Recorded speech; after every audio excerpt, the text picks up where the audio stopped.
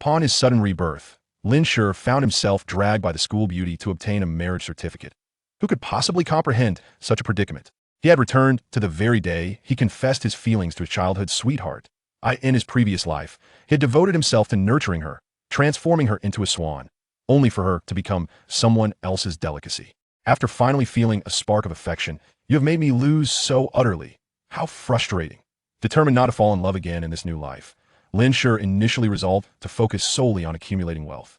However, he soon discovered that the circumstances of this lifetime deviated dramatically from those of his past. His father's well-managed company unexpectedly faced bankruptcy, and to his shock, it was sold to the exquisite daughter of the prestigious Su family from Jiangcheng, the very school beauty who had once relentlessly targeted him.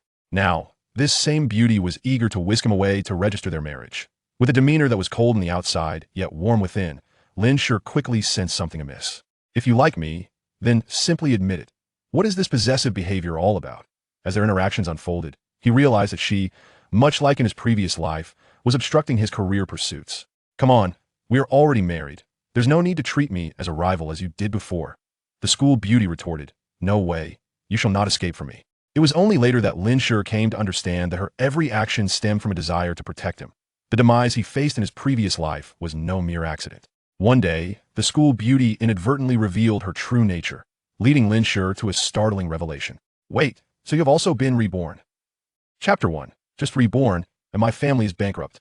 I accepted your gifts before, but that does not mean I will accept your confession. At the entrance of Jiangcheng University, despite it being midday and the time for lunch, a throng of spectators had gathered. In the center of the crowd stood Zhou Wanjun, visibly furious as she confronted the young man before her.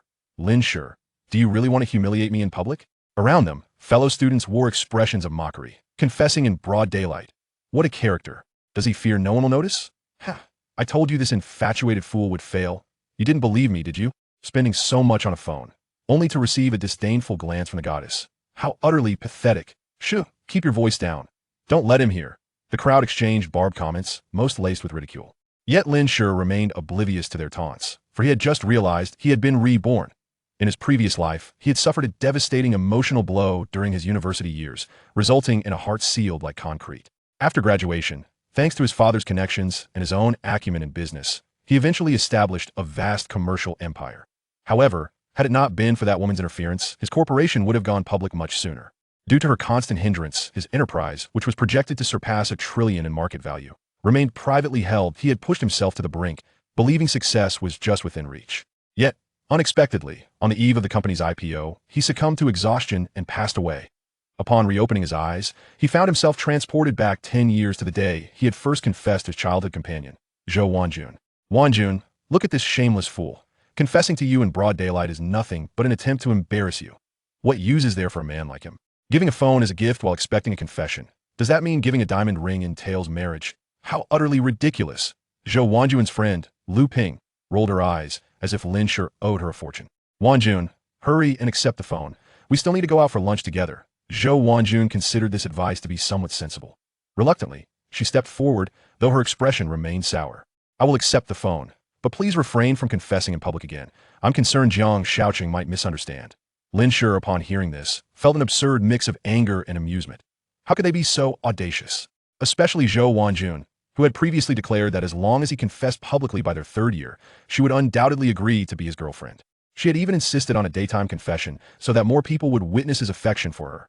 What had changed? It turned out she had found someone else. Fuming at this realization, Lin Shi reflected on how he had been manipulated by her in his prior life. As childhood neighbors and playmates, their bond had once been exceptionally strong. They had even made promises to each other, vowing to marry one another. As he matured, Lin Shi upheld that vow, continuously pursuing and caring for Zhou Wanjun. His father had established a modest company, providing them a comfortable life that, in contrast, Zhou Wanjun's father had succumbed to cancer years ago, leaving her family burdened with debt, which rendered her existence quite meager. In his past life, Lin Shi could not bear to witness his future wife suffer thus. Consequently, he allocated a substantial portion of his living expenses to her, allowing Zhou Wanjun to live a life beyond her means. Even so, she showed not a shred of gratitude, instead using his financial support to sustain another man. Jiangcheng it was only in his previous life, upon discovering their illicit affair, that he realized the extent of her betrayal. Returning to the present moment, he observed Zhou Wanjun reaching for the phone atop the bouquet, Just as her hand was about to make contact, he swiftly swatted it away. Lin Shi, what are you doing? Zhou Wanjun rubbed her hand, perplexed by a sudden outburst. What was the reason for his refusal of a gift meant for her? Lin Shi removed the phone box and placed it into a nearby bag. Who said this phone was meant for you? My old phone needed replacing. Is that a crime? Didn't you see earlier? Some fool placed it on the flowers. Don't misconstrue the situation. Having been granted a second chance at life, he was no longer willing to be a fool. Though the phone was worth 5,000 or 6,000, it was not a significant expense for him. However, the funds he had previously given Zhou Wanjun came from his own meager budget. Above all, it was his money. This woman had previously consumed his resources, leading many to believe her family was affluent while he was merely a pauper. Whenever others praised her and insinuated he was unworthy, Zhou Wanjun acted as if she were oblivious. She neither explained nor defended him. How had he failed to see through her before? Why had it taken witnessing their betrayal for him to awaken? Zhou Wanjun was perplexed by Lin Shi's behavior. Previously, whenever she had declined his advances, he would first apologize to her. Yet today, he had completely transformed. Regardless of the reasons, Lin Shi's actions had left her feeling humiliated in front of so many people. Zhou Wanjun was also filled with indignation. However, she knew she could not openly express her emotions. Instead, she resorted to her usual tactics, immediately adopting a pitiful demeanor. Lin Shi, how could you treat me like this? Is it truly so disappointing that I refuse to be your girlfriend? As she spoke, her eyes began to redden, her acting skills utterly remarkable. At this moment, her close friend Lu Ping stepped forward to defend her. What do you mean by this, Lin Shi? Are you truly retaliating against Wanjun simply because she declined your offer? This is the new phone you bought her, and now you seek an excuse to reclaim it? Are you even a man? You are nothing but petty and small-minded. Lin Shi cast a disdainful glance at Lu Ping, a hefty figure weighing at least 200 pounds, thinking to himself how fortunate it was that they had returned to 2013. Had it been another decade later, this woman would undoubtedly have berated him even more harshly. Say what you will. You, as Zhou Wanjun's confidant, should be well aware of my character. I once felt pity for her and generously gifted her half of my living expenses, 6,000 yuan, to be precise. Did she not mention this to you? At this declaration, both Zhou Wanjun and Lu Ping's expression shifted. Lu Ping was aware that Zhou Wanjun received monthly financial support from the infatuated Lin Shi, but she had never disclosed the amount. She had assumed it was at most a few hundred yuan, never anticipating it to be such a substantial sum. The onlookers were equally astonished, particularly those acquainted with Zhou Wanjun, who had previously seen her adorned with expensive jewelry and assumed she hailed from a wealthy family. Lin Shi's attire and possessions were quite ordinary, leading them to believe he was merely a frog yearning for a swan. Little did they know, he was the one nurturing the swan. So it is thus, this woman is simply invincible, accepting his kindness while simultaneously refusing to be his girlfriend. Does she not wish to have it all? And 6,000 yuan. If it were me, I would gladly call him father every day. As Zhou Wanjun overheard the surrounding gossip, she felt utterly humiliated. Lin Shi had truly crossed the line by revealing such personal matters, leaving her with no choice but to excuse herself from the scene. She turned to Lu Ping, saying, Ping Ping, do not listen to his nonsense. Jiangcheng is still waiting for us in the cafeteria. We should leave at once. She could no longer bear to remain, hastily pulling Lu Ping away with her. Lin Shi watched their retreating figures, his eyes narrowing. Do you not think this will simply end? The days ahead are long, and whatever you consume, I shall ensure you regurgitate. In his previous life, he had wished to do just that, but having graduated, attempting to reclaim that money from Zhou Wanjun would have been a futile endeavor. This time, however, things were different. He possessed ample time to play with her. Lost in thought, his phone suddenly rang, the familiar ringtone echoing in his pocket. Old Deng is calling. Old Deng is calling. Upon hearing the commotion, Lin Shi's emotions became quite complex. In his previous life, he had devoted himself entirely to business, neglecting his parents. Only before their passing did he awaken to the realization, wishing to fulfill his filial duties, but alas, it was too late. After calming his emotions, Lin Shi finally answered the call. Hello, Dad. However, after a half-minute silence, the voice on the other end spoke with a heavy tone. Xiao Shi, our family has gone bankrupt. Chapter 2. Trapped by Old Deng, entering a contract with the aloof campus belle. What? Lin Shi could scarcely believe his ears. What on earth was happening? This was utterly unprecedented in his previous life. Could it be the legendary butterfly effect? Yet he had only just returned to life, having done nothing aside from humiliating Zhou Wanjun a moment ago. Where could this butterfly effect possibly originate? He certainly did not believe that Zhou Wanjun possessed the same capabilities as the daughters of noble families in novels, capable of bringing his father-esque company to ruin with a mere phone call. If she truly held such power, she wouldn't be relying on his monthly allowances and living expenses, nor would debt collectors be knocking on their door, demanding repayment. Shaking off these chaotic thoughts, Lin Shi hastened to inquire, Dad, what on earth is going on? Can you clarify? In his previous life, the billion-dollar conglomerate he had built had failed to go public. A regret he carried to his death. In this life, he was determined to see it through. With the memories of his past life, he could embark on his journey earlier, strategically laying the groundwork to establish his business empire. His initial steps depended on his father's financial support. Anything, no matter how meager, would be preferable to the current state of bankruptcy. What good was money if they were already destitute? After a moment of silence on the other end, his father finally let out a heavy sigh. Sigh, you'll understand once you get home. I hope you're prepared for what you'll find. Lin Shi felt perplexed, but the line went dead. An unsettling premonition crept over him, prompting him to call his advisor and request an extended leave to return home. To expedite his journey, he even took a long-distance taxi. Although his father owned a modest company with a decent income, that was a development that had only occurred after establishing a foothold in their hometown. Originally, they had been an ordinary working-class family. Thus, aside from the apartment his father had purchased for him in Jiangcheng, his parents still lived in their hometown, the third-tier city of Yanchuan, where his father's company was also located. After an hour's drive, Lin Shi finally arrived at Yanchuan City and found himself standing beneath his own apartment building. A Rolls-Royce parked at the entrance caught his attention, raising questions about the sudden influx of wealth in the neighborhood. After all, his father couldn't possibly afford such a luxury. However, he brushed aside these thoughts, eager to uncover the truth behind his father's company's situation, as it was crucial to his plans. Moments later, he reached apartment 201 on the second floor. Staring at the closed door, he suddenly felt a wave of trepidation wash over him. Having been granted a second chance at life, he found himself uncertain of how to face his parents. Taking a deep breath, he knocked on the door. "Dad, I'm back." Before he could finish, the door swung open violently, and a burly man yanked him inside. Lin Shi, what was happening? In that instant, he feared he had either knocked on the wrong door or that someone was attempting to kidnap his parents. As his mind raced with these thoughts, he found himself unceremoniously thrust into the center of the living room. It was then that he noticed the imposing man was clad in a tailored suit and donned sunglasses, resembling a character straight out of a film. "Miss, I've brought him to you." Upon hearing this, Lin Shi turned towards the balcony and saw a girl standing there, dressed in a whimsical, post-apocalyptic-inspired dress, with knee-high boots adorning her feet. The ensemble exuded a certain cuteness, particularly accentuated by her slender, graceful legs. As she had her back to him, Lin Shi was left to ponder what her face might look like. However, when the girl turned around, his daydreams shattered. He felt as though the sky had fallen. It was not that she was unattractive. On the contrary, her beauty was remarkable. She was indeed their university's campus belle. Her face was delicately refined, exuding the essence of youthful femininity, yet her overall demeanor radiated an air of sophistication. The contrast between her frosty expression and her earlier charming attire created an intriguing blend of innocence and allure. Yet, none of that mattered. What truly mattered was that he recognized this woman. Even if she were to be reduced to ashes, he would still know her. "Sushi, how could it be you?" Though her face appeared slightly younger than he remembered, the familiarity was undeniable. She was his nemesis from his previous life. Had it not been for her constant sabotage, his company would have gone public long ago. Yet, all of this felt trivial. The pressing question was, why was Sushi in his home? Though they were alumni, they had seldom interacted, and their few encounters had been met with her customary coldness. She still wore that expression now. Perhaps it was her signature demeanor. Shaking off his thoughts, he boldly posed the critical question, "What brings you to my home?" For reasons unbeknownst to him, Lin Shi felt an inextricable link between his father's company's collapse and this woman. His father had mentioned on the phone that he would understand the situation upon returning home.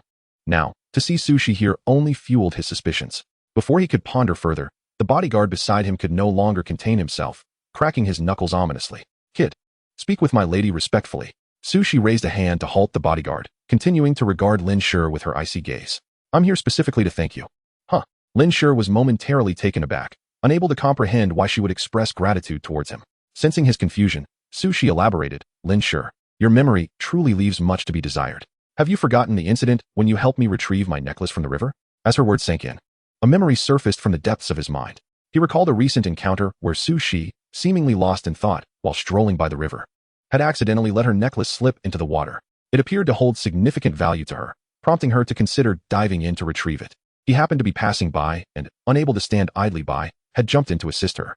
After handing the necklace back to her, she had merely offered a cold thanks, accompanied by a stack of cash as a token of gratitude, a gesture he had found insulting, leading him to refuse the money and walk away. Yet, in his previous life, he had done the same, but she had never come to his home. What was happening?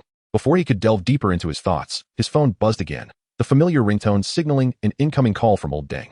Lin Shi quickly pulled out his phone and answered, eager to uncover the unfolding situation. However, before he could speak, his mother's voice rang out on the other end. "Son, have you met Shishi yet?" The sound of his mother's voice was both familiar and estranging, stirring a mix of emotions within him. In his previous life, he had been so consumed with work that he had failed to honor his parents. His mother, having borne the brunt of familial responsibilities, had passed away before him, leaving him determined to rectify this debt in his new life. Lost in reflections of his parents, he suddenly realized something. Wait, she? Why did his mother refer to Shi so affectionately? What had he overlooked? Could it be that their families were somehow connected? That seemed improbable, considering Shi was the heiress of the prominent Su family in Jiangcheng, far beyond their social standing. Son, why are you silent? Lin Shi snapped back to reality, roused by Shi's voice, and mustered the courage to respond. Why, yes, I've seen her. He did not inquire why his mother was being so affectionate. Instead, he immediately turned to the pressing matter at hand. By the way, Mom, what exactly is going on with Dad's company? Weren't we supposed to understand everything once I returned? Yet, I find myself utterly bewildered. Son, actually, at that moment, Shi seemed poised to explain something but was interrupted by a voice, Lin Shi's. In truth, it's not that complicated. It's just that I mismanaged the business, leading to a break in the cash flow chain a few months ago. Ultimately, despite accruing substantial debts, I was unable to salvage the situation, and just a few days ago, we declared bankruptcy. Lin Shi was momentarily taken aback. How was it that such a disaster had not occurred in his previous life? Could it be? He shifted his gaze towards Shi. It couldn't possibly be that she had orchestrated this behind the scenes. She certainly possessed the capability to bring down a small company. Yet, what perplexed him further was that in his past life, this woman had inexplicably chosen to oppose him, repeatedly causing turmoil for his company, leaving him in utter distress. However, his father's establishment was merely a small enterprise. One would assume she wouldn't even spare it a glance, let alone set such a trap. While he was lost in thought, his father's voice broke through again. But don't worry, son. It was Shi's father who took an interest in our company and acquired it for a substantial sum. Lin Shi was taken aback, then inquired, So, Dad, where are you now? Why aren't you at home? He asked this because he had heard the sound of crashing waves on the other end of the line, which instilled a sense of foreboding within him. Well, your mother and I are currently vacationing in the Maldives, and we intend to travel the world from now on. Just focus on your studies in Jiangcheng. Lin Shi was utterly bewildered. What was happening? Although he lived quite far from home and resided in Jiangcheng, he typically returned home every week. Today was Tuesday. It had only been 2 days since his last visit, and now his parents had seemingly vanished to the Maldives. What about Shi? Lin Shi lowered his voice to inquire, aware that she must not genuinely be here to express gratitude. As he pondered, Lin Xiaodian coughed lightly before responding, Ahem, son. Can you guess why we have the funds for our world travels? Upon hearing this, Lin Shi suddenly understood. Of course, his father's company had been acquired. Logically, they should be drowning in debt. How could they possibly have the means and inclination to travel? After pondering for a while without arriving at a conclusion, he responded in a joking manner, You didn't sell me off, did you? Surprisingly, you are correct. Lin Xiaodian continued. When Shi's father acquired my company, there was a prerequisite. You had to sign a stock transfer agreement with Shi. You did stamp the documents. You haven't forgotten, have you? Lin Shi's eyes widened in realization, and he couldn't help but exclaim, What the heck? Old dang, you've set me up. Chapter 3. Dragged to obtain a marriage certificate by the stunning school belle. Reflecting on what had transpired, Lin Shi recognized that events had diverged from his previous life just a few days prior. Last weekend, while at home, Old Deng mentioned that the company had transferred some funds and intended to buy him a small villa in Jiangcheng. However, as the funds had not fully arrived, they required a loan, prompting him to sign several contracts, including a loan agreement and property transfer. He had been overjoyed at the prospect of a large house. Who wouldn't he be? Without a second thought, he had affixed his signature to several documents, not even glancing at the contract's contents. After all, his father would handle the repayments. Little did he know that these were not loan agreements, but rather a contract of servitude. As a former business magnate, he understood that such a stock transfer agreement was far more sinister than a standard labor contract. Now, he found himself as a partner in Shi's company. If he was not mistaken, the contract contained numerous stipulations, such as the duration of his commitment and the nature of his obligations, each carrying hefty penalties for breach of contract. Most importantly, this had legal ramifications, making it far more insidious than a labor contract. It wasn't that Lin Shi was incapable of enduring the rigors of working for someone else. Rather, it was the identity of the employer that troubled him. He had no desire to work alongside a former adversary. As he contemplated this, Lin Xiaoyan's voice resonated again. How can you say your father has set you up? Shi is a wonderful girl. Your future is bright with her by your side. Remember to treat her well. Your father is going surfing now, so I'll hang up. Wait. Lin Shi had many questions, but the line was already filled with the sound of a busy tone. At that moment, his expression was worse than if he had swallowed something bitter, particularly at his father's last remark about treating her well. Was he referring to Shi? She was the young lady of the Su family. With his current status, he was utterly beneath her notice. There were countless suitors vying for her attention. It was inconceivable that she would ever consider him, Lin Shi. Gazing at the still frosty Shi, he couldn't help but retort sarcastically, Miss Su.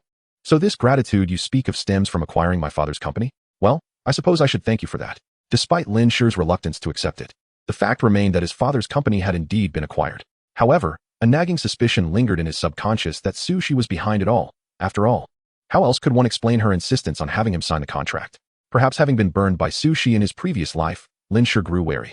Now that Su Shi had achieved her aim, he wished for her to leave his home at once. Su Shi chuckled softly, her lovely eyes sparkling as she replied, Lin, perhaps your father forgot to mention that I have already purchased this house.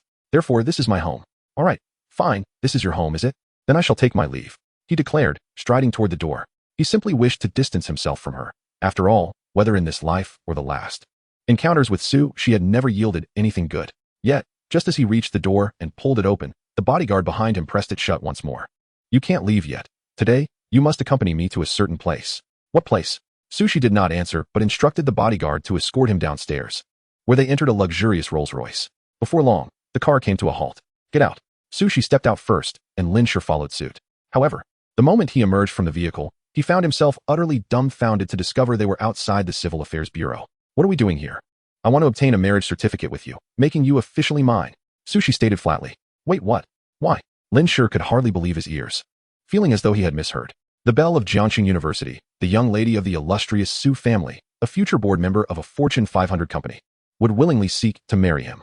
Who would believe such a thing? What bewildered him further was the fact that in his previous life, Su Shi had consistently targeted him, clearly harboring ill intentions. What could have prompted this sudden proposal? Miss Su, you must be joking, right? Right? Lin Shi clung to a glimmer of hope. But Su Shi's actions swiftly dispelled any doubts. She reached into her bag and produced 2 small red books. I even brought the household register. Do you think I'm jesting with you? Su Shi handed one of the household registers to Lin Shi, who took it and immediately opened it. The next moment, he felt as though the world had gone dark, nearly fainting on the spot. Because that household registration book belongs to their family, and since it ended up in Su Shi's hands, it must be attributed to her father's influence. I vehemently opposed this. How could Lin Shi possibly acquiesce to such an absurdity, let alone obtain a marriage certificate with his future business rival?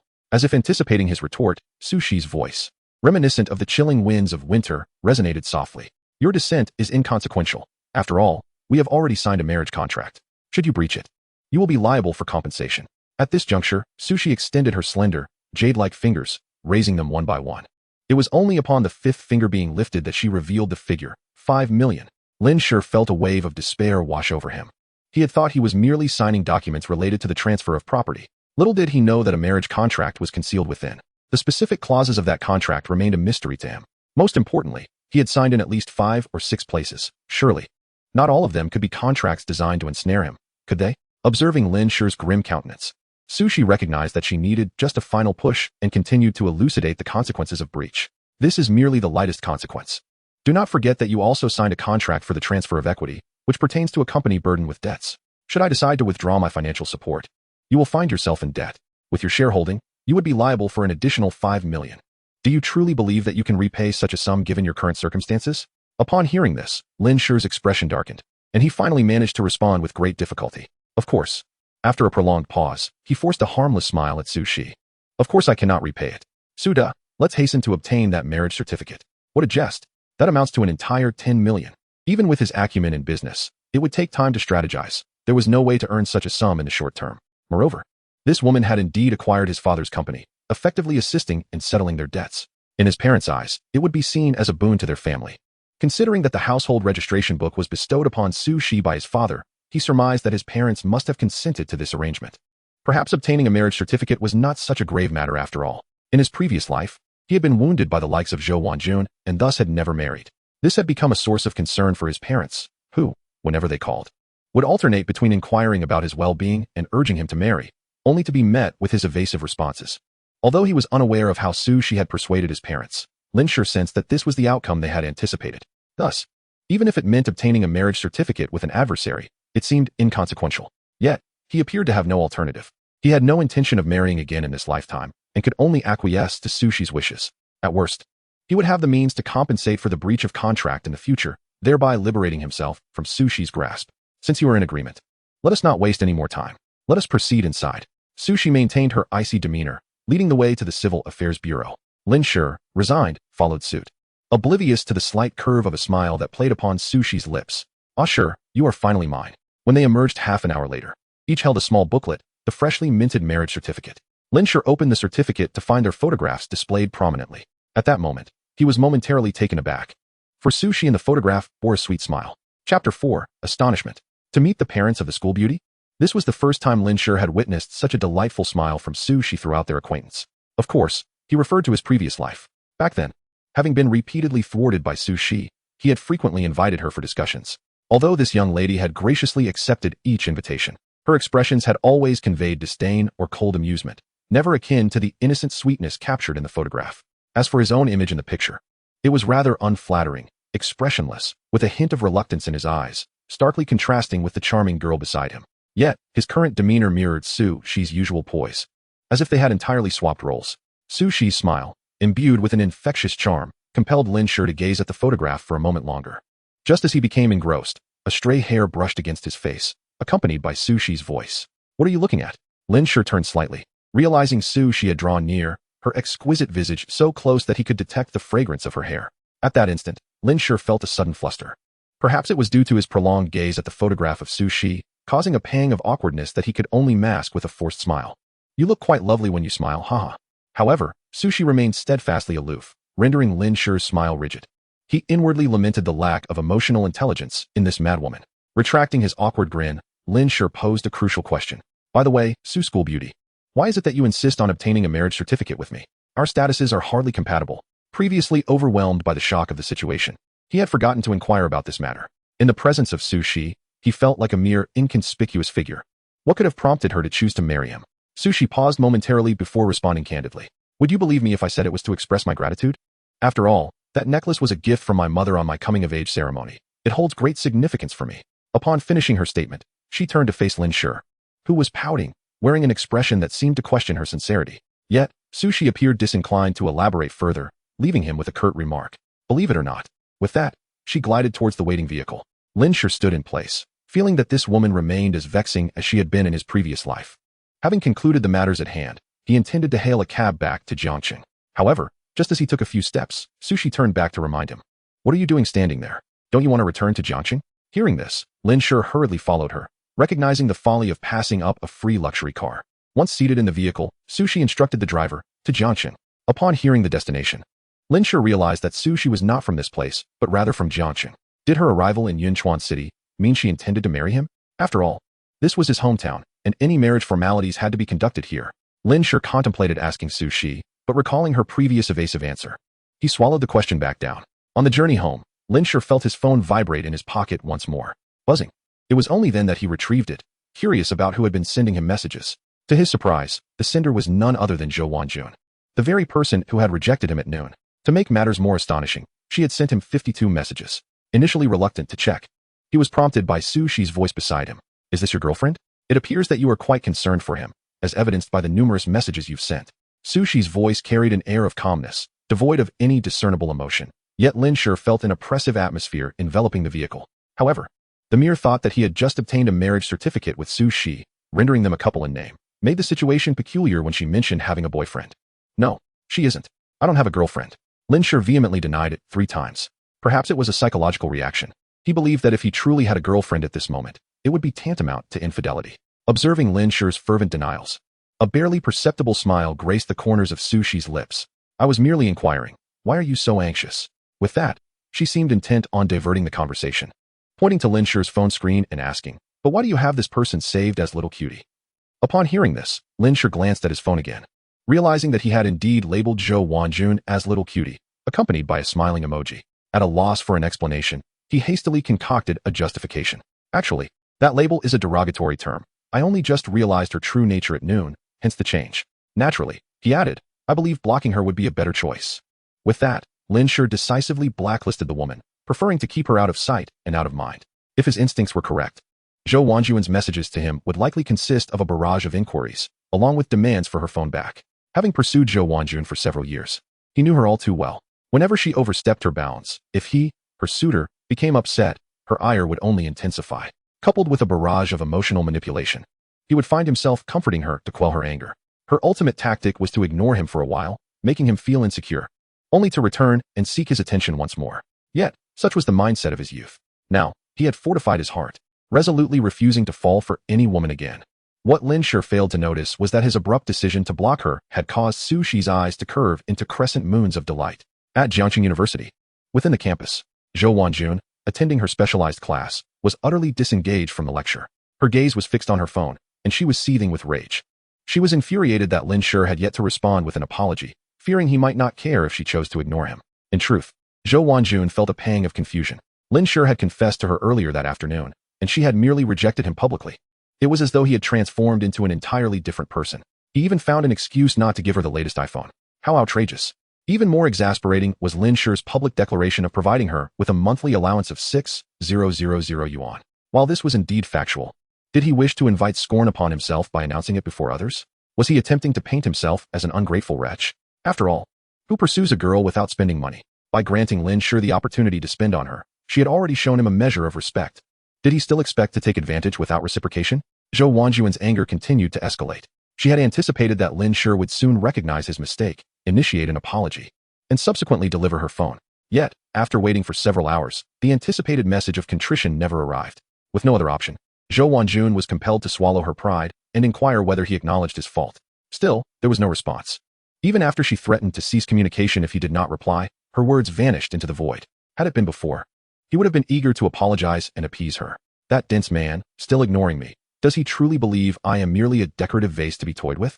Zhou Wanjun muttered to herself before composing a message. Lin Shi, I am giving you one last chance. If you do not apologize by tomorrow morning, I shall move out of your home. Ultimately, she pressed send, only to be met with a red exclamation mark. Lin Shi, she gasped, leaping from her seat, drawing the attention of her fellow students, who turned to stare at her. Under such scrutiny, she felt her cheeks flush. Hastily, she sank back into her seat, lowering her head. An hour later, Lin Shi and Su Shi had arrived in Jiangcheng. It was then that Lin Shi noticed the car was not heading toward the school, but rather toward an unfamiliar destination. Unable to contain his curiosity, he inquired, Su Shi, where are we headed now? Home. What? Lin Shi was taken aback, momentarily believing they were going to her family's residence, which sent a wave of anxiety through him. Having entered into a marriage certificate with Su Shi seemingly out of the blue, was he now to meet her parents? Chapter 5. What? The school belle wishes to cohabit with me. Yet, Lin Shi was utterly unprepared for this eventuality. What if Su Shi's parents questioned him about his reasons for marrying their daughter? How was he to respond? Surely, he could not claim he had been coerced. While Lin Shi was lost in thought, the environment outside shifted dramatically as the car entered a villa district. He recalled that this was Jiangcheng's largest villa area. The residents here included not only some corporate magnates, but also a number of affluent families with a notable reputation. The disparity between the two was staggering. While business owners varied in strength, the affluent families were uniformly prosperous. At that moment, Lin Shi was convinced that Su Shi intended to introduce him to her parents. Su Shi, isn't it a bit premature to meet your parents when we've only just met? Su Shi shot him a glance, her voice tinged with annoyance. We are already married. Isn't it entirely normal for you to meet my parents? Besides, I have already met yours. After hearing this, Lin Shi acknowledged the validity of her point, though he remained uncertain about how to confront the situation. With a heart full of trepidation, the vehicle finally halted at the entrance of a grand residence. After exiting the car, Su Shi urged Lin Shi, who lingered behind. You're not frightened, are you? Her words ignited Lin Shi's competitive spirit, prompting him to straighten his clothes and step out of the car. He walked ahead of Su Shi, confidently striding toward the mansion. Frightened? What nonsense. Upon reaching the door, Lin Shi adjusted his attire once more, preparing to knock. However, after several attempts, there was no response from within. What is going on? Just as doubts crept in, Su Shi approached from behind. In the next moment, she placed her hand on the fingerprint lock, and with a beep, she decisively pushed the door open. At this, Lin Shi could not help but marvel at the advantages of wealth. In 2013, not only did they reside in a villa, but they also possessed a technologically advanced fingerprint lock. Observing the spacious interior of the villa, Lin Shi couldn't resist asking, are uncle and aunt not home? As he spoke, he followed Su Shi into the villa. The lights inside were off, clearly indicating that no one else was present. Su Shi chose not to tease Lin Shi any further and revealed the truth. Actually, my family doesn't live here. This mansion is for you. For me?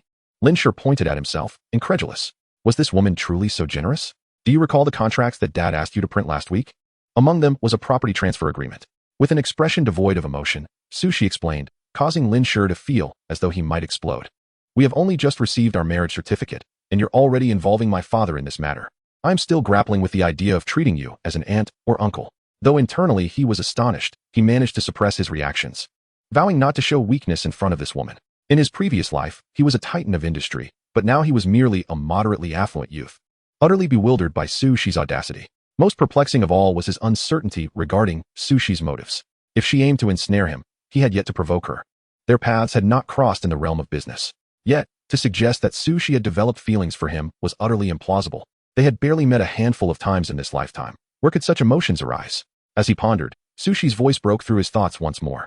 Although I haven't introduced you to my parents today, it doesn't signify that you will never meet them. This weekend, we shall visit the Yunding Villa area, where my parents reside. Currently, they are out of town, away from Jiangcheng. Lin Shi was momentarily taken aback, only then recalling that Jiangcheng possessed even more opulent neighborhoods. Specifically the Yunding villas Su Shi had mentioned. Only families of considerable wealth could afford property there. Furthermore, the estates there were not mere villas, but sprawling manors. However, in his previous life, he had developed his career in the capital, which left him somewhat ignorant about the processing factories. Noticing that Lin Shi was lost in thought, Su Shi continued, "From today onwards, this place will be your home, and it shall also be mine." Lin Shi was jolted back to reality by her words, instinctively exclaiming, "What? You mean we are going to live together?" Su Shi stepped closer, her expression calm as she retorted, "We are already husband and wife. Is it not permissible?" Lin Shi found himself at a loss for a rebuttal. After all, they had indeed obtained their marriage certificate and were, in a legal sense, married. Thus, cohabitation seemed inevitable. Yet, the choice of cohabitant was crucial. He had no desire to live with an adversary. Just a moment ago, his conglomerate was on the brink of going public. Only for Su Shi to thwart his plans for several years. The Su family had extended its influence from Jiangcheng to the capital, and at that time, their power was among the most formidable in the country, capable of suppressing his company. Ultimately, for reasons unbeknownst to him, Su Shi had spared him. However, on the eve of his company's IPO, he had seemingly perished from exhaustion, only to be reborn with lingering regrets. As a result, he felt no affection for Su Shi. "What? Are you, a grown man, frightened?" Su Shi questioned, her tone laced with challenge. Lin Shi shrugged nonchalantly, replying, "What a jest. If anyone should be afraid of cohabiting, it ought to be you. In any case, I shall not be at a disadvantage." Despite his bravado, he felt a twinge of anxiety. In his previous life, he had not even held a girl's hand, let alone consider living with one. Little did he anticipate that upon his rebirth, he would be faced with such a prospect. Observing Lin Shi's seemingly carefree demeanor, Su Shi inched closer once more, causing him to instinctively retreat. "What do you intend to do?" Lin Shi inquired. Su Shi smiled coyly, her gaze taking on a mischievous glint. "Oh, nothing much. I merely wish to remind you that if we are to cohabit, we shall share a room, a bed, and—" "Stop." Lin Shi interrupted her wild musings and promptly declared, "Let me be clear. We have only just met, and there is no foundation of affection between us. We must absolutely ensure separate sleeping arrangements. If you disagree, I shall simply return to my dormitory." Su Shi did not press the matter. After all, she had not mentally prepared herself for such an arrangement. Her earlier words had merely been a jest. "In that case, I shall sleep in the upstairs bedroom, and you may occupy the one downstairs."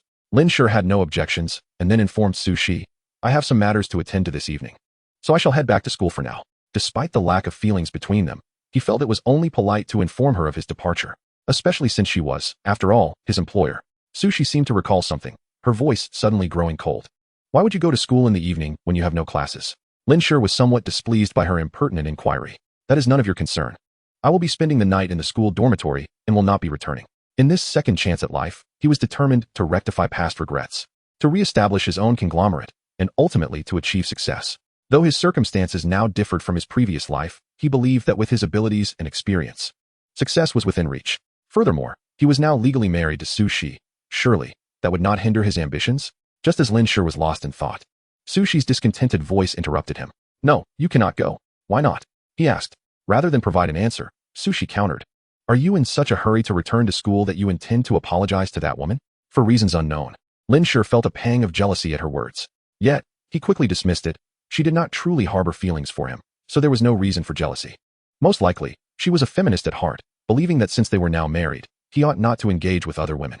Then, a realization struck Lin Shi. "Wait, how do you know about this? Why were you pretending not to know earlier?" "I was merely teasing you. I not only know about that, but I also know that your confession at noon was unsuccessful. Furthermore, your father purchased a house in Jiangcheng, which is now occupied by Zhou Wanjun. Hence, you chose to stay in the school dormitory." Lin Shi was left in utter shock. At that moment, he recalled that the house his father had bought for him in Jiangcheng had indeed never been occupied by him. Previously, he had given the property to Zhou Wanjun, who had complained about her noisy dormitory roommates. Consequently, he, the devoted admirer, had relinquished his house, choosing instead to reside in the school dormitory. Now, he could not help but facepalm at his own foolishness. Of course, it was not that he had been in the wrong. True love knows no fault. Zhou Wanjun was the one at fault. She had reveled in the efforts of her suitors while providing them with mere glimmers of hope, seeking to reap benefits without committing. Her indecisiveness was what had allowed her to manipulate him so effortlessly. Before his rebirth, Lin Shi had already begun to grasp this reality. But due to his trust in his childhood friend, he had believed she would eventually come around. Little did he know, she had long since set her sights on another and was using his resources to support herself. This is intolerable. Su Shi, had you not mentioned this, I would have forgotten. Once I have the chance, I will reclaim that house. Though he was kind-hearted, he would not be made a fool. Tomorrow, he would find the property management and have them evict Zhou Wanjun from the house. Why wait? Can it be done today? Su Shi interjected once more, catching Lin Shi off guard. Why does it seem like this woman is even more eager to evict Zhou Wanjun from my house than I am? It's rather late today. The property management is about to close for the day, so... Before Lin Shi could finish his explanation, Su Shi interjected, it's fine. I will find someone specialized to handle it. Just ensure you remain resolute. Resolute? My heart is currently colder than the 10 years I spent butchering chickens at Run Fa. Lin Shi retorted. If you can assist me in resolving this matter, I would be grateful. After saying this, Lin Shi seemed to recall something and reiterated, regardless, I must return to school today, as there are indeed matters that require my attention. Expecting Su Shi to obstruct him once more, he was taken aback when she merely nodded. Then you may go back. I will take care of the house issue. It was uncertain whether it was merely an illusion, but although Su Shi's expression remained impassive, a hint of joy laced her tone. Naturally, Lin Shi dismissed it as a mere misperception. Just as he was about to leave the villa, Su Shi called out to him. Wait. Halting his steps, Lin Shi turned back to inquire. Is there something else, miss? To his surprise, she approached him slowly, her face adorned with a shyness he had never witnessed before. Since I have agreed to help you reclaim the house, shouldn't you offer me a reward? What reward? Lin Shi asked, bewildered. However, Su Shi, with her delicate fingers resting against her lips, simply said, kiss me. At Jiangcheng University. The afternoon dismissal found Zhou Wanjun still in a daze. She never anticipated that Lin Shi would actually block her. How dare he? That infuriating Lin Shi. And here she was, wanting to give him a chance to apologize, but now he could forget it. Just wait, I will no longer pay you any heed. Even if I regret it later, no amount of gifts will suffice for your apology. She brooded bitterly, entirely oblivious to the steps ahead, and suddenly twisted her ankle. She exclaimed, landing abruptly on the ground. Wanjun, Lu Ping, nearby, rushed over to help her up. What happened? Were you not paying attention to those high steps? Lu Ping said, guiding her to a nearby bench. By the way, what was up with you this afternoon? You seemed completely out of sorts. Did something happen? Zhou Wanjun hesitated, unsure how to respond, feeling embarrassed about being blocked by Lin Shi. Lu Ping, her close friend, was well aware of how Lin Shi typically catered to her every whim. Even if it was her fault, he would always shoulder the blame. Previously, she often boasted about how Lin Shi would cherish her for a lifetime, even if she were to marry someone else. Yet, Lin Shi had suddenly become distant and cold at noon. It felt like a slap in the face. Noticing Zhou Wanjun's dismal expression, Lu Ping recalled the events of midday and could not help but probe further. Is this about Lin Shi? Although Zhou Wanjun did not respond verbally, Lu Ping interpreted her silence as confirmation. Perhaps sensing her friend's distress, Lu Ping softened her tone. Guys like him, always with unrealistic fantasies. Rejecting him at noon was the right move. He thought a mere phone would make you his girlfriend. What a ridiculous notion. After all, you don't lack funds. You could buy a phone yourself. Lu Ping believed Zhou Wanjun, while not a wealthy heiress, certainly hailed from a more affluent background than the average person. Their 3-year acquaintance had revealed Zhou Wanjun's generosity, with her family even purchasing a house for her in Jiangcheng. They had met in their freshman year and had been roommates.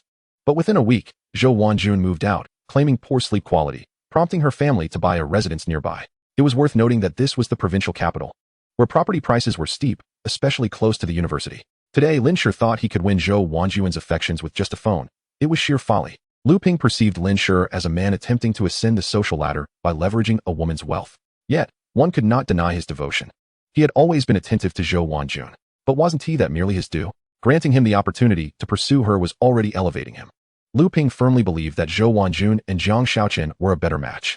Lin Shi should act as a guardian of their love, not a misguided interloper. Wanjun, from an objective standpoint, you should be more magnanimous and consider forgiving Lin Shi. That way, he can continue to invest in you. Upon hearing this, Zhou Wanjun seemed to be struck by something and became furious. But he hasn't even replied to my messages, let alone come to apologize in person. Lu Ping was taken aback, her plump lips curling in disbelief. He hasn't apologized yet. What a petty man.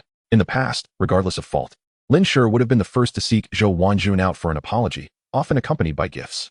Even if he couldn't come immediately, he would have undoubtedly sent a flurry of apology messages along with a heartfelt promise. The gifts would follow later. But what was happening today?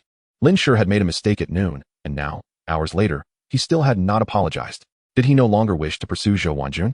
This fleeting thought crossed Lu Ping's mind before she quickly dismissed it. It was impossible. Lin Shi had been pursuing her for years and would never simply give up. However, unbeknownst to her, the so-called devoted Lin Shi had indeed let go and had blocked Zhou Wanjun. At this moment, Lu Ping hoped that Lin Shi would continue to be around Zhou Wanjun, as it would benefit her. For instance, every time Lin Shi brought Zhou Wanjun snacks, she would always share some with her. Thus, she felt compelled to counsel her friend. Isn't it just rejecting his confession? Why must it be so awkward for everyone? Wanjun, you don't need to be upset over such a man. If he has any sense, he should apologize tomorrow. Perhaps he is currently selecting a gift to present as an apology, planning to surprise you. Rest assured. After saying this, Lu Ping chose not to dwell on the matter further and instead redirected the conversation. Wanjun, didn't you invite me and Jiang Shaochen over for dinner tonight? Let us hurry. When Lu Ping mentioned Jiang Shaochen, Zhou Wanjun immediately set aside her displeasure. Let us go quickly. We shouldn't keep him waiting. Chapter 7. Su Xiaohua's private photos. Zhou Wanjun nodded slightly and stood up, but the next moment, she winced in pain from her ankle and sank back onto the bench. Wanjun, are you alright? Hearing Lu Ping's concern, Zhou Wanjun shook her head. No, it's nothing. I just need to rest a moment. Then I'll call Jiang Shaochen and tell him to wait a bit longer. Okay. Half an hour later, with Lu Ping's assistance, Zhou Wanjun slowly exited the school gates. Wanjun, why did it take you so long? Is your ankle feeling better? At that moment, a neatly dressed young man wearing gold-rimmed glasses approached them, his face etched with concern. He was Jiang Shaochen, visibly anxious. Yet, Zhou Wanjun felt a twinge of annoyance. He hadn't come to check on her during the past half hour. This inevitably reminded her of Lin Shi. In the past, whenever she accidentally twisted her ankle or sustained some other injury, he would always procure medicine for her, tenderly applying it with meticulous care. However, she seemed to perceive a hint of impatience in Jiang Shaochen's eyes, as if he felt they had been waiting too long. Yet, since Jiang Shaochen's expression did not betray any such feelings, on the contrary, he appeared genuinely concerned. Zhou Wanjun wondered if she was merely overthinking the situation. Come on, Wanjun. I'll help you to the roadside to catch a cab. An hour passed. The three of them, laden with takeaway food and bags of snacks, arrived at the foot of the Guanghui community, the very place where Lin Shi resided. Of course, in the eyes of Lu Ping and Jiang Shaochen, Zhou Wanjun was the true owner of this residence. She had rested longer while buying food earlier, and her ankle had improved considerably. She no longer needed assistance and even held the takeaway in her hands. Just as she was about to enter through the side gate, they were halted by the security guard. Hello, the west gate is no longer accessible. Please use the east gate and swipe your access card to enter. At this, Jiang Shaochen and Lu Ping exchanged bewildered glances with Zhou Wanjun. She furrowed her brow, wondering why the west gate, which had previously allowed passage, was now restricted. It was a small gate intended for convenient access, which had never required a card before.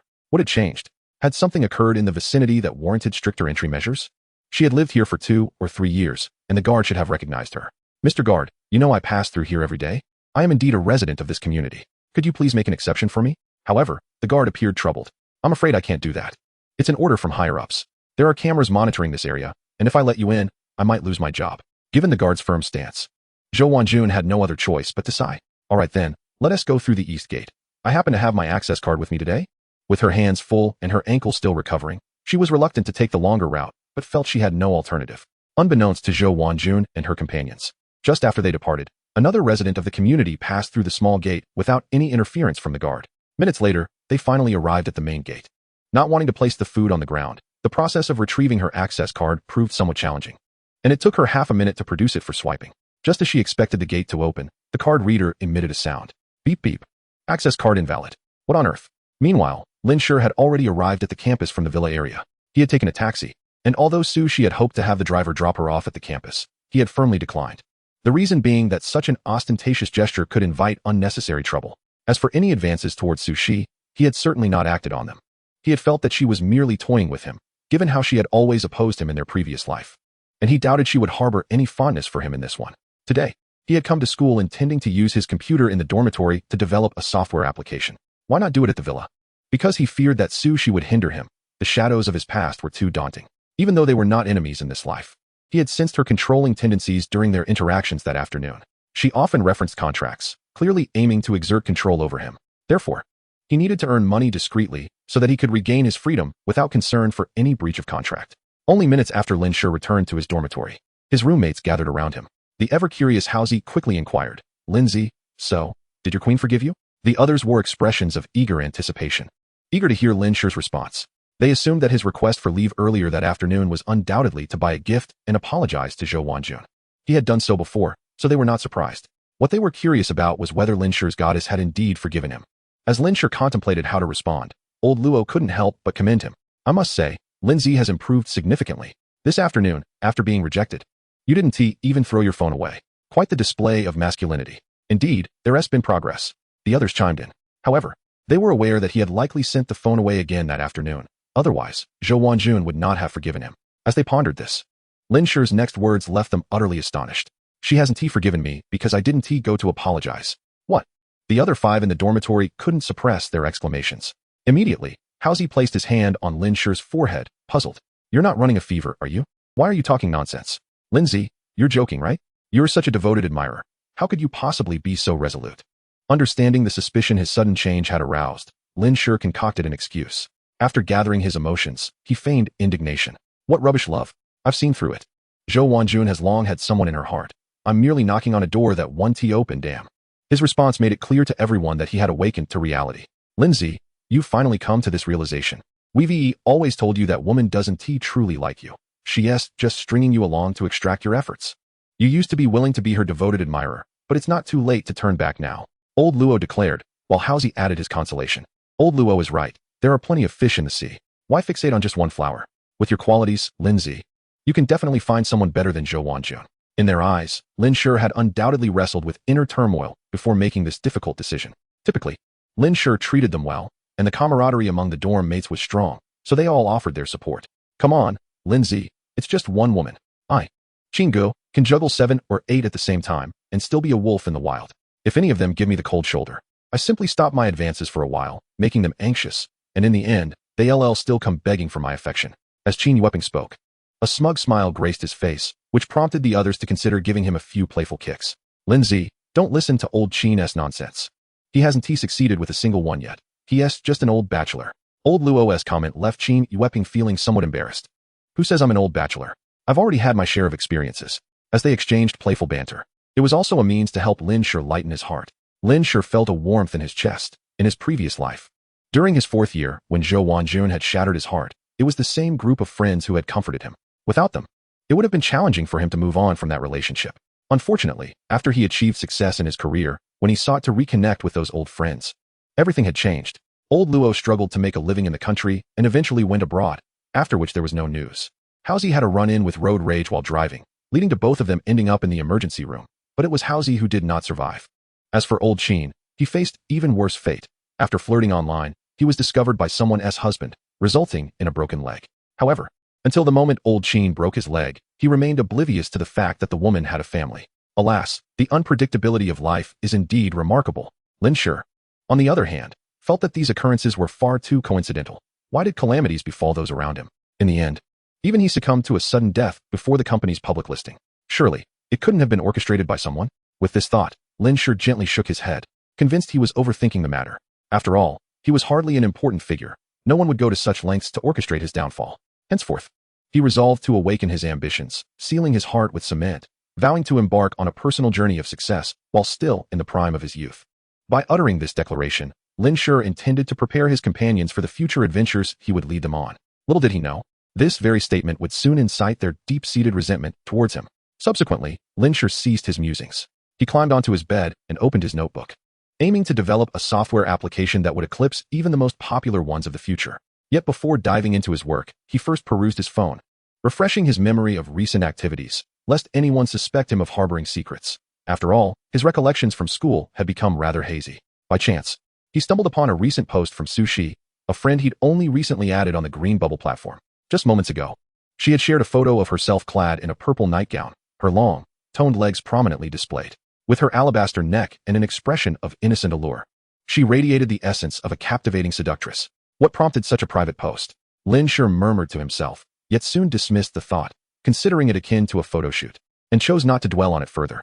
After a few moments of admiration, he couldn't resist the urge to screenshot and save the image. Unbeknownst to him, Su Shi's Green Bubble account had but one friend, him. At the entrance of the Radiant community, Zhou Wanjun swiped her card multiple times. Each attempt met with the same disheartening response. The card was invalid. This predicament left her increasingly anxious. Lu Ping shared her frustration, while Jiangcheng exhibited signs of impatience. Wanjun, what on earth is happening? Are we going to be stuck outside? His words only served to heighten Zhou Wanjun's agitation. Why is it invalid? She thought. her irritation mounting. At that moment, a young security guard, unable to bear the sight of their plight, intervened. Miss, your card has been deactivated, which is why it shows as invalid. Chapter 8. This is love. Deactivated. Zhou Wanjuan's expression morphed into one of disbelief. She had never requested the cancellation of her card. What could be the reason for this? The security guard then pressed further. Aren't you a resident here? The community has regulations stating that only the owner can authorize the deactivation of a key card. How could you be unaware that this card has been cancelled? Upon hearing this, Zhou Wanjuan's face paled, and a sense of guilt washed over her. Of course, I am a resident here. I've lived in the Radiant community for 2 or 3 years. I just don't understand why this key card would be cancelled for no reason. As she uttered the words for no reason, her voice trembled slightly. The thought of Lin Shi crossed her mind. At this moment, she alone understood that Lin Shi was the true owner of the property and the rightful possessor of the key card in her hand. Therefore, only Lin Shi had the authority to deactivate the key card. Realizing that waiting would yield no results, Zhou Wanjun turned to Lu Ping and the others. Please hold my things for a moment. I need to make a phone call. With that, she passed her belongings to Lu Ping and stepped aside to dial Lin Shi's number. Just as she pressed the call button, a sudden realization struck her. Wait, it seems Lin Shi has blocked me. But by the time Zhou Wanjun grasped this fact, she had already initiated the call to Lin Shi. Now, all she could do was hope that Lin Shi had recognized his error and removed her from his blacklist. However, reality dealt Zhou Wanjun a crushing blow. We're sorry. The number you dialed is not in service, came the cold, emotionless voice on the other end, sending her heart plummeting into despair. Yet, she quickly thought of something. She hurriedly opened her QQ account and unblocked Lin Shi. Just the day before, after he forgot to bring her breakfast, she had deleted him in a fit of anger and blocked him. Following that, Lin Shi had treated her and Lu Ping to an extravagant hot pot meal, spending hundreds to win back her forgiveness. She had forgotten to unblock him, and now that oversight had become her lifeline. If she failed to gain entry into the Radiant community today, both Lu Ping and Jiangcheng would doubt her status as a genuine owner. They might suspect her of being a tenant masquerading as a homeowner. Zhou Wanjun shuddered at the thought of the humiliation she would face. Most importantly, Jiangcheng might come to perceive her as a pretender and distance himself from her. She refused to abandon her true love. Shaking off her reverie, she searched for Lin Shi's account from her blocked list. The system flashed momentarily, and she was instantly granted access. Overjoyed, Zhou Wanjun accidentally pressed the back button, returning to her home screen. With no other option, she clicked on QQ again, accessed the homepage, and opened her contacts. Scrolling down, she finally spotted the account noted as Meal Ticket, the avatar resembling an anime protagonist. This account belonged to Lin Shi, the infatuated suitor. However, just as she was about to click on his profile, her phone suddenly refreshed, and Lin Shi's account vanished from sight. How could this be?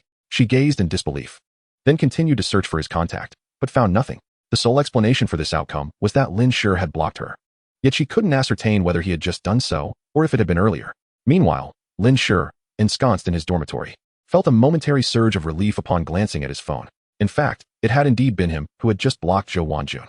While he was engrossed in downloading software on his computer, he heard the notification sound from his QQ account. Out of sheer boredom, he picked up his phone and glanced at it, only to discover that Zhou Wanjun had re-added him as a friend. He and T clicked to accept. The software had automatically granted her access. This was a setting he had previously configured, allowing any friend request from Zhou Wanjun to be approved without his consent. Reflecting on how she had blocked him simply because he forgot to bring her breakfast yesterday, he found her behavior to be petulant and utterly unreasonable. Consequently, Lin Shi felt even more irked and swiftly reciprocated by blocking her and deleting her from his contacts. Although he remained unaware of her intentions for re-adding him, Lin Shi was certain that it could not bode well. Moreover, earlier that day, Sushi had mentioned she would assist him with his housing situation. Lin Shi surmised that Zhou Wanjun must be seeking him out as dusk approached, likely regarding the matter of the property. As for how Sushi intended to resolve it, Lin Shi could guess the general direction. The house rightfully belonged to him, so there was nothing improper about her reclaiming it. Even if it meant forcibly evicting Zhou Wanjun, it would still be a justified course of action. As he pondered this, his phone chimed once more with a message notification. Ding! Lin Shi glanced at it and found a message from the unpredictable Sushi. If I'm not mistaken, that woman has already tried to call or message you. Hasn't she? If you soften your heart now, it's not too late. After reading this message, Lin Shi understood Sushi's implication. As long as the house is reclaimed, Zhou Wanjun will undoubtedly be cast out, leaving her homeless. Of course, she could opt to return to the dormitory, but that would be a source of great embarrassment for her. However, what does that have to do with him? Lin Shi felt a sense of satisfaction at the prospect of her predicament. Meanwhile, within the villa, Sushi, clad in her pajamas, lounged on the sofa, her delicate fingers poised like a jade executioner. She fixed her gaze intently on her phone screen, seemingly awaiting a message. Soon enough, her phone chimed with a notification. The screen illuminated with 2 messages from a contact labeled husband. Rest assured, my resolve is as solid as a rock. I shall not falter. Another message followed. Once this matter is resolved, I shall treat you to a meal as a token of gratitude. After reading these messages, Sushi covered her face with one hand, a sickly smile creeping onto her lips. Hee, this is merely the first step. You must belong to me alone. Unbeknownst to Lin Shi, who resided in the school dormitory, Sushi's state of mind had shifted significantly. He intended to set his phone down and focus on writing the necessary programs. However, before he could do so, Sushi sent another message. Crazy woman, starting tomorrow, you must return to live here. Otherwise, how can I command you from such a distance? I can't be employing you for free, can I? Upon reading this message, Lin Shi's mood soured immediately. Are you threatening me? Crazy woman, and what of it? The playful emoji accompanying the latter part of her message momentarily left Lin Shi in a state of confusion. The difference in tone between the message with an emoji and one without was palpable. The former was laced with mockery and command, while the latter seemed to jest. Could it be that this madwoman was merely jesting? After some contemplation, Lin Shi deemed it improbable. Sushi had always maintained a frosty demeanor towards him. How could she suddenly be in a playful mood? Thus, he concluded that this eccentric woman was likely issuing a warning, one that left him no room for refusal. Frustrated by this realization, Lin Shi retorted with sarcasm, igniting a back-and-forth exchange of barbs. Throughout this exchange, the incessant notifications from Lin Shi's phone drew the attention of his dorm mates, who couldn't help but glance over. Ultimately, they all shook their heads in exasperation, realizing that Lin Shi was still unable to let go. To them, it appeared he was merely engaged in a conversation with Zhou Wanjun, perhaps even penning a heartfelt apology. Alas, could this truly be what love is? I love you. At the entrance of the Guanghui community, Zhou Wanjun was utterly bewildered. She had not anticipated such treatment from Lin Shi.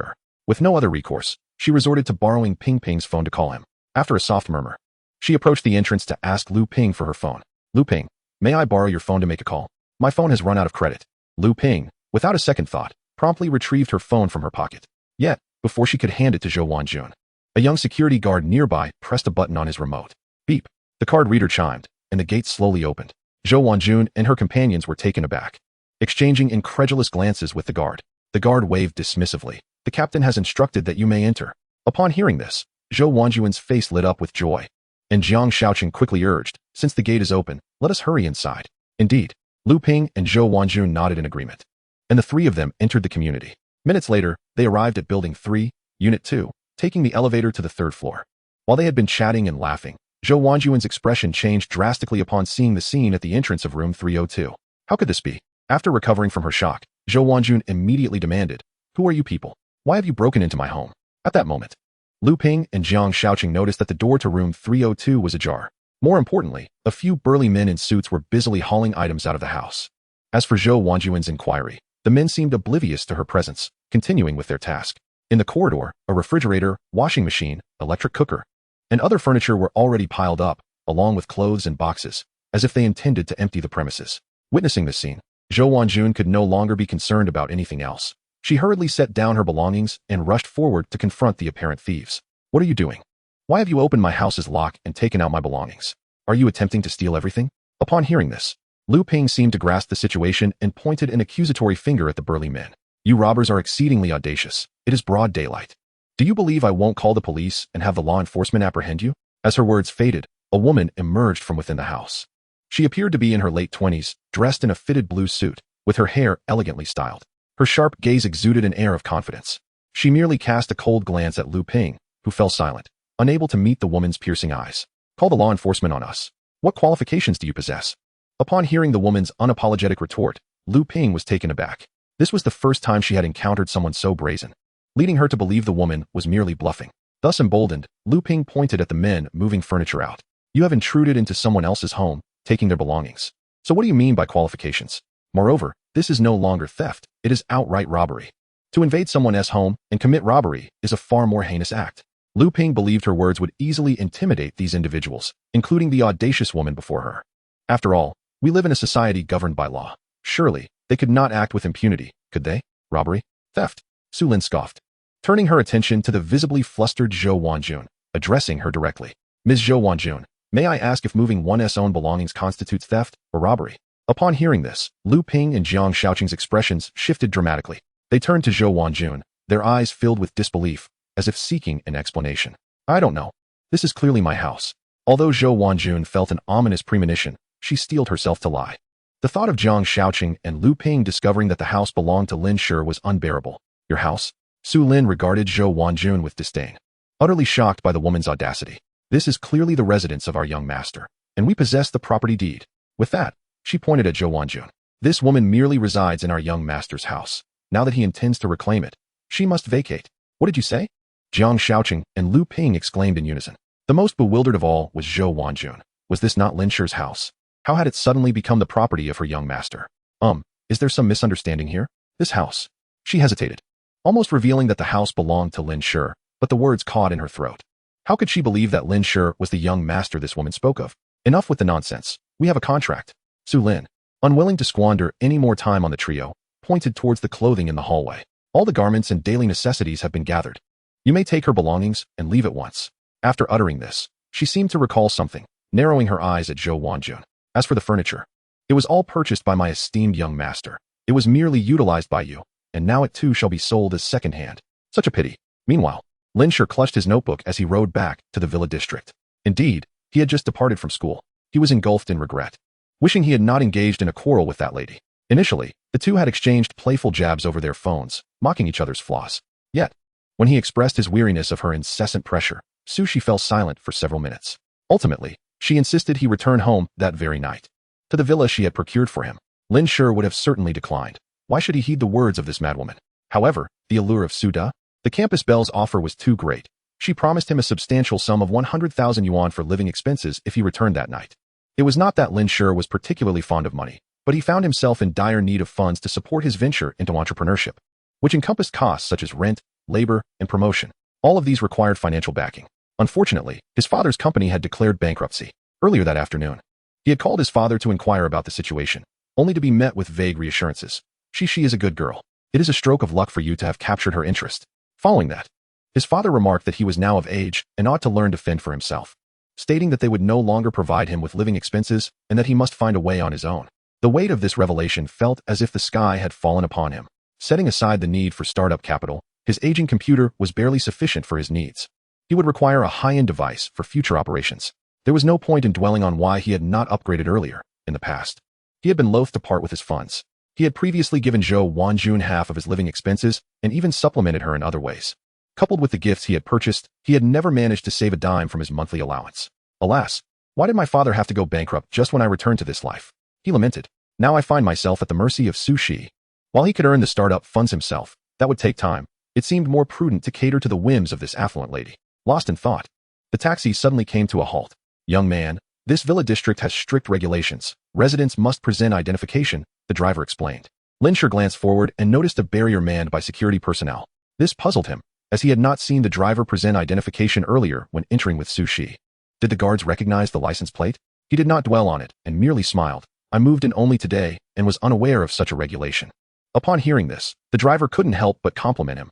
"Ah, that makes sense. You must be quite capable to afford a property here. I wager you are at least a significant businessman." Lin Shi chuckled awkwardly. "You jest, I am merely." Before he could finish, his phone rang. He glanced down to see it was Sushi calling. As soon as he answered, her annoyed voice came through. "Why are you not here yet?" "Well, I require identification to enter the villa district, so." Since Lin Shi was on speakerphone, the driver could only hear his side of the conversation. Once he hung up, Lin Shi couldn't help but vent his frustration. This lady is truly hard to please. Upon hearing this, the driver's expression turned peculiar. Moments later, the security received a call and opened the gate. As Lin Shi exited the vehicle, he overheard the driver muttering under his breath. "I thought he was an ambitious young man. Turns out he's just a kept boy.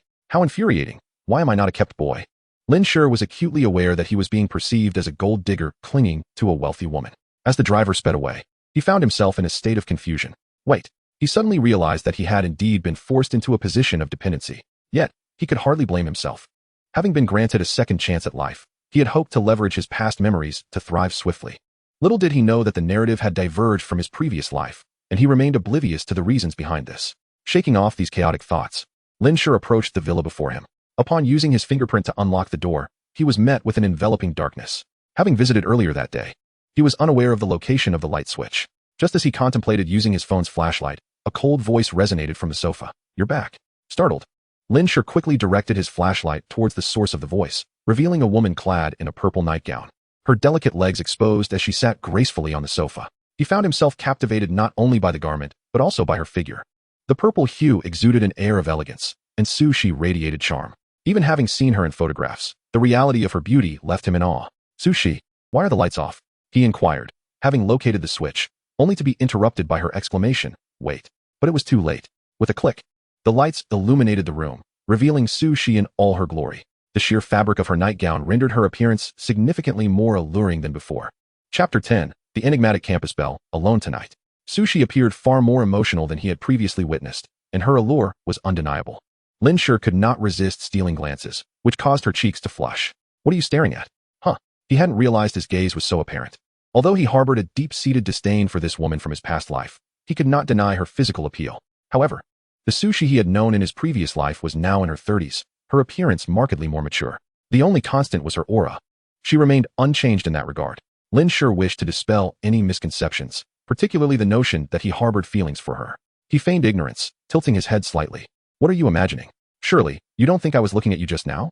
Is there truly someone so self-absorbed in this world? Shi was momentarily speechless, inexplicably avoiding his gaze. Though she was merely clad in a nightgown, it was not as if she were undressed. She had intended to ask him a question upon his return and then retire to her bedroom. Thus she had not bothered to change. The dim lighting had provided her a sense of security. Little did she know that the moment he returned, he would switch on the lights, leaving her feeling quite embarrassed. Even though the two had already obtained their marriage certificate, the nature of their relationship had altered her feelings towards Lin Shi compared to before. After all, they were officially husband and wife now. A heavy silence enveloped them, rendering the atmosphere somewhat awkward. Lin Shi felt a twinge of anxiety in his heart, as memories of the afternoon's events loomed in his mind, prompting an involuntary thought. Could it be that I am truly meant to kiss her? Unknown to Shi and Lin Shi, Zhou Wanjun, residing in the Guanghui community, was having a mental breakdown at that very moment. Her fury escalated when she heard that the others planned to sell all the second-hand furniture she had used. She pointed an accusing finger at Su Lin, exclaiming, "You! This is an affront to my dignity." Zhou Wanjun was incensed. Did this not imply that they considered her filthy? Although Jiangcheng had yet to grasp the full extent of the situation, he too felt that this group was crossing the line. Most importantly, why would the young master spoken of by that woman allow Wanjun to reside in his house? Could it be that they had? Upon this realization, Jiangcheng's expression morphed into one of indignation. After calming his emotions, he finally mustered the courage to ask, "Who is your young master?" "Lin Shi." Su Lin replied without hesitation. Lin Shi had already married the young lady, making him, in all appearances, her husband. Unfortunately, she had been unable to accompany the young lady to the young master's hometown to witness the marriage ceremony firsthand, as she had an engagement that morning. Though merely the young lady's bodyguard, she had grown up within the Su family and regarded herself as one of their own. Thus, she was genuinely pleased to see the young lady find happiness. Meanwhile, Lu Ping's mind raced upon realizing that the young master in question was Lin Shi. Her confidence surged as a knowing smile crept across her face. "So that's it. It seems that pathetic sycophant hired you to create a fade of being a rich heir in front of Wanjun. What a despicable ruse." Jiangcheng found this utterly amusing. How could a rustic like him possibly be associated with a wealthy heir? They had just begun to laugh when a shadow darted past them. Slap, slap. Two crisp sounds echoed as Su Lin's hands struck their faces with remarkable speed. Despite the distance between Jiangcheng and Lu Ping, it seemed as if they were simultaneously slapped. In the next moment, both were knocked to the ground. Lu Ping was left dazed by the impact, struggling to regain her composure, while Jiangcheng, recovering from his shock, opened his mouth to unleash a torrent of curses. "You dog of a woman, how dare you?" But before he could finish, a crushing blow to his abdomen sent him sprawling to the ground. Coughing, Jiangcheng, overwhelmed by the pain, found himself retching. But the ordeal was not over. As soon as his body came to a halt, a shoe pressed down on his head, forcing his face into the ground. It was Su Lin, the renowned bodyguard of the Su family, whose skills were unmatched by ordinary people. "You lowly scum dare to insult the young master? You are courting death." In Su Lin's eyes, any insult directed at their young master was an affront to the young lady herself, an act utterly unforgivable. She continued to apply pressure with her foot, making Jiangcheng feel as though his skull might shatter. "Please, stop. I beg you, stop. I might actually die." Jiangcheng was genuinely terrified, tears streaming down his face as his manhood evaporated in the face of desperation. "I'm sorry, I was wrong." Finally, upon detecting a sharp odor, Su Lin released him, having seen through his cowardice. The young lady had previously instructed her to teach them a lesson, not to abduct Jiangcheng. Lu Ping, still stunned by the earlier scene, dared not utter a word. Zhou Wanjun, too, was at a loss, especially since her position was untenable. When Su Lin turned her gaze towards her, Wanjun was engulfed by panic, her eyes darting nervously. Disinterested in further discourse with the group, Su Lin issued a stern warning to Zhou Wanjun. "Take your belongings and get these two out of here quickly, otherwise there will be consequences. Do you understand?" "Why, yes." "Then hurry up." Zhou Wanjun and Lu Ping hastily assisted the paralyzed Jiangcheng out, neglecting their clothes and personal items, realizing that they were incapable of carrying them all. Inside the villa, Lin Shi noticed Su Shi's discomfort and discreetly shifted his gaze elsewhere, attempting to change the subject. Su School Beauty. What prompted your urgency in summoning me back from school? Lin Shi was skeptical that Su Shi merely wished to return him to school for the sake of it, especially after she had offered him a substantial sum of money. After a moment of silence, Su Shi, her expression somewhat troubled, replied, I only wish to ask you one question. Why do you claim that I impose an unending pressure on you? Haven't we only been married for half a day? Upon hearing this, Lin Shi found himself at a loss for words. You brought me back for this question? Indeed. Su Shi's gaze bore into Lin Shi's, and he realized he had inadvertently let slip a thought in a moment of frustration, colored by memories of their past. He could hardly confess that he was a reincarnated individual burdened by the relentless oppression of Su Shi in his previous life. Thus, he had to find a way to articulate his thoughts. What I mean is simple. Since you possess a contract that grants you control over me, whatever you wish for me to do, I must comply. Is that not an endless form of pressure? Upon uttering these words, Su Shi withdrew her gaze and offered a soft smile. You make a valid point, but I rather enjoy exerting pressure on you. Lin Shi was taken aback. Was this the essence of the young lady's domineering nature? It appeared to be the same as in his previous life. Family, who understands? Lin Shi couldn't help but internally lament, feeling more powerless than ever before. At least in his past life, he had encountered Su Shi as a competitor after achieving success in his ventures. Now, he found himself ensnared even before he had begun his journey. Very well. You shall sleep in the bedroom downstairs tonight. I will return to rest. Before he could finish, a loud growl emanated from Su Shi's stomach. Gurgle. Lin Shi couldn't suppress a mischievous grin. Oh dear, how did it suddenly thunder? Su Shi, catching the playful tone in his voice, felt her previously composed demeanor flush with color. It was a rare sight to witness the aloof school beauty, once an icy CEO, display a hint of shyness. Lin Shi found this rather amusing. Could it be that the current Su Shi, still in her youth, merely appeared cold on the surface while possessing feelings akin to those of other young women? However, unbeknownst to him, he was entirely mistaken. Su Shi's behavior stemmed from a different cause altogether. Su School Beauty, did you forget to eat dinner tonight? The moment those words escaped his lips, Lin Shi regretted his inquiry. Why was he concerned about his former adversary? Was he inherently destined to be a sycophant? Yet, he dismissed the thought, attributing it to his innate kindness. At that moment, Su Shi shook her head. I forgot. She did not disclose the true reason. In fact, after returning from Lu City that afternoon, she had been fixated on the marriage certificate. She became so engrossed that it was ultimately a call from Su Lin that roused her from her reverie. By that time, the sky had already darkened, and she spent the rest of the evening chatting with Lin Shi, which caused her to forget about dinner altogether. The same had occurred at noon.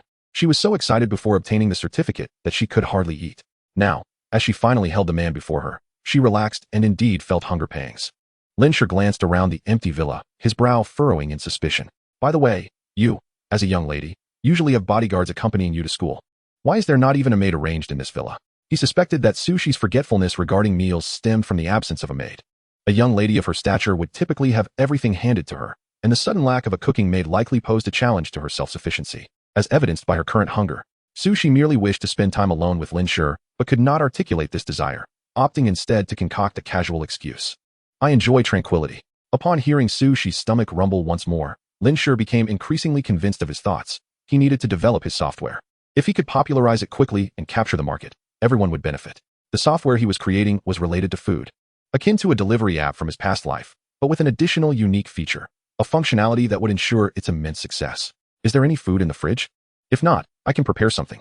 Lin Shi initially intended to show goodwill by cooking a meal for the beautiful Su Shi. Otherwise, he felt uneasy about accepting the 100,000 he had received. However, before he could finish his sentence, Su Shi stood up first. Aren't you hungry for dinner too? How about I cook for you? What? You cooking for me? Chapter 11. Lin Shi thought he must have misheard, pointing to himself in disbelief. Su Shi realized her phrasing was off and hurriedly corrected herself. What I mean is, since I'm going to cook anyway, if you haven't eaten, I can just make a portion for you too. No, I really haven't eaten, Lin Shi admitted honestly. After returning to school in the afternoon, he had been fiddling with his computer and had also forgotten to eat. Yet, the notion of a young lady cooking for him felt rather peculiar. The terms young lady, beauty, and cooking typically do not align well when referring to one individual. It was not that he doubted Su Shi's culinary skills. Rather, a girl of her affluent background should be reluctant to cook for herself. Why was she volunteering? While Lin Shi stood there in a daze, Su Shi, clad in a purple nightgown, began to tie her hair up with a scrunchie, forming a neat ponytail that accentuated her youthful vitality. She approached the refrigerator and retrieved the prepared ingredients. Since she had her back to Lin Shi, he did not notice the subtle smile curving her lips. For this moment, she had made extensive preparations. With this thought, Su Shi instinctively rubbed the scar on her left index finger. Observing Su Shi skillfully extracting the necessary items from the fridge, Lin Shi felt as if he were in a dream. Had his previous perceptions of wealthy young ladies merely been stereotypes? Before he could ponder further, Sushi had already taken the ingredients to the adjacent open kitchen. Lin Shi's gaze remained glued to her. With her back turned to him, her perfect curves were accentuated, particularly her slender waist. It was breathtaking. Lin Shi felt bashful and hesitated to look. He contemplated moving closer to Sushi, hoping to be of assistance in some way. Regardless, she was a young lady of privilege, technically still his employer. Moreover, having accepted a significant sum, he felt it inappropriate to merely wait for his meal without contributing. He lacked such audacity. Although that amount was not substantial by the standards of his previous life, he would not have easily accepted it if someone had offered him 10,000 for nothing. However, he needed the initial capital now, intending to repay her manifold once he earned it back. Regaining his focus, Lin Shi approached Sushi from behind. Just then, she bent slightly to retrieve a plate from the cabinet. Given that she was wearing a nightgown, Lin Shi found himself momentarily mesmerized. Goodness, is this permissible for me to behold? He couldn't help but admire her physique. Her gentle arch was truly enchanting. However, being a man of integrity, Lin Shi hesitated for several seconds before averting his gaze. I'll help you. Seeing Sushi struggling to retrieve the plate, he stepped in to assist her. The stove was absurdly designed, requiring him to stretch on his toes despite his tall stature of 6 feet. Unbeknownst to him, Sushi, noticing his proximity, subtly leaned closer. However, she miscalculated the distance and inadvertently brushed against him. That slight contact sent her heart racing, and Lin Shi, sensing the shift, cautioned her. Miss, you're getting a bit too close. Oh, after being caught, she did not withdraw but continued leaning against him. Faced with her persistence, Lin Shi could only retrieve the plate and then step back a little. Concerned she might struggle alone, he took it upon himself to chop the vegetables. After all, the young lady insisted on cooking and preparing soup. Wanjun, shouldn't you explain this to us? Outside the community, Jiangcheng could no longer contain his frustration. He had suffered immense embarrassment that evening. Just moments ago, he had felt nearly trampled at the entrance of room 302, even to the point of soiling his pants, which kept the two women at a distance. The source of his predicament was none other than the woman before him, Zhou Wanjun. In his quest to win her over that night, he had even resorted to dubious means, purchasing certain substances. He had planned to wait until they were all inebriated, call a taxi to send Lu Ping home first, and then administer the drug to Zhou Wanjun. At that moment, even the heavens themselves would not be able to intervene. Who would have thought reality would deal him such a blow? They hadn't even entered Zhou Wanjun's home before being thrown out. He had even received a beating. Lu Ping now held her left cheek, wincing in pain and casting a look of reproach at Zhou Wanjun. Indeed, Wanjun, you ought to explain what transpired. Why did a group of people invade your home? They claimed Lin Shi was their young master. What on earth is going on? Realizing she could no longer keep quiet, Zhou Wanjun had no choice but to speak the truth. Otherwise, Jiangcheng, who harbored feelings for her, might mistakenly think she was being supported by someone else. Such a notion would only make him despise her more. Even if Jiangcheng had been scared into a state of panic, she could understand, as that reaction was a natural instinct in the face of fear. However, she also felt a degree of disdain for a man who would soil himself out of fright. In truth, that house belongs to Lin Shi. He previously mentioned his poor sleep and allowed me to stay in the house purchased by his father. There had been no issues until today when a group of people suddenly barged in on us. Zhou Wanjun trailed off, leaving her explanation incomplete. But Lu Ping and the others quickly grasped the situation. The house had never had anything to do with Zhou Wanjun from the beginning. At this moment, the most infuriated individual is Jiangcheng, who feels profoundly deceived. Observing Zhou Wanjun's extravagant displays of wealth, coupled with the fact that her parents purchased a residence for her in the provincial capital, Jiangcheng was initially inclined to explore a potential relationship with her. However, before he could even tour the grand house that awaited him, Zhou Wanjun's facade of affluence was laid bare. He had also gleaned information about the incident that transpired at the school gate earlier today. While he felt a sense of satisfaction when Zhou Wanjun rejected Lin Shi, the latter's proposition of a monthly allowance of 6,000 yuan left him feeling inferior. Initially, he assumed Lin Shi's claims were mere fabrications, but now it seemed otherwise. If Zhou Wanjun truly hailed from wealth, how could she dare reside in another man's home? Adding to his confusion, the woman who had assaulted them earlier claimed that Lin Shi was her young master, prompting a fleeting thought in Jiangcheng's mind. Perhaps Lin Shi genuinely belonged to a distinguished family? This notion lingered only for a heartbeat. No, such a possibility was utterly implausible. He believed Lin Shi might only possess a modicum of wealth, or perhaps the house was merely rented, a deceitful ploy to convince Zhou Wanjun otherwise. Recollecting his thoughts, Jiangcheng turned to Zhou Wanjun, revealing his disappointment. Wanjun, I never imagined you would deceive us for so long. Zhou Wanjun, at a loss for words, could only express a hint of remorse. Xiaoqin, Pingping, I am truly sorry for the trouble I caused you today. As she spoke, an expression of delicate vulnerability graced her features, stirring a desire within Jiangcheng and Lu Ping to offer her comfort. Lu Ping, particularly, was the first to voice forgiveness. Oh, it's fine. We all make mistakes. After all, who could resist the allure of such generosity? Having enjoyed numerous indulgences while accompanying Zhou Wanjun, Jiang Shaochen felt compelled to reciprocate her magnanimity. Wanjun, while this situation is indeed your fault, we will always regard you as a sincere friend. Yet, Jiang Shaochen desired more than mere friendship. Even if Zhou Wanjun were not a wealthy heiress, her beauty and figure were undeniably captivating, and he could indulge in her company for the time being. When he eventually encountered a genuine affluent lady, it would be easy to part ways with her. The opportunity was too enticing to disregard. Upon receiving their forgiveness, Zhou Wanjun felt a wave of relief wash over her. To her, Jiang Shaochen was not only handsome and eloquent, but also exuded a distinctly masculine charm, save for the fright he had given her earlier. Unlike Lin Shi, who merely hovered around her and offered trivial sums of money, Jiang Shaochen seemed far more substantial. Consequently, she had initially feared Jiang Shaochen harbored resentment towards her. Yet his forgiveness signaled that he still held feelings for her. They were now two individuals developing mutual affection, merely separated by a thin veil yet to be pierced. Wanjun, this must be Lin Shi's doing. He likely sought revenge for your earlier rejection of his confession, Jiang Shaochen asserted. Such a petty man is not worth your time. Whoever marries him will find themselves in a most unfortunate situation. Tonight's attack was merely a harbinger. Upon hearing Jiang Shaochen's words, Zhou Wanjun's disdain for Lin Shi intensified. I was too trusting of him in the past, never imagining he could be such a person. Yet, she inquired, but Shaochen. Lu Ping, are you both seriously injured? Should we visit a hospital? Before Lu Ping could respond, Jiang Shaochen interjected. We must go to the hospital. If any injuries are found, we shall report this scoundrel to the authorities. Chapter 12. Lin Shi's first time taken away. Meanwhile, within the villa, Lin Shi remained blissfully unaware that he was being targeted. He was savoring the culinary delights prepared by the young lady, unable to restrain his praise. I never imagined, Su Xiaohua, that you possessed such culinary skills. Truly a natural-born culinary genius. Although Lin Shi harbored no particular fondness for this woman, her culinary prowess was indisputable, at least surpassing his own abilities.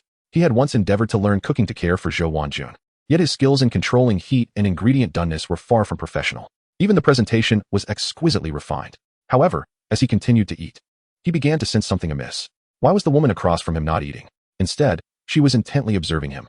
Being scrutinized while dining proved somewhat disconcerting, compelling him to glance up at Su Shi's charming visage. Su Xiaohua, why aren't you eating? Were you not hungry just a moment ago? Su Shi, cradling her face with a smile that exuded cuteness, suddenly transformed into an icy beauty the moment he looked at her. Mind your own business. Lin Shi found her demeanor perplexing.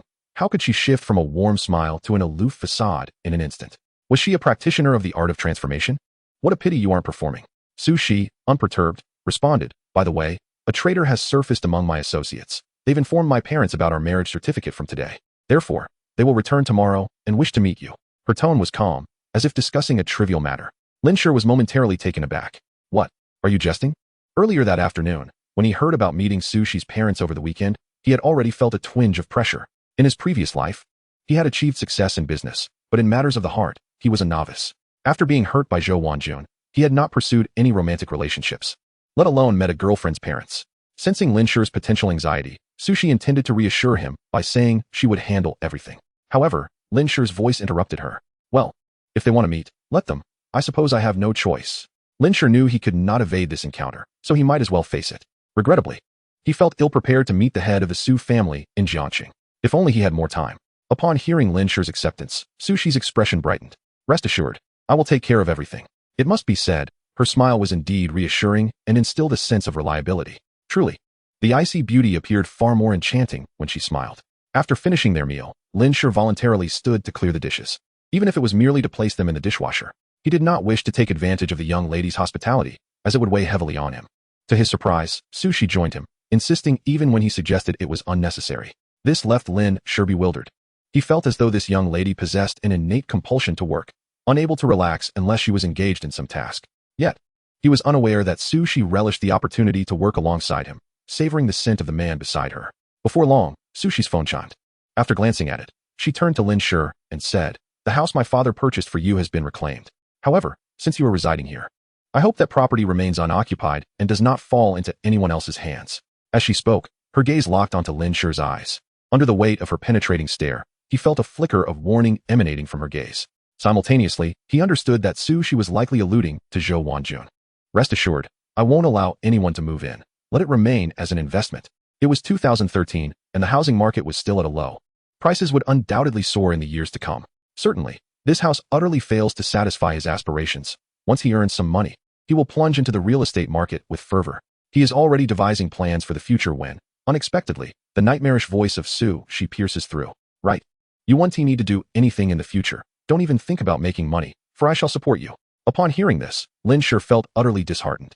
While most men would gladly indulge in the comforts of a beautiful and affluent woman, including the author, Old Dog, Lin Shi is not one of them. His character demands that he be the soaring eagle, not the fledgling bird sheltered beneath the wings of an adult. The crux of the matter lies in his lingering regret. Mere moments away from going public, it has nearly become an obsession for him. Fearing that Shi might take offense, or, worse, impede his ambitions, Lin Shi could only tell a little white lie. Rest assured, I truly relish being a kept man. Yet, scarcely had he uttered these words when Shi, displeased, advanced towards him step by step, cornering him against the wall, her exquisite visage drawing perilously close. During this encounter, her head tilted slightly. Just as their lips were about to meet, Shi halted, stopping a mere 20 centimeters from Lin Shi's mouth. Fortunately, she did pause, or else he would have instinctively pushed her away.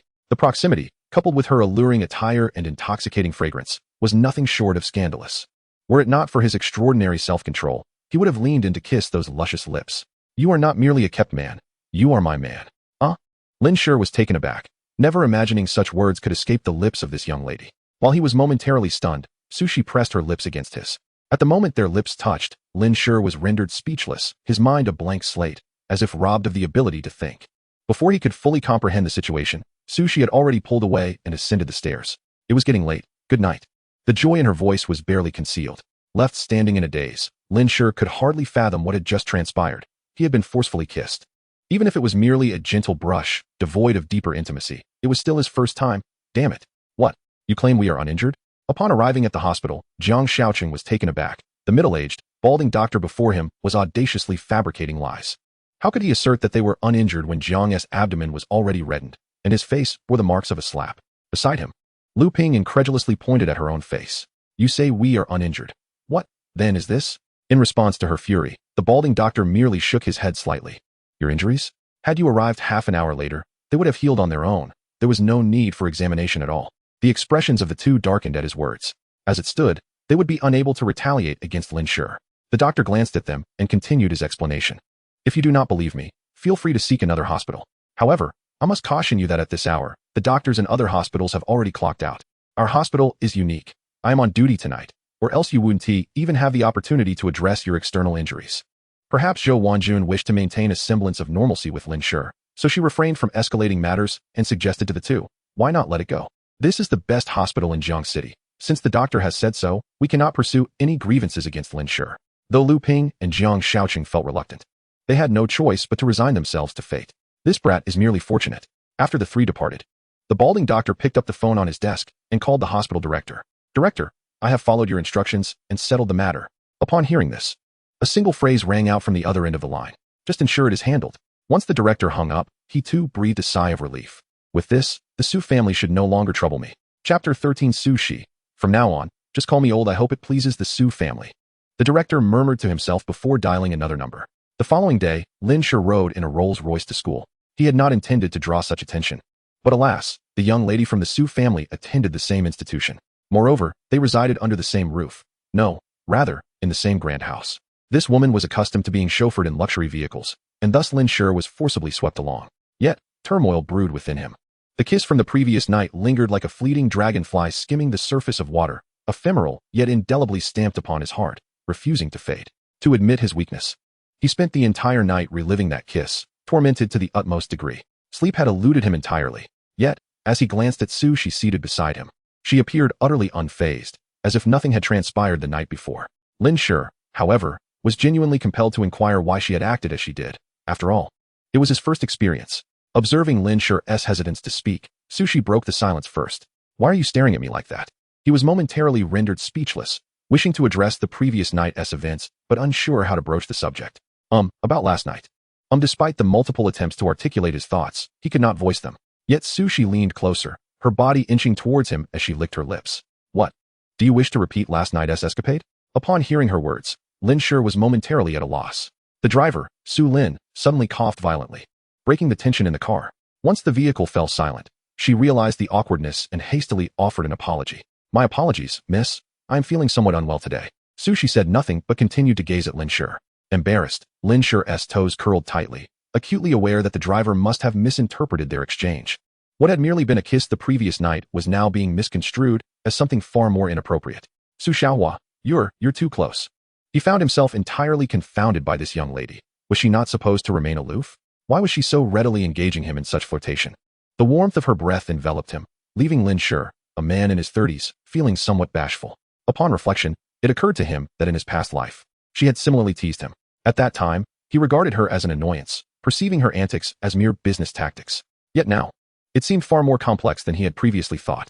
Why would Su Shi only tease him and not others? Could it be that she harbored feelings for him? Lin Shi abruptly halted his train of thought. After all, such notions were implausible. It was merely a remnant of his past life.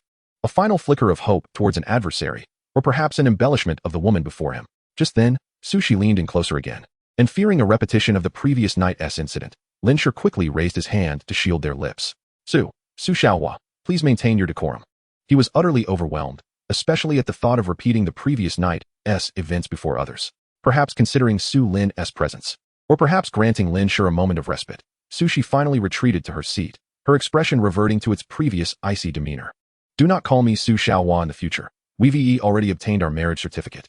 Henceforth, just call me old. Before she could finish her sentence, Lin Shi hastily interrupted. Shi, I shall call you Shi from now on. In truth, Lin Shi had anticipated the words she was about to utter, leading him to interject immediately.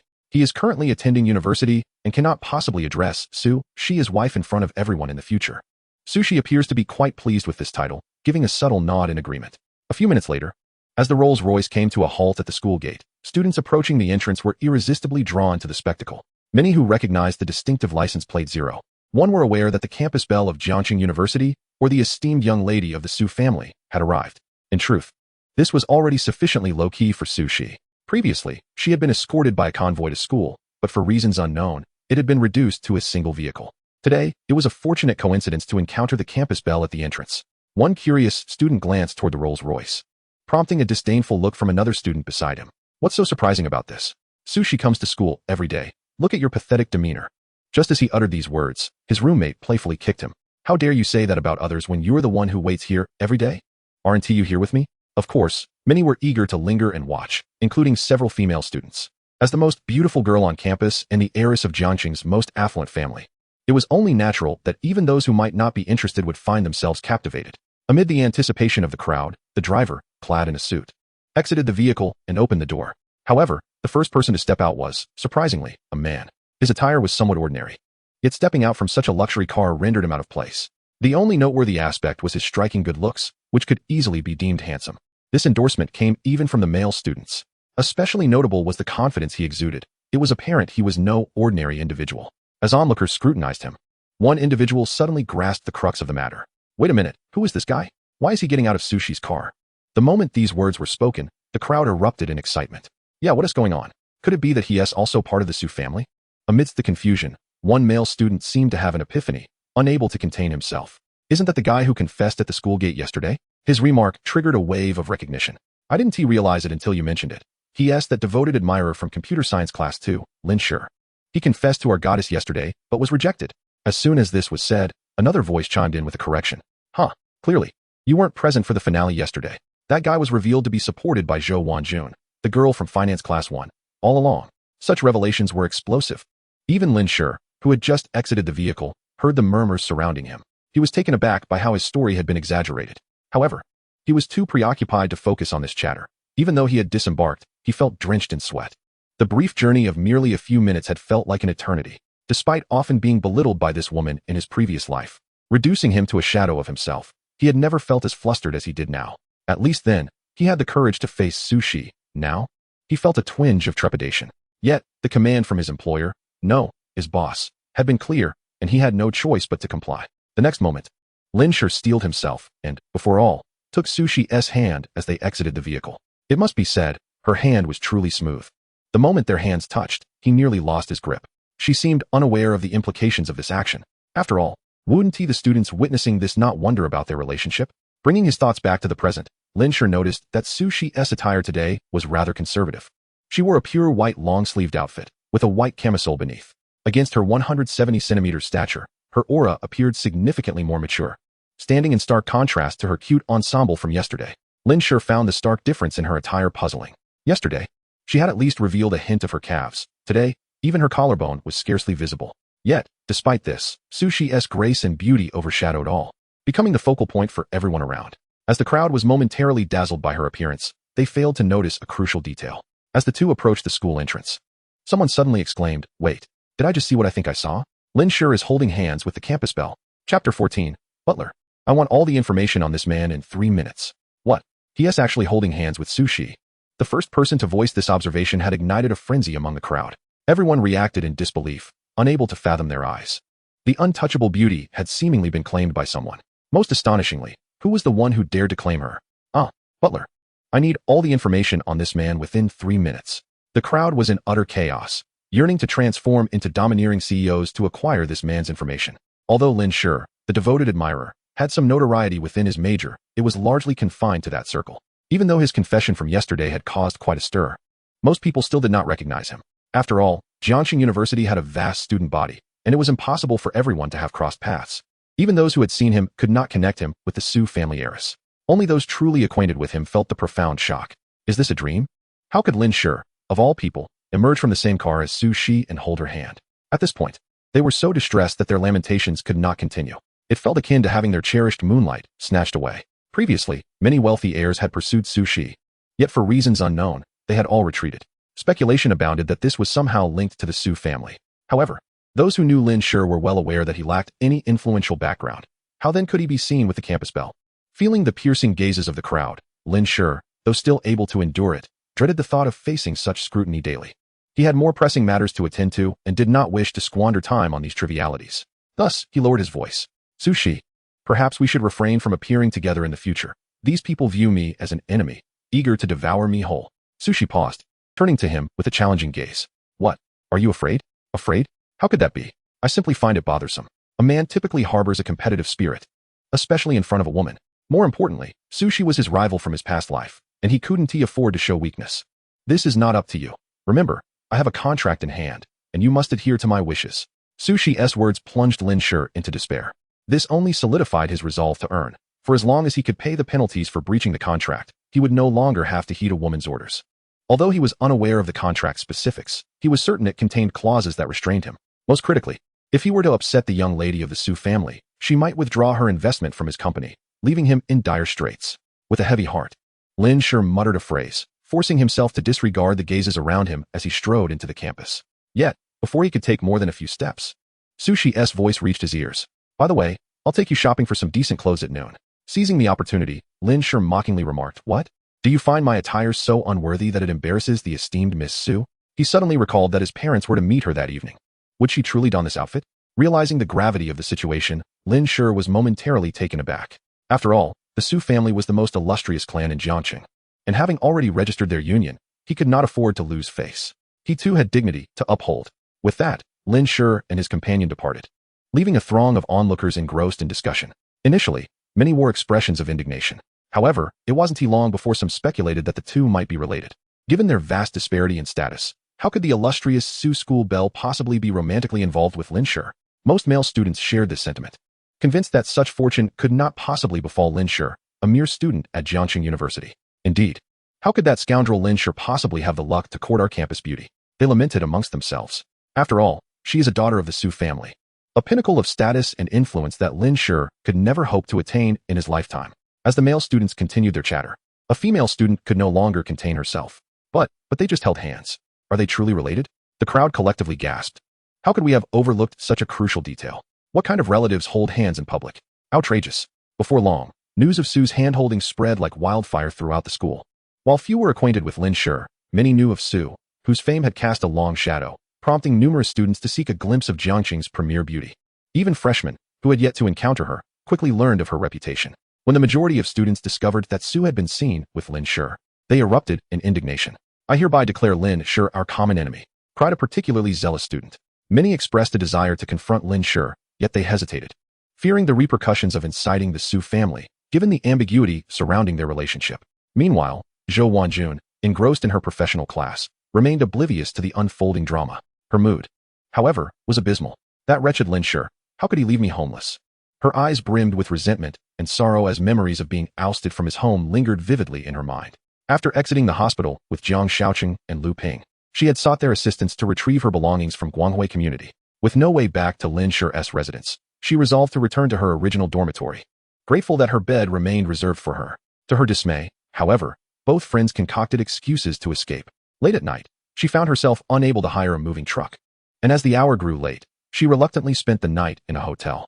Upon awakening, she resolved to apologize to Lin Shi that very day, otherwise, she would never again enjoy the comfort of that spacious bed. As for the woman who had threatened to sell her used bed, Zhou Wanjun dismissed such claims as absurd. Having been warned by Jiangcheng, she suspected that Lin Shi had orchestrated the entire affair, employing actors to intrude upon her home.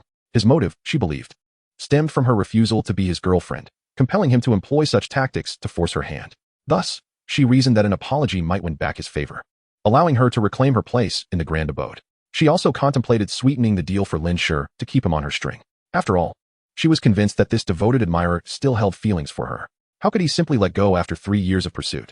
As she pondered her strategy for reconciliation, a somewhat friendly classmate interrupted her thoughts. Wanjun, don't be too disheartened. Perhaps Su is merely toying with Lin Shi. Huh? Zhou Wanjun was taken aback, confused by Zhao Yu's insinuations. What do you mean by Su playing with Lin Shi? In her view, there was no conceivable intersection between the two. Wanjun, you haven't heard? Zhao Yu's surprise was evident, wishing she had kept silent. Heard what? Zhou Wanjun felt an ominous premonition as her heart raced. Su is dating Lin Shi. What did you say? Zhou Wanjun sprang to her feet, disbelief etched across her face. Suddenly, all eyes turned to her once more, and she felt the weight of scrutiny. This was her second outburst in class, earning her the ire of the teacher. Embarrassed under the collective gaze, Zhou Wanjun hastily apologized to the instructor. Li Laoshi, I'm so sorry. My stomach just suddenly ached. Although her excuse was flimsy, her pitiful expression softened Li Laosh's annoyance, prompting concern instead. The rest of the morning passed in a haze of anxiety for Zhou Wanjun. From Zhao Yu, she had learned of the morning's events, but could scarcely believe them. While Lin Shi possessed some wealth, he was leagues beneath the Su family's daughter, making any connection between them seem implausible. However, her skepticism evaporated upon seeing a photo of the two holding hands shared in their class group chat. The image struck her like a bolt of lightning. Could it be that Lin Shi no longer wanted her? A wave of dejection washed over Zhou Wanjun, mingled with a sense of injustice. Just yesterday, Lin Shi had professed his feelings, and now, after her rejection, he was seen with Su? Was this an act of vengeance? Despite her uncertainty regarding how Lin Shi could have won over Su, she firmly believed she held a more significant place in his heart. Otherwise, why would he publicly display affection for the campus beauty? Surely, it was an attempt to draw her attention. Resolute, Zhou Wanjun decided she would wait for Lin Shi at the cafeteria during lunch, believing that a touch of charm would surely sway him back to her. As noon approached, she hurried to the cafeteria, ignoring Jiang Shaoqing's attempts to engage her. In her mind, nothing was more pressing than finding Lin Shi. Upon arriving, she found the cafeteria empty and opted to wait by the entrance, unaware that Lin Shi had already been whisked away by Su Shi to their villa. On the way, Lin Shi learned that Su Shi had arranged for her personal stylist to meet them at the villa, intending to change his hairstyle. Her reasoning was straightforward. I can't fathom why you would want to maintain such an unappealing hairstyle. Lin Shi, far from offended, recognized the underlying implication of her words. The hairstyle had been chosen by Zhou Wanjun, who had claimed it made him look like a cute puppy, only to later cast him as a mere sycophant. In truth, he had long disliked that hairstyle and welcomed the opportunity for a change. Yet, he found the fact that Su Shi controlled his every move to be quite irksome. The absence of time, even for one's own affairs, is nothing short of a violation of human rights. Cici, once we finish your hairstyle at noon, I shall venture alone in the afternoon to purchase some clothing, for I have no classes. Do not let my plans interfere with your studies. As Lin Shi spoke these words, his demeanor was imbued with sincerity, as though he genuinely cared for Su Shi. However, Su Shi merely shook her head. No. Do not presume I am oblivious to your little schemes. If I am not mistaken, you intend to spend the afternoon programming that wretched software of yours. Lin Shi was taken aback and could not help but retort. How do you know? As soon as the words escaped his lips, he recalled that he had been up all night programming in the villa, only succumbing to sleep in the early hours. Could it be you installed surveillance in my room? Lin Shi exclaimed incredulously, as this was the only possibility he could fathom. He had expected Su Shi to offer some counter-argument or feign ignorance. To his surprise, the woman seated opposite him simply smiled. Is it not quite normal to install surveillance at your workplace? Lin Shi was struck with laughter by her audacity. You truly have your ways. I was merely resting last night, not working. You are now mine. Thus you are employed by me 24 hours a day, and rest assured, I will grant you a monthly salary. Lin Shi smirked at this, wondering if this was the confidence of the wealthy. Yet he wished to convey to her that not everything in this world could be resolved with money. Su Shi, do you think before he could finish? Su Shi raised 5 fingers, A monthly base salary of 50,000. No, we are already married. I should say this is your pocket money. Lin Shi immediately ceased his impudence and hurriedly donned his standard smile. Alas, how regrettable that there are only 24 hours in a day. If it were possible, I would gladly double that number to 48 hours, devoting my time entirely to you, Cici. Furthermore, I hope to have surveillance installed in the bathroom downstairs. His earnest declaration did not offend Su Shi. Instead, she smiled. Do not worry, it has already been installed. Lin Shi. No way, miss. You truly have set up surveillance. Although it was he who had initially suggested it, he was nonetheless astonished by Su Shi's response. His earlier declarations of loyalty had been insincere, yet the allure of what this insufferable woman offered was too great to resist. In a past life, even $1 million a month would not have compelled him to entertain such notions. Yet now, he found himself in need of startup capital, and the more, the better. Thus he resigned himself to this reliance on her. How vexing. Of course, this was merely Lin Shi's internal monologue, as he did not wish to offend his benefactor any further. Upon returning to the villa, Lin Shi felt a peculiar discomfort, constantly surveying his surroundings. Ever since he learned from Su Shi that there were cameras in his room and bathroom, he felt as though every corner of the villa was under surveillance. He could not fathom what peculiar inclination this young lady possessed to indulge in such voyeurism. He silently scoffed at the thought, but was soon ushered by a professional stylist into Su Shi's dressing room. Please shorten your hair and design a slick-back style. Madam, how does this look? Upon seeing Lin Shi instantly mature in appearance, a hint of blush graced Su Shi's cheeks. That feeling was all too familiar, even evoking certain memories. Lin Shi remained unaware of Su Shi's thoughts as he gazed at his reflection. Suddenly, he recalled how he had once donned this very hairstyle when negotiating with various business magnates. At that time, he had been so full of vigor. Yet, as he contemplated this, a flicker of anger flashed in his eyes as he regarded Su Shi's reflection. However, each time he faced her, he felt devoid of confidence. He was genuinely intimidated. Each encounter with her necessitated thorough preparation, even to the extent of comprehending her company's operations. He had seemingly been assured of victory, only to be thwarted by Su Shi's keen insight. Ultimately, he was left defeated. At such moments, Lin Shi would often retreat to his office to vent his frustrations, uttering his age-old refrain, "You insufferable woman, do you not possess a single flaw?" How does that saying go? It feels as though she is riddled with vulnerabilities. Yet he remained convinced that any attempt to strike would result in his downfall. Recalling these disheartening memories, Lin Shi quickly addressed the stylist. This style is far too mature. It does not align with my current identity.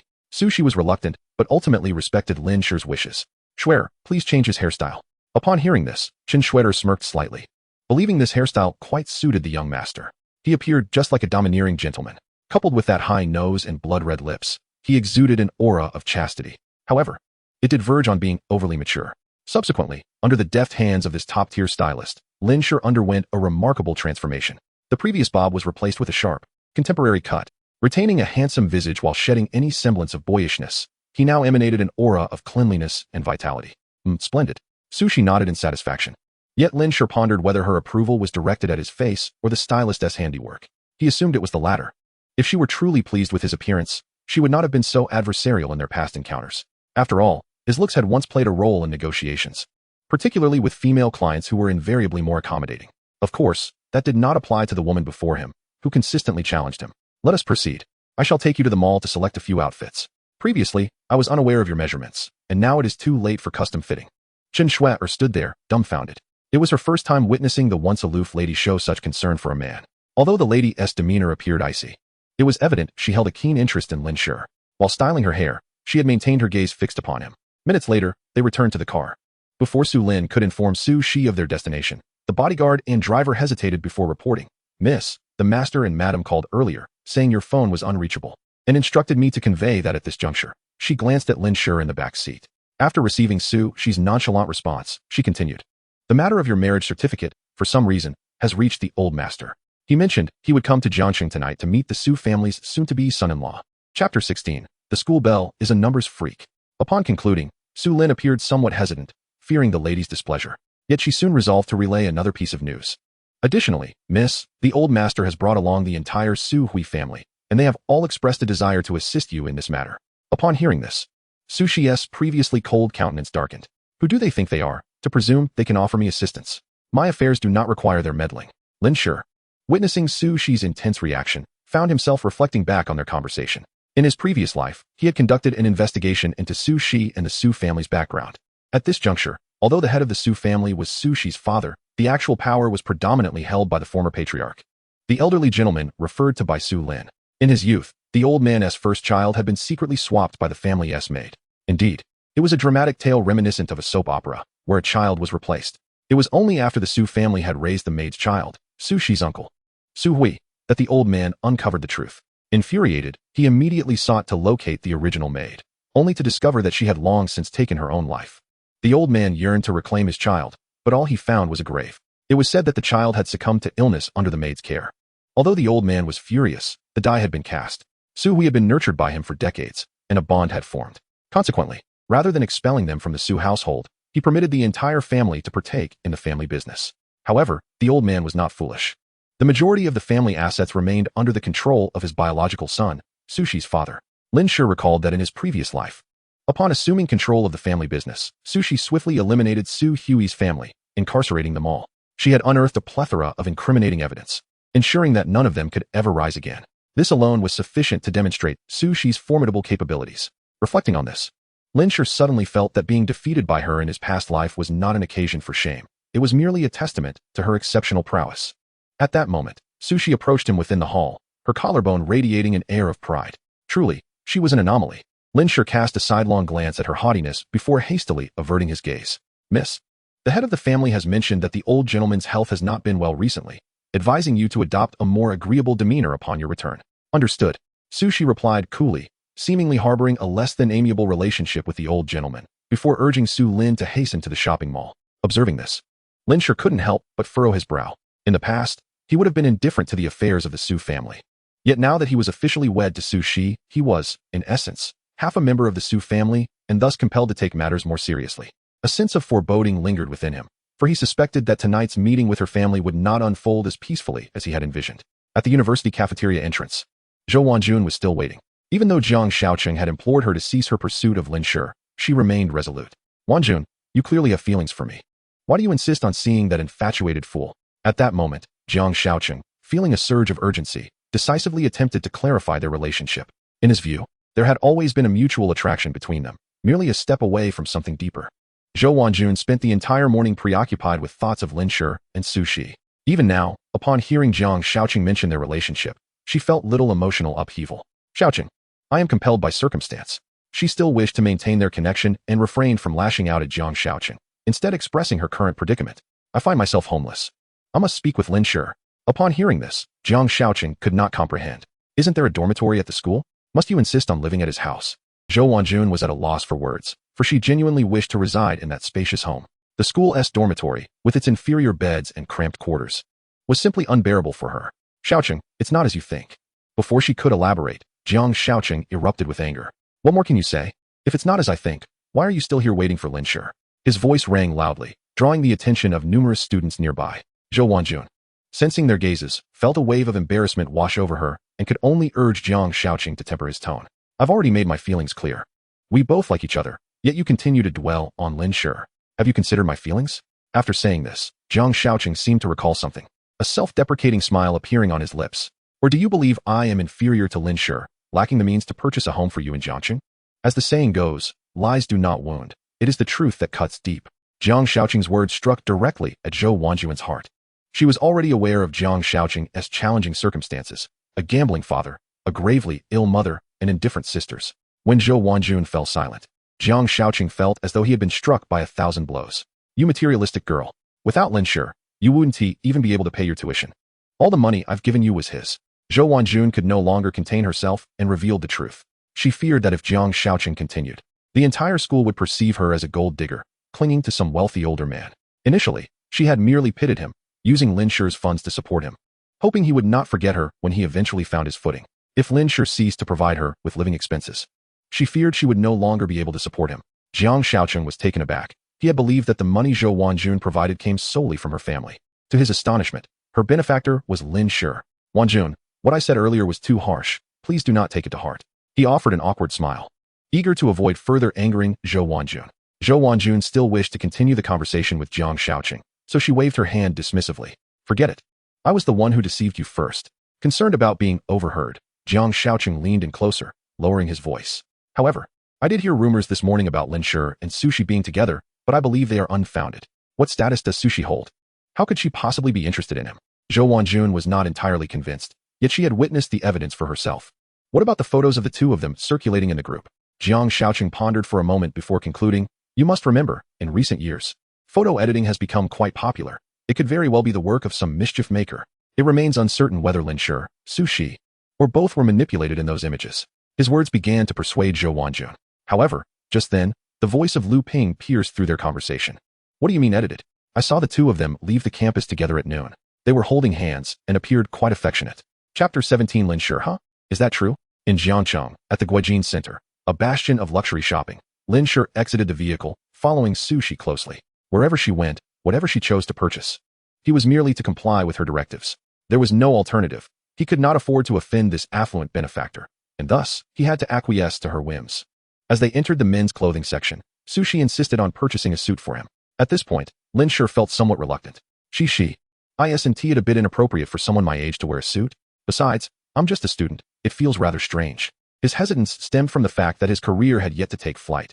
He was neither a senior executive nor involved in sales, real estate, or event hosting. Thus, donning a suit only felt like an act of pretense. As the saying goes, one cannot twist an arm against a thigh, and certainly not against a gem. Ultimately, he found himself trying on several outfits. Throughout the entire experience, Su Lin was beside them, showering praises, while the saleswoman displayed an infatuated demeanor, but Su Shi remained expressionless. Lin Shi noticed Su Shi's countenance and remarked, Miss, since you find the suit unappealing, why not opt for a casual outfit instead? However, before he could finish his sentence, Su Shi smiled at the nearby saleswoman and declared, I want 10 sets of this suit in my size. What? 10 sets? Both Lin Shi and the saleswoman were taken aback, yet Su Shi maintained her indifferent expression. After settling the payment and exiting the store, Su Lin called over the staff to load the clothes into the car, seemingly intent on providing the two of them with some alone time. At that moment, Lin Shi felt the weight of Su Shi's extravagance, as these garments had cost nearly 500,000.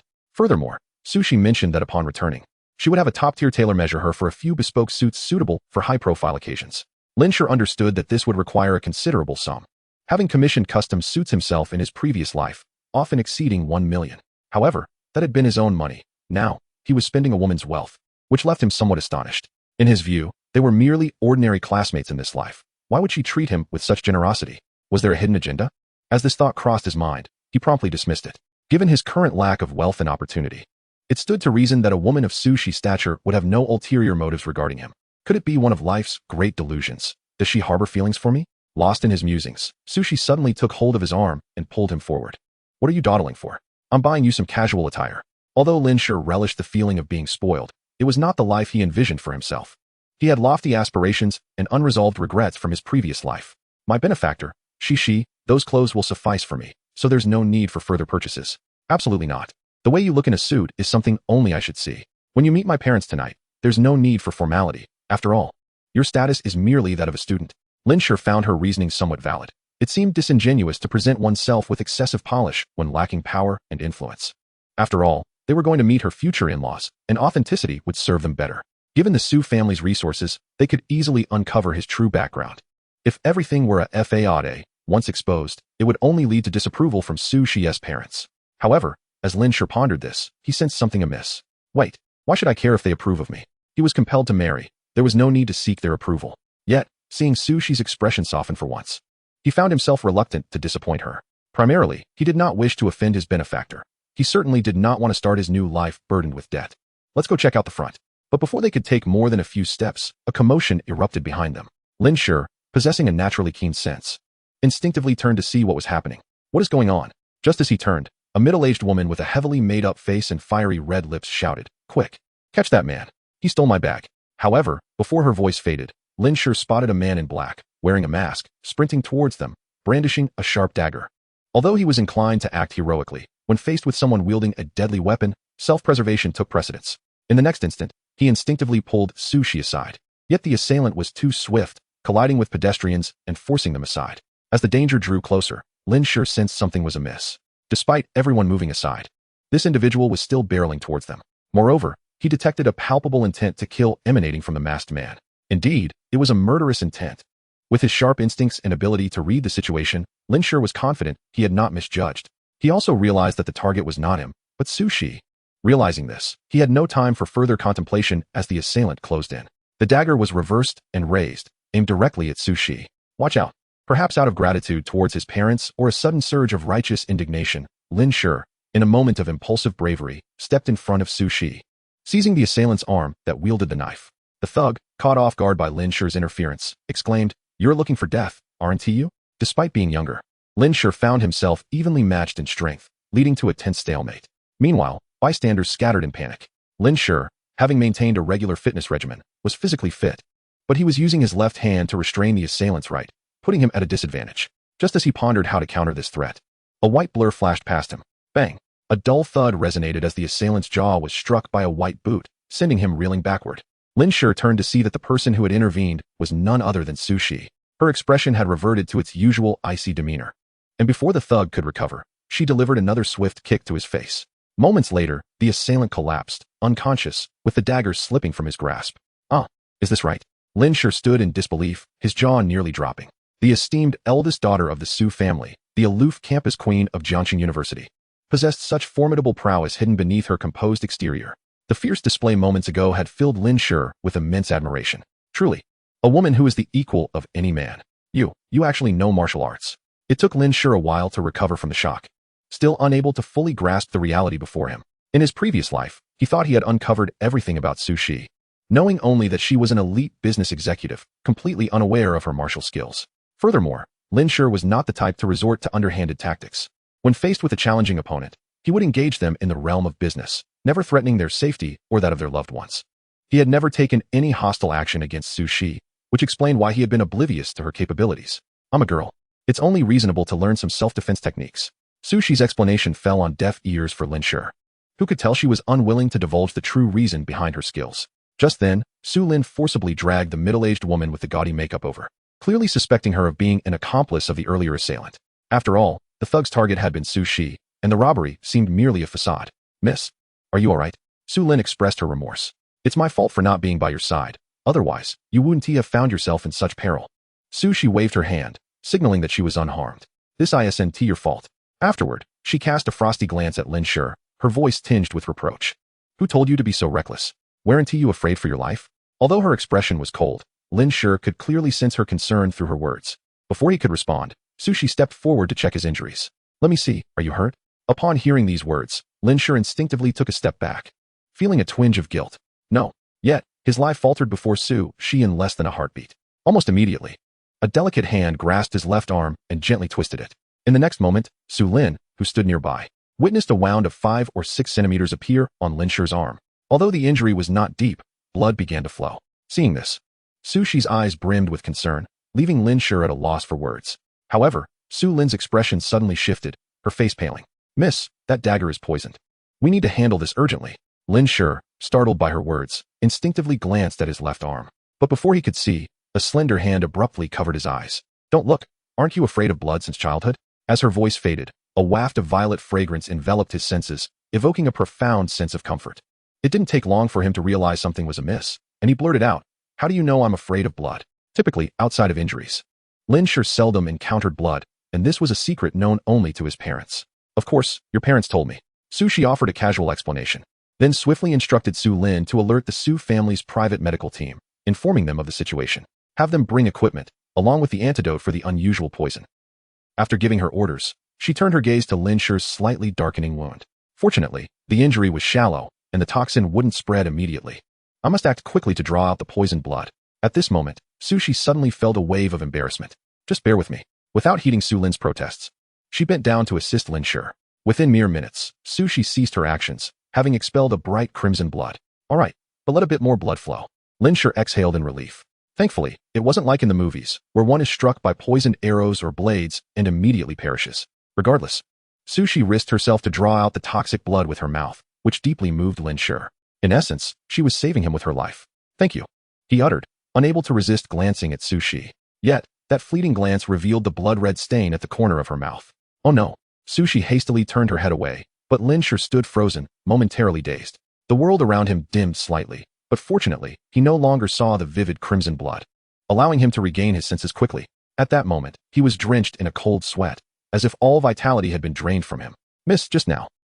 Su Shi swiftly wiped the blood from her mouth with a tissue, then, with a concerned expression, inquired, "Lin Shi, are you all right?" Lin Shi nodded slightly, completely oblivious to Su Lin's astonished and wary demeanor beside him. Just as he was about to speak, Su Shi shot him a meaningful glance, compelling Su Lin to fall silent. However, she was utterly perplexed. What had transpired with Lin Shi just moments ago? Having witnessed Lin Shi's pupils dilate in horror upon seeing blood, she realized he had not merely fainted. The brief yet fierce look in his eyes, filled with a crimson hue, had transformed his expression into something unrecognizable. That state had lasted only a second, leading Su Lin to conclude that Lin Shi's reaction was far from the ordinary fainting spell. The young lady clearly understood something but chose not to inquire further. After a few minutes, a medical team indeed arrived. They swiftly transported Lin Shi onto an ambulance, conducting a comprehensive examination and identifying the nature of the poison. Fortunately, it was a toxin they had encountered before. Ultimately, the doctors quickly located the antidote and administered injections to both Lin Shi and Su Shi. During the process, Lin Shi, noticing Su Shi's silence, couldn't help but ask, Shi, those two were clearly after you. Did you offend someone? Su Shi paused for a moment, revealing a fierce glint in her eyes that Lin Shi had never witnessed before. I've instructed Su Lin to take the bodyguards and bring those two back for questioning. Regardless of who their mastermind is, I will ensure they pay 100-fold for their actions. After uttering those words, she reverted to her previous caring demeanor, gazing at Lin Shi's bandaged left arm. Fortunately, those two were unprofessional, and the poison was easily identifiable. Otherwise, you would have been in grave danger. Su Shi spoke with a sense of relief. Lin Shi, still shaken, forced a smile. It seems we were quite fortunate this time. That was your good fortune. He did not contest Su Shi's statement, but he couldn't deny its truth. He had nearly faced his demise. Soon, both Lin Shi and Su Shi were confirmed to be in good health. Following the recent events, they lost their inclination to leisurely wander around. After Su Shi bought Lin Shi several sets of casual clothing, they returned to the villa. Lin Shi had no classes in the afternoon, and Su Shi, under the pretense of caring for him, arranged for someone to notify the school of his absence.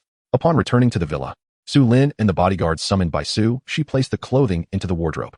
Once this was accomplished, Su Shi dismissed them, instructing Su Lin to return promptly in the evening to pick them up. Miss, then I shall take my leave. Please take care. As she concluded, she cast a deep glance at Lin Shi, revealing a trace of unnoticeable concern. The earlier events had left her unsettled, worried that the young master might pose a threat to the young lady. Yet, as the young lady said nothing, it was not her place to voice her worries. So she turned and walked outside. When the door closed completely, the unlit villa was engulfed in darkness. The gloom did not merely stem from the absence of light. It also enveloped Su Shi's countenance. She approached Lin Shi step by step, her expression growing increasingly somber. At this moment, Lin Shi felt a pang of guilt. In their past conflicts, he had never witnessed such an expression on her face. It was as if anger was written all over her features. She, what is wrong with you? Su Shi did not respond. Instead, she swiftly approached Lin Shi, pushing him down onto the sofa before he could react. Lin Shi, bewildered, found himself at her mercy as she firmly grasped his collar, straddling him. Your behavior today has left me utterly disappointed. To act tough despite lacking the ability. Upon hearing this, Lin Shi nearly choked on his indignation. He had altruistically risked his life to save her. Not only did he deserve gratitude from Su Shi, but he also felt he should not be subjected to such scolding. I did it to save you, and yet you. Before he could finish, Su Shi suddenly leaned down, capturing his lips and silencing him. Chapter 19, The Taste of the Campus Flower. Despite the surge of pain, Lin Shi's mind went blank once more, unable to regain clarity. He could never have anticipated that this woman would be so audacious a second time. If the kiss from last night was merely a gentle brush, this one was anything but subtle. This was his first experience being treated so dominantly by a woman, and he was at a loss for how to respond, ultimately surrendering to her advances. His mind had effectively crashed, leaving him standing there in a daze. However, he soon noticed that Su Shi had halted her movements, her body trembling uncontrollably. Please, don't do this anymore. Just stay away from me. Lin Shi could not clearly hear the latter part of her words, but he sensed that she was on the verge of tears. The dampness at the tip of his nose soon confirmed this sentiment. The protagonist, Lin Shi, found himself utterly bewildered, unable to comprehend the extent of Su Shi's reaction. Was she truly concerned for his well-being? This was an unfamiliar experience for him. It was the first time a woman had cried in his embrace. His hands hovered awkwardly in the air, unsure of where to rest. After much internal conflict, he finally placed them gently on Su Shi's back, offering soft pats of comfort. Unbeknownst to him, this gesture ignited a fervent desire within Su Shi, her delicate tongue slowly seeking more. Lin Shi, not one to be oblivious, quickly responded to Su Shi's advances, and their interactions became increasingly reciprocal. At that moment, the once chill of the villa began to warm, as if the very flora within were blossoming in response to their shared intimacy. 2.5 minutes passed before Su Shi, feeling a tinge of embarrassment, finally pulled away and descended from Lin Shi's lap. I must prepare for dinner with my parents, she declared, making a hasty retreat to the second floor. Leaving Lin Shi on the sofa, lost in reverie, he subtly pressed his lips together, still lingering with the faint scent of violet, causing a flush to creep across his cheeks. At this moment, he was certain Su Shi was undeniably attracted to him. This thought swelled his confidence, prompting him to shake his head in disbelief. Alas, being too charming could also be a burden, despite his somewhat vain musings. He remained perplexed as to why this life differed so greatly from his past. In his previous existence, he and Su Shi had little interaction during their university days, never having crossed paths nor clashed in any significant manner. They had only met in the realm of business, viewing each other as rivals. Yet, having just been reborn, he found himself in a relationship with Su Shi, who had not only married him, but had also initiated their kiss. Clearly, there were undisclosed factors at play that had altered the course of their lives. Unable to unravel the mystery, Lin Shi resigned himself to the current reality. He returned to his bedroom and placed a phone call, preparing for the evening ahead.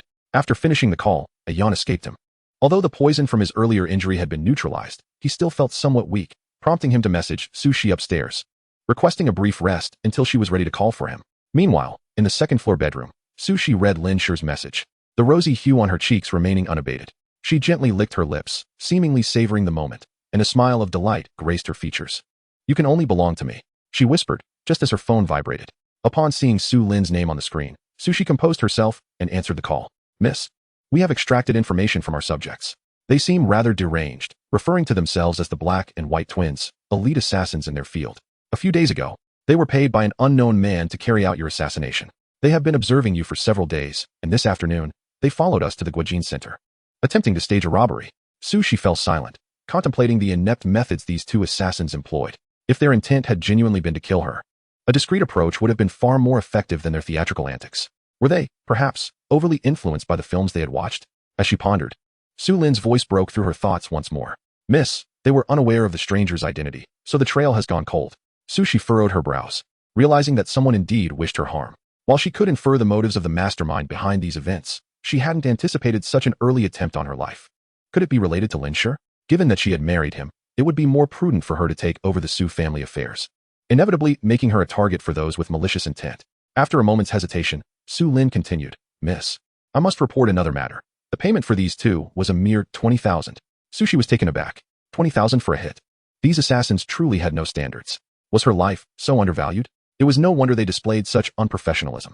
Despite her discontent, she refrained from voicing her grievances and calmly instructed Su Lin to continue the investigation while ensuring the two were treated well before being dealt with. Furthermore, she insisted on the utmost confidentiality regarding the situation, even from her parents. Thankfully, Lin Shi had emerged unscathed. Otherwise, she would have made them wish they had never been born, ultimately ensuring their demise alongside her own. Moreover, she did not want Lin Shi to witness her ruthless side, nor did she wish to burden her parents with worry. Having terminated the bodyguard who had informed her parents of her marriage, she felt secure that the news wouldn't leak. Time slipped by, and soon it was 5:30 in the afternoon. Lin Shi, deep in slumber, was awakened by Su Shi's rather ruthless methods. Indeed, he was roused by a kiss. In his dreams, he had thought a dog was licking him, only to open his eyes and find it was the enchanting Miss Su before him. "How are you feeling?" Su Shi inquired, her concern evident as she recalled Lin Shi's less than stellar condition earlier that afternoon. "Much better," Lin Shi replied, his energy revitalized as if he could vanquish a bull with a single punch. His attention was soon captivated by Su Shi's attire. She donned a sleek black gown, the V-shaped neckline accentuating a tantalizingly deep décolletage, a stark contrast to her usual white attire. Her lips were painted a more vibrant shade, and her hair cascaded in loose waves, rendering her far more mature than before. To Lin Shi, she now appeared as a striking femme fatale, a stark visual contrast to her previous youthful charm. Noticing Lin Shi's momentary stupor, Su Shi twirled on the spot, inquiring, "Do I look good?" "Absolutely," Lin Shi affirmed instantly, a blush creeping onto Su Shi's cheeks in response. Then, unable to contain his curiosity, he queried, "Are you really dressed so formally?" Su Shi chuckled softly. "There's no choice. We have guests tonight, and I must present myself accordingly. As for you, no need for such formality. Just look handsome enough to impress my parents." Without further thought, Lin Shi quickly donned the casual outfit he had purchased earlier that day, freshening up with a splash of water. Those in the know would understand. Half an hour later, Su Lin's vehicle arrived for their departure. As they exited the villa, nearing the Yunding villa, Su Shi adjusted her neckline, concealing the alluring glimpse of her bosom. She glanced at Lin Shi, who was intently observing her, and a smile danced upon her lips. "My body is only for your eyes." Lin Shi stood frozen, astonished that the usually aloof campus belle could utter such bold words. Yet, he realized an unsettling truth. Throughout their interactions, he had always been the one to be teased. He needed to seize control of the situation, otherwise, he would find himself entirely at Su Shi's mercy. If that occurred, his aspirations would surely be constrained. With a semblance of justification in his mind, he boldly took Su Shi's hand. It was his first proactive gesture, causing Su Shi's body to tremble slightly, her eyes wide with disbelief. However, joy quickly replaced her surprise, her cheeks flushing once more as if ignited by flames. Unbeknownst to her, Lin Shi was equally flustered, unable to meet her gaze. Yet, he did not release her hand. Instead, he noticed her delicate fingers tightly clasping his, seemingly unwilling to let him escape. Upon witnessing this scene, Su Lin, too, dared not utter a word. As the atmosphere within the vehicle grew increasingly silent, so quiet that one could distinctly hear the heartbeats of the two individuals, though two disparate hearts beat in unison. Their rhythms intertwined as if they were but a single heart. After a passage of several more minutes, the vehicle entered a grand estate. Once the car came to a halt, the estate's butler promptly opened the door. Thereupon, he beheld his young mistress and an unfamiliar gentleman alighting from the vehicle. Observing the two holding hands in such an intimate manner, the butler could not help but be taken aback. "Miss, young master. The master and sir have been awaiting your arrival for quite some time." Indeed. Su Shi nodded slightly and proceeded into the most opulent villa within the estate. Upon entering the drawing room, she encountered a gathering of individuals clustered around the central dining table, laden with exquisite dishes. As they turned their gazes towards the couple, the closeness of their demeanor elicited expressions of surprise from several faces. However, it was not long before a middle-aged man seated at the table let out a derisive snort, unreservedly turning his head away in disdain. In a previous life, Lin Shi had seen a photograph of Su Shi's father, Su Yu, and thus recognized the irritable middle-aged man as his future father-in-law. The elegant lady seated beside him was identified as Su Shi's mother. As for the elderly gentleman at the head of the table, with his hair and beard flecked with gray, he was undoubtedly the previous head of the Su family, a figure of considerable authority within the household. Disregarding the remaining individuals, who bore little significance to Su Shi, Lin Shi focused instead on the elderly patriarch, who cast a brief glance in his direction before shifting his attention to Su Shi, his expression transforming into one of warmth. "Shi, you have finally returned. If I had waited any longer, I might have suffered from hypoglycemia." With that, he turned his gaze back to Lin Shi. "And you must be our son-in-law. Please, take a seat." As his words resonated, the aforementioned elegant lady promptly rose, her visage adorned with a gentle smile. "Young man, I am Shi's mother. I have heard so much about you from her. It is truly a pleasure to meet you in person." "Thank you, aunt," Lin Shi responded politely, casting a surprised glance at Su Shi beside him. Had this woman been aware of his presence all along? Yet, he could not dwell on such queries at that moment. Instead, he chose to sit beside her and her father. Faced with scrutinizing gazes and palpable hostility, he felt an internal uproar. Who orchestrated this seating arrangement? Despite having mentally prepared himself, the reality of confronting Su Shi's parents rendered him somewhat disoriented. Even the enigmatic elder did not elicit such a sensation. The intense scrutiny was almost unbearable, prompting him to return an awkward smile to Su Shi's father. However, his response was met with yet another cold snort. At this juncture, Su Shi's mother, Qin Molan, recalled something and hastily introduced Lin Shi. "Ah, I almost forgot to introduce you. This is Su Shi's father." Without a moment's hesitation, Lin Shi greeted, "Hello, uncle." Yet no sooner had he uttered these words than Su Yu seized the opportunity to belittle him.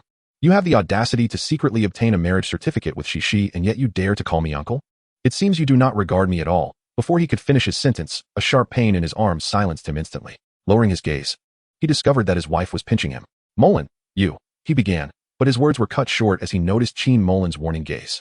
Following her cue, he glanced at his beloved daughter, Su Shi, who was regarding him with a stern expression, recalling his promise to her earlier that afternoon. Su Yu could only hold his tongue, seething internally as he turned away from Lin Shi.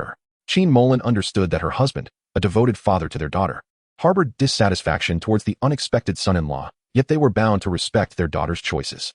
With this thought in mind, she endeavored to ease the tension. "My dear, your father's temperament is rather brusque. Do not take it to heart." Lin Shi, observing the displeasure radiating from Su Yu, recognized the importance of maintaining Su Shi's dignity.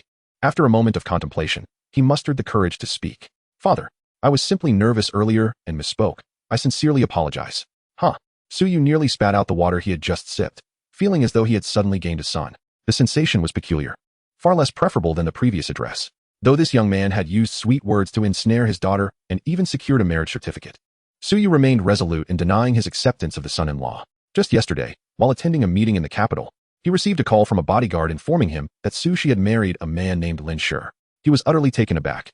Little did he know the emotional turmoil this revelation would inflict upon a father who had long believed his daughter would never entertain the idea of romance with another man. Initially, he had thought no one at that school could possibly capture Su Shi's interest, let alone win her affections. Yet, reality proved him partially wrong. While his daughter had indeed not dated anyone, She had directly married someone else. The thought had left him feeling as though the sky had fallen. He hastily made arrangements for his obligations in the capital and returned post-haste, demanding to meet this rogue. Although this young man bore a striking resemblance to his own youthful self, handsome and fair-skinned, Su Yu could not shake his discontent. Thus far, his inquiries had only yielded superficial information about Lin Shi, a child from a modest family, comparatively well off, with a small business to his name. Prior to the age of 8, Lin Shi had attended school in his hometown, but a tragic accident had robbed him of his memory, leaving no remarkable experiences in his wake. Recently, however, his father's company had gone bankrupt, and it was Su Shi who had come to their aid. To Su Yu's mind, it was evident that his daughter had fallen prey to infatuation, leading her to assist this young man and his family. In an effort to maintain his composure and for the sake of his daughter's dignity, Su Yu forced himself to address Lin Shi in a measured tone. Well then, I shall also apologize for my earlier behavior. After all, we invited you to the Su family not to criticize you, but simply to understand you better. Upon hearing Su Yu's insincere words, a middle-aged lady across the table, her lips painted a fiery red, chuckled lightly. What are you thinking as a father? We all know that young people can be rather impulsive, to marry without informing their parents. It is indeed quite unbecoming. Her final remark was laden with condescension, and as she turned to provoke Su Shi, she was met with a chilling glare. The intensity of Su Shi's gaze startled her, yet she persisted, adding, Shi. This is a matter of your lifetime. Why did you not consult your parents before tying the knot? In truth, the lady had no intention of chastising her. But, before she could finish, Su Shi interjected sharply. If you have nothing constructive to say, kindly keep your opinions to yourself. My affairs are not subject to your judgment. Chapter 21. Oh no, the father-in-law is thoroughly pleased. With these words, the dining table fell into a profound silence. Goodness, how bold. Lin Shi was taken aback by Su Shi's unyielding demeanor. After all, she was facing her aunt, with the venerable elder of the Su family present as well. She showed no regard for anyone's authority. Lin Shi was aware of the strained relations between Su Shi and her uncle's family. Yet she had not anticipated that it had escalated to such a degree. It was as if the masks had been completely torn off. He maintained a composed exterior, scrutinizing the expressions of everyone in attendance. He noted the palpable discomfort etched on the face of Su Shi's aunt, Jiangcheng, her eyes brimming with hostility. Beside her, Su Shi's uncle, Su Hui, along with her cousins, wore expressions tinged with resentment. Surprisingly, the elder did not exhibit anger. Rather, he continued to wear a benevolent smile. However, a moment later, Su Yu could no longer contain himself. Shi, how can you speak to your aunt in such a manner? It appears you have picked up some bad habits from the outside world, showing no respect for your elders. Though Su Yu's words seemed to reproach Su Shi, Lin Shi, with decades of experience, understood that this was merely a performance for the elder's benefit. If he truly believed Su Shi was in the wrong, he would have sternly demanded an apology from Jiangcheng. To Lin Shi's astonishment, Su Shi retorted with a biting sarcasm. Who says she is my aunt? Does she even deserve that title? Of course, I will respect my elders, but only if they are worthy of it. When the entire family is gathered, not a single one carries the blood of the Su family. Aren't they all outsiders? Su Shi's barrage of rhetorical questions was devastating, not only targeting Jiangcheng, but also including her entire parasitic family. Although Su Yu feigned indignation, he secretly admired his daughter's fierce spirit. Her words left Su Hui's family with scowls, effectively ostracizing them from the Su clan. He had long been at odds with Su Hui. Had it not been for the elder's presence, he would have already used his authority as head of the family to expel them from the Su household. Yet, with the elder present, he had to maintain a facade of harmony. For years, these individuals had contributed nothing but disgrace to the family. Fearing that the situation might deteriorate further, the elder of the Su family felt compelled to intervene. Shi, do not be so fiery. Your aunt is concerned for you, and her intentions are good. So, please, forgive her this once. Lin Shi was utterly bewildered. According to conventional wisdom, one would expect Jiangcheng to be the one seeking forgiveness from Su Shi, as she was the one who had insulted. This confirmed the information Lin Shi had previously gathered about the Su family, particularly regarding the elder's favoritism towards Su Shi, which was now glaringly evident. It was understandable. For Su Shi was the elder's beloved granddaughter, while Su Hui's children bore no trace of the Su lineage. Lin Shi had also learned that Su Shi had experienced some troubles in her childhood, a matter inadvertently caused by the elder himself, which perhaps had left him with lingering guilt towards his cherished granddaughter. Su Shi refrained from continuing her tirade against Jiangcheng, evidently showing respect for the elder. Following this, the gathering proceeded amid an atmosphere thick with awkwardness. Throughout the meal, Su Hui remained silent, offering no commentary on the unfolding events. Such conspicuous abnormality only intensified suspicion. Could the assassination attempt in the afternoon be linked to Su Shi's uncle? Lin Shi began to harbor doubts about Su Hui's family. It was quite simple. If Su Shi, the sole heir of the Su family, were to perish, the beneficiaries would undoubtedly be Su Hui's family, specifically, Su Hui's biological son. After all, Su Yu had only Su Shi as his daughter, the sole bearer of the Su bloodline. If she were gone, the future head of the family would inevitably have to consider Su Hui's clan, given that he had a son. The dinner gathering, in essence, felt like a trap laid for Lin Shi, resulting in very few attendees partaking in the dishes. Only the elder at the head of the table appeared to be enjoying his meal. This only served to exacerbate the oppressive atmosphere. Even the elder did not persist for long. He preferred a harmonious family environment over the stifling tension. Ultimately, he took the initiative to inquire about Lin Shi's family background, hoping to alleviate the discomfort. The others ate quietly, listening intently. In truth, such a dysfunctional family would rarely gather to dine together. This occasion was merely a pretense to honor the elder. Before long, the elder posed a question that was difficult to answer. Lin Shi, what are your plans for the future? After all, you are now officially registered with Shi. Lin Shi understood the elder's intent all too well. Though he and Su Shi had obtained their marriage certificate, they had yet to hold a wedding, a step that was undoubtedly necessary. Clearly, the elder was probing Lin Shi's feelings towards Su Shi. However, when it came to discussing the wedding, Lin Shi felt utterly unprepared. The events of the past few days had been surreal, and he had yet to fully grasp the reality of it all. Was he truly to marry this former rival? Lin Shi glanced at Su Shi, who regarded him with a neutral expression, yet her eyes held a hint of tenderness. After a moment of contemplation, he mustered the courage to respond. Grandfather Su, I currently possess nothing, so I plan to establish a career and earn some money to host a grand wedding for Shi. It won't take too long. Certainly no later than after my graduation. His words were carefully considered, for he genuinely had nothing at present. Su Shi was not an ordinary girl. She was the esteemed daughter of the Su family, and her wedding could not be anything less than splendid. Of course, his intention to host a wedding for Su Shi was not born of profound affection, but rather a sense of obligation. Moreover, now that they had registered their marriage, organizing a wedding felt like a mere formality. The only aspect that left him feeling somewhat uneasy was the fact that he and Su Shi had yet to develop any love, making the discussion of a wedding feel rather peculiar. At that moment, the overly theatrical Jiangcheng let out a derisive laugh. Su Shi, unaccustomed to such insolence, coldly warned, "What are you laughing at?" Though Jiangcheng feared Su Shi, she felt no trepidation towards this newcomer to the Su family, whom she perceived as an inept man living off Su Shi's fortune. She held the utmost disdain for such men. In her eyes, Lin Shi was nothing more than a gigolo, hardly deserving the title of a man. "Oh, I find it amusing that some individuals are so deluded as to think they can arrange a wedding for our Su family's precious daughter within just a year or two. I fear the event will turn out to be rather meager, leaving our Su family the subject of ridicule among other families." This was a blatant insult, a continuous humiliation directed at Lin Shi, or rather, at the new son-in-law of the Su family.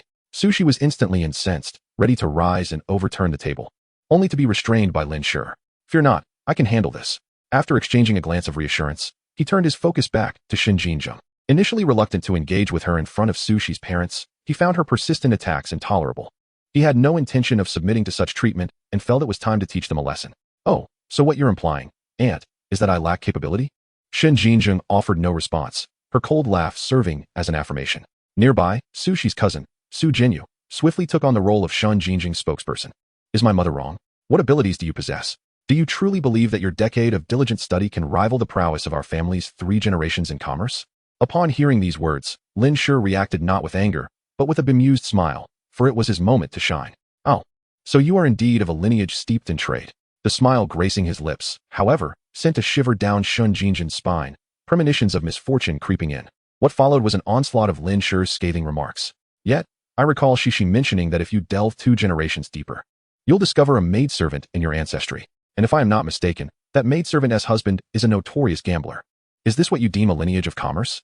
As his words echoed, silence enveloped the room. No one anticipated that Lin Shi would audaciously voice such sentiments.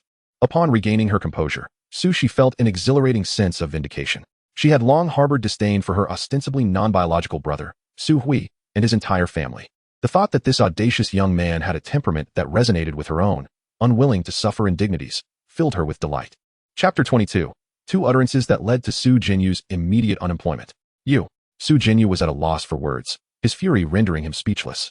The revelation that his father was not the biological son of his grandfather was a wound that ran deep. Now, with this wretched scoundrel bringing it to light, he felt an overwhelming urge to retaliate.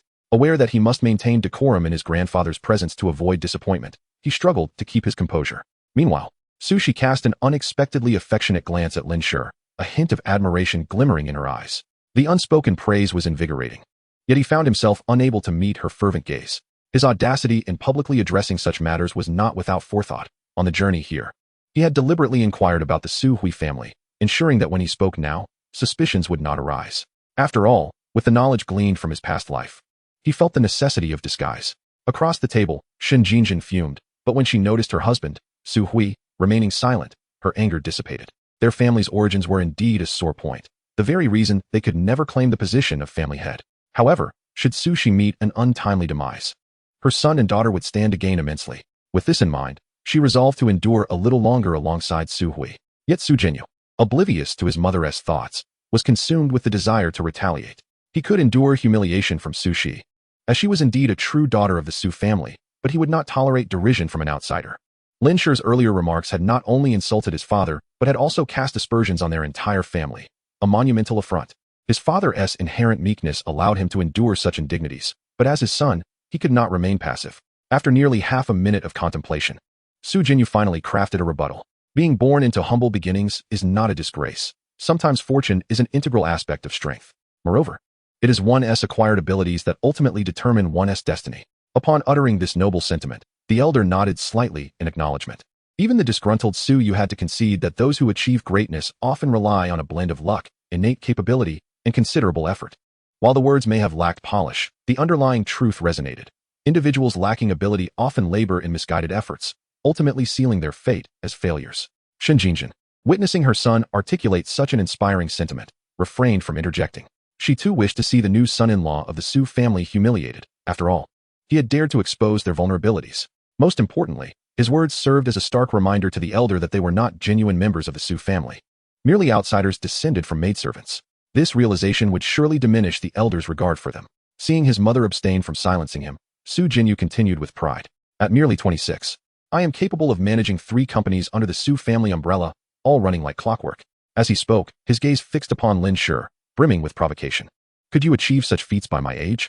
Realizing that Su Jinyu sought to reclaim his dignity by using him as a scapegoat, Lin Shi was resolute in not granting him that satisfaction. Furthermore, should he acquiesce now, Su Shi's cousin and their entire clan would undoubtedly escalate their aggression. He was determined to demonstrate that he was no mere pushover. Provoking him would be akin to challenging steel with a mere blade. Ah, so you consider yourself quite capable? Lin Shi retorted with a chuckle. However, as far as I am aware, the companies you oversee have recently been teetering on the brink of financial collapse. They simply have yet to implode. What? The room erupted in astonished gasps, all eyes turning to Su Jinyu, their expressions laden with incredulity. Lin Shi, realizing his initial suspicion had been validated, understood that the Su family remained unaware of Su Jinyu's current plight. His knowledge stemmed from memories of a past life. Su Jinyu's countenance paled, confusion etched across his features as he grappled with how Lin Shi could possibly possess such information. He had not even confided in his mother. Fearing to do so, Shen Jingjin, observing her son's panic, surmised that there was indeed truth to Lin Shi's claims. However, admitting such a reality was out of the question. It would surely lead to the elder's disappointment and severely diminish Su Jinyu's chances of ultimately vying for the family head position. Lin Shi, cease your baseless slander. We are far more aware of Jinyu's capabilities than you, Shen Jingjin asserted.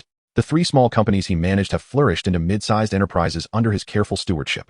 Is that not the mark of a business prodigy? As her words hung in the air, neither Su Yu, the family head, nor the elder offered any rebuttal.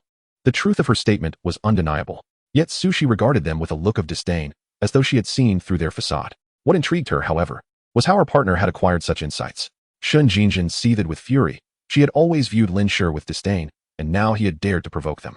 Lin Shi, while you may be the son-in-law of the Su family, you ought to present evidence when making accusations. Your baseless claims against my son merely reveal your upbringing. Before she could finish, Lin Shi interjected, who says I lack evidence? Everyone paused, momentarily perplexed, until they witnessed Lin Shi placing his phone on the table. The voice of Su Jinyu echoing forth. Brother Long, I implore you to grant me a little more time. I can rectify this 50 million deficit swiftly. Additionally, I require another 10 million, or my company will face bankruptcy. As the recording concluded, disbelief washed over Su Jinyu's face. How do you possess? He stammered, hastily covering his mouth, nearly confessing. This was information that must never reach the elder's ears. Brother Long had already promised the loan, and it would appear in his company's account by the morrow. This secret needed to remain buried. Where did you procure this fabricated recording?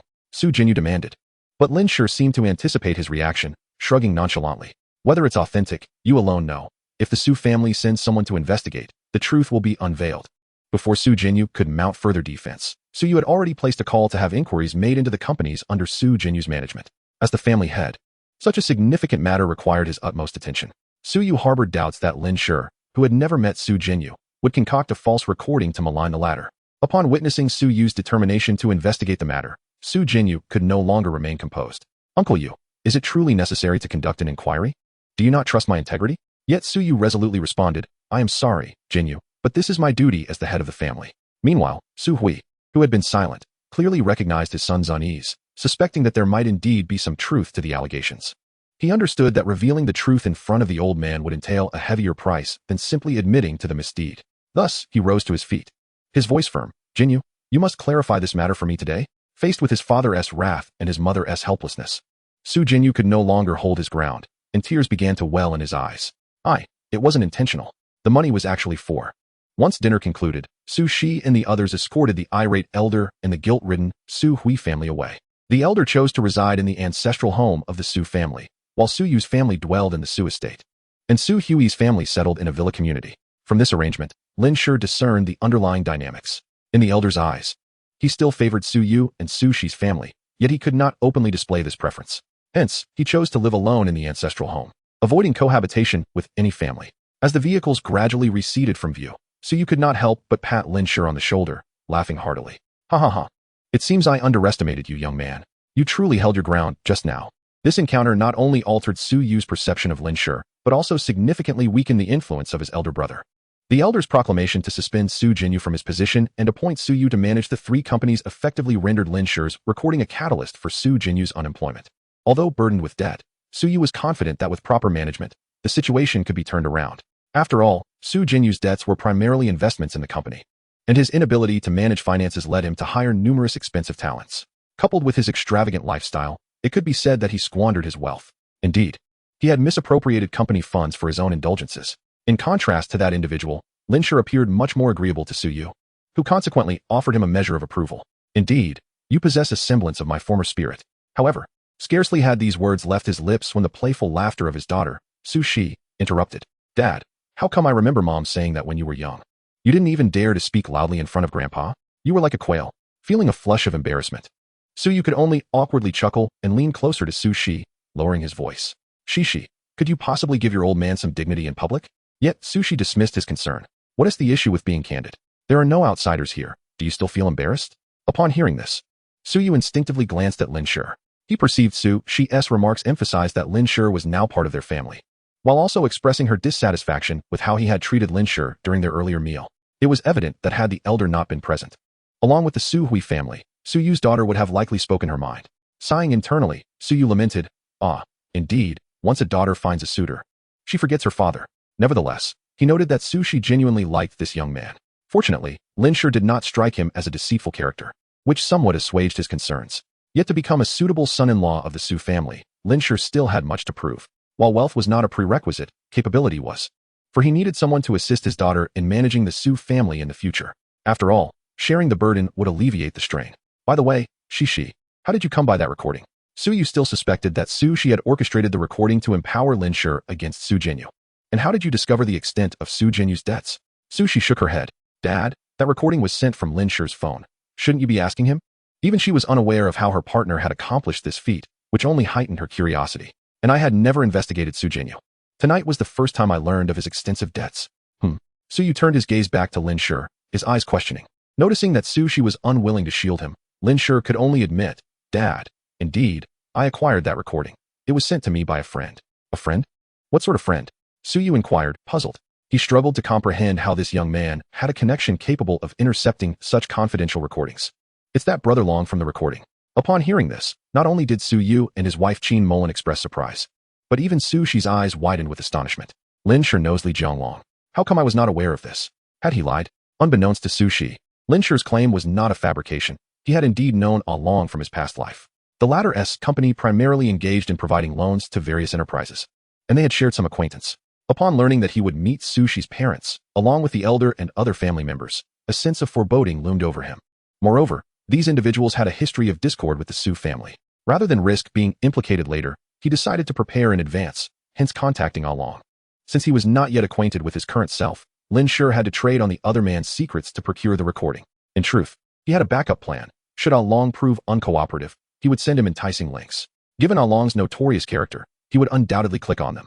This would allow the small virus Lin Shi had crafted to infiltrate Long's phone, granting access to recordings and other information.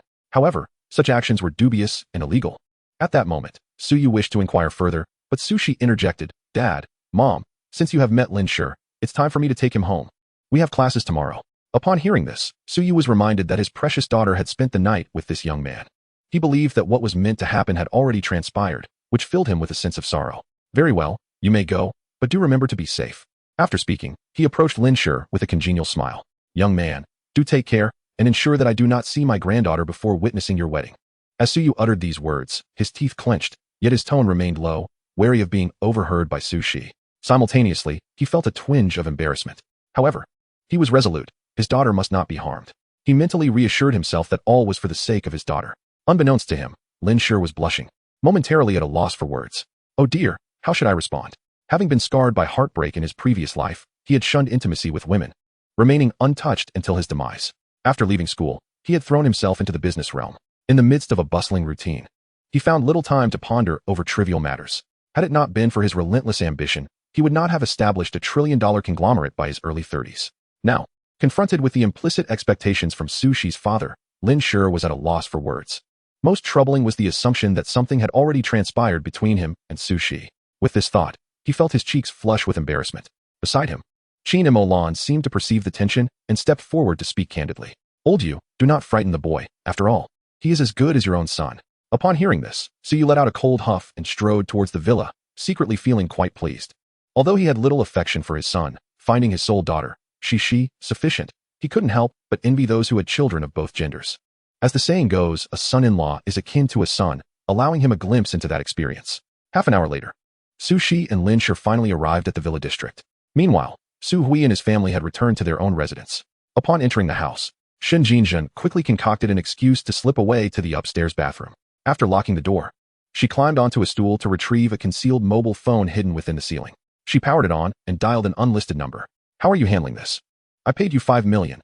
Why has it taken so long to eliminate her?" she demanded. "Let me make myself clear. If you fail to dispose of this woman, you can forget about the remaining 5 million. Shen Jinzhen was infuriated, especially since the assassin had promised just yesterday that Su Shi would no longer be seen. Yet there she was, alive and well at the banquet. Clearly, the individuals she hired had failed in their task. On the other end of the line, there was a moment of silence before a voice, altered by special equipment, responded, "Madam, please allow me to assess the situation." The call was abruptly disconnected, and the caller dialed a number for a notorious assassination organization. "Hello, why is your organization so unreliable? I provided 100,000 as an advance. Yet you still haven't eliminated the Su family's heiress. I am giving you another 2 days. If you cannot fulfill your end of the bargain, you can forget about the additional 100,000. Is this the lone wolf? Can you even get the job done? Didn't you guarantee success today? You took 100,000 and are performing like this? I'm giving you one more day. If you still fail, our partnership is over." Lone Wolf thought it strange that he could not reach the black and white twins. "Am I going to lose my 20,000?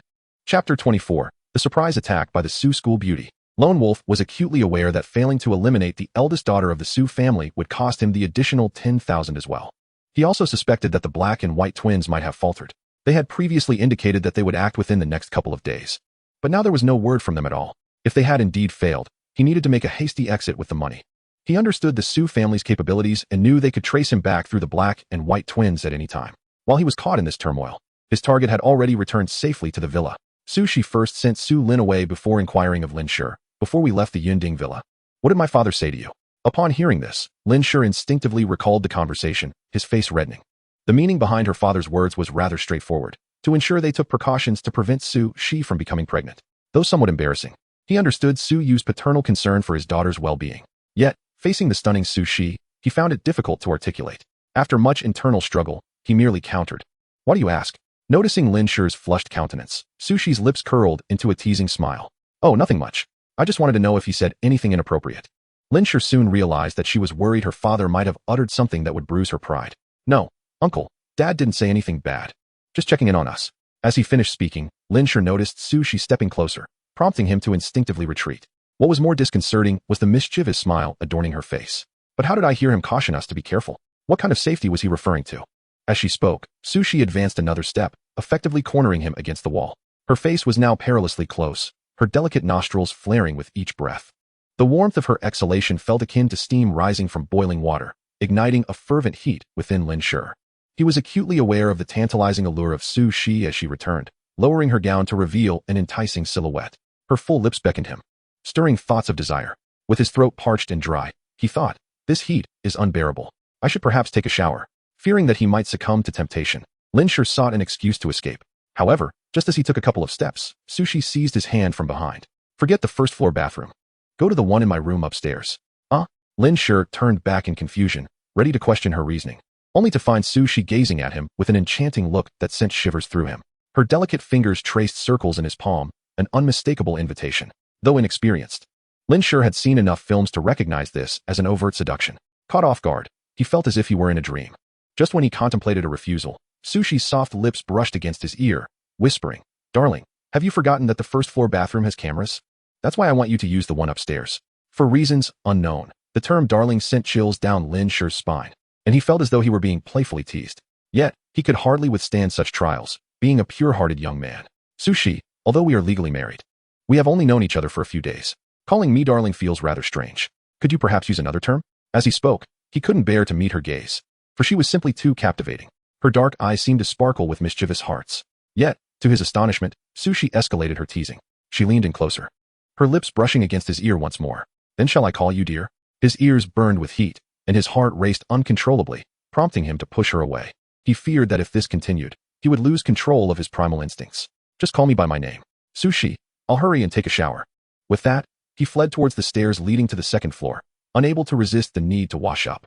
He suspected that if he refused, Sushi might just take matters into her own hands right there. As he stepped onto the staircase, he heard Sushi's sultry voice behind him. "Darling, I'll shower after you." Lin Shi maintained a facade of indifference, yet internally, he was already in turmoil. Was this truly the aloof school beauty? She felt more like an ultimate seductress. Now, Sushi has become utterly enchanting, her allure penetrating to the very marrow of her being. Previously, Lin Shi believed he could withstand her charms. However, ever since he heeded the advice of Sushi's father, he felt as though a switch within him had been activated.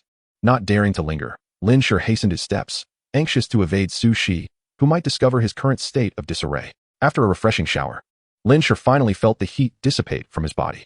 He took another 10 minutes to dry off before emerging clad in the sleepwear Sushi had prepared for him. It is well known that men take their time in the shower, and his prolonged absence was due to certain distractions. The shock Sushi had delivered earlier left Lin Shi feeling quite apprehensive as he exited the bathroom, for he was stepping into her bedroom. Instinctively, he checked his attire. Akin to a young girl wary of being targeted by a predator, ensuring his sleepwear was secured tightly. As anticipated, Sushi awaited him in the bedroom, her gaze fixated on him as if she wished to see through his very being. Lin Shi felt a twinge of discomfort under her scrutiny.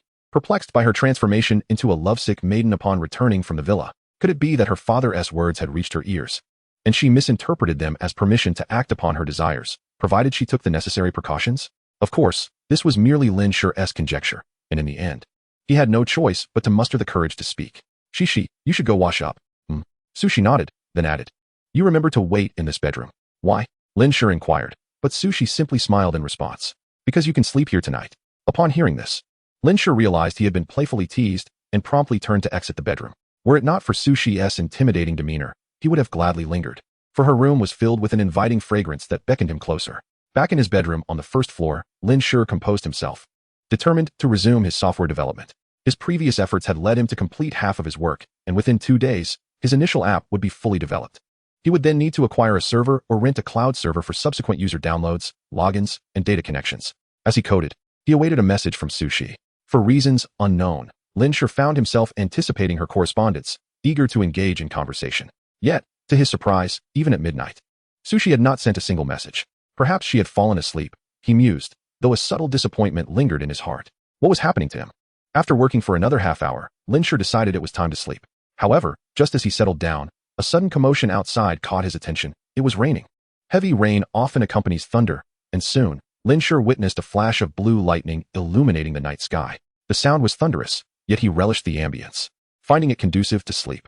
As the thunder rumbled outside, Lin Shi comfortably closed his eyes. At the moment he felt consciousness slipping away, something suddenly leaped onto his bed, accompanied by the familiar scent of violet. Lin Shi jolted awake, eyes wide open. Oh no, is she planning a midnight raid? This was Lin Shi's immediate reaction, believing Sushi intended to surprise him. Indeed, when he opened his eyes, there she was, right on top of him. Her hair was loose, obscuring her face, leaving him uncertain about her expression, which only heightened his tension. What do you want?" he stammered, expecting her to tease him further or articulate her intentions. To his astonishment, her delicate form trembled slightly. I'm afraid of thunder. Huh. Such a cliché excuse often employed in romantic dramas had escaped Sushi's lips.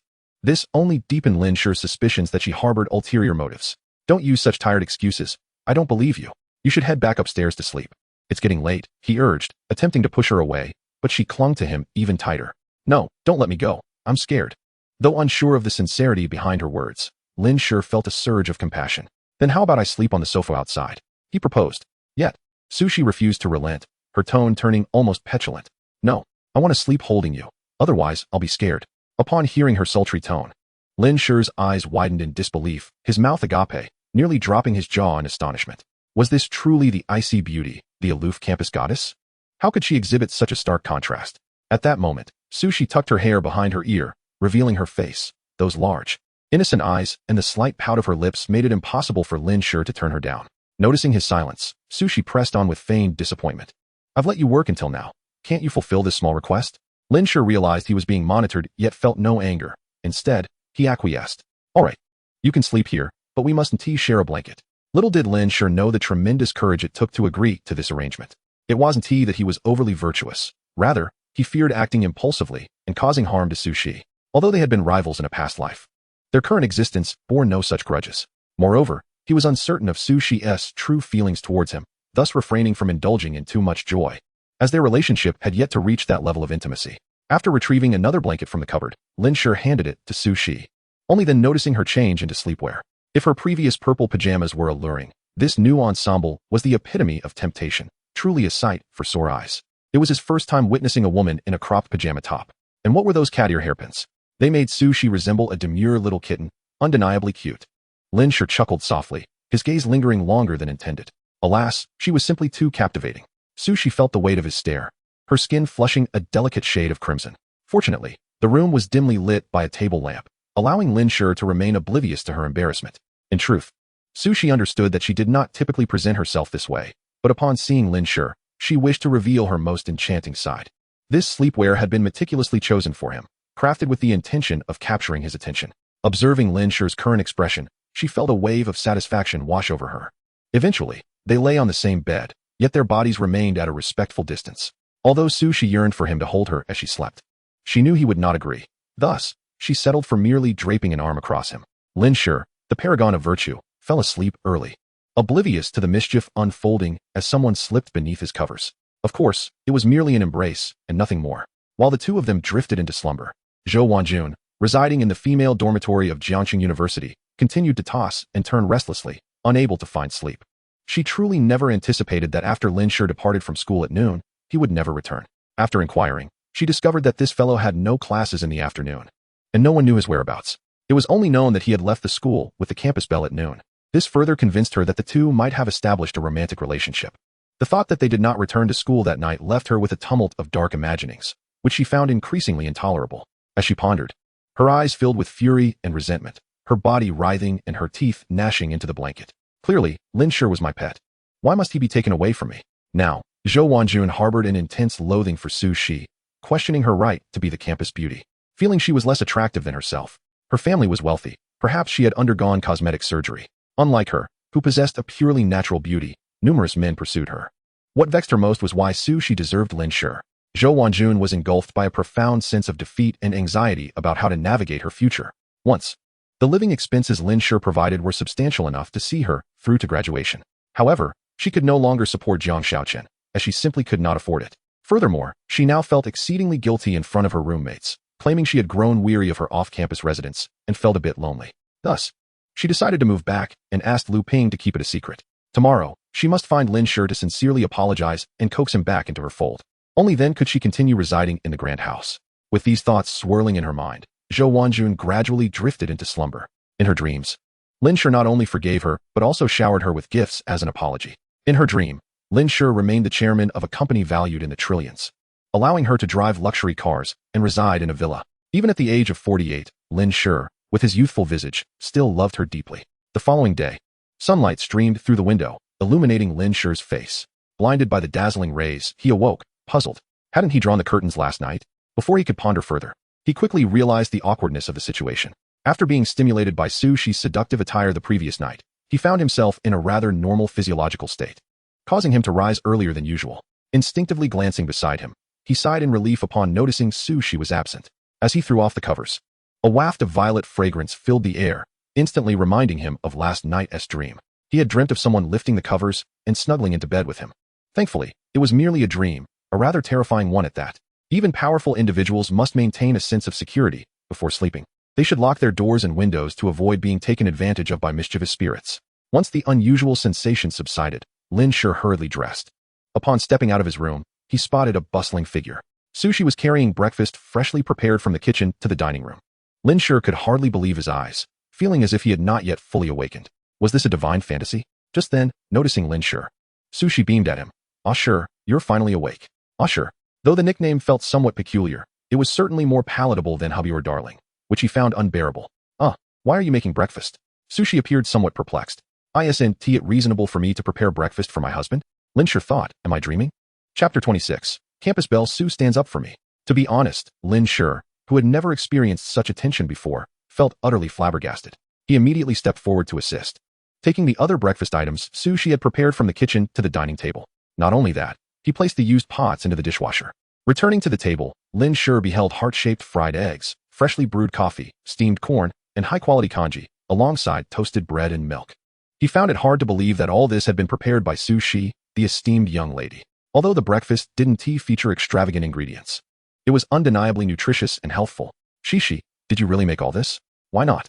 Su Shi replied, taking a slice of bread and munching on it. For reasons unbeknownst to him, Lin Shi suddenly felt a pang of heartache. What merit did he possess to deserve such devotion from a wealthy young lady, whose delicate fingers had dipped into the humble waters of domesticity? Even though they had previously been rivals, he was a man of integrity and would never exploit another in daily life. "Shi, perhaps I should prepare the next meal, and besides, you've made far too much food, we can hardly finish it." To his surprise, the ice-cold beauty, Su Shi, playfully stuck out her tongue. "I'm happy to." Lin Shi found her somewhat endearing, and he refrained from saying anything further. After finishing their meal, Su Shi mentioned she had matters to attend to and would not be going to school that morning. Although Lin Shi was curious, he held back his inquiries. In his view, their relationship did not warrant such closeness, and he felt no need to pry into her affairs. Subsequently, Su Shi escorted him to the door, just as Su Lin arrived with the car. "All right, sure, you head to school first. I'll come find you once I'm done. Love you." Su Shi leaned forward and pecked Lin Shi on the cheek, then blushed and hurried back into the villa. This girl, feeling the warmth on his cheek, Lin Shi's heart raced, and he couldn't help but chuckle to himself. "Goodbye." After calling out, he swiftly entered the car, while a reply echoed from the villa. "Goodbye." Yet Lin Shi was unaware that as Su Shi smiled and spoke those words, she turned away, a glint of malice gleaming in her eyes. "Shinjinjin, you can play your tricks, but the mistake lies in your nearly harming Ashur. If you do not pay a price, it seems you will not relent." With that, Su Shi took out her phone and dialed a number. "You may proceed with your actions. You need not take her life, but she must suffer a fate worse than death. Had it not been for this foolish woman, Lin Shi would not have been in danger yesterday." Now, it seemed there was no need for her to linger any longer. After hanging up, she dialed another number. "Ensure that those who took money from that woman are all locked up. I want them to serve their time." At that moment, an icy demeanor radiated from Su Shi, starkly contrasting with the sweet girl who had prepared breakfast that morning. In truth, she had initially intended to ignore those who pocketed money without performing their duties. But their indirect role in Lin Shi's injury warranted a price to be paid. Upon arriving at school, Lin Shi wished to avoid drawing attention, so he asked Su Lin to drop him off at a distance from the school gate. However, just as he approached the entrance, two uninvited guests approached. One was the green tea of Jiangcheng University, Zhou Wanjun, and the other was the cube-shaped fairy, Lu Ping. Upon seeing them, Lin Shi felt as though he had encountered a flood and a wild beast, quickly attempting to sidestep them. Yet these two women clearly had no intention of letting him pass. Zhou Wanjun hastily caught up to him, grasping his arm. In fact, this was the closest they had ever been in years. Prior to this moment, Zhou Wanjun had not only demanded that the two maintain a physical distance of at least 1 meter, but he had also acquiesced to her requests. Lin Shi found this somewhat laughable. Now, as Zhou Wanjun extended her hand towards him, he felt no joy. Instead, he was overwhelmed by a sense of revulsion. Memories of his previous life flooded back, particularly the time she lay in bed with Jiangcheng, asking him to buy something for her downstairs after using it. All he felt was disdain. In an instant, he forcefully withdrew his hand from Zhou Wanjun's grasp. "Don't touch me." Zhou Wanjun was taken aback, utterly surprised that Lin Shi's demeanor had soured so drastically after merely 2 days apart. She had intended to express her anger, to question why he had blocked her, and was now with that woman surnamed Su. However, upon witnessing the unabashed disgust radiating from Lin Shi, her words were rendered mute. What she failed to grasp was that Lin Shi harbored not just profound disdain for her, but also a measure of hatred. Were it not for the lack of a compelling reason, he would have slapped this insufferable woman. Once he completed his current tasks and launched the app he was developing, he would seize the opportunity to make her regurgitate the past transgressions she had inflicted upon him. As it turned out, Lin Shi had underestimated Zhou Wanjun's audacity. Just as he had taken a few steps away, his clothing was tugged at from behind, inciting feelings of both anger and helplessness. "What do you want?" To Lin Shi's astonishment, after a brief moment of hesitation, Zhou Wanjun uttered words that only served to infuriate him further. I want to ask when you're going to give me this month's living expenses." Lin Shi's fury reached its zenith. He covered his face with his hand, contemplating whether to endure this any longer. Yet, this was a persistent source of anguish for him, a burden he had carried from his previous life. Zhou Wanjun had inflicted too deep a wound for him to overlook. In his past life, he had chosen not to confront her. However, in this lifetime, her aggressive demeanor made him question if she truly believed he had no temper. "You pathetic sycophant, why are you silent? Do you not wish to give me anything anymore?" Lu Ping interjected at this moment, her self-righteous tone igniting the powder keg of Lin Shi's frustration. A heartache must be treated with a remedy. He glared at the two insufferable women before him and unleashed a torrent of curses. "I'll give you nothing. Get lost." The onlookers were taken aback, struggling to believe their ears as Lin Shi exhibited such crudeness. Lu Ping and Zhou Wanjun were momentarily stunned, particularly Zhou Wanjun, who had never witnessed Lin Shi erupt in such fury, especially directed at her, perhaps feeling vulnerable or seeking to evoke sympathy. Zhou Wanjun's worthless tears began to fall once again. Having vented his anger, Lin Shi felt a sense of relief and promptly turned to stride back into the school. He no longer cared about his image. He was not a board member overseeing a multi-million-dollar enterprise, but rather an ordinary university student. While everyone advised the young not to act impulsively, he wondered if youth could still be called youth without such fervor. As Lin Shi's heartlessness became apparent, Zhou Wanjun collapsed onto the ground in tears, prompting Lu Ping to hastily console her. However, adhering to the principle of fairies helping fairies, she shouted back at Lin Shi's retreating figure, "You scoundrel! You've forgotten your old love for a new one, abandoning Wanjun like this. You will surely face retribution. I curse you to an ill fate." In comparison to Lin Shi's earlier outburst, her words lacked any real impact. Unfazed, Lin Shi merely responded with nonchalance, "I understand. Truly a gluttonous fool. As the saying goes, lies may not harm, but the truth is a sharp blade." This remark shattered Lu Ping's composure. She jumped in place thrice before ultimately collapsing onto the ground, throwing a tantrum. Chapter 27. Su Shi, dare to confess to my husband in public? Unfortunately, Lin Shi had long since departed, missing the opportunity to witness the spectacle unfold. The onlookers, rather than being invested in the couple's quarrel, were more amused by the unfolding drama. Having put on a grand display of tears, Zhou Wanjun was acutely aware of the surrounding scrutiny. Mortified by her friend's disgraceful behavior, she felt an overwhelming sense of humiliation. Glancing at her friend, she saw Lu Ping completely oblivious to the situation, continuing to flaunt her shamelessness. Zhou Wanjun could no longer tolerate it. She promptly stood up to urge Lu Ping to leave. She felt as though her pride had been thoroughly trampled. Given the chance for a do-over, she would never choose a tank for a friend again. Upon returning home, she resolved to have a serious conversation with her about this behavior, vowing to refrain from going out with her again. In her heart, she lamented the earlier encounter with Lin Shi's callousness, which only heightened her sense of panic. If this continued, she would risk losing a significant benefactor. Clearly, some sacrifices would need to be made. In Jiangcheng, within a high-end beauty salon. "Sister Shun, how did I perform this time?" Shen Jinjin's face flushed red as she retrieved a wad of cash from her bag. Quite good. Here is your tip." The pale-skinned, attractive man eagerly accepted the money. "Thank you, Sister Shun.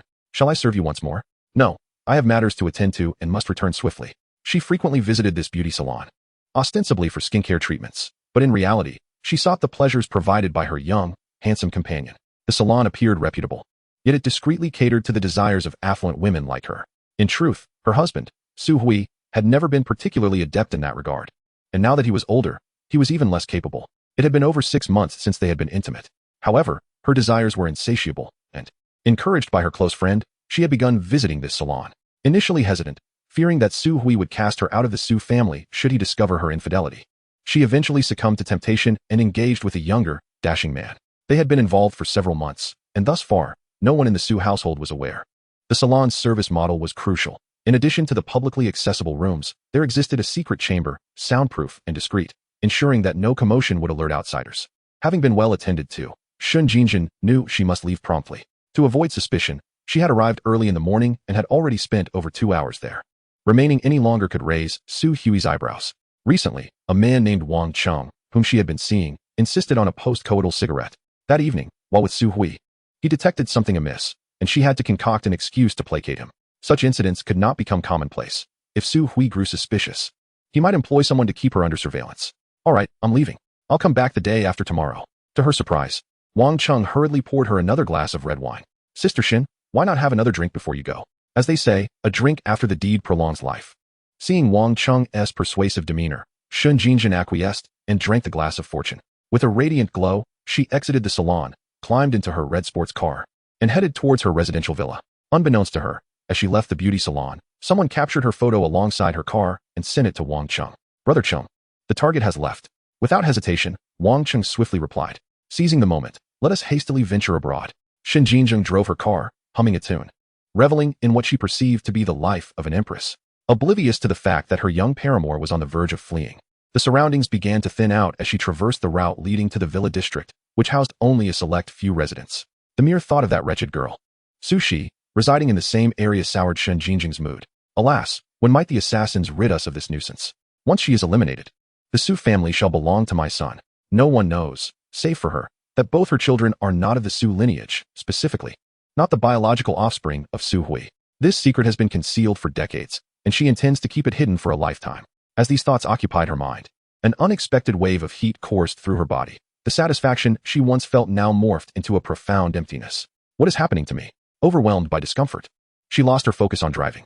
Could it be the result of excessive drinking? Shen Jingjing remained bewildered, yearning to return home to regain her composure. Overestimating her own resilience, her eyes soon fluttered shut. With her foot still pressing the accelerator, she was unaware that the pressure was increasing, causing the vehicle to speed uncontrollably. When Shen Jingjing finally opened her eyes, it was due to inadvertently honking the horn, and it dawned on her that she was still behind the wheel. Upon glancing up, her complexion turned ashen. She realized her speed was dangerously high, and she was about to collide with a large truck ahead. Instinctively, she veered to the right but neglected to apply the brakes. Thus, at a velocity of 100 kilometers per hour, both she and her car crashed into the adjacent guardrail. Bang! It was noon, as Lin Shi exited the school just after classes finished. He received a message from Su Shi, suggesting they dine together. She awaited him at the school gate, prompting him to quicken his pace. Since the events of the previous night, he found himself unexpectedly eager to see Su Shi. It would be even better if she did not oppose his entrepreneurial endeavors. However, before he could reach the school entrance, an unwelcome guest intercepted him. Usher. The voice belonged to Zhou Wanjun, and she was the only one present. Hearing her call his name in such a manner made Lin Shi feel a wave of nausea. In truth, she had addressed him similarly in their childhood, when their relationship had been relatively amicable, but upon entering middle school, she began to use his full name. Now, hearing that nickname again only aggravated his irritation. It was a name he felt could only be uttered by Su Shi. As he contemplated how to evade her, she seemed to sense his intention and stood directly in his path. In that instant, Lin Shi was tempted to kick her aside. What do you want from me? He wished to avoid Zhou Wanjun at all costs. Her presence brought him nothing but annoyance. Zhou Wanjun stepped closer, attempting to grasp Lin Shi's arm, but he deftly eluded her. Though she felt disheartened, she mustered her voice. Ah sure, don't be so fierce. The very utterance nearly made Lin Shi retch. Having endured the tribulations of his past life, he had developed a visceral aversion to this woman. What further unsettled him was Zhou Wanjun's subsequent declaration. Actually, I've decided today to accept your previous confession and be your girlfriend. She had contemplated this plan all morning, intending to feign agreement to reclaim Lin Shi's affections, thereby ensuring his continued investment in her and paving the way for her return to the grand house. Zhou Wanjun also informed Jiangcheng of her scheme via message, urging him not to feel jealous. He retorted, for money, I can endure. Just as Lin Shi prepared to chastise her, a graceful figure approached from outside the school gates. Shi. Upon seeing the newcomer, Lin Shi's spirits lifted significantly. Yet, the sight of Su Shi's frosty expression made him feel a twinge of guilt. In the next moment, a resounding slap echoed through the air. Smack! The sharp sound pierced through the din of the surroundings. Yet the recipient was not Lin Shi, but the audacious Zhou Wanjun. Publicly declaring your feelings for my husband, do you have no shame? Chapter 28. Su Shi, the flower of the school, possesses both strength and cunning. Lin Shi was taken aback by Su Shi's brazen demeanor. She resembled a character from a drama, embodying the archetype of a fiercely protective partner. Indeed, it was satisfying to witness her strike that insufferable green tea. Truth be told, had it not been for the societal stigma surrounding a man striking a woman, he would have been unable to restrain himself. But Su Shi was different. She was not only a woman, but also the esteemed heiress of the Su family and the belle of Jiangcheng University. Even if she were to strike that green tea, onlookers would merely express astonishment rather than outrage. Furthermore, with the Su family's backing, such actions would hardly tarnish her reputation. Zhou Wanjun stood there, dazed by the slap, her expression one of bewilderment. Why did you hit me? Su Shi, showing no sign of mercy, delivered another resounding slap. Hitting you is too lenient. I know better than anyone how you treated Ashur. You're nothing but a parasite who takes without giving. Her words were sharp enough to cut, leaving no room for Zhou Wanjun to save face in front of their peers. Naturally, Su Shi felt no obligation to spare her. She harbored no compassion for those who had harmed Lin Shi. Had she not been so intent on winning Lin Shi early on, he would have inevitably suffered at Zhou Wanjun's hands again. At that moment, Zhou Wanjun's face was awash with indignation, tears streaming down her cheeks like a lamb facing unjust cruelty. In reality, she felt a burning sensation on her cheek from the slap and harbored a deep-seated hatred for the woman before her. She regretted not bringing her friend Lu Ping along that day. Even if her friend dared not confront Su Shi, having an ally would have lessened her suffering. Lin Shi, witnessing Zhou Wanjun's theatrics, was tempted to expose her true nature to everyone, to reveal her duplicity. Yet, before he could act, Su Shi grasped his hand and led him away from the school. Ashur, let us go. Don't let this filth taint your eyes. She did not forget to deliver a final warning to the scheming Zhou Wanjun. This serves as a lesson. Stay away from Ashur in the future. Otherwise, you will truly understand my methods. Regardless, Lin Shi and Su Shi were already legally bound as husband and wife, making it entirely reasonable to protect him from such women. Zhou Wanjun trembled at Su Shi's words, a wave of terror washing over her. Only moments ago, she had schemed to retaliate against Su Shi. But now she was painfully aware that her adversary was the heiress of the Su family. A figure of such caliber could easily ruin her with just a few words. Thus, Lin Shi exited the school, stepping into a luxury vehicle amidst the envious gazes of onlookers. It took a while for the surrounding students to regain their composure. Wow, Su Shi was so fierce just now. Initially perceived as an aloof beauty, she had revealed an unexpectedly domineering side, a true protector of her partner. One student, feeling a sense of disquiet, suddenly recalled, wait, did I hear correctly? Earlier, she referred to that guy, Lin Shi, as her husband. Am I mistaken? His disbelief was soon confirmed by a friend nearby. Old Su, you heard correctly. Su, the campus flower, referred to that detestable fellow as her husband. How infuriating. They are not even married, yet she speaks so intimately. My heart aches for my beloved. As he lamented, he began to gnaw on his sleeve, dramatically shedding tears like a rugged man. Yet, he was not the only one shedding tears. Others could not help but express their grievances. Why am I not the cherished spouse? The crowd clenched their teeth, seemingly forgetting about the aggrieved party, Zhou Wanjun, the woman who had just endured 2 hard slaps. Zhou Wanjun, of course, noticed this scene and felt her anger boiling, her expression twisting into a grimace. In her 20-plus years of life, she had never displayed such a loss of composure. Fortunately, a familiar voice broke through the tension. Wanjun, are you all right? It was Lu Ping, who had been lurking nearby. Having just witnessed her dear friend being struck by the campus beauty of Jiangcheng University, she longed to defend her friend, but the opponent was Su Shi, the young lady of the Su family, whom she dared not provoke. Thus, after Lin Shi and Su Shi departed, she hurried over to offer comfort. Zhou Wanjun quickly masked her fury and resumed her act of pitiful sobbing on the ground, her signature tactic. Woo-woo. Lu Ping inquired again, but all she received in response was the sound of crying. A flicker of disdain crossed Lu Ping's eyes. She despised weepy women. Yet befriending Zhou Wanjun proved beneficial for her. Due to her considerable weight and less than stellar appearance, she often faced ridicule behind her back. This was an opportunity for Lu Ping to retaliate. She pointed at the surrounding male students, regardless of whether she knew them or not, and launched into a tirade. You heartless lot, do you possess no shred of compassion? Clearly, my Wanjun is the victim. Why do you praise such a vile woman? Just look at what she did to Wanjun's face. Lu Ping's outburst repulsed the male students around them. However, they had all heard of this mad dog who would bite anyone in sight, making them hesitant to engage. Just then, a voice from the crowd interrupted Lu Ping's tirade. She deserved to be struck today. If she hadn't deceived Lin Shi for money and affection, how could she have been slapped by the campus beauty? Indeed, this woman not only lived in Lin Shi's house, but also claimed it as her own. Her audacity was as thick as a city wall. Upon hearing this, Lu Ping immediately wanted to retort, but as she turned to the source of the voice, she saw a burly, muscular man step forward, accompanied by a tall, thin boy wearing black-rimmed glasses. Zhou Wanjun, exposed, was filled with indignation and glared at the two. Her expression changed suddenly. You're Lin Shi's roommates. Aren't you?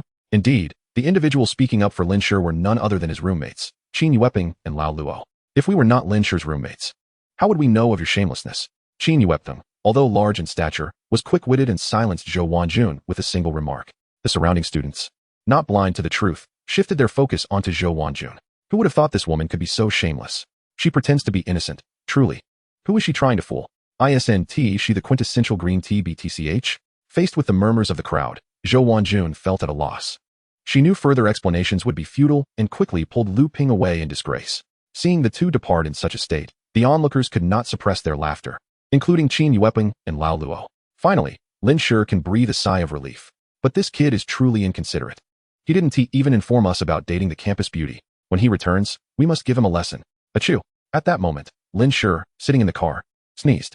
However, after that sound, the car fell into silence. Sushi had not spoken to him since entering. After a moment's contemplation, Lin Shi could not help but break the silence. Shi, thank you for earlier. Thank me for what? Sushi fixed her gaze on him. Thank you for standing up for me. To his surprise, upon hearing this, Sushi rose from her seat. Then, in the presence of others, she sat down on his lap. If you wish to express gratitude, then show some sincerity. With that, Sushi tucked her hair behind her ear and slowly leaned closer to Lin Shi. Chapter 29. Shun Jin faces amputation. Sushi leaned in for another kiss. And this time, Lin Shi did not shy away. When she publicly declared him her husband, it was evident she genuinely cared for him. Surely, she would not sacrifice her reputation merely for the sake of teasing him. Moreover, as the young lady of the Su family, her status demanded she remain unblemished. The moment their lips met, Lin Shi felt an unexpected calm wash over him. He also found Sushi's lips incredibly soft, akin to cotton candy, evoking an irresistible urge to savor them. Unlike their previous encounter, Sushi was no longer domineering. Instead, she exuded a gentle demeanor, making it even harder for him to maintain his composure. As the car gradually accelerated, the birds perched in the trees along the street took flight in a flurry, mirroring the fluttering of Lin Shi's heart and his quickening breath. Their commotion, of course, caught the attention of Su Lin, who, glancing at them through the rearview mirror, felt a mix of embarrassment and joy for her lady. Concerned that their intimate moment might be interrupted, she discreetly adjusted the rearview mirror and focused on her driving, acting as their guardian. 2.5 minutes passed. Just as Sushi was on the verge of breathlessness, Lin Shi finally released her. Observing the dazed look in her eyes and her heavy breathing, he inexplicably asked, Shi, are you all right? The moment he uttered those words, Lin Shi felt something was amiss. Typically, girls felt shy in such situations. His question seemed to emphasize that his kissing skills were too overwhelming for her to handle. As expected, Sushi's cheeks flushed a deeper shade, resembling a ripe apple. And no, I'm fine, she replied, her voice barely above a whisper. She turned her gaze away, lacking the courage to meet his eyes. What she did not anticipate was Lin Shi's mischievous nature, though she had intended for their interaction to remain innocent. His hands were wandering. Lin Shi was oblivious to Sushi's thoughts, only aware of her shyness, so he allowed her to remain on his lap.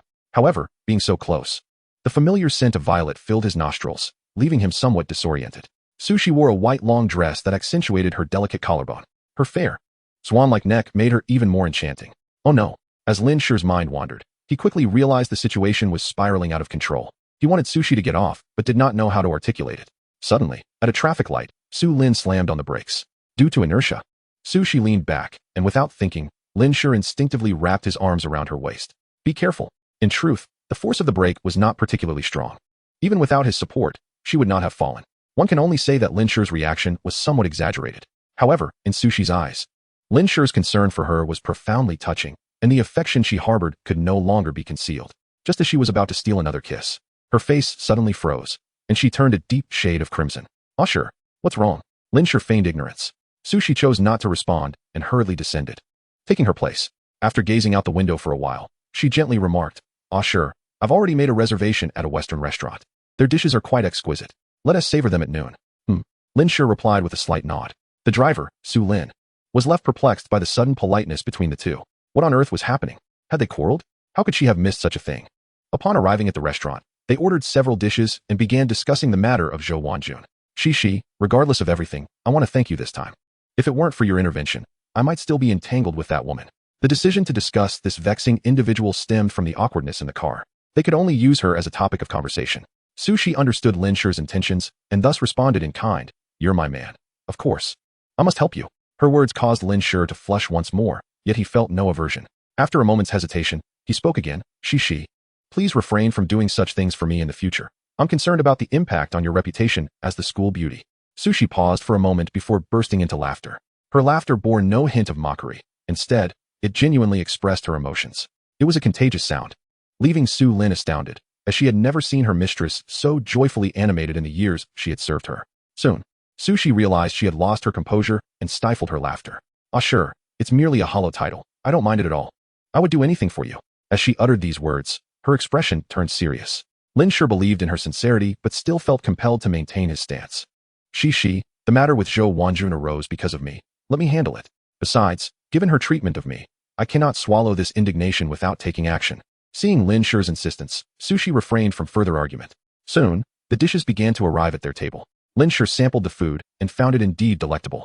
The conversation shifted to amusing anecdotes from school, initiated by Shi, as they found common ground in their shared experiences. Unbeknownst to Lin Shi, he was gradually stepping into the trap that Shi had set for him. After half an hour of conversation, Shi's phone rang. She glanced at the caller ID and immediately understood the situation. However, she did not shy away from Lin Shi. Instead, she answered the call right there. Shi, where are you? Came Su Yu's urgent voice. I'm dining out with Usher, she replied nonchalantly.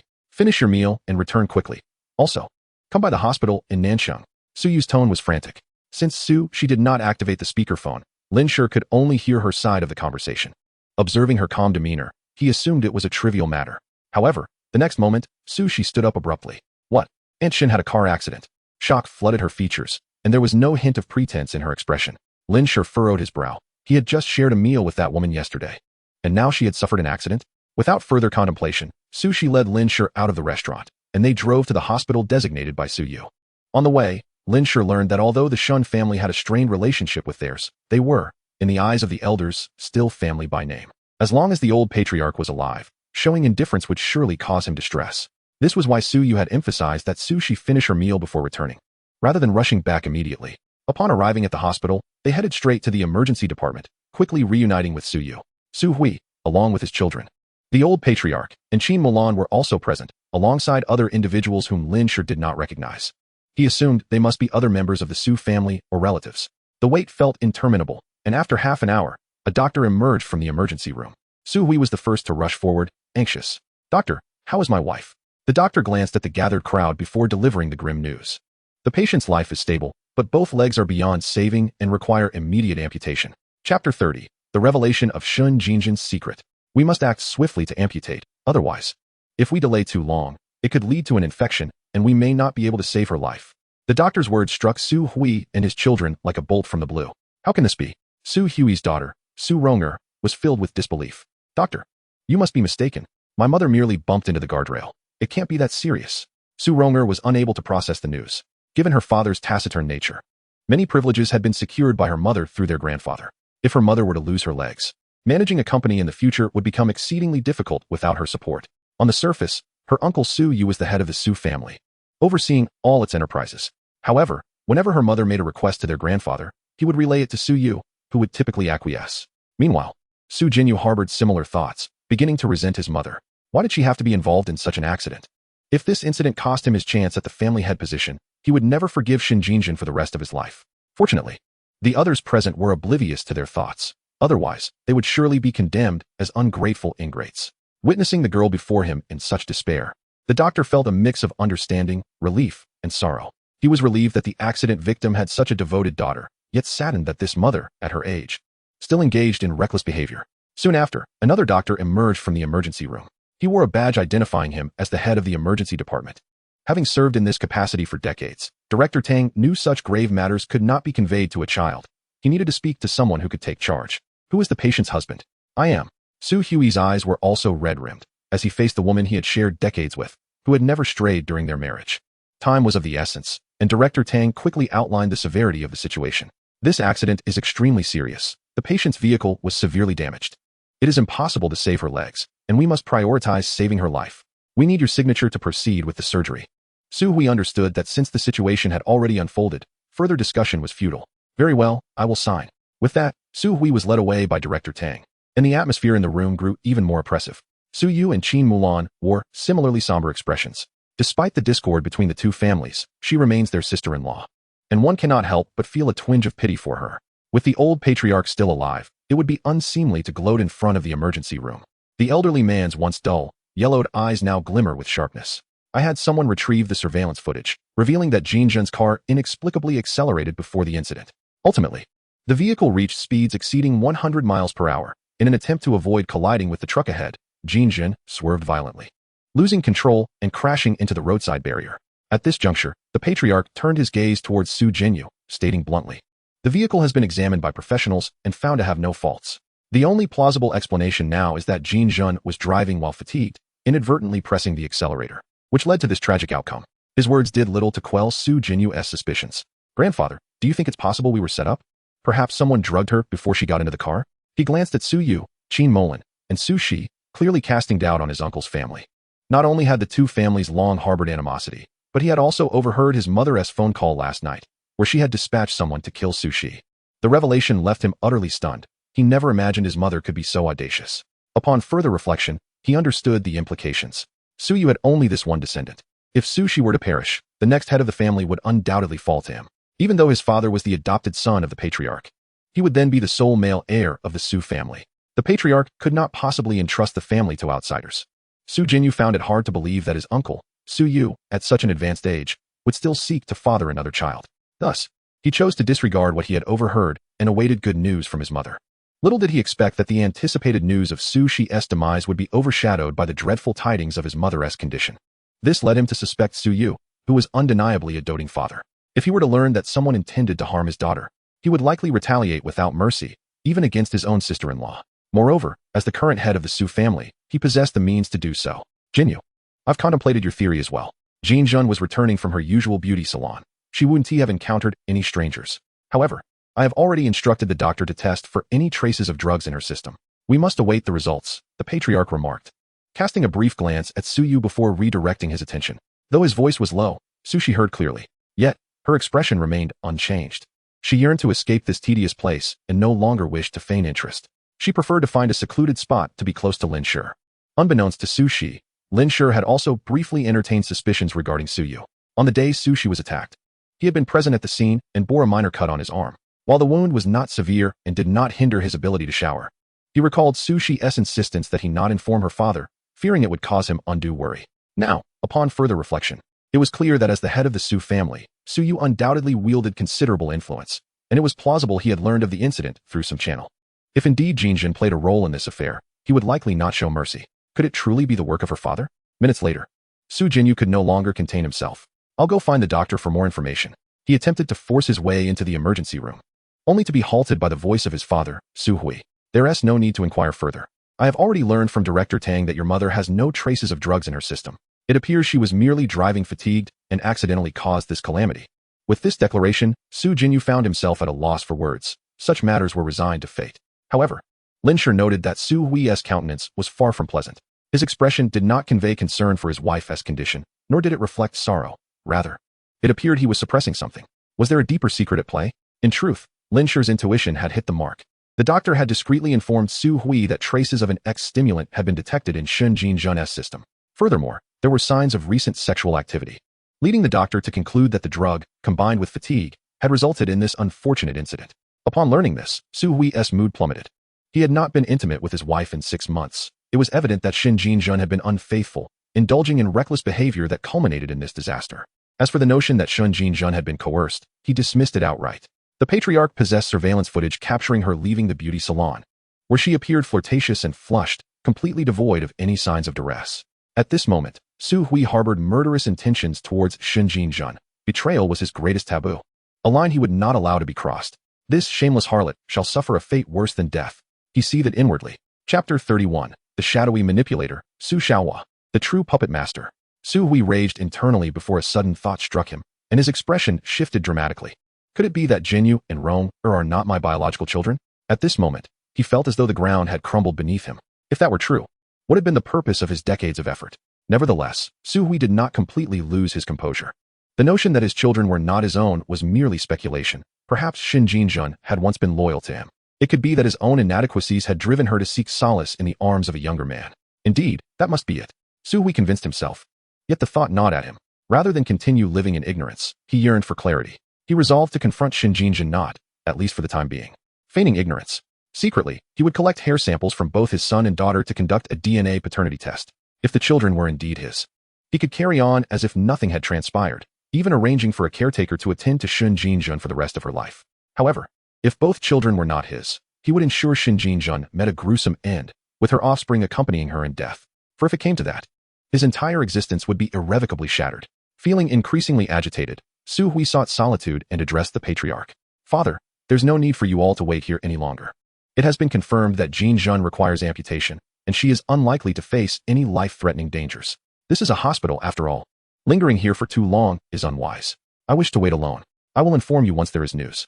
Due to the sensitive nature of Shen Jinzhen's scandal, he felt compelled to keep it under wraps. He had also instructed Director Tang to refrain from spreading rumors. If the patriarch were to learn of it, his disdain for their family would undoubtedly intensify. Observing Su Hui's troubled demeanor, the patriarch understood his desire for solitude. Sometimes, the presence of others could weigh heavily on one's mind. Very well then. Shi. Let us take our leave for now and return once Jiangcheng's condition stabilizes. Subsequently, the patriarch dismissed Su Zhenyu and Su Rong-er, leaving only Su Hui behind. However, it was not long before Director Tang from the emergency department locked himself in his office. He then made a call to an unfamiliar number. Yes, I've taken care of the matter as instructed. Tell him I cannot accept the 50,000. After ending the call, he wiped the cold sweat from his forehead. The Su family indeed exhibits a chilling coldness. It is evident that with a mere effort, they could have spared their legs. Yet they allowed them to be forcibly sawed off. From now on, I shall never offend anyone from the Su family, especially that individual. On the way back to the villa, only Su Shi, Lin Shi, and Su Lin occupied the car. The old man returned to the ancestral home. While Su Yu and Qin Mulan had their own matters to attend to, and Su Zhenyu and Su Rong-er could go wherever they pleased. Ever since Lin Shi discerned the true nature of the Su family, he ceased to regard them as kin. In his previous life, this family committed countless nefarious deeds. Even Su Yu, who was the head of the family at that time, could do nothing to restrain his elder brother's family. Ultimately, it was Su Shi who intervened to put an end to their misdeeds. Lost in thought, he noticed that Su Shi was humming a tune, seemingly in high spirits. This was in stark contrast to the worried and sorrowful demeanor she had displayed in the hospital, making her appear as a completely different person. At that moment, he suddenly realized something and seized Su Shi's hand. Su Shi was startled by his sudden action. Sure, what is it? Lin Shi did not respond, merely holding her hand tightly, his gaze averted from her. Observing this, Su Shi seemed to grasp the situation and chose not to press further, allowing him to hold her. Upon their return to the villa, Su Lin prudently refrained from entering. Lin Shi took the initiative to pull Su Shi along, heading straight into the living room. During this journey, Su Shi feigned ignorance, asking, Sure, what is the matter with you? Why have you been silent? Gazing at Su Shi's innocent expression, Lin Shi wore a serious countenance. Su Shi, tell me truthfully, is your aunt's current state the result of your actions? Initially, Lin Shi had suspected Su Yu, as he found it too coincidental that after the assassination attempt on Su Shi yesterday, her aunt met with a car accident today. However, Su Yu's demeanor in the hospital, both inside and outside, had been quite normal, outwardly sorrowful, yet with a vacant gaze. Only Su Shi was different. She displayed genuine sadness in the hospital, but once she left, she transformed into a jubilant individual, as if celebrating at someone else's funeral. This compelled him to harbor suspicions about Su Shi. In Lin Shi's understanding, if it were truly Xin Jingjin who had orchestrated the assassination of Su Shi, then she ought to be punished through legitimate means. It was not that he was soft-hearted merely because she was Su Shi. He wished to spare her from the stain of bloodshed.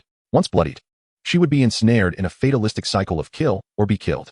If she took that first step, her enemies would multiply, and one day, they might come knocking at her door.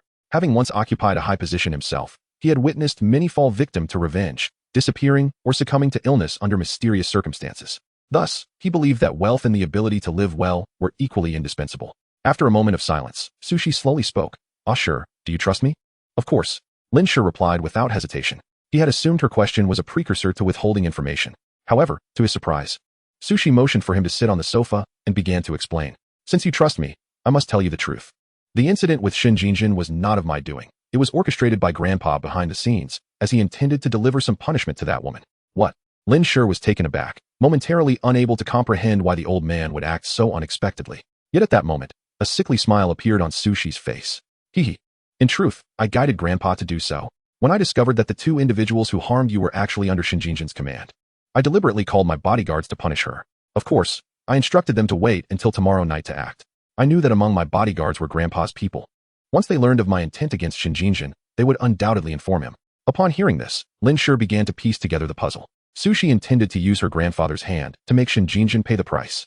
Once her grandfather learned of the situation, he would certainly investigate the matter and ultimately uncover Xin Jingjin's prior attempts on Su Shi's life. In his previous life, he had come to understand that the old man had a profound regard for Su Shi. Moreover, as the sole heir of the Su family, the old man, being astute, would undoubtedly discern the truth. Indeed, Su Shi continued to reveal the truth. There was someone who once insulted me. The very next evening, he lost his tongue. I know that was Grandpa's doing. Thus, I surmised that before my people acted tomorrow night, he would ensure Xin Jingjin paid a price, perhaps even losing her legs. At these words, Lin Shi felt a chill run down his spine. Only now did he realize the depths of Su Shi's inscrutability. She was the true strategist. Chapter 32. Su Shi, the campus belle, takes the initiative to propose a date. What a masterful act of using another's hand to achieve one's own ends. Observing Su Shi's seemingly harmless demeanor at this moment, Lin Shi experienced a strange sensation. It was the first time he felt he truly understood Su Shi. In his previous life, while interacting with her, he had never experienced such a sentiment. It was astonishing how, at just over 20 years of age, Su Shi possessed such profound cunning. As for the old man of the Su family, his lack of restraint toward his own daughter-in-law was remarkable. Even if his son was not of his blood, after decades of shared life, he could act without hesitation. Indeed, individuals from affluent families often exhibited a remarkable lack of compassion. Lin Shi understood that the fundamental reason for this was power, which could easily transform a person. It seemed he would have to tread carefully around Su Shi from now on, otherwise, before his own father could intervene, her grandfather might very well take decisive action against him. As Lin Shi pondered this, he suddenly felt Su Shi grasping his hand. "Ah, sure, are you frightened?" "Not at all," he replied. After all, he had weathered many storms in his previous life. He wasn't scared. He merely felt as though he had walked into a lion's den. Having failed to outmaneuver Su Shi in the past, he couldn't shake the feeling that he was still at a disadvantage. How could this girl, at such a tender age, possess such a formidable temperament? No wonder she would one day elevate the Su family to the pinnacle of power. At that time, the Su family was among the elite in the country. Noticing Lin Shi's sudden coldness, Su Shi grew concerned that he might associate her with a vengeful woman and thus distance himself or harbor disdain for her. Eagerly, she spoke up. "Ah, sure, please rest assured, I will never harm you. I hope you can believe in me." Seeing Su Shi's anxious expression, Lin Shi quickly reassured her. "Of course I believe you." Su Shi had no words to express her feelings. After all, when he had been wounded by that rogue yesterday, her tears for him had seemed genuine. With this thought, he pulled the woman before him into his embrace, gently stroking her hair. "However, I hope you refrain from such actions in the future. While it may feel gratifying, it also invites enmity and poses greater danger to yourself." Upon hearing that Lin Shi was concerned for her well-being, Su Shi felt both touched and exhilarated. Her man truly cared for her. "Yes, from now on, I will pursue legitimate means." Lin Shi was delighted by Su Shi's promise, instinctively placing a gentle kiss on her forehead. Feeling the warmth of the kiss, Su Shi stood frozen in place, her mind momentarily blank, and her entire being flushed with heat. Lin Shi noticed the change in the girl before him and felt a moment of confusion. Shi, what is the matter?"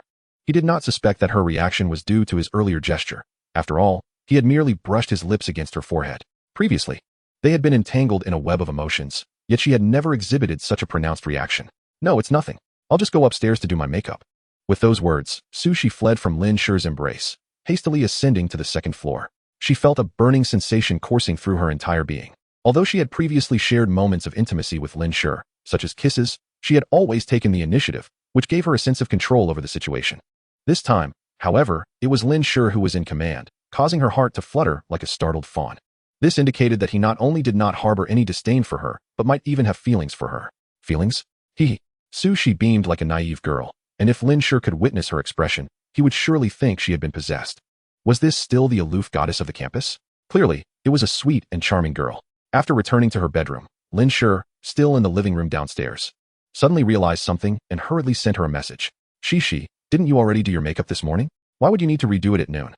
Though he had little understanding of women, he recognized that makeup tends to wear off after a meal. Nevertheless, he thought it unnecessary to apply it so frequently. Surely, one shouldn't need to redo their makeup 3 times a day, just like eating. His confusion was resolved 10 minutes later. "By the way, since we don't have classes this afternoon, I was hoping you'd accompany me for some fun." After being ambushed by Su Shi the previous night, Lin Shi had changed her contact name, as Crazy Woman hardly seemed fitting. Indeed, as a junior, he had far fewer classes, and although Su Shi had a morning class, she had taken leave. Just as he was pondering whether her frequent absences would affect his studies, he realized that Su Shi was the daughter of the Su family. Her attendance was likely inconsequential. Initially, Lin Shi intended to spend the afternoon developing his app. However, not wanting to disappoint Su Shi, he discerned her eagerness from her message. "Fine, I can always work on the app tonight." He decided to seize the afternoon to purchase a computer instead. He retrieved his wallet and took out a bank card containing the 100,000 she had transferred last time, along with an additional 50,000 for his first month's allowance, totaling 150,000. After buying a computer, the remaining funds would suffice for renting a cloud server. Once he accumulated substantial wealth, he could always establish a dedicated server room later. For now, renting a cloud service would be adequate given the anticipated low user base. The leftover money could also be utilized to rent office space and establish a small company. Meanwhile, within the school, Zhou Wanjun was on the brink of despair. She had endured a day filled with humiliation, having been scolded by Lin Shi in the morning and then publicly slapped in the face by the beautiful Su Shi at noon. Most vexing of all was that this woman had audaciously stolen Lin Shi away in front of so many witnesses. She was sobbing uncontrollably. while her dorm mates felt increasingly irritable. Had it been any other time, they would have comforted her, but upon learning the details of the midday incident, they realized that Zhou Wanjun was merely a fade of generosity, a gold digger deceiving others for their wealth. Rumor had it that she had repeatedly coaxed others into spending on her under the pretense of becoming Lin Shi's girlfriend. Was this not deceit at its core? In the dormitory, the only one who could empathize with Zhou Wanjun was her close friend Lu Ping. Wanjun, please don't cry. This is not your fault at all. Setting aside the facts, doesn't Lin Shi have any blame in this? He willingly gave you money and gifts, so why is all the blame falling on you? It's infuriating. Lu Ping's words failed to soothe Zhou Wanjun. Instead, they only served to irritate the other roommates. Honestly, that scoundrel Lin Shi is utterly reprehensible. He confessed to you, yet when you rejected him, he immediately turned to the campus beauty. Lu Ping continued, her disdain for Lin Shi feeding her vanity. He is simply a fickle man. Wanjun, leaving him is for the best. There are plenty of good men in the world. Seeing that Zhou Wanjun remained unresponsive, Lu Ping felt a surge of frustration. Yet, unwilling to lash out at her friend, she turned to the other girls in the dorm. Do any of you have a heart? Wanjun is in such distress, and none of you are coming to comfort her. You all act as if nothing is amiss, a bunch of heartless individuals. The remaining girls were taken aback, feeling unjustly implicated. They had previously disliked Lu Ping's personality, but now found themselves unfairly targeted. Finally, one of them could no longer restrain herself. Lu Ping, we can understand you speaking up for Zhou Wanjun because you benefit from her generosity, but please don't drag us into this. We know right from wrong. Lu Ping, caught off guard by their directness, felt her pride wounded. What do you mean I benefit from Zhou Wanjun? Those were merely resources she shared with me. Fuming at the thought, she exploded in anger once more. You lot, who are you trying to impress with your moral high ground? Meanwhile, in the villa, Sushi had yet to apply her makeup as she anxiously stared at her phone screen, awaiting Lin Shi's reply. After being kissed on the forehead, she had returned to her room, hiding her face beneath the blanket, feeling as if she were engulfed in flames. Nearly 10 minutes later, as her body temperature began to subside, she finally spotted a message from Lin Shi, recalling that she had forgotten to mention their afternoon outing. She felt emboldened to propose this, sensing that while Lin Shi may not openly express affection, he certainly did not harbor any aversion towards her. Sushi believed that a shared outing would serve to deepen their burgeoning relationship, and it was an experience she had long yearned for, a proper date with the man she adored. Having missed such opportunities in the past, she was determined to seize this moment and firmly capture Lin Shi's heart, ensuring he belonged solely to her. Feeling shy about directly suggesting a date, she opted for the more casual phrasing of going out to have fun. This was her first date with Lin Shi, and she intended to look her best. Although she had a dedicated makeup artist, the significance of this occasion compelled her to personally apply her makeup. Ding! Just as she was preparing to head to the makeup room, her phone chimed with a message notification. Glancing down, her cheeks flushed anew. Darling, don't worry. I will treat our first date with utmost care. Chapter 33, Alone Together, the Ferris Wheel. A date. Upon receiving Lin Shi's message containing the word date, the blush that had momentarily faded returned to Sushi's cheeks. She clutched her phone tightly, feeling an involuntary surge of feelings. Why must he be so straightforward? How annoying. I absolutely despise Lin Shi. In the dormitory of the school, Lu Ping was on the verge of bursting with anger. Initially, she had been able to scold the other girls, but now they had banded together to unleash their frustrations upon her.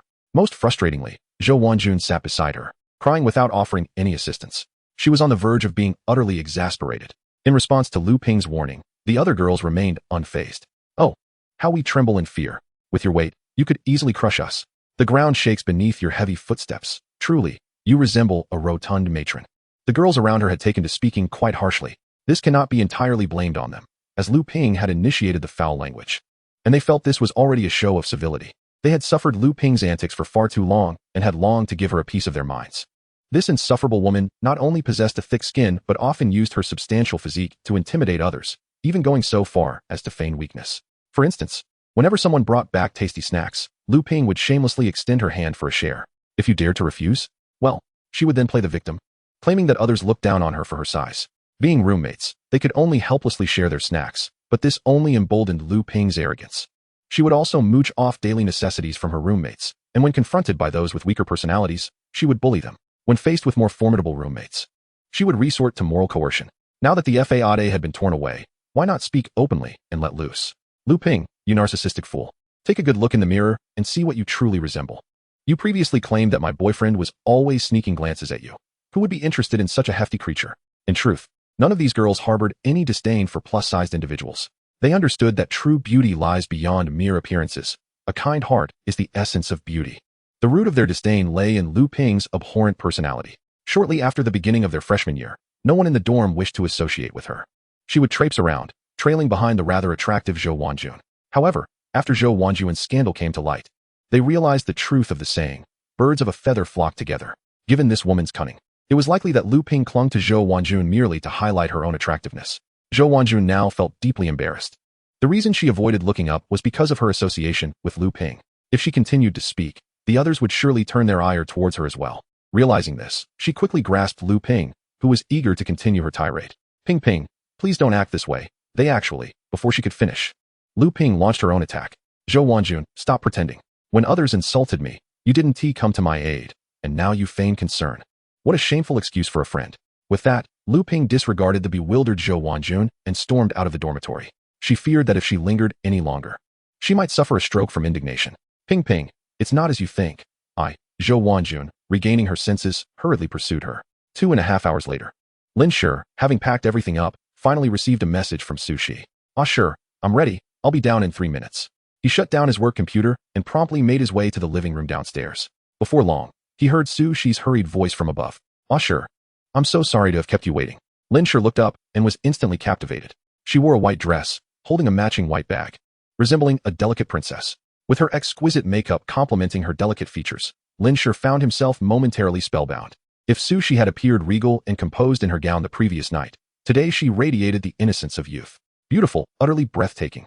This was Lin Shi's unfiltered assessment, spoken without his conscious realization.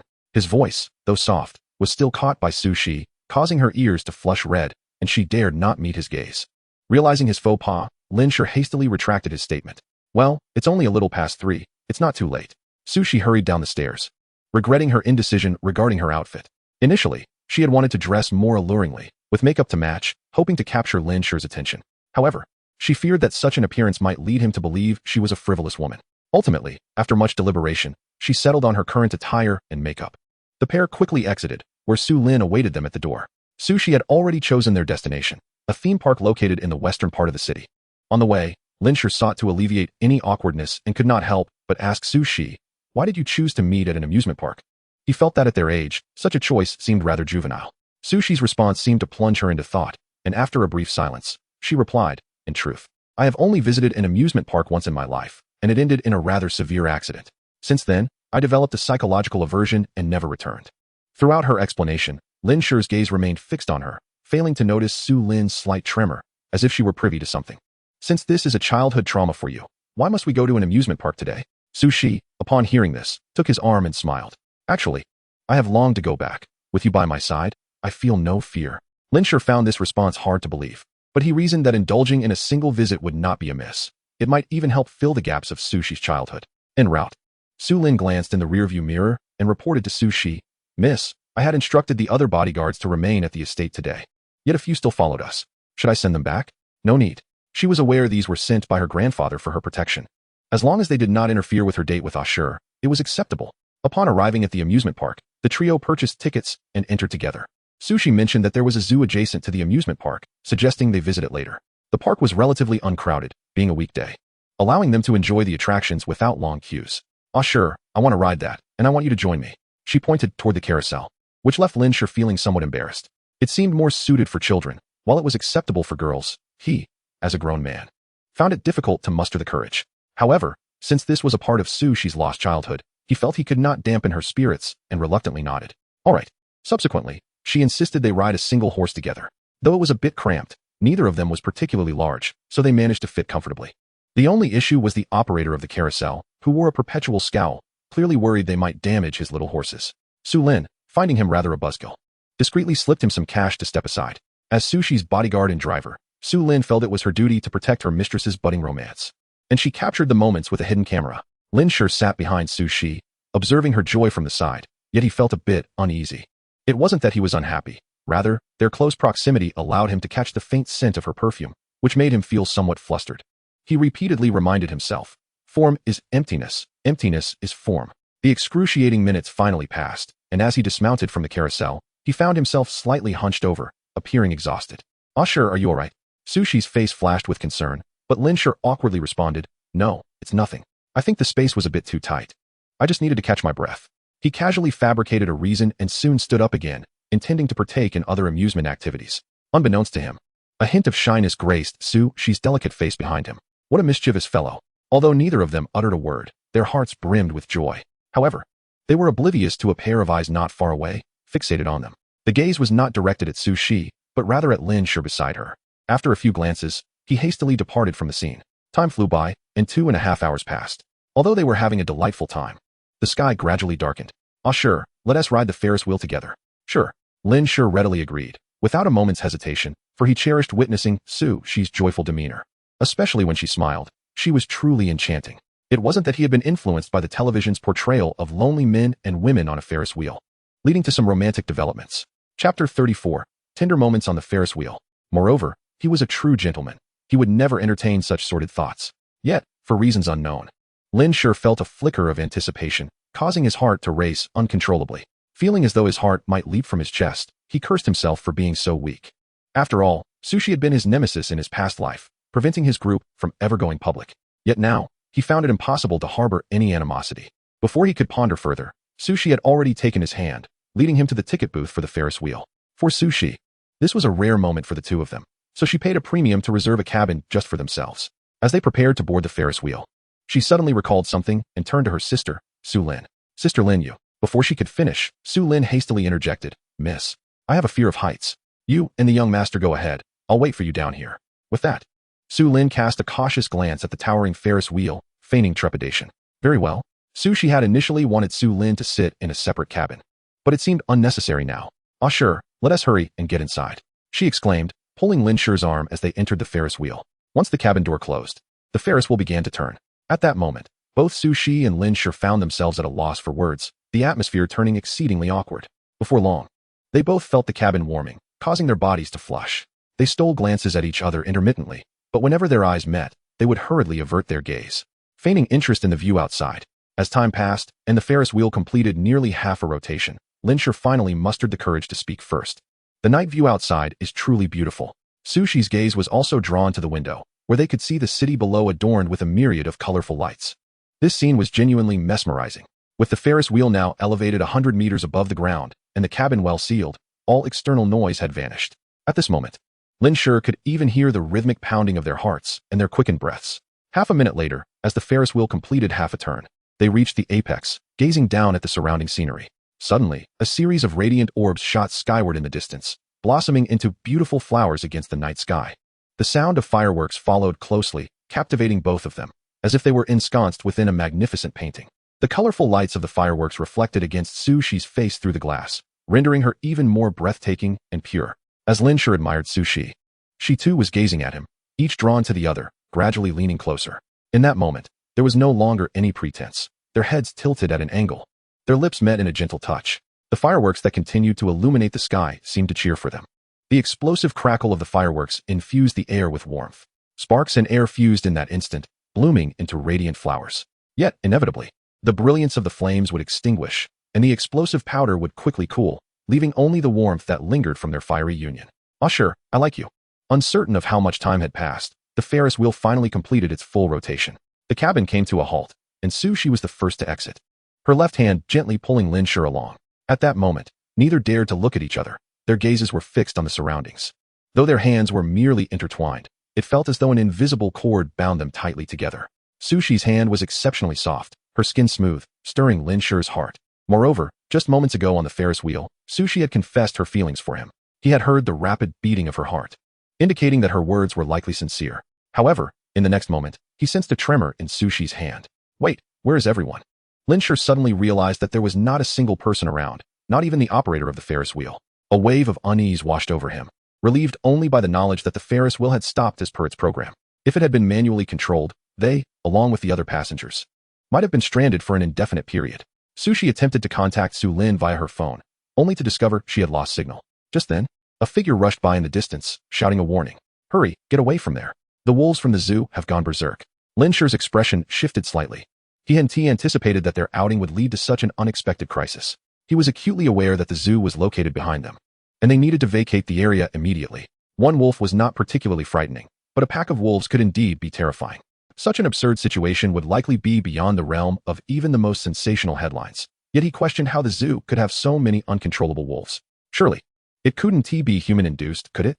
"Shi, we should leave quickly. It's quite dangerous here." Sushi urgently pulled Lin Shi away, though her eyes were filled with an icy glimmer, suggesting that she sensed the situation was more complex than it appeared. Nevertheless, their primary concern was ensuring their safety.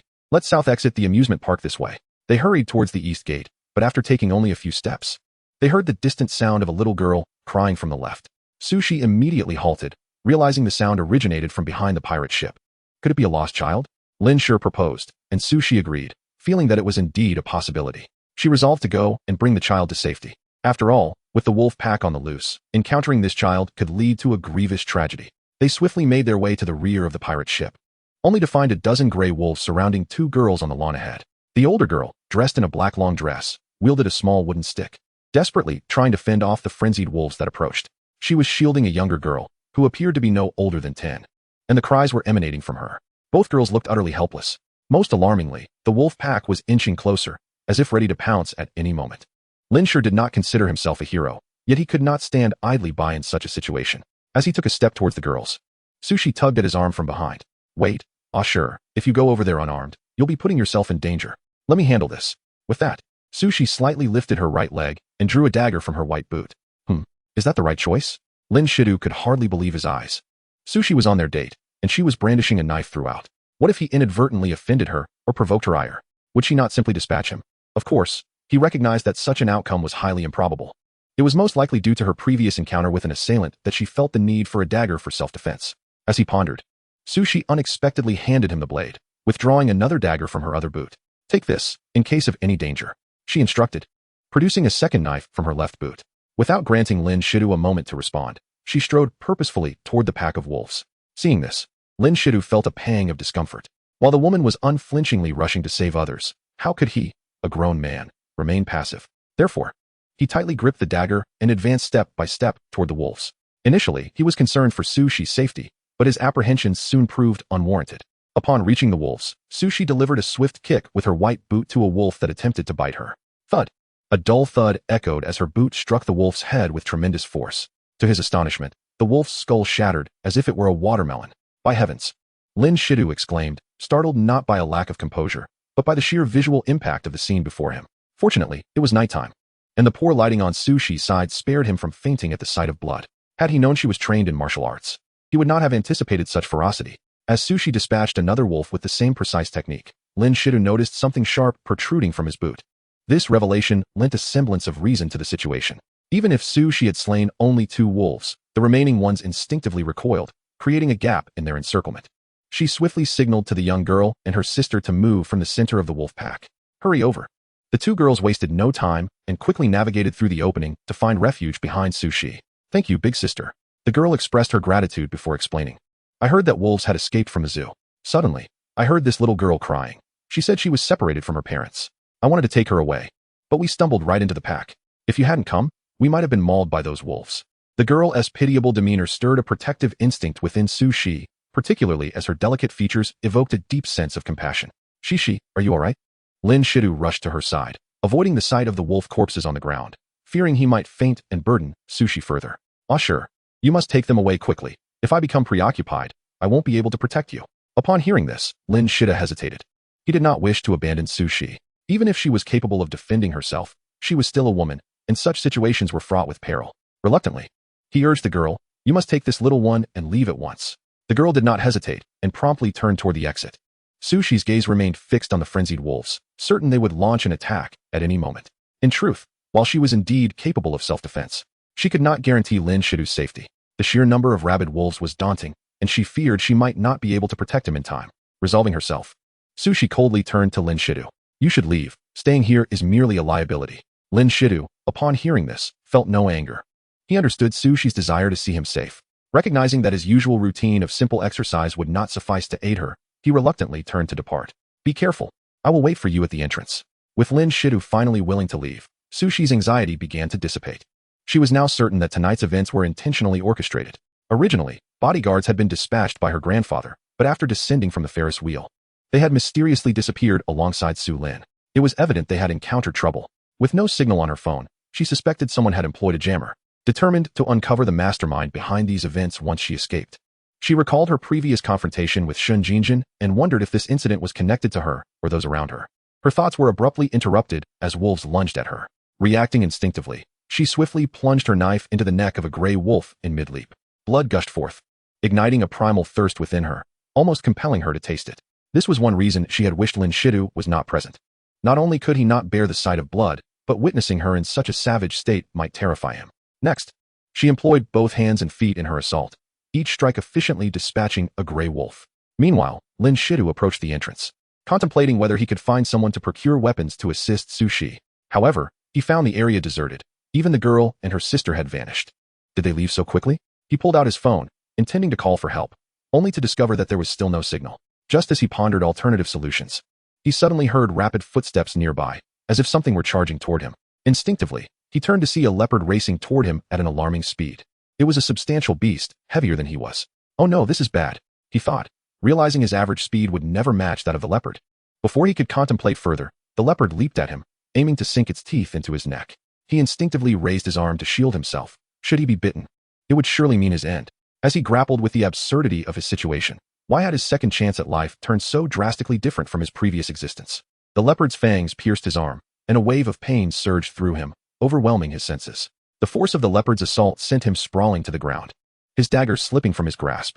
As the frenzied leopard continued to bite him, Lin Shi felt the warm blood flowing from his arm, growing faint at the sight. His vision faded to blackness. The leopard pinned him down, rendering him unable to avert his gaze. It seemed he was destined to be devoured after losing consciousness. Yet, perhaps that would not be so terrible. At least the pain would diminish. As Lin Shi's consciousness faded, he did not succumb to unconsciousness entirely. Instead, with his uninjured right hand, he thrust it into the leopard's eye. Blood flowed liberally, staining his face, yet a smile crept onto his lips, as if he felt no pain at all. Now devoid of awareness, it appeared that all his actions were driven purely by instinct. In the next instant, he exerted force and gouged out the leopard's eyeball. Blood sprayed once more, drenching him, yet his smile only widened. Even then, the enraged leopard refused to relinquish its grip. However, Lin Shi seized the dagger beside him and, with a fierce thrust from below, plunged it into the neck of the beast before him. Su Shi had already dispatched the majority of the gray wolves. The remaining wolves, seemingly regaining their senses, scattered in every direction. At this moment, she could ascertain that someone was orchestrating everything from behind the scenes. It appeared as though these wolves had been drugged, which explained their inexplicable frenzy. Now, as the effects wore off, they returned to lucidity. This realization filled Su Shi with a sense of foreboding. If someone had administered drugs to the wolves in the zoo, could it be possible that other animals had also been tampered with? With this thought in mind, she hurried toward the east gate. She needed to find Lin Shi quickly, for her heart was laden with unease. As she approached the entrance, she discovered it was too late. A figure stood with its back to her, and as she drew nearer, she discerned that they held a severed head. Upon closer inspection, it was the bloodied head of a leopard. Sure, are you alright? Chapter 36, number 1164, The Unfilial Old Dang. As Su Shi advanced, illuminated by the streetlight, she noticed Lin Shi's arm dripping with fresh blood. Her heart ached at the sight, and she took measured steps toward him. In truth, she had already surmised what had transpired, and guilt weighed heavily upon her. If only she had not meddled and insisted on rescuing those two girls, Lin Shi would not have been injured by the leopard. Given another chance, she would undoubtedly prioritize him above all else. What was even more infuriating was that this incident was no mere accident. It was the result of someone pulling the strings behind the scenes. The sound of her footsteps caught Lin Shi's attention. He turned to face her, his bloodied visage rendering him even more fearsome and grotesque. Even in the presence of the girl who had professed her feelings for him mere moments ago on the Ferris wheel, his eyes were filled solely with murderous intent. Sure, Su Shi called out, but in response, Lin Shi charged toward her. He had discarded the leopard's head and gripped the dagger tightly in his right hand, evidently intent on harming the woman he had legally wed. Nominally, they were husband and wife. In the face of a Lin Shi who did not recognize her, Su Shi felt no fear. Only sorrow and remorse filled her gaze. Tears shimmered in her eyes, glistening under the streetlight's glow. Likewise, her self-reproachful demeanor evoked a sense of guilt in others. Miss, get away. Su Lin's voice echoed from nearby, yet Su Shi seemed oblivious. Her eyes fixed on the advancing Lin Shi. In this life, I will protect you, she murmured, as the dagger in Lin Shi's hand was poised to pierce her. She uttered a series of numbers. Number 1164. This sequence seemed to possess an enchanting power, causing Lin Shi's movements to freeze in place, his pupils dilating in terror as he gazed at her, as if recalling some dreadful memory. He then cradled his head, repeating, I didn't mean to. This state lasted less than 10 seconds before Lin Shi's vision darkened once more, and he collapsed forward. Su Shi stepped closer, catching him as he fell into her embrace. At that moment, Su Lin arrived, relieved to see that the young lady was unharmed. However, upon noticing Lin Shi's injured arm, she quickly explained, Miss, it's all my fault. Before she could finish, Sushi interrupted with an icy tone. Quickly, drive over and take Lin Shi to the nearest hospital. Given that the amusement park was situated in the west of the city while the Su family's private medical team was based in the east, summoning them would undoubtedly waste precious time. Thus, they had no choice but to head to the nearest hospital for treatment, planning to transfer him to a superior facility once stabilized. During the drive, Sushi tore Lin Shi's shirt, using strips of fabric to staunch the bleeding. Shortly after Sushi left with her companions, two figures emerged from the shadows. The girl in the black dress whom Sushi had rescued, and the weeping little girl. 2 days later. Don't come any closer, Lin Shi shouted from his hospital bed, sitting up abruptly. This was his first moment of consciousness since fainting. He had been plagued by nightmares, haunted by vengeful spirits. Xiao Shi, you're awake. A gentle voice reached him, and he turned to find a familiar woman seated by his bedside. Auntie Mom, what are you doing here? Lin Shi immediately corrected himself, realizing the woman before him was Sushi's mother, his mother-in-law, Qin Mo Lan. Casting a glance down, he noticed he was clad in a patient-esque gown. Why am I in the hospital? His mind was a blank slate, struggling to piece together the events that had transpired, as though he had lost a segment of his memory. You truly don't remember? Upon Qin Mo Lan's inquiry, Lin Shi found it difficult to recall the previous events, his head heavy and throbbing. Seeing his evident confusion, Qin Mo Lan prepared to explain. Before she could articulate her thoughts, Lin Shi's gaze fell upon his bandaged left arm, and suddenly, memories flooded back. I remember now, at the amusement park entrance. I encountered a frenzied leopard. It lunged at me, knocking me down and biting my arm, and then... He paused for a moment and continued. I must have fainted from blood loss. Realizing he still retained some recollection, Qin Mo Lan responded. You have been unconscious for 2 days. Fortunately, your bones are sturdy. The leopard only inflicted superficial wounds, and there is no serious harm. The doctor stated that as long as you wake up, you can be discharged and recover at home. Lin Shi nodded slightly, though he was perplexed. If his injuries were merely superficial, why had he been unconscious for 2 days? Could it have been excessive blood loss that caused him to faint? He did not dwell on it further, for he had more pressing concerns. By the way, Mom, is she all right? Where is she now? Seeing the young man in the hospital bed, who had just awakened, expressed concern for her daughter. Qin Mo Lan felt a surge of warmth. She is fine. She was just worried about you. She stayed by your side for 2 whole days without a moment's rest. I feared that if she continued, it might affect her health, so I encouraged her to return home to rest while I stayed here with you. Upon hearing Qin Mo Lan's words, Lin Shi felt a swell of emotion. Yet, the more Sushi cared for him, the greater his guilt became. In his previous life, he had harbored considerable resentment toward her due to her connection with his rival, who had repeatedly obstructed his company's public listing.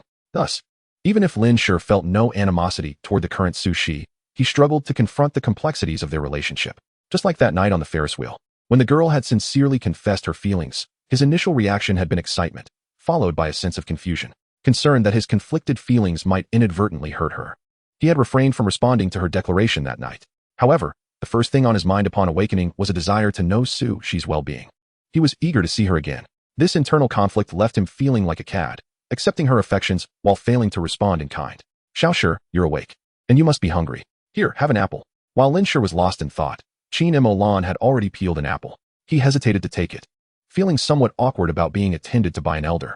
Having lived for several decades, Qin Mo Lan could easily discern Lin Shi's reticence. Now that you and Cici share such a bond, it signifies that we are indeed family. Since you have addressed me as Mom, I feel obliged to care for you in your illness, just as your parents would. They are aware of the situation, but due to certain circumstances, they are unable to return immediately. I trust you will understand. Upon hearing Qin Mo Lan's words, Lin Shi accepted the apple, his stomach indeed aching from hunger. Taking a bite, he discovered it was exceptionally sweet. Simultaneously, he felt a twinge of resentment towards his parents for their absence during such a significant event, choosing instead to enjoy a leisurely vacation abroad. It felt quite unfilial and inconsiderate. When they eventually returned, he would certainly have a few words to share with them. Was he still their son? As he pondered this, the phone on the nearby table began to ring. It was old Deng. Hearing that familiar yet foreign ringtone, Lin Shi's expression darkened. What an unfortunate coincidence. It felt as if Cao Cao were indeed summoning him. Chapter 37. Encounter with the mother-in-law. With his mother-in-law present, Lin Shi found the ringtone painfully awkward and regretted not having changed it sooner. He could hardly fathom what he was thinking in his youth when he had set such a tone for his father. Swiftly, he extended his right hand, grasping the phone and silencing it. At that moment, Qin Mo Lan stood up and smiled at Lin Shi. Quickly answer the call. I'll have someone bring you some more food. Once she left the room, Lin Shi pressed the answer button. Immediately, a rugged middle-aged voice came through. Hello, Shi. How is your injury? Not fatal. That's a relief. But wait. Lin Xiaodian suddenly realized his son was upset with him and bluntly stated, Are you sulking with your old man? Lin Shi remained silent, tacitly acknowledging the unspoken truth. Realizing he had perhaps overstepped, Lin Xiaotian refrained from further remarks, but soon, the voice of Lin Shi's mother, Jiang Ruyun, chimed in. Son, please don't blame your father. He accidentally injured his leg a few days ago and is now lying in the hospital, just like you. If you're to assign blame, it should be directed at me. If I had the heart to leave him behind, I could be there to care for you right now. Upon hearing about his father's injury, Lin Shi felt a surge of anxiety. Mom, how did Dad hurt his leg? What is his condition? Is he in danger? Faced with Lin Shi's urgent inquiries, Lin Xiaotian felt a pang of guilt. Before Jiang Ruyun could respond, he interjected, Stop worrying, you rascal. It's just a leg injury. What danger could there be? Take care of yourself. I heard from Cici that your arm isn't broken, which is a blessing in disguise. Be careful from now on. I don't want to be a white-haired man sending off a black-haired one. With that, Lin Xiaotian hung up the phone. Lin Shi, rather than feeling anger, understood his father's character and recognized his attempt to shield him from worry. Yet, he couldn't help but wonder how his father had managed to injure himself while traveling. Meanwhile, in a hospital in Southeast Asia, Jiang Ruyun gazed at Lin Xiaotian, whose eyes were red and swollen with remorse. This is all your fault for seeking out those people at this time. You might have suffered their retaliation, but now our son has sustained such serious injuries. And I cannot even go back to see him. As tears streamed down her face, she recalled the nightmare their son had once endured. All she wanted was for him to live a peaceful life. Was that too much to ask? Lin Xiaotian felt a profound sense of guilt, yet he managed to smile. So, you only care for your son and not for the man who put himself in danger for him. Upon hearing this, Jiang Ruyun stepped forward and pinched his ear. What do you mean by that, Lin Xiaotian? Isn't Lin Shi your son? Yes, of course he is. Be gentle, or you might rip my ear off. Once we return, I'll make it up to our precious son. Just then, Lin Shi had finished an apple when a woman entered with a bag of hot dishes. It was not Qin Molan but the weary-looking Su Cici. Despite her fatigued appearance, her elegance remained intact. Clad in a white dress, she still held her swan-like neck high, embodying the same aloof beauty. As she entered, a smile instinctively spread across Lin Shi's face, and his heart raced with excitement. Cici, he called out. But Su Cici responded with a detached tone, You're awake. Noting her cold demeanor, Lin Shi feared something was amiss. He mustered the courage to ask, Cici, are you all right? However, Su Cici remained unresponsive, walking directly to him and placing the hot dishes on the bedside. Now her head was bowed, and Lin Shi felt uncertain about the situation. He could only force a smile and say, Mom said you went back to rest. So I thought I wouldn't see you until tomorrow. By the way, why are you back? At that moment, Su Cici trembled slightly. Her fists clenched tightly as if she were enduring something. Observing this, Lin Shi instinctively retreated further into the bed, sensing that she might unleash her frustration on him. He had witnessed her strength firsthand. One kick from her could easily shatter a wolf. Could he really provoke her? Lin Shi was certain that if she kicked him, the outcome would be the same. However, recalling how she had stayed by his side for 2 days, he reassured himself that she wouldn't treat him harshly. Suddenly, a thought struck him, and he began to apologize. Cici, I'm truly sorry for troubling you these past couple of days. Before he could finish, Su Cici suddenly lunged at him, embracing him tightly. Sure, I'm so sorry. If I hadn't meddled, I could have stayed by your side. And you wouldn't have. As she spoke, Su Cici began to sob, leaving Lin Shi at a loss. He found himself unsure of how to comfort her, his hands awkwardly positioned. This was the second time he had witnessed her tears, and he felt a tumult of emotions. Particularly since the last incident had also been due to his injury. For reasons he couldn't quite articulate, Lin Shi felt a deep sense of guilt towards Su Cici. Seeing the girl in his arms so heartbroken, all he could do was gently stroke her back. Cici, none of this is your fault. It's merely my misfortune. Thankfully, you weren't harmed by that pack of wolves. Recalling the night Su Cici had been surrounded by wolves, he felt utterly powerless. He was painfully aware of his own weakness, relying on a woman for protection. Lin Shi realized that Su Cici's relatives would not let this matter rest, and they might resort to extreme measures in the future. He needed to train himself so that he wouldn't be a burden to her. Sure. I'm just glad you're awake. Otherwise, I truly wouldn't know what to do. Su Cici said, her voice still choked with emotion, shattering Lin Shi's heart. He had never felt this kind of heartache before, and this time, it resonated deeply within him. Lin Shi, feeling a profound sympathy for Su Cici, held her tightly in his embrace, hoping to soothe her troubled heart. After an indeterminate passage of time, Su Cici finally ceased her sobbing, prompting Lin Shi to exhale a sigh of relief. However, as he inhaled again, he realized that the woman in his arms exuded a captivating fragrance. The violet scent that enveloped her rendered the air around them sweet, akin to a delicate, soft cake. Subsequently, Su Cici lifted her gaze to him, her tear-streaked face evoking an irresistible tenderness. Drawn once more to her luscious crimson lips, he slowly leaned in closer, and the two found themselves wrapped in each other's warmth once again. Yet, just as their emotions intertwined, a gentle cough unexpectedly echoed at the doorway. Startled, Lin Shi quickly released her, turning to find himself paralyzed with shock. Mother, when did you arrive? Chapter 38. Shi, are we to continue? Upon hearing that title, Sushi sprang from the bed. She turned to see her mother standing at the threshold, an apologetic smile gracing her features. Instantly, Sushi's cheeks flushed crimson. Initially, she had assumed a medical staff member had entered, and thus felt quite at ease. After all, what was the harm in being seen during an intimate moment? Yet, she never anticipated that the intruder would indeed be her mother. Earlier, she had kept vigil over Lin Shi for 2 days in the hospital, awaiting the moment he would awaken so she could finally rest. However, her mother's incessant chatter had compelled her to retreat for a brief nap. Just after leaving the hospital, she received the message that Lin Shi had regained consciousness. In a flurry, Sushi hurried back, only to encounter her mother carrying steaming dishes. She had insisted her mother return home, assuring her that she would take care of Lin Shi's meal. But mere minutes had passed when her mother returned once more. Just as Sushi opened her mouth to inquire about it, she noticed an unexpected guest following closely behind. Shi, I had originally come to check on you and Xiao Shi, but I just heard your mother say he has awakened. Is it true? Suyu exclaimed as he stepped inside. In that instant, Sushi comprehended why her mother had interrupted her and Lin Shi. It was because her father had also arrived. Thankfully, he had not witnessed the earlier scene. Otherwise, he would surely have launched into a lecture. Dad, he just woke up not long ago. Suyu entered the room and was greeted by the sight of Lin Shi, truly awake. Good lad, you finally roused. After 2 days in a coma. I thought I might have to pinch you awake. He was well aware that Sushi had been by Lin Shi's side throughout this ordeal. As her father, Suyu felt a pang of heartache, but no amount of persuasion had proven effective. Dad, what are you saying? Sushi retorted, her displeasure evident. Lin Shi had nearly lost his life because of her. Her father's jesting felt entirely inappropriate. Noticing his daughter's disapproval, Suyu felt as though he had suffered 1,000 wounds. Indeed, it seemed that marriage had caused her to forget her father. Lin Shi, sensing the tension, quickly interjected. Mom, Dad, this is all my fault for causing you worry. Although he always prepared himself mentally for addressing Sushi's parents, he still felt a twinge of embarrassment each time. Seeing the young man so considerate, Suyu smiled in return. You cannot take the blame for this. It was the negligence of the zoo staff that allowed those dangerous animals to escape. You are fortunate to have avoided serious injury from that leopard.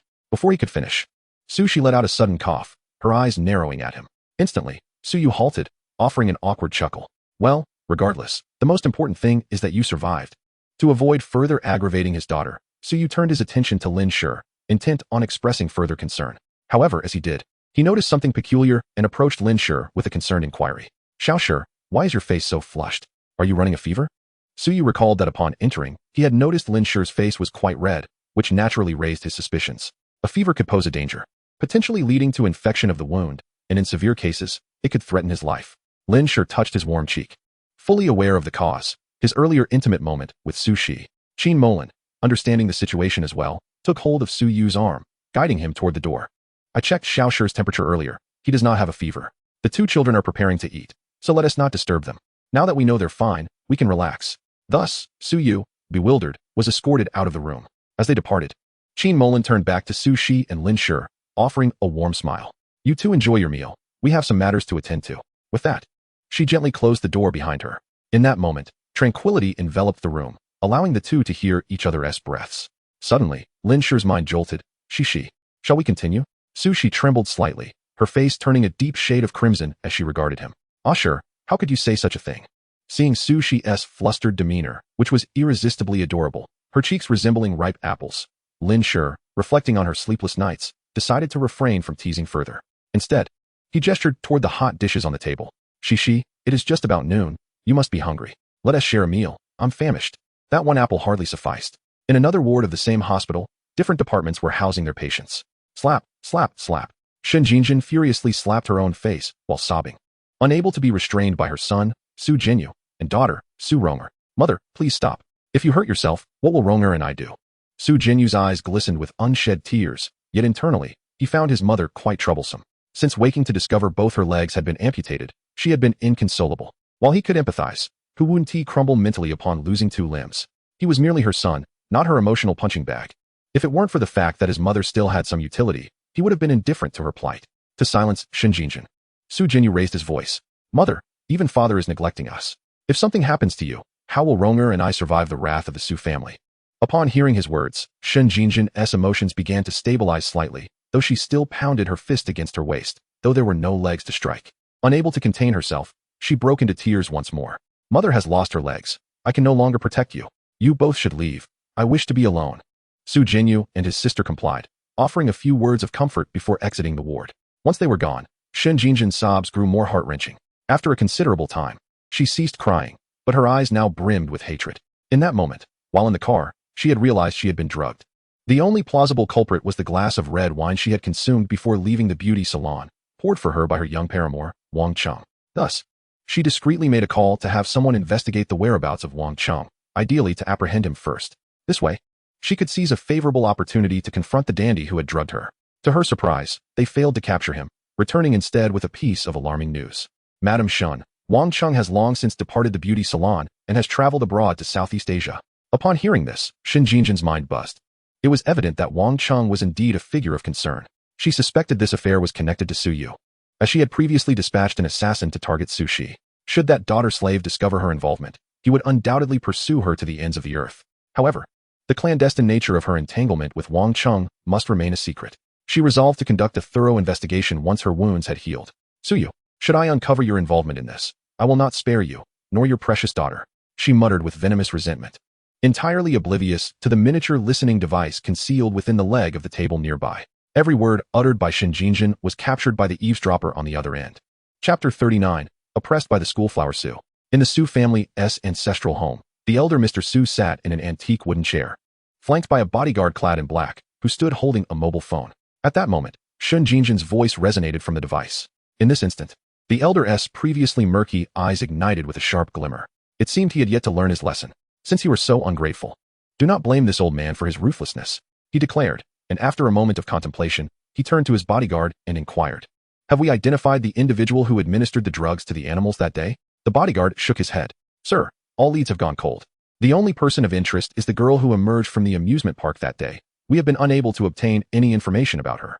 Conversely, the little girl she was protecting is merely the child of an ordinary family, lost due to parental negligence. At this juncture, the bodyguard paused before divulging a crucial piece of information. However, sir, it appears that this incident was not aimed at the young lady. Upon hearing this, Mr. Su narrowed his eyes. Then it follows that this matter is directed at my son-in-law. Unbeknownst to Su Shi and Lin Shi, who were in the hospital, they remained unaware of this development. After finishing their meal, they engaged in conversation. Although termed as chatting, it was primarily Lin Shi inquiring about the events leading up to his fainting spell. This is how it transpired. Afterward, I accompanied Sister Lin to the hospital with you. Lin Shi fell silent upon hearing this, reflecting on how fortunate he was to have survived. Had the leopard claimed him before Su Shi's timely intervention, even the mightiest would have been powerless to save him. According to Su Shi, after she had nearly dispatched the pack of wolves in the amusement park, she immediately proceeded to the east gate to look for him. However, he had already collapsed in a pool of blood. The leopard had been frightened away by Su Shi, and ultimately, it was this girl who staunched his bleeding and, alongside Su Lin, transported him to the hospital for medical attention. Lin Shi felt an unsettling sense that something was amiss, yet he harbored no doubts regarding Su Shi's account. By the way, I recall that after descending from the Ferris wheel, I noticed Sister Lin was absent. Where did she go? Su Shi, without hesitation, answered candidly. Sister Lin mentioned that she saw two individuals who were dressed identically to us and mistakenly thought they had not noticed our descent.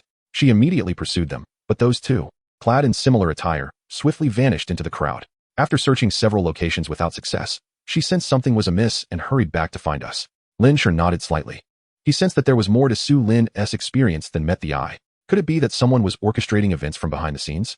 He was no fool. An entire pack of wolves losing control was a phenomenon that occurred once in a blue moon. To encounter a guarding leopard immediately after escaping the wolves? Such luck was almost supernatural. When coincidences abound, it ceases to be mere misfortune. Rather, it suggests that someone intends for him to endure these trials. Who could it be? Perhaps a foe of the Su family? Lin Shi pondered this possibility, realizing he might be a mere collateral damage. After all, he had devoted his life to academia and had yet to step into the broader world. Whom could he have offended? Clearly, he would need to hone his skills henceforth. Otherwise, in the event of another ordeal, he would remain reliant on a woman for protection. As Lin Shi contemplated this, he was oblivious to the fact that Su Shi's gaze upon him had grown increasingly complex. Regaining his focus, he looked at the weary Su Shi and said earnestly, Shi, the doctor previously mentioned that my arm injury is not severe. As long as I wake up, I can be discharged to recuperate at home. Therefore, shall we return now? After all, Yu Haven Tea slept in 2 days. Su Shi, however, shook her head. No, your arm's wound is not superficial. What if you were to return and accidentally become infected? It would be best to remain here for another 2 days until the risk of infection has passed. Faced with Su Shi's resolute stance, Lin Shi found himself at a loss for words. By the way, regarding school. Before he could finish, Su Shi seemed to anticipate his inquiry and promptly replied, Rest assured, I have already informed your instructor and requested a few extra days off. You need not worry about school matters. All right. Lin Shi nodded, momentarily unsure of what to say, and an awkward silence enveloped them. Perhaps you could take a nap on that sofa over there. The hospital room was exquisitely furnished, spacious, and equipped with a sofa and other amenities. It was evident that Su Shi genuinely cared for him. Just days prior, she could have easily slept on the sofa. However, out of concern for him, she had refrained from closing her eyes. Lin Shi surmised that his mother-in-law had likely insisted Su Shi return home to rest, fully aware that she dared not doze off in the hospital room. This realization deepened Lin Shi's sympathy for her. Shi, you really ought to rest. If you exhaust yourself, I shall be left to face a lonely old age. His words seemed to resonate deeply within Su Shi, prompting her to nod slightly. I can take a nap, but would it be possible for me to hold you while I sleep? Lin Shi was momentarily taken aback. Isn't Su the schoolflower, the distinguished Miss Su? How could your request be so direct? Yet, observing Su Shi's fatigued demeanor, he ultimately acquiesced. Very well, you may sleep beside me. In the luxurious private hospital room, the bed was sufficiently spacious for two. Upon hearing this, Su Shi gleefully removed her shoes and climbed onto the bed from the opposite side. Dressed in a white dress that was not long but complemented by delicate white stockings, Su Shi's graceful legs became visible as she reclined on the bed. The stockings accentuated her slender limbs, rendering them even more alluring. As a young man brimming with vitality, Lin Shi, despite his injury, found himself parched with desire. This alone was a testament to the captivating charm of the schoolflower, Su. Sure. Su Shi suddenly addressed him, causing Lin Shi to feel a rush of guilt, fearing he had been caught in the act of staring. Fortunately, her next words were not accusations, but a request. Do not stay so far away from me. Come closer and embrace me. Lin Shi's body stiffened upon hearing this. Yet he managed to respond with a smile. Isn't this a bit inappropriate? Despite his words, he found himself gradually inching closer to Su Shi. Observing this, Su Shi nestled against him, leaving Lin Shi with no choice but to drape a blanket over the weary girl, allowing her to rest peacefully. Even the strongest of individuals can become weary after a few sleepless nights. Just as he contemplated distracting himself by checking his phone, Su Shi suddenly propped herself up. In the next instant, she swung her leg over him. Spotting Su Shi nestled under the covers, Lin Shi was instantly flustered. What on earth are you doing? Chapter 40. Su, the school belle, this is not appropriate. Initially, Lin Shi felt a whirlwind of emotions as he held the soft school belle in his arms. However, she mischievously decided to turn and position herself atop him. Gazing down at him, Su Shi noted his bashful demeanor, and a playful smile crept across her lips. Her expression transformed into one of allure as she leaned down, whispering warm breath against Lin Shi's ear before teasingly pulling away. Nevertheless, that breath sent a shiver through Lin Shi, quickening his heartbeat to a near breaking point. Fortunately, he possessed a strong will. Su Shi reveled in his flustered state. Recognizing that he held her in his thoughts, at least without any sign of aversion, she leaned closer once more, but he averted his gaze, unable to meet her eyes. Hee, she chuckled, eager to tease him again. Sure, I desire you. Before she could finish her sentence, Lin Shi swiftly covered her mouth with his right hand. Su Shi, do not forget we are still in the hospital. Such words are entirely inappropriate. In that moment, though Su Shi refrained from continuing, their gazes locked. As Lin Shi beheld her enchanting eyes, he found her irresistibly charming, a juxtaposition of a frosty goddess and a sweet, youthful maiden. Regardless of the persona she embodied, she was undeniably beautiful. They gazed into each other's eyes, their souls intertwined, suspended in time, devoid of any distractions. The beauty of the moment washed over them, and soon Lin Shi felt a wave of embarrassment wash over him, particularly at the thought of Su Shi's nearly spoken words. He had yet to prepare himself mentally for such an admission, quickly withdrawing his hand from her mouth and pretending he had not heard. Yet, he could not quell the rising warmth within him. The blanket cocooning them grew increasingly stifling, muddling their thoughts. Shi, you should really get off me. Let us resume this after you've rested. Su Shi, however, was reluctant to part, leaning in once more to kiss Lin Shi, rekindling their previously interrupted encounter. Neither of them noticed the gust of wind outside, which had stirred up a small whirlwind, drawing leaves from the ground to spin and collide in a chaotic dance. As if engaged in a battle of defiance. Time passed, and finally, Su Shi and Lin Shi separated, both flushed. Ultimately, it was Su Shi who could no longer endure, hastily sliding off him. I'm going to sleep, she declared, promptly closing her eyes. Lin Shi sighed in relief, surprised that the school belle had finally complied. However, when he glanced at the still bulging blanket, realization dawned on him. How utterly embarrassing. In another ward of the hospital, Jiangcheng came to terms with her new reality of being legless. Despite the irrevocable nature of her circumstances, she understood that lamenting would yield no benefit. Her focus shifted toward surviving and ensuring her son ascended to the position of head of the Su family. For only in this way could her family maintain their wealth and afford care for her unfortunate self. Yet, her husband, Su Hui, was not only ineffectual but also annoyingly tolerant. The old patriarch favored Su Yu's family and lavished affection upon the girl, Su Shi, while Su Hui remained silent in the face of it all. Upon returning home, however, he would complain incessantly. Is this merely a display of arrogance in our own household? Thus, she placed all her hopes in her son, Su Jinyu, who not only surpassed his inept father in looks, but also showed great promise. Although the company he managed had suffered some losses, such as the nature of business, profits and losses coexist.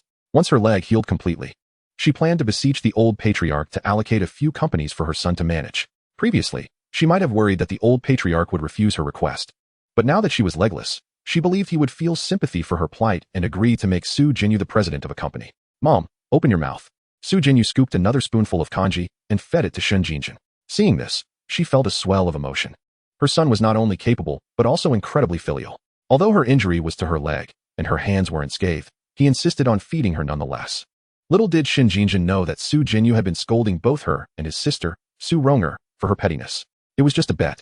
Why must she treat me like a servant? When their mother was wheeled out of the operating room, she fell into a coma. The doctors had predicted that it would take several days for her to awaken. Su Jinyu and Su Ronger, in a moment of whimsy, had bet on when their mother would regain consciousness. The loser would be responsible for her care upon her waking. Su Jinyu had wagered on at least 5 days, while Su Ronger had predicted 2. In reality, it had only taken 2 days. Returning to the present, he gazed at the woman in bed and quickly scooped another spoonful of kanji. Mom, would you like to have some more? This time, Shen Jinjin did not accept it. Instead, she inquired about Su Jinyu's father. Have you called your dad? Why hasn't he come to the hospital? Su Jinyu promptly explained, Mom, I called several times, but for some reason, I couldn't get through. Perhaps he is just busy? He was uncertain about his father's situation. In the past, when his mother merely had a fever, Su Hui had fussed over her, but now that she had lost her leg, he hardly bothered to visit. Nor did he arrange for anyone to bring them meals. He had to personally ensure everything, especially since this hospital belonged to their family. Upon hearing her son's words, Shen Jinjin felt a nagging premonition. Since awakening from her coma, she had seen Su Hui only once, and even then, his demeanor was cold and unfeeling. Devoid of any compassion, she had felt a chill in her heart, thinking he was disdainful of her legless state. Now, however, it seemed like there might be more to it. Could it be that her infidelity had been exposed? Considering this possibility, Shen Jinjin dismissed it as unlikely. Her young lover had flown out of the country overnight, so how could Su Hui have discovered anything? She resolved that when she next encountered Su Hui, she would earnestly plead her case. Absolutely must make this man feel guilt. He cannot disregard her simply because he has lost a leg. He must treat her like the princess she deserves to be, or else her marriage would be in vain. Alas, men are indeed unreliable, Shen Jinjin lamented, unaware that on the other side, Su Hui had already uncovered all his secrets. Gazing at the 2 documents before him, Su Hui, unable to contain his fury, flipped the table. Although the documents scattered to the floor, the striking phrase excluding biological father remained painfully visible. Shen Jinjin, you wretched symbol, I shall ensure your demise. Chapter 41. The unveiling of Su Xiaohua's Yandra attributes. Su Hui still felt insufficiently vindicated and proceeded to smash everything within reach into smithereens. Understand that both documents bore the same damning phrase, indicating that the son and daughter he had painstakingly raised for over 20 years were not his biological offspring. Any man in his position would undoubtedly experience an emotional breakdown. On the day Shen Jinjin encountered her misfortune, Su Hui learned from the doctor that the woman he had cherished for decades had not only been unfaithful, but had also resorted to such vile substances. This revelation led him to doubt the paternity of his son and daughter. Even with mental preparation, the reality was too much to bear. Now, he felt akin to a eunuch, perhaps long bereft of his ability to procreate. Thus, even if he were to divorce Shen Jinjin and expel this loathsome woman from the Su family, who would compensate for his losses? He would essentially be extinguishing his lineage. The more he pondered, the more agitated he became, ultimately shattering the television in his rage. At that moment, his eyes were bloodshot, his visage a terrifying mask of fury, yearning to charge into the hospital and slay Shen Jinjin. However, Su Hui knew that such an act would merely grant her an easy escape. He must make her life a living hell. Shen Jinjin, I will make you regret ever gracing this world. As Su Hui uttered his venomous words, the elderly butler standing by observed quietly, refraining from intervening. He understood that allowing the master to vent his frustrations was essential to prevent a health crisis. Not long ago, the master had entrusted him with an investigation into the matter, as he managed the daily lives of the young master and mistress, making it easy to obtain their DNA. The source was their used toothbrushes. Having watched Su Hui grow up, the latter placed great trust in him, enabling his continued presence in the household. In fact, after the results emerged, it was he who had the courage to peruse the report on Su Hui's behalf. After half an hour of catharsis, Su Hui gradually calmed down. A glint of murderous intent flickered in his eyes as he turned to the butler, Chun. Chun, do you believe I should confront that woman in the hospital and expel her and those 2 bastards from the Su family? He could no longer bear to witness them indulging in the privileges of the Su household. It was worth noting that the hospital where Jiangcheng resided was the finest in their family's portfolio, equipped with the most advanced medical technology in Jiangcheng, which played a significant role in preserving her life. Now, Su Hui felt it was time for her and those two illegitimate children to depart. Initially, he thought the ever-compliant Chen would support his decision. However, to his surprise, Chen candidly advised him, "I hope you will reconsider, master, and prioritize the greater good. If you expel them all, you will have no heirs, and the Su family's assets will."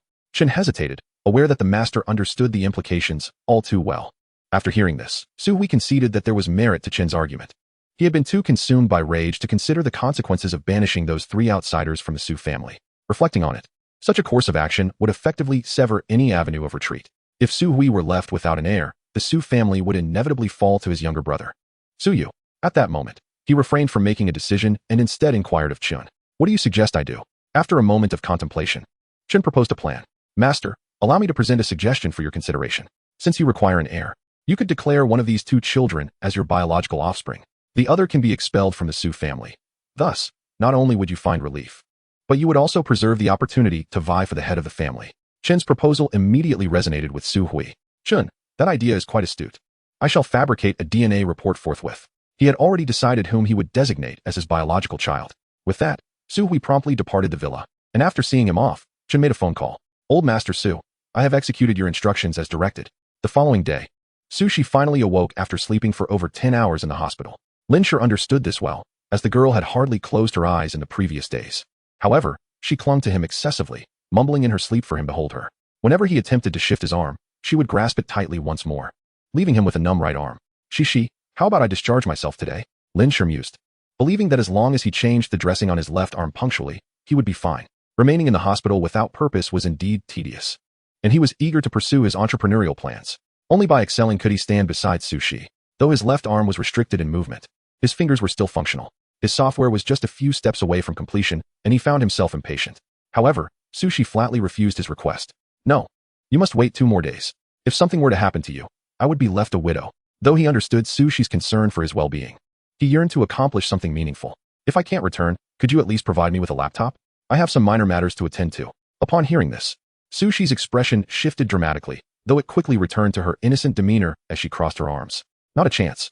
I know you intend to work on that wretched software, but I advise you to abandon the idea. All you need to do is stay by my side. If you need money, just tell me, and I can fulfill any request."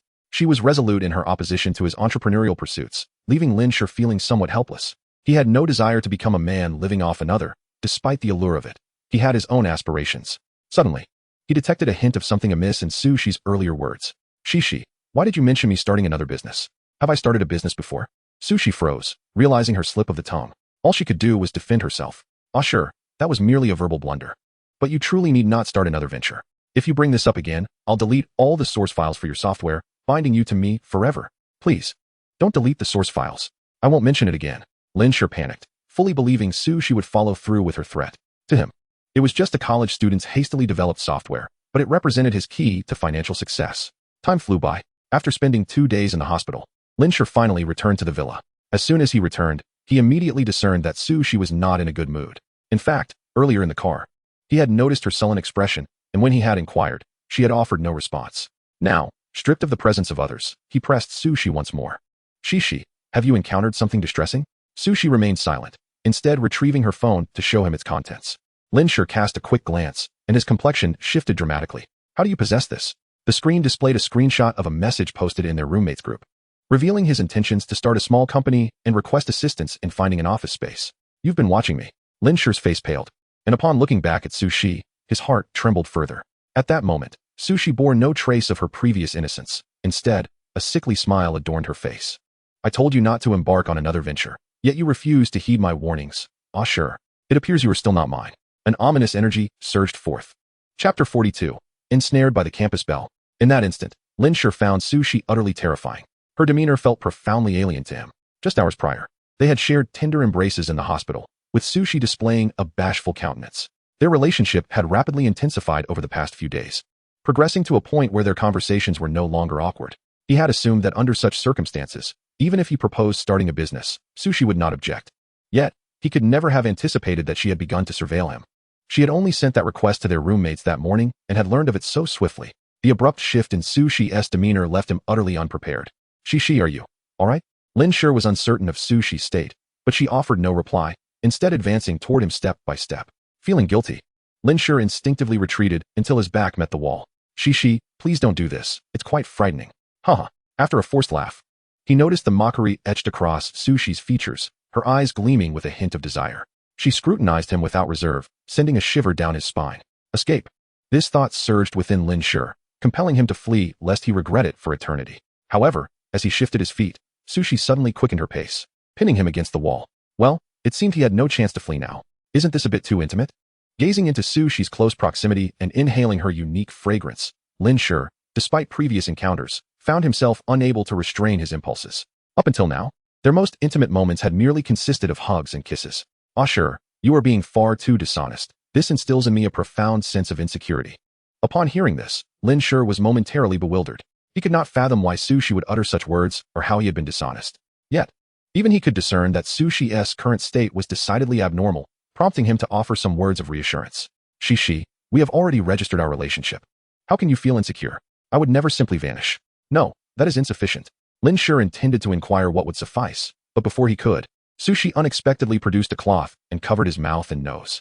A pungent aroma assaulted his senses, and in an instant, Lin Shi felt dizzy, the room swirling before his eyes. By the time Su Shi removed the cloth, he found himself utterly powerless. Shock coursed through him. How could this seemingly innocent girl suddenly resort to drugging him? Were it not for his knowledge of Su Shi's privileged background, he might have believed he had fallen victim to a setup. Before he could articulate his thoughts, darkness enveloped him, consciousness slipping away completely. Su Shi steadied him, her eyes gleaming with delight. At last, you are truly mine. I shall never allow you to leave. With that declaration, Su Shi assertively lifted the unconscious Lin Shi and began her ascent toward her bedroom. Meanwhile, at the Su family hospital, Jiangcheng had yet to be discharged, and the prospect of her release remained distant. After all, while Lin Shi merely had a bite on his arm, she had lost both her legs. Although she was confined to bed, even requiring assistance for basic needs, she had learned that Lin Shi had already been discharged that day. This news came from her son, who had overheard the staff discussing the Su family's eldest daughter, Su Shi, who was not the aloof figure of rumor, but rather appeared quite innocent, dating a tall and handsome young man. They spoke of the couple's sweetness, evoking envy among the staff. All this information had been relayed by her son, who had listened from the corridor. In truth, Jiangcheng felt a mix of fury and jealousy. She could not help but curse under her breath. Why had the Su family's son-in-law not been killed by the leopard? Why did fate still allow him to live? To her, Lin Shi's existence only served to elevate Su Shi's status within the Su family. Although she was indeed a girl, should she have children, particularly a son, all of the Su family's assets would ultimately belong to the Su family alone. In such a scenario, once Su Hui passed, she and her son would likely be expelled from the Su household. Jiangcheng was consumed by jealousy, pondering why Su Shi, the affluent heiress, could maintain such a close relationship with an ordinary boy devoid of capabilities. When she had married into the Su family, she had faced disdain due to her own family's lack of influence. Su Hui had never truly loved her. Their union was merely a strategic alliance, which resulted in no favorable words spoken on her behalf. Even her natal family had distanced themselves, having not contacted her in years. Otherwise, in the wake of such a significant event, she would not have been left without a single family member checking on her. Ah, what is your father doing? What has kept him so preoccupied these days? Jiangcheng lamented to Su Jinyu. As his wife, she had lost both legs and yet had not received a word of comfort from her husband. Truly a complete waste. She could never rely on this man. In her son's presence, Jiangcheng openly referred to his father as a waste, and yet Su Jinyu offered no objection. He shared the same sentiment. If his father were truly capable, he would not have failed to secure the position of head of the family, leaving his son to fight for it. How could I have such a useless father? He too lamented, feeling justified in expressing his grievances before his mother. Jiangcheng held no objections, for she was certain her superior son could not possibly be the offspring of that inept man. She felt a surge of relief, grateful that she had been clever enough to choose the seed of a white moonlight. Had she conceived with Su Hui, she surely would have borne a useless son. Just as these thoughts crossed her mind, a voice echoed from the doorway that sent chills through her very being. Jiangcheng, little wretch. I never expected you to conspire against me behind my back. Su Jinyu's heart raced as he recognized the voice belonged to his father, Su Hui. Glancing toward the entrance, he saw not only his father but also his sister, Su Rong'er. Father, what brings you here? He stammered, embarrassment flooding him. Having just spoken ill of his father only to have the man himself overhear, and to be scolded by this useless father. However, he had spoken ill of others behind their backs first, and thus intended to justify his actions. Before he could articulate his thoughts, Su Hui's gaze turned icy as he interjected, Do not address me in such a manner. I have no son like you. The moment those words escaped his lips, Shen Jingjing's expression shifted dramatically, visibly flustered. By the bedside, Su Jinyu mistakenly believed Su Hui was merely angry and sought to offer an explanation. Yet, in the next instant, a folder flew towards him. What is this? Su Jinyu hastily caught it and opened it, while Shen Jingjing broke into a cold sweat. Jinyu, do not look. But her attempt to intervene came too late. Upon discovering the DNA paternity test report within, Su Jinyu initially felt indifferent. However, upon reading the final result, his body trembled uncontrollably. How is this possible? I cannot possibly not be my father's biological son. Despite his desperate attempts to deny the truth, the glaring phrase no blood relation was painfully evident, compelling him to confront reality. Though he had held his father in contempt, it was precisely due to him that he held the title of the young master of the Su family. Even as a distant relative, it had afforded him ample benefits and prestige throughout his life. If he were indeed not Su Hui's biological son, all these privileges could be rescinded. For this reason, Su Jinyu found it utterly unacceptable. Perhaps this report was a fabrication. Perhaps someone was conspiring against him. Suddenly, a thought struck him, and he turned to Shen Jingjing. Mother, I am your biological son. You should know better than anyone. Quickly, explain this to father. He refused to believe that his mother could have ever been unfaithful. To his shock, what followed left him even more numb. Shen Jingjing immediately confessed, Darling, I was wrong. I should not have. Before she could finish her sentence, Su Hui lunged forward and struck Shen Jingjing across the face. Wretched woman. In the villa district, Lin Shi remained unaware of how long he had been in a stupor until he groggily awoke. The surroundings were enveloped in darkness, leading him to believe he had slept until nightfall. How did I fall asleep? As he uttered these words, fragmented memories surfaced in his mind. It seemed he had been drugged by Su Shi, and everything that followed was a blur. Wait, why is it so cold? He glanced down and realized he was nearly undressed, wearing only a pair of modest shorts. Yet, that was not the most shocking revelation. He found himself confined within an iron cage. What on earth is happening? Lin Shi perceived the absurdity of his situation, feeling as though he had been transported abroad. Has that girl sold me off? Am I to be sacrificed? While he was at a loss, a sinister voice called to him. Ah sure, you're awake. If the surroundings had not been so still, he might have missed recognizing Su Shi's voice. The tone had transformed, deliberately suppressing any hint of delight, almost as if she were a deranged individual ready to dissect him. Though Su Shi was a woman, her voice now bore a magnetic quality that sent chills down his spine. He turned to the source of the voice and saw Su Shi standing outside the cage, her form barely illuminated by the dim light. Despite the gloom, he could discern she was clad in a sheer nightgown. Truth be told, had he not felt an overwhelming emptiness in his body, he might have thought she had taken advantage of him while he slept. This was not mere vanity on Lin Shi's part. It was a signal she had sent before his slumber. Recollecting his thoughts, Lin Shi could no longer contain himself. Shi, why did you drug me? Upon saying this, he realized the matter at hand was not the most pressing concern. He was trapped in a cage. In truth, Lin Shi understood Su Shi's sudden outburst was related to their entrepreneurial endeavors. Yet, even if she had reservations about her actions, could she truly justify such extremes? Shi, could you please let me out? No. Su Shi shook her finger, her gaze filled with an infatuation as she looked at Lin Shi. You will remain here, and I shall provide for your every need. Initially, she had intended to consummate their relationship under the pretense of necessity. However, the dosage had been too potent, rendering Lin Shi in a deep slumber. Consequently, she chose to wait for him to awaken before continuing with her plans. As long as she could secure her position as his partner, she was certain her desires would fade. Although she longed to possess him, her heart was fraught with conflict. Were it not for the dangers his actions posed, she would never have intervened. Su Shi was acutely aware of her man's ambitions and pursuits, but such paths would only lead him deeper into peril. Having lost him once, she could not afford to lose him again. She would never make the same mistake twice. For Lin Shi's safety, she was prepared to do anything. Lin Shi remained oblivious to Su Shi's thoughts. He merely perceived her as unreasonable and began to feel agitated. In his previous life, circumstances had mirrored the present. Each time his company was on the cusp of significant advancement, Su Shi's enterprise would shatter his progress. Even the matter of going public had been similarly thwarted. Just when he seemed poised to meet the requirements, Su Shi would wreak havoc. In this rebirth, was he doomed to repeat this fate? Shi, what must I do for you to let me out? His voice was now low and tinged with anger. Yet, the response he received was still that same resolute no. Fueled by indignation, Lin Shi erupted. Su Shi, what on earth are you doing? I simply wish to earn a living. What fault is that of mine? Though we are officially married, you must understand I was coerced into it. You have no right to control me in any aspect. As for those contracts, Lin Shi was about to continue when he caught sight of Su Shi's expression, prompting him to halt. Though a sickly smile remained plastered on her face, tears began to silently trail down her cheeks. In that moment, even Lin Shi, despite his usual slowness, recognized that he had spoken too harshly. Witnessing Su Shi's feigned bravado, his heart ached. He wanted to offer an explanation but was at a loss for words. He could not simply claim he had grown weary of her oppression from their past. Sushi could no longer contain her emotions, turning away and trembling slightly. It was all forced upon me. It was all forced upon me. Though her voice was soft, Lin Shi heard her clearly. Guilt washed over him, making him feel like a scoundrel. If it had truly been coercion, why had he reciprocated Sushi's affections time and time again? Empathizing with Sushi, he could grasp her sorrow. Shi, everything I said earlier was in anger. Even if I was compelled before, that is no longer the case. Lin Shi sought to convey further thoughts, but unexpectedly, she sank to the ground, seemingly sobbing in distress. In that moment, he felt utterly helpless. He knew explanations would be futile and then conceived a brilliant plan.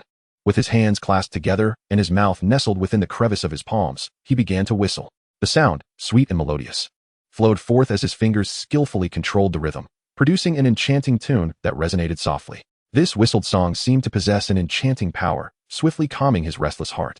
Truth be told, this was the sole skill that Lin Shi had mastered. He was unaware of how he had acquired it. But his mother had mentioned that he had been able to whistle like this even before his memory loss. Upon hearing the sound, Sushi's heart fluttered, and her tears ceased to flow. Observing her tranquil demeanor, Lin Shi continued to whistle with fervor. Suddenly, a crisp click echoed through the air. The cage had been unlocked.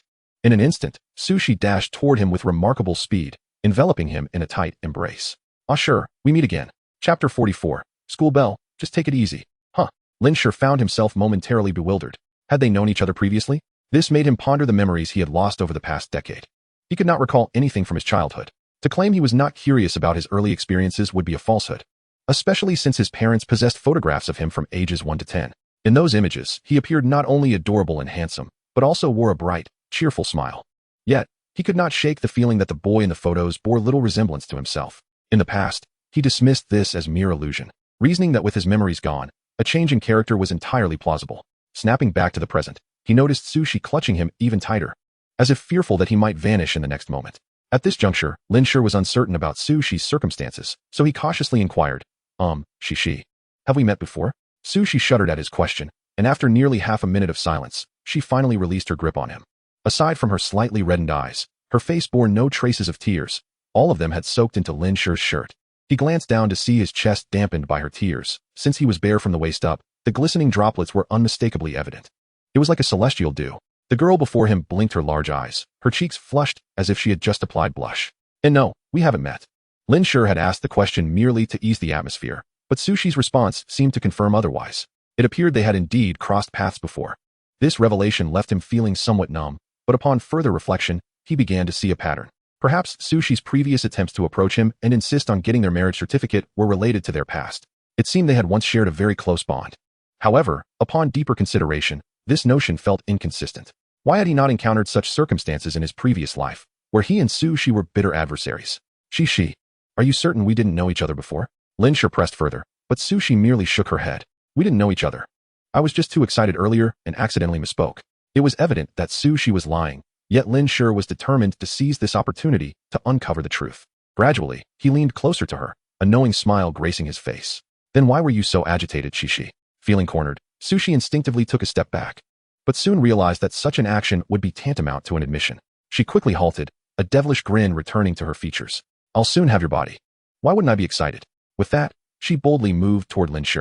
His incredulity deepened at her unabashed declaration, and the sudden advance left him even more flustered. The dynamics of the situation had shifted in an instant. In this manner, Sushi backed Lin Shi against the edge of the bed and pushed him down onto it. The expression on her face was distinctly mischievous, leaving the bare Lin Shi with no option but to cover his body with his hands. Shi, what are you doing? Of course, I'm going to. Before she could finish her sentence, Sushi began to unbutton her nightgown. Now that the stunning beauty was so close, Lin Shi could finally see her attire clearly. It was nothing short of provocative. She wore a purple nightgown, split into 2 pieces. The lace straps barely concealed her ample curves, while the short purple skirt accentuated her figure, particularly paired with Sushi's alluring expression. The 2 garments were separate, allowing glimpses of her toned waistline, a veritable embodiment of elegance. Lin Shi's throat tightened, his voice catching slightly. Was this truly permissible? Especially as Sushi continued to unfasten her buttons, a mix of panic and anticipation coursed through him. However, after nearly half a minute of waiting, he realized the buttons remained stubbornly closed. It dawned on him that she was merely playing a game. Sushi's face was flushed crimson, betraying her embarrassment, which brought Lin Shi a sense of relief. Recognizing that she was toying with him, he felt emboldened. He reclined fully on the bed, adopting a relaxed posture. Come on, just take it easy. As expected, His words caused Shi to lower her head in embarrassment. How can you say that? Hearing such audacious remarks, Lin Shi playfully tilted her chin upward. Shi, just moments ago, you were clamoring to have my body. Now you seem to have forgotten that? Now that he was right in front of her, he encouraged her, feel free to indulge. Under this unexpected counterattack, Shi was left speechless. Her original intentions for confining Lin Shi fading from her mind.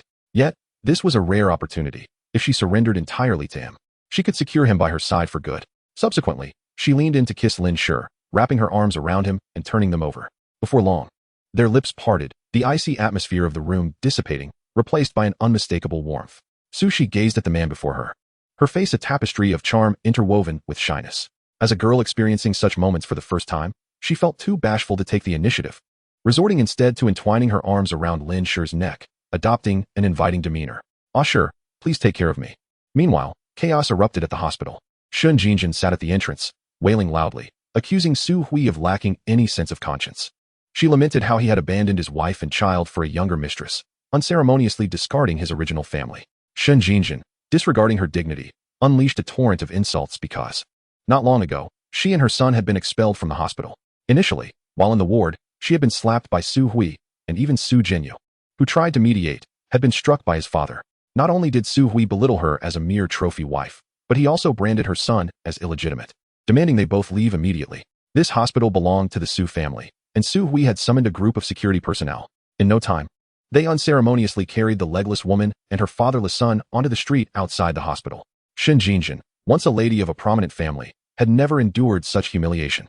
Most distressingly, without Su Hui and the Su family's support, how would she manage the costs of her son's medical treatment? Many of the assets under Su Hui's control were tied to the Su company. Even in the event of a divorce, her share would be meager at best. Su Hui, you heartless old wretch.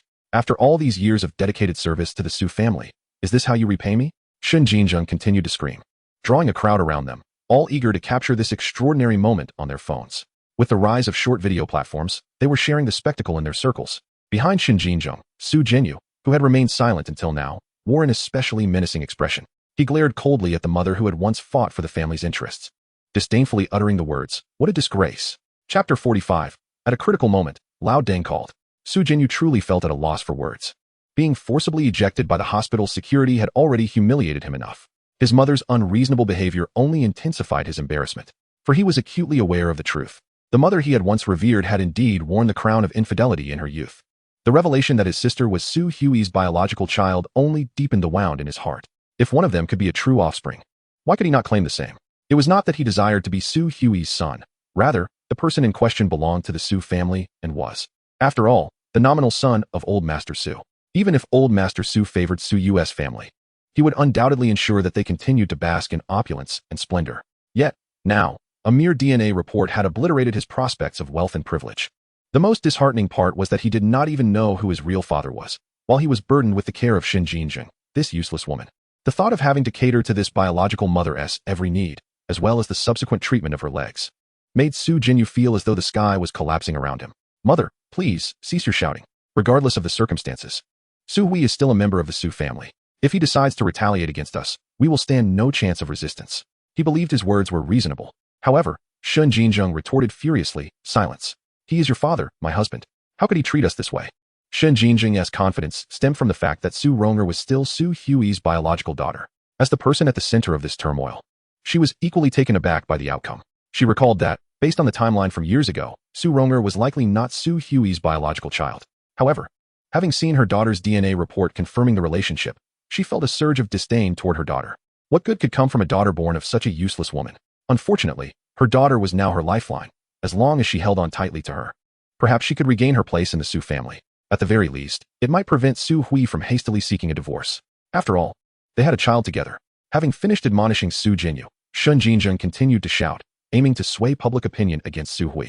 Yet, she murmured to herself about the hatred Su Hui must feel towards her, considering that the two children she had raised for decades were not even his. What man could tolerate such a betrayal? A mere 10 minutes later, a black luxury vehicle came to a halt before them. A group of burly bodyguards clad in suits flung open the doors and forcibly ushered the two into the car. Shun Jinjing's face paled, without her legs. She had no means of resistance.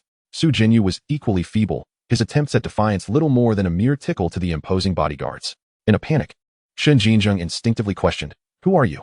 But before she could finish her sentence, a resounding slap echoed across her face. You shameless harlot. Defaming me on Su family territory. Do you truly seek death? Husband. Shun Jiangcheng hastily called out to Su Hui, who was now visibly present. His face was dark and chilling, instilling a sense of dread within her. Desperate to return to the Su family, she repeatedly acknowledged her faults. Husband, I was wrong. Please grant me another chance. As she spoke, Shun Jiangcheng bent down, unable to bow properly due to her disability, fearing it might aggravate her wounds. Perhaps due to her seemingly sincere demeanor, Su Hui refrained from delivering another slap. Shun Jiangcheng, noticing this change, felt a flicker of hope and was about to utter more conciliatory words. Husband, but just as she began, a massive foot kicked her, sending her sprawling inside the vehicle. You wretched woman, how dare you ask for another chance? Meanwhile, Shun Jiangcheng found herself subjected to a rather vigorous massage courtesy of Su Hui. Conversely, Lin Shi was enduring a different sort of torment, bound tightly in ropes. He resembled a dumpling. His mouth was stuffed with a purple cloth, rendering him immobile and unable to speak. Just moments prior, he and Su Shi had been on the verge of crossing a significant boundary, yet their parents' unexpected arrival at the villa had shattered the moment. They had both registered the villa's fingerprint access and were now calling for them from the living room below, instantly snapping the pair back to reality. However, Lin Shi had grossly underestimated Su Shi's level of trust in him. Before he could process the implications, she had bound him with ropes beneath the bed and instructed him to remain silent. It was evident that Su Shi was equally fearful of her parents discovering the situation. Lin Shi could only lament. Are we even still a couple? Do you have no trust in me at all? Currently, Lin Shi found himself in a secret chamber adjacent to Su Shi's bedroom. Yes, a secret room within her bedroom. Could you believe it? When he had inquired about it, Su Shi had claimed it was specifically designed for him, stating that she intended to keep him confined there for life. Even the cage was tailor-made. Hearing such words had left Lin Shi utterly stunned, gripped by terror. He began to comprehend the depth of Su Shi's unsettling nature, which bordered on the pathological. Was she the fabled Yandra? Yet, Lin Shi felt it was not entirely accurate. In reality, encountering a true Yandra would likely leave one fortunate to be alive. Su Shi had been rather kind to him. Despite his current predicament, she had never truly harmed him. Nevertheless, he could not help but wonder what the future held. Truth be told, being restrained in such a manner caused him immense discomfort, and he continued to whimper. Su Shi, please hurry back, you rascal. Father, mother. What brings you here? Su Shi, upon seeing her parents arrive downstairs, felt an overwhelming surge of guilt. Even though she had dressed impeccably, the awkwardness lingered. Su Yu remained silent, while Qin Molan smiled and broke the tension. Ah, your father heard you were discharged from the hospital. So he thought he would come and see how you two were getting along here. As soon as she finished speaking, Su Yu pretended to clear his throat. Ahem. I've been quite busy these past few days, but I thought I'd come check on Xiao Shi and see how his arm is healing. Qin Molan, noticing the insincerity in his words, chose not to call him out, but instead turned her attention to Su Shi. By the way, Shi, why hasn't Xiao Shi come out yet? Su Shi, caught off guard, could only hastily concoct an excuse. ISNT at the villa. He went to school. What? Su Yu and Qin Molan were both taken aback. Although Lin Shi's injury hadn't reached the bone, he had still received several stitches on his arm. Wasn't it a bit excessive for him to attend school in such a condition? Qin Molan had intended to voice her concerns about allowing Lin Shi to return to school, fearing he might accidentally injure himself further and suffer lasting consequences. However, before she could speak, she noticed Su Shi's face had turned slightly red, prompting her to instinctively glance toward the second floor. She seemed to grasp something, prompting her to seek an excuse to leave with Su Yu, intending to meet the child at a later time. However, Su Yu remained utterly oblivious. Having already begun to reprimand Su Shi, Shi, it is not my intention to criticize you, but what you did is indeed wrong. His arm is gravely injured. How could you possibly let him attend school? Yet, as soon as Su Yu uttered these words, a familiar ringtone resonated from the second-floor bedroom. Old Deng is calling. Old Deng is calling. The sound was loud enough to be clearly heard from downstairs. Suddenly, the three individuals downstairs fell silent. During her time at the hospital caring for Lin Shi, she had heard that ringtone before, evidently belonging to his father. Su Yu, not being foolish, recognized it could not possibly be his daughter's phone, and he couldn't help but inquire. Shi, that ringtone is not from your phone, is it? Did you not say you were not at home during your childhood? Su Shi's face stiffened. She had forgotten to silence Ashur's phone. Regardless of the circumstances, she wished to shield her parents from the terrifying side of herself. She was acutely aware that no normal wife would confine her husband within an iron cage. Yet, this was the only means she could conceive to keep Lin Shi eternally by her side. Just when she was about to concoct an excuse to placate her parents, Qin Molan interjected with a smile. Old Yu, perhaps Ashur forgot to bring his phone before heading to school. It is essential for him to have it. He will likely return shortly. Seeing her mother defend her, Su Shi hastily concurred. That could be it. I will go upstairs to check. With that, she made her way to the upper floor to silence the phone. However, Su Yu gestured for her to pause. Never mind, since we cannot see Xiao Shi. I will convey what I need to say to you. What is it? Su Shi was somewhat taken aback. She had assumed her parents had come merely to inquire about her interactions with Ashur and to express concern for his injury. It appeared there was more at hand. It concerns your uncle. He was at the hospital today. Half an hour passed before Su Shi saw her parents off. They spoke of her aunt's infidelity, revealing that Su Jinyu was not Su Hui's biological son. They urged her to be cautious and attentive to her safety in the coming days. In their eyes, Su Jinyu had once been the young master of the Su family. Now that he had fallen from grace, the emotional toll could drive him to extremes, potentially leading to harmful actions. They advised her to communicate with Ashur to prevent any inadvertent entanglements. In truth, Su Shi had learned of this matter not long ago from Su Lin. She had individuals in the hospital who kept her informed of the entire situation. She felt no emotional upheaval regarding the news. She knew her aunt well enough to understand that such a scandal was not surprising. Her only wish was that these matters did not spill over into her life with Ashur. Otherwise, she would resort to more forceful measures. Those who sought to harm Ashur deserved to perish. Recalling that night, a glint of murderous intent flickered in Su Shi's eyes. If she was not mistaken, those individuals had already sought out Lin Shi. Perhaps this was merely a warning for him. However, their movements were too clandestine, and afterward, she had been unable to uncover any useful information. Thus, all she could do was protect him. Lost in thought, she returned to the second-floor bedroom. Lin Shi's phone lay on the table, not within the soundproofed secret room, which allowed the ringtone to carry downstairs.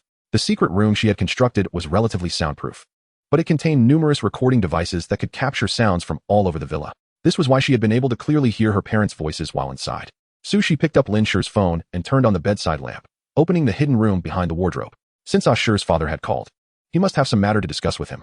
Moments later, upon entering the secret room and witnessing the scene within the iron cage, her pupils dilated in shock. Ashur. At that moment, she switched on the light to find Lin Shi sprawled on the bed, bound by ropes, yet utterly motionless. Panic surged within her as she opened the cage. Seeing his face buried in the blankets, she feared he had lost his breath. She quickly turned him over, tears streaming down her cheeks, as she could scarcely bear to imagine the anguish of losing Lin Shi once more. Should anything happen to him, she would have no choice but to follow him into the abyss. Removing the cloth from Lin Shi's mouth, she beheld his pallid visage and was engulfed with regret. Ashur, I should not have treated you that way. Please do not scare me. I beg you, wake up quickly. Trembling, she reached to check for his breath. To her astonishment, as soon as her hand touched him, Lin Shi abruptly opened his eyes and planted a kiss on her face. Just kidding. Ha. However, his laughter faded when he noticed Su Shi's tear-streaked face, filling him with guilt. He had merely intended to jest, yet being bound felt unbearable. Su Shi stood frozen for a moment, her expression darkening as she turned and walked out of the cage. Lin Shi, sensing her distress, hurried after her, fearing she might be upset or angry enough to never release him from the cage again. Understanding that he could not allow Su Shi to leave without addressing the situation, he quickly leapt from the bed and embraced her from behind just before she could exit the cage. Feeling the tremor of the woman in his arms, Lin Shi acted without a second thought. I'm sorry, Enough with the excuses. Su Shi interrupted, her embarrassment palpable. Since you are fine, hurry up and put on some clothes. What? Lin Shi looked down to realize he was entirely unclothed, his face flushing with embarrassment as he immediately released her. Oh no, how mortifying. With the speed of a bolt of lightning, he dove back under the covers. Only then did he recall that during the earlier mishap, he had lost all his clothing. After being tied up for so long, the blanket had concealed him, causing him to forget entirely. His cheeks flushed with embarrassment. He hesitated to reveal his face from beneath the covers. After an indeterminate time, he heard footsteps approaching the bedside. I've placed your clothes at the end of the bed. Remember to put them on later. Upon hearing this, Lin Shi felt a surge of panic. Su Shi's words indicated she would not let him out of the cage.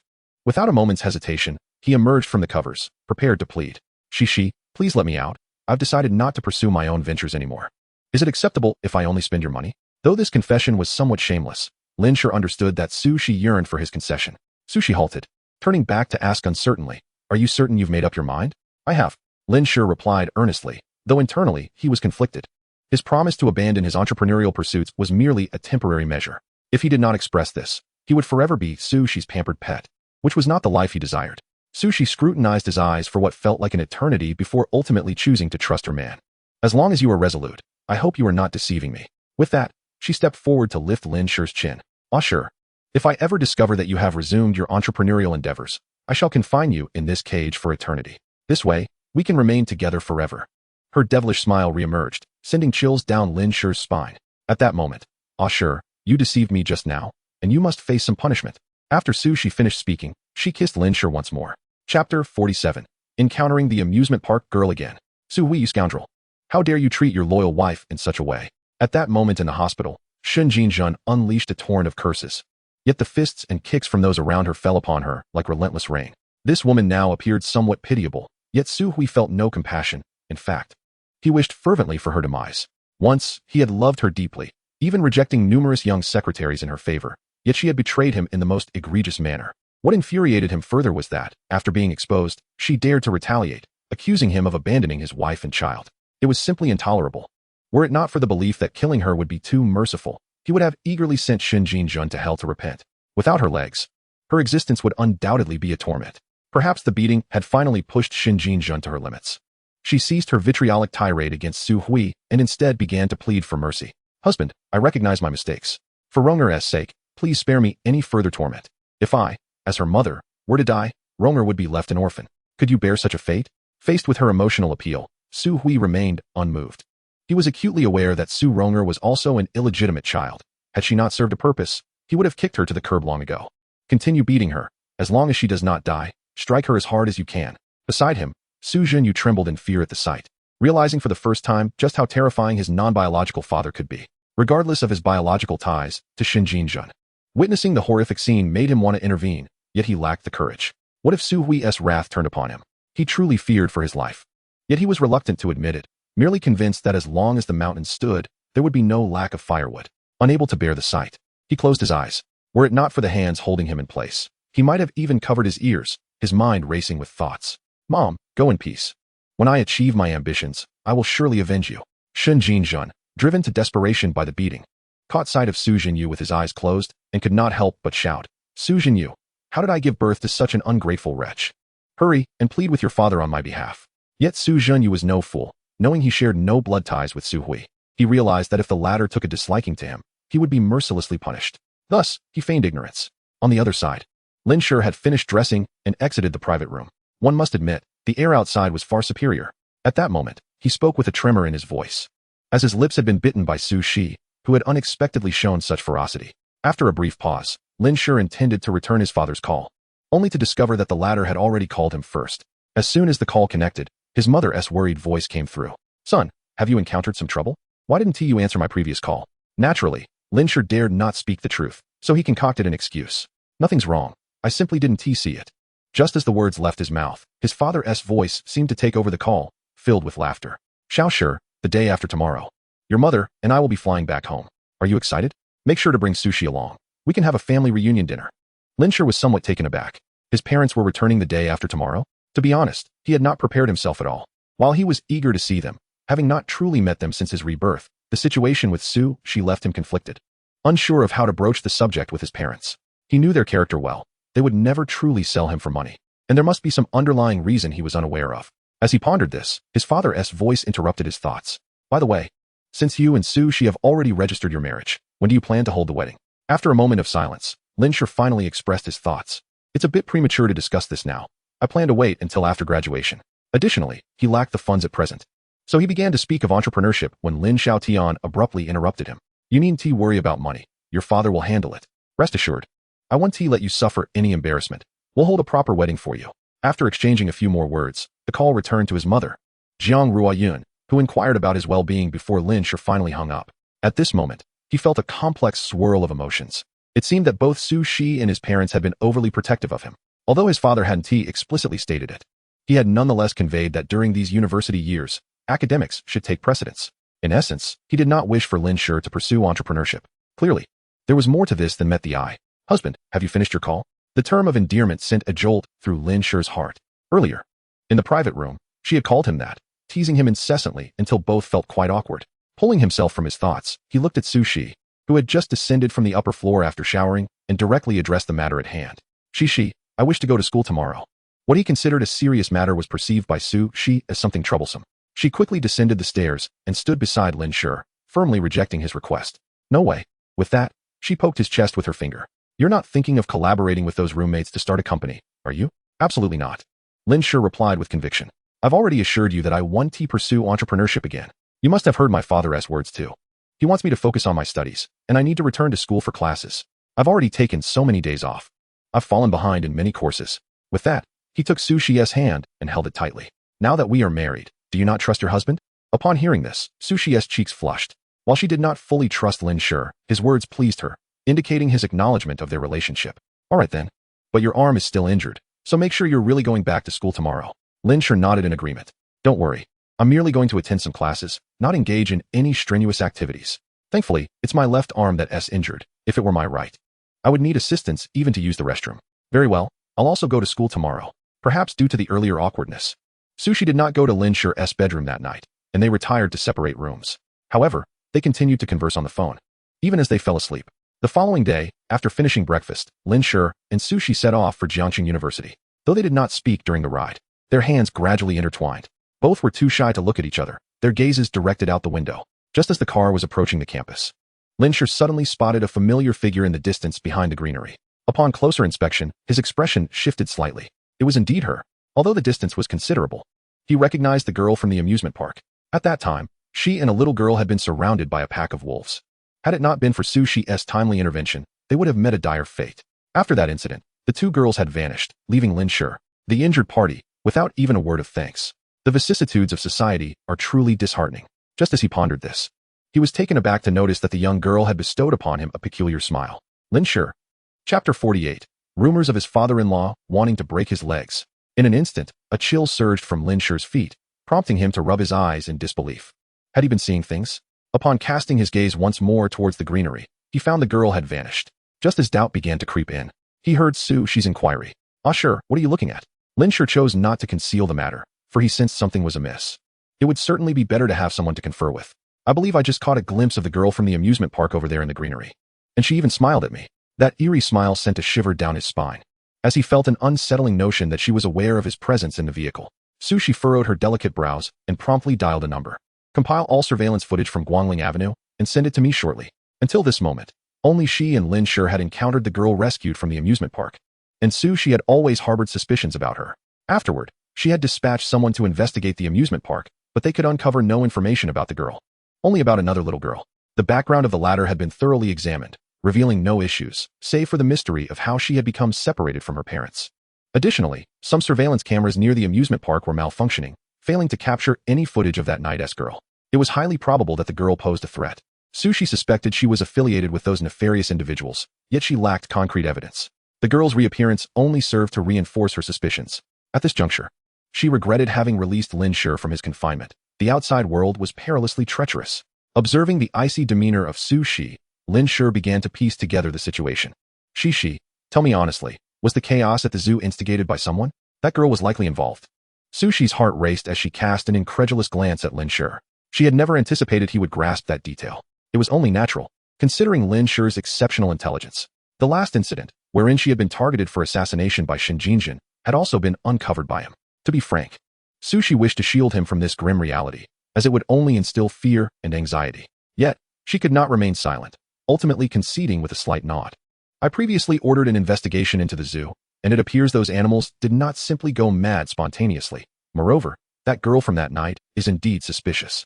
Of course, this is merely my conjecture, and I have yet to uncover the true cause. Lin Shi fell silent upon hearing this. He believed that these shadowy figures were almost certainly targeting Sushi. He would never suspect himself. No one would go to such lengths to create a commotion to eliminate an ordinary person like him. The culprits were likely Sushi's enemies. Seeing Lin Shi's grave expression, Sushi assumed he was frightened, and she was about to reassure him of her presence. However, the man spoke first. Rest assured, Shi. I intend to practice some skills from now on, so I won't become a burden to you when danger arises. Who knows, I might even be able to assist you. As for the notion of protecting Sushi, he felt too embarrassed to voice it. If an adversary could inflict harm upon such a formidable woman, then they could easily dispose of him as well. Therefore, all he could do was fight to protect her, especially since she had saved him at the amusement park. Had it not been for Sushi driving away the leopard in a timely manner, he would either have been devoured or lying in a coffin. Sushi was unaware of Lin Shi's thoughts, yet she was nonetheless moved by his words. Not wishing to dampen his confidence, she displayed an expression of admiration. I believe you can achieve that. In time, you will be able to protect me too. Lin Shi awkwardly smiled and nodded, feeling somewhat embarrassed. By the way, how do you plan to learn martial arts? Upon hearing Sushi's inquiry, Lin Shi beamed with confidence. I'll learn by watching videos online. Sushi and Lin Shi both had classes that day, so they alighted from the vehicle together.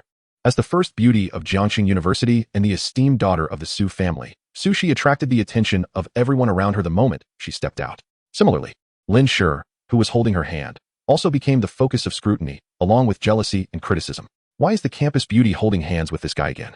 It seems they are genuinely together, sighed a boy, his face a portrait of sorrow. His friends, witnessing his pitiful expression, looked at him with disdain and contempt. Your so-called white moonlight. How many girls have you dated? Don't think I'm unaware. Back when you weren't even in Jiangcheng University, you had several flings.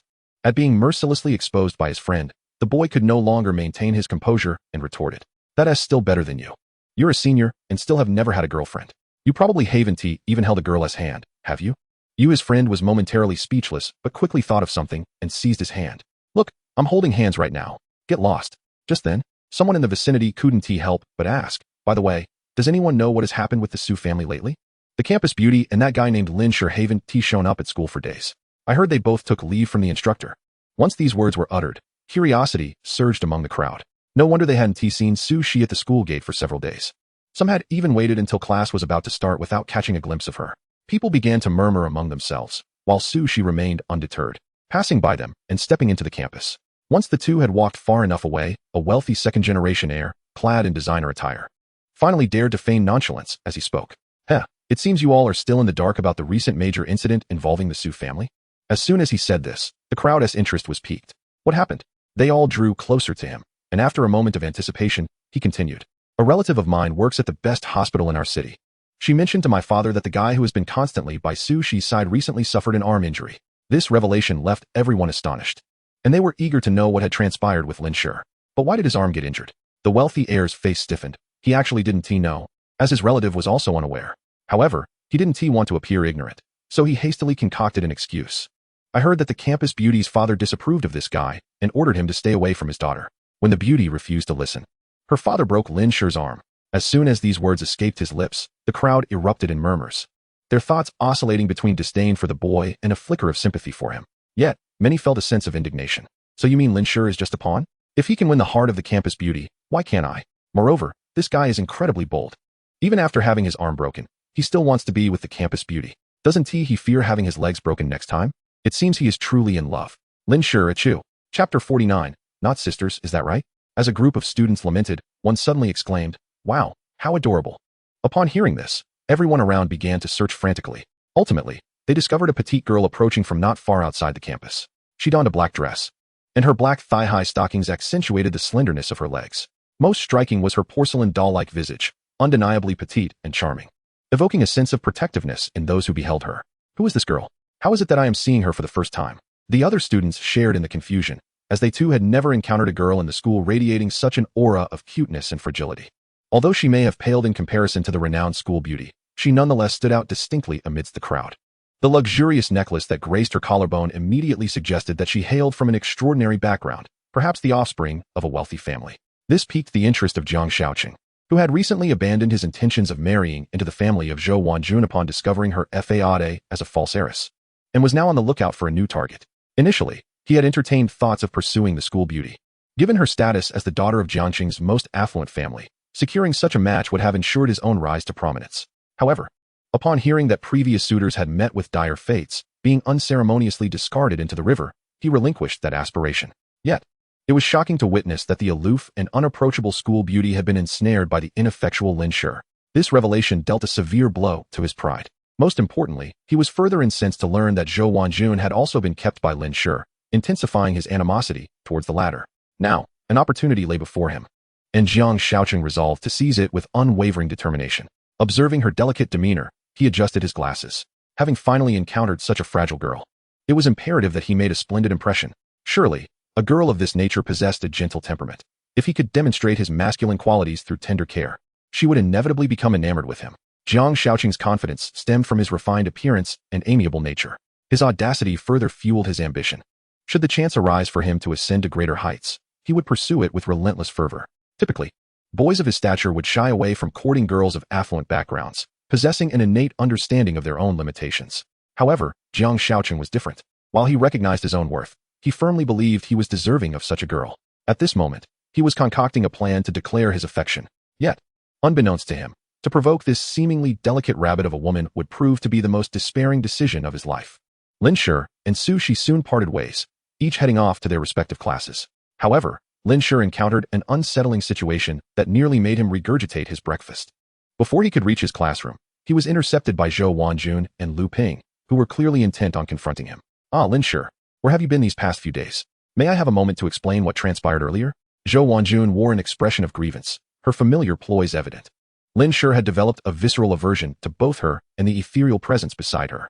After just returning to school, he was confronted with this unwelcome spectacle, ruining his previously pleasant morning. Had he not been pressed for time, he would have already dealt with these two nuisances. Regaining his composure, Lin Shi chose to disregard the two pests, intent on making his way to class. The hefty Lu Ping, sensing his intent, swiftly blocked his path. "Get out of the way." Lin Shi was in no mood to indulge Lu Ping, having been scorned by her during his days as a sycophant. Even in his reborn state, with memories of his past life intact, the sight of her ignited his ire. The root of his anger lay in his failure to seek proper revenge in his previous life, rendering him genuinely irate now. Outsiders might question why a grown man would squabble with two girls, but only those who had endured similar experiences could comprehend the depth of his frustration. "How dare you insult me?" Lu Ping seethed, taken aback by Lin Shi's unexpected defiance. "You, a mere sycophant, dare to speak to me like that?" In recent days, Lu Ping had been mercilessly berated by her roommates, leaving her hesitant to return to the dormitory and forcing her to seek refuge in a nearby hotel. Now, her pent-up frustration erupted like a powder keg, her features contorting into a visage reminiscent of a ferocious bear. Zhou Wanjun, still reliant on Lin Shi as her financial lifeline, sought to prevent any escalation between the two.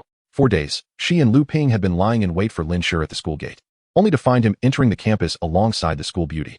Having both suffered at the hands of the other, they dared not confront him then. Thus, they hastily relocated to ambush Lin Shi.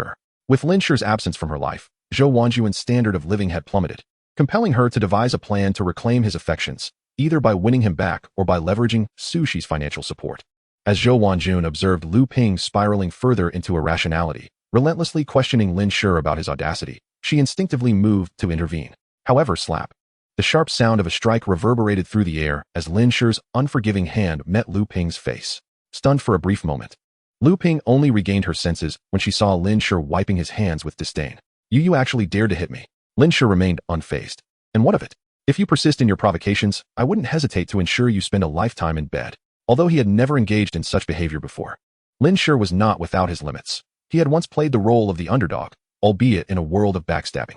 Even as a student now, the prospect of rendering this bothersome individual a permanent invalid was hardly an insurmountable task. Faced with Lin Shi's frigid demeanor, Lu Ping found herself at a loss for words. Not daring to retaliate, let alone strike back, Zhou Wanjun was equally taken aback. This was the first time she had witnessed Lin Shi resort to violence. The aura he now emanated was formidable, rendering her perception of her childhood companion utterly alien. Nevertheless, she stepped forward to console Lu Ping, unable to suppress her reproach towards Lin Shi. "How can you act this way?" Lin Shi merely shrugged. Had she not run her mouth, I wouldn't have needed to correct her. "Let me make this clear. Do not obstruct my path in the future, or you'll find yourself on the receiving end as well." Just as those words left his lips, a shadow darted past him, and an instant later, a resounding slap echoed as it struck Zhou Wanjun's face. "Go ahead and hit me now." Lin Shi stood frozen, his pupils dilating. The assailant was not Su Shi, but rather the girl from the amusement park that day. His mind raced with questions. This can't be right. Are they not allies? Chapter 50. My token of appreciation is to become your girlfriend. After his moment of confusion, Lin Shi's instincts kicked in. He had come to suspect that the girl's appearance at the amusement park had not been coincidental, and she might indeed be an accomplice in a plot against Su Shi. Moreover, he had indeed spotted her lurking behind the greenery on that road not long ago. What was her true intention? Lin Shi felt a mix of uncertainty and alarm. The seemingly fragile girl before him possessed surprising strength, having knocked Zhou Wanjun to the ground with that single slap, leaving a vivid mark on her cheek.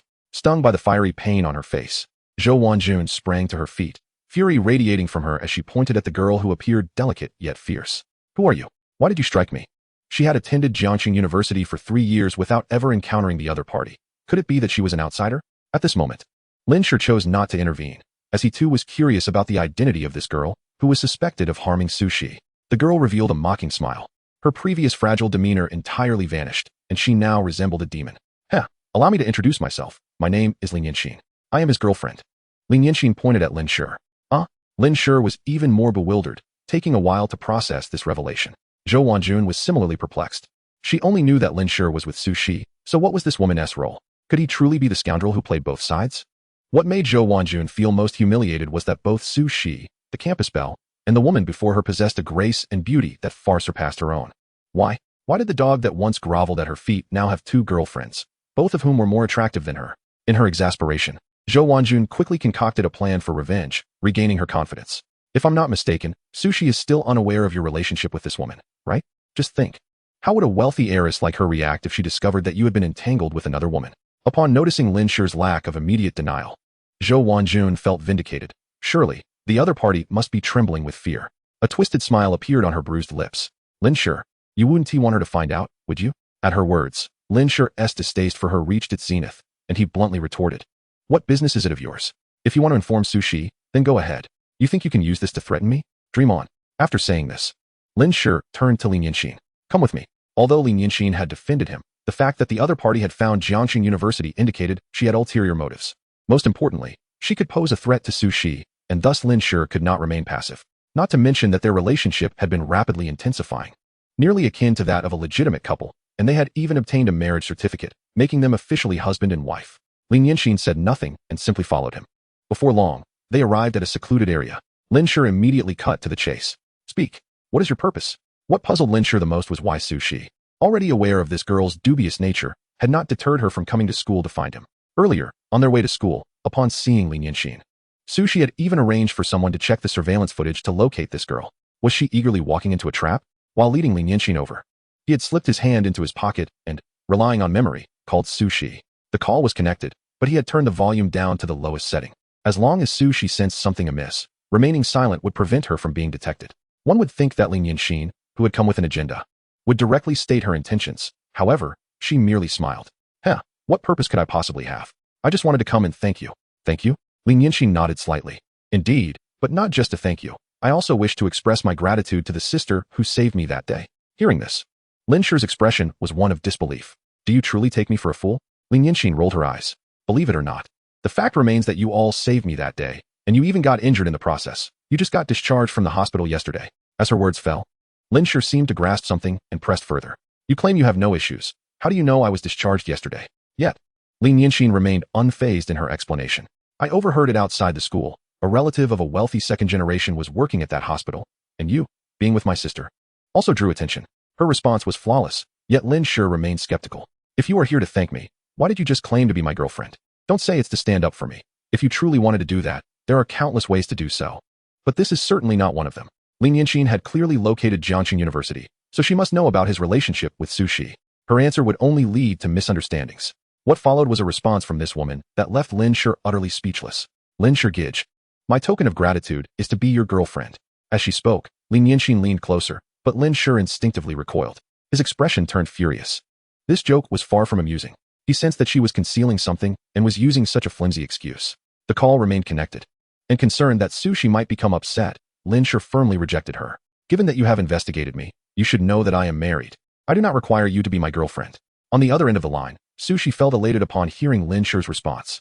At least he had not denied their marital relationship in front of others. Even if they had not held a wedding, they were indeed married in name. Just then, the next sound from the phone infuriated her. So what if you are married?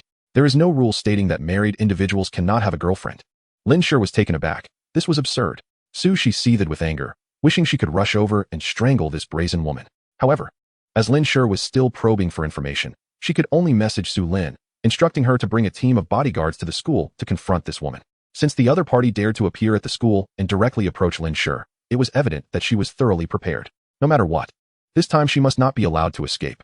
Perhaps they could extract information from Lin Shi regarding the whereabouts of those individuals and their plans. Don't be ridiculous. I am not the person you think I am, Lin Shi declared with righteous indignation, fearing that she might continue her erratic behavior. And thus he diverted the conversation before she could speak again. Stop with your nonsense and tell me your true intentions. Don't waste any more time. He feigned an air of having seen through everything, but in reality, he was merely stalling for time, hoping Su Shi or her team would arrive to apprehend this girl.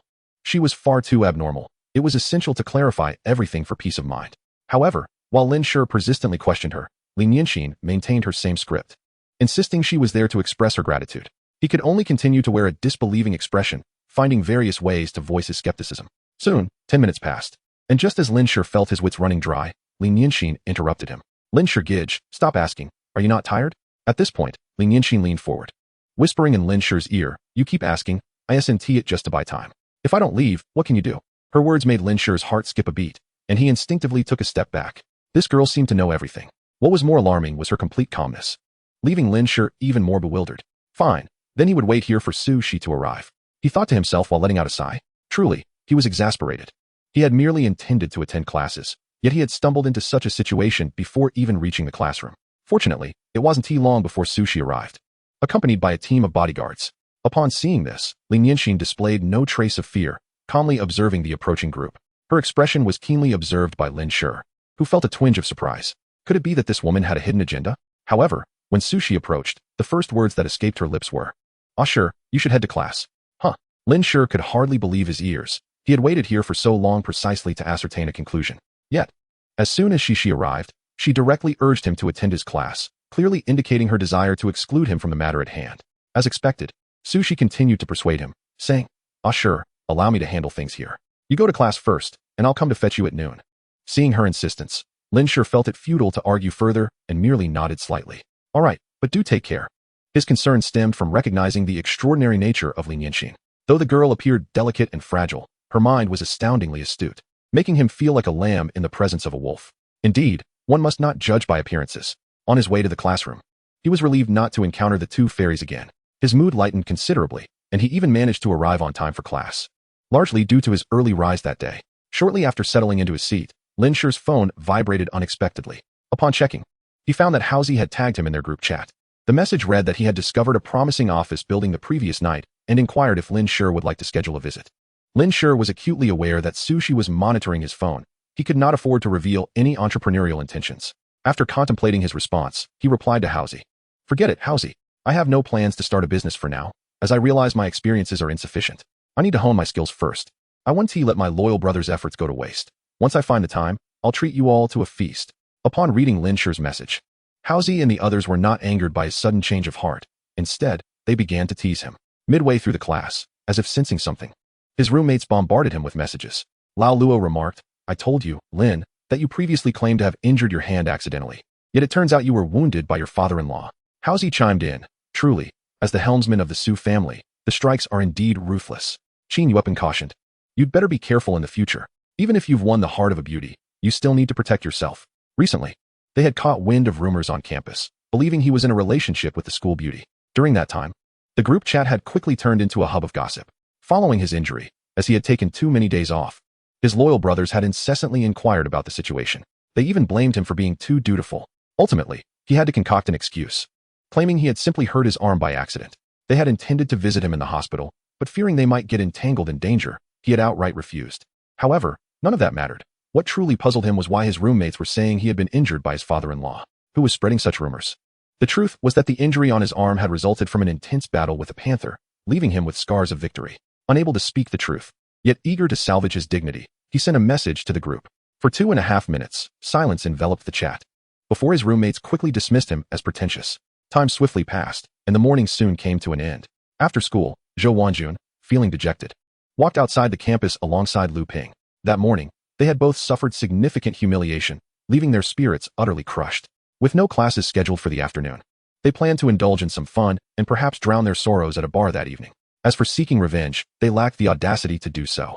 Setting aside Lin Shi's connection to Su Shi, they felt they were simply outmatched. Even with the other girl, Lin Shi, they dared not retaliate. Her attire and the necklace adorning her neck clearly suggested immense wealth. Thus, no matter how furious they felt, they would have to swallow their grievances. Of course, this was merely the rational side of their thoughts, but how could the little fairy remain rational? Noticing Zhou Wanjun's silence, Lu Ping's frustration boiled over. "Wanjun, if we let this slide, I simply cannot bear it. Lin Shi was once your humble admirer, and now he has the audacity to disrespect you. How can you tolerate this?" Zhou Wanjun cast a fleeting glance at her. What good would it do to retaliate? We ordinary folks are but ants in the presence of the wealthy. Are you suggesting we seek vengeance against those two women? Lu Ping, not lacking in intelligence, quickly voiced her thoughts. While we may lack the means to retaliate against them, we can certainly exact revenge on Lin Shi. He is shielded by women who, at their core, are merely two foolish girls unaware of Lin Shi's true nature. Not only is he straddling two boats, but he has also abandoned you after using you. Shouldn't such a faithless man face consequences? Lu Ping's words struck a chord deep within Zhou Wanjun. She too felt that Lin Shi deserved to be punished. At the very least, he should not be allowed to live so comfortably. "Ping, what do you propose?" Zhou Wanjun inquired, sensing Lu Ping's confidence. In truth, she harbored thoughts and methods of revenge herself. Yet, she lacked the courage to act alone. If Lu Ping joined her, she would be emboldened to proceed. I certainly have a plan to ruin Lin Shi's reputation completely, leading to his abandonment by those two wealthy girls. Once he hits rock bottom, you could step in as the savior, and this sycophant would surely revert to his former self, forever fawning over you. Upon finishing, a smug grin spread across Lu Ping's face. However, her corpulent visage made her smile more grotesque than appealing, resembling a sickly visage rather than a joyful one, causing Zhou Wanjun to feel a wave of nausea. Yet, despite everything, having been best friends with Lu Ping for 3 years, she managed to endure it. Afterward, she could only suppress her discomfort and inquire about the specifics of the plan. Just as Lu Ping was about to respond, they were drawn to a commotion in the distance, and Lu Ping pointed in that direction. Wanjun, look, I knew this guy would stumble. Those two women are about to clash. This was merely the first step towards his downfall. Following Lu Ping's pointed finger, Zhou Wanjun indeed saw the school beauty, Su Shi, alongside that girl named Lin Shi from the morning. Even Lin Shi was present. They rushed forward, eager to witness the spectacle of the two women clashing. To their astonishment, as they approached, they overheard words that shattered their preconceptions. Su Shi and Lin Shi spoke in unison. Ah, sure, brother Lin. Let us go have lunch together. Zhou Wanjun. Chapter 52. Rewarding the little fairy with a flying kick. Zhou Wanjun and Lu Ping stood there, completely dumbfounded. What on earth was happening? Had they misheard? As they drew closer, they saw Su Shi and Lin Shi beaming at Lin Shi, their expressions radiating warmth. This harmonious scene left both Zhou Wanjun and Lu Ping utterly flabbergasted. They had never anticipated that the school beauty would be so magnanimous as to allow another woman to share Lin Shi's company. As these thoughts swirled in their minds, they remained oblivious to Lin Shi's own bewilderment. As school was about to end, he had received a message from Su Shi, inviting him to lunch together.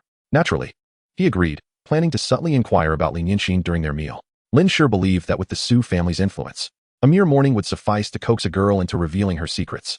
As long as she is an adversary to Su Shi, it would be possible to extract information about her backers, even their whereabouts. To his surprise, before he had even stepped out of the school gates, he spotted Su Shi and Lin Shi waiting for him, engaged in pleasant conversation. Was this truly happening? At that moment, Lin Shi felt a twinge of doubt. Yet the throng of students surrounding them rendered it impossible to voice his thoughts. Hence, he merely nodded slightly. Let us proceed, he declared, but scarcely had he taken 2 steps when a nauseating voice called out from behind. Stop. Lin Shi did not halt his stride. He had no desire to engage further with this celestial being. Earlier that morning, both Zhou Wanjun and her companion had already caused a stir, and now, at noon, they had returned. Did they truly intend to repulse him further? Lu Ping, witnessing Lin Shi's indifference, felt her animosity intensify. She was determined to tarnish this scoundrel's reputation during lunch. That slap from the morning still lingered in her memory. He must pay for it, especially after Lin Shi's blatant disdain earlier, which had nearly plunged her into self-doubt. How could it be that, usually hailed as a beauty on the streets, she might actually be unattractive? Clearly, such a notion was preposterous. It could only be concluded that Lin Shi was simply blind to the allure of a curvaceous figure. Lu Ping was indeed a gem. Disregarding Lin Shi, Lu Ping hastened towards Su Shi. Su, dear classmate, you might be unaware of this scoundrel, but he is currently entangled with Lin Shi, is he not? In Lu Ping's estimation, Su Shi's laughter with Lin Shi indicated her ignorance of the latter's affair with Lin Shi. If she could unveil this truth, the onlookers would see Lin Shi for the cad he truly was. Su Shi, the daughter of a wealthy family, would undoubtedly reject the presence of such a blemish in her life, severing ties with this despicable man. Should Wanjun grant Lin Shi an opportunity for reconciliation, they would not even need to orchestrate further plans to revert him back to a lovesick puppy. Observing Lu Ping's audacious declaration before Su Shi, Wanjun, who had not followed closely behind, could not suppress a smirk. She, like Lu Ping, assumed that Su Shi was blissfully unaware of Lin Shi and Lin Shi's connection. Once the truth was spoken, Su Shi would surely alter her demeanor toward both Lin Shi and this unfaithful cat. The surrounding students erupted in a cacophony of astonishment. Goodness, this is explosive. The lad who was dating the campus belle is now playing the field. They were incredulous. How could he presume to do such a thing? After the initial shock, many felt an overwhelming sense of injustice. This fellow is utterly shameless. How could he be dissatisfied with a campus beauty as his girlfriend? It's infuriating. In their eyes, Lin Shi was nothing more than a pretty face devoid of any substance. Yet, he had managed to charm both the aloof campus belle and a delicate, charming girl. He was the epitome of a life well lived. However, with this scandal now exposed, they braced themselves for an entertaining spectacle. Although this young man had once served as a model for their generation, they could only wish him good fortune now. Lin Shi's actions not only betrayed the daughter of the Su family, but also served as a slap in the face to her family. Coupled with the earlier rumor of his arm being broken by members of the Su family, everyone assumed his days were numbered. At the very least, he would have to vanish from Jiangcheng. Otherwise, the Su family would become a laughingstock. Listening to the surrounding students' gossip, Lin Shi felt an overwhelming urge to eliminate Lu Ping. Truly, This was the power of slander. He had no heart left to explain himself. All he harbored was resentment towards Lu Ping. This insufferable woman had persistently provoked him, treating him as if he were mere clay to mold. Lin Shi turned around, letting out a cold chuckle. It seems that morning a slap hasn't taught you a lesson. He had never contemplated raising a hand against a woman. Yet this top-tier fairy had repeatedly pushed him to his limits. Lu Ping remained blissfully unaware of Lin Shi's simmering rage, and suddenly seizing the moment, she launched into a tirade about moral principles. How dare you? Men hitting women is no mark of strength. A man who resorts to violence is bound to become an abuser once married. Su, I advise you to steer clear of such a man. Being with him will only tarnish your reputation. Su Shi seethed with anger. She had not anticipated encountering such a troublesome woman, truth be told. She felt that even striking her would soil her hands. Utterly revolting. Just as she was about to retort, she noticed Lin Shi's fists clenched tightly, realizing he had been holding back for far too long. Ah sure, do what you wish. I will handle the rest. Upon hearing this, Lin Shi could no longer contain the fury that had simmered for 2 lifetimes. At that moment, upon witnessing Lin Shi's wrathful countenance, Lu Ping was taken aback, a flicker of fear washing over her. Yet, she remained obstinately defiant. Why are you looking at me like that? If you dare to strike me in public, the world will see. The headlines will read, the Su family's daughter's boyfriend is an abuser. Lu Ping's confidence swelled with her words. As long as he feared public exposure, she challenged him to lay a finger on her. Unbeknownst to her, however, Haozi and several of his roommates feigned passing by, conveniently encircling Lu Ping. With their considerable stature, they effectively obscured the diminutive Lu Ping from view. At that moment, Qin Yueping gave Lin Shi a thumbs up, signaling him. Aware of their intentions, Lin Shi surged forward, delivering a swift kick that sent Lu Ping crashing to the ground, accompanied by a pained wail. Ouch! At last, Lin Shi felt a surge of satisfaction, as though he had finally vented the frustrations of his past life. Initially, he prided himself on his civility and refrained from resorting to violence, yet he discovered that embracing physicality was exhilarating. Indeed, the pleasures of manhood were so uncomplicated: fishing, gentle intoxication, gaming, basketball, and confronting celestial beings. He only regretted not having acted sooner. Lin Shi considered himself quite the gentleman, offering only a single kick to such a loathsome individual. His concern for his roommates prevented him from inflicting further harm. Should the celestial beauty sustain significant injury, it was likely someone would take to the internet, accusing them of bullying a delicate woman.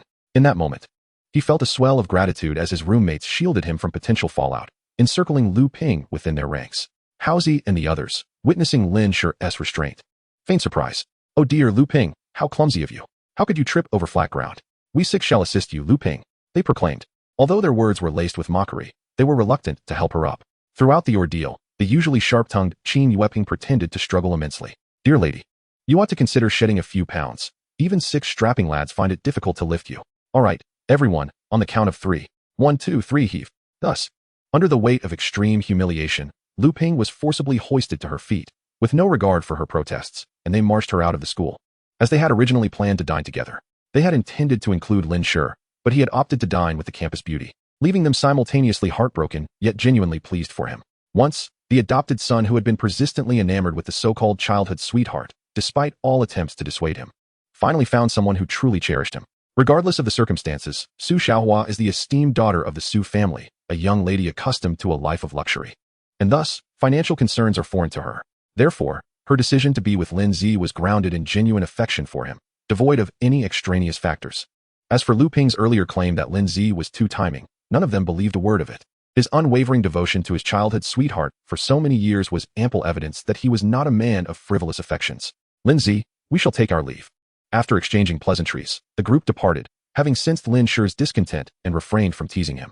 Su Shi, unwilling to squander time on such a woman, cast a lingering gaze at Zhou Wanjun, who remained huddled in the distance. With a disdainful huff, she turned to Lin Shi and said, Ah sure, let us go have a meal. Lin Shi remained unresponsive, while Lin Shi withdrew her earlier murderous intent and addressed Lu Ping, saying, You pig-headed gossip monger. I am Su Shi's cousin. How dare you insinuate that I have such a relationship with my brother-in-law? Such a vile mindset. One can only wonder how many falsehoods you have spun before this. Truly detestable. Having spoken, Lin Yinxin followed Lin Shi as they left. Her words were not merely directed at Lu Ping but intended for the surrounding students, lest some naive souls take Lu Ping's remarks to heart. Now that she had struck a deal with Su Shi, she could no longer afford to act on her whims. Upon hearing Lin Yinxin's words, the students finally began to comprehend the situation. Oh, it seems we have wronged this classmate. He is not the scoundrel we thought. Most maintained a sense of self-awareness, save for a few who remained irrational. How can he not be a scoundrel? He has taken away our Su Xiaohua. A chorus of disdainful glances fell upon Lu Ping, who, despite not being conventionally attractive, was even more repugnant in character. To slander others so shamelessly. One could only imagine the havoc she could wreak on those of a more reserved disposition. It must be said, she truly embodies the adage that one's appearance reflects one's heart. Lu Ping, with her round face and unflattering features, was not inherently problematic, as some girls with such looks could still appear quite endearing. Yet her countenance exuded a harshness that was unmistakably concerning, as evidenced by the recent events. Facing the collective ire of her peers, Lu Ping was incensed. With a throng of aggressive men surrounding her, she dared not retaliate for fear of their ulterior motives. The audacity of suggesting she slimmed down clearly indicated they perceived her as having potential beauty, believing that shedding a few pounds would render her a stunning woman, thus allowing their lecherous fantasies to take flight. Little did they know, her true thoughts were far from innocent. Sister is a woman you will never possess. Lu Ping, emboldened, held Lin Shi in even greater contempt. To her, there had to be something amiss between Lin Shi and him. Otherwise, why would she claim to be his girlfriend earlier? Surely, these two debauched individuals were scheming against the unsuspecting Su Shi, and she, in her misguided attempt to assist, was met with scorn. The more she pondered, the angrier she became, ultimately choosing to vent her frustrations on her classmates discussing her. You bunch of pathetic losers. Not far off, Zhou Wanjun, witnessing Lu Ping's verbal rampage, promptly departed the scene. She lacked the audacity of Lu Ping. Meanwhile, Lin Shi and Su Shi entered a car, while Lin Shi took her seat in another vehicle. Once inside, Lin Shi could no longer contain his curiosity and inquired of Su Shi, Shi, what is the nature of your relationship with Lin Shi? How did your bond strengthen so suddenly? Is she unrelated to those who have wronged you? These were the only thoughts that crossed Lin Shi's mind. Yet, that seemed implausible. Even if Lin Shi had no connection to Su Shi's adversaries, it was unlikely that their relationship could have blossomed so rapidly within a single morning. After all, Su Shi was renowned as the aloof belle of Jiangcheng University, a title she wore like a badge of honor. In truth, her associations with those individuals were adversarial. She had learned of their intentions beforehand and sought to catch those who would try to incite chaos among the animals. To her surprise, instead of encountering the perpetrators, she found herself amidst a frenzied pack of wolves, leading to the events that followed, which Lin Shi would soon learn about. Ah, I understand now. Lin Shi nodded slightly. Though he found the situation somewhat surreal, he chose to trust Su Shi's words. After all, it is often said that the enemy of my enemy is my friend, which is why I chose to ally with her. Though Su Shi spoke but a single sentence, Lin Shi inferred that Lin Shi was no ordinary individual. If she lacked capability, Su Shi would not have forged an alliance with her. While Lin Shi was unaware of the specifics of their collaboration, he had no intention of probing further. From their previous interactions, he sensed that Su Shi wished to keep him out of her affairs, perhaps as a means of protecting him. Thereafter, he fell silent as the car swiftly arrived at a lavish restaurant. To his surprise, upon arrival, he encountered a familiar face. Well, is that not Su Jinyu? Quite the sight for sore eyes after a few days. At the entrance, they spotted Su Jinyu, battered and in tattered clothing, standing before a young man clad in ostentatious attire, clearly a scion of wealth. Su Shi recognized him as Li Yu, the third son of the Li family in Jiangcheng, who had once been Su Jinyu's lackey, frequently seen in his company. Little did they know, the moment Su Jinyu fell from grace, Li Yu wasted no time in mocking him. Truly, what a farcical display of camaraderie. Disliking such discord, Su Shi resolved to dine elsewhere. However, at that moment, Su Jinyu spotted her and hurriedly approached, exclaiming, Shi, I never expected to see you here. Could you possibly intercede with your uncle on my behalf to allow me back into the Su family? Su Shi regarded him with disdain, recalling how he once insulted her partner. Thus, she felt compelled to retort, intercede? Even if I were to plead, what good would it do? Do you genuinely believe that Su Hui would accept an illegitimate child? Illegitimate child. Upon hearing such a derogatory term, it was impossible for Su Jinyu to remain unperturbed.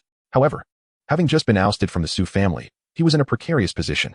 To further provoke the esteemed daughter of the Su family would be a grave miscalculation on his part. With no allies to support him, any threat to his existence from Su Shi would be met without hesitation. He had just endured a beating from Su Hui, who had unceremoniously discarded him and Shin Jinjin in the middle of the road. Presently, they had nowhere to turn. His mother's family had also barred their return, leaving them homeless. Throughout it all, Su Jinyu remained oblivious to the identity of his biological father or even his name. Alas, I find myself akin to an illegitimate child. Su Jinyu chuckled bitterly. Never before had he experienced such abject poverty. Just last night, he and his hapless mother had spent the night in a derelict building, seeking refuge from the world. The young master, accustomed to the comforts of a soft bed each night, found it utterly impossible to sleep on the floor covered merely with a layer of newspaper. Thus, Su Jinyu endured a grueling night of sleeplessness. The reason for his visit today was to meet his biological father. Last night, Shen Jinjin had provided him with a phone number, claiming it belonged to his real father. Yet she had not revealed the man's name nor his identity, only offering a photograph and recounting some shared history. It had been over 2 decades since his mother had last communicated with the man who was truly his father, but they had once been childhood sweethearts. Sun Jinjin assured him that if he could find him, the latter would never forsake the two of them.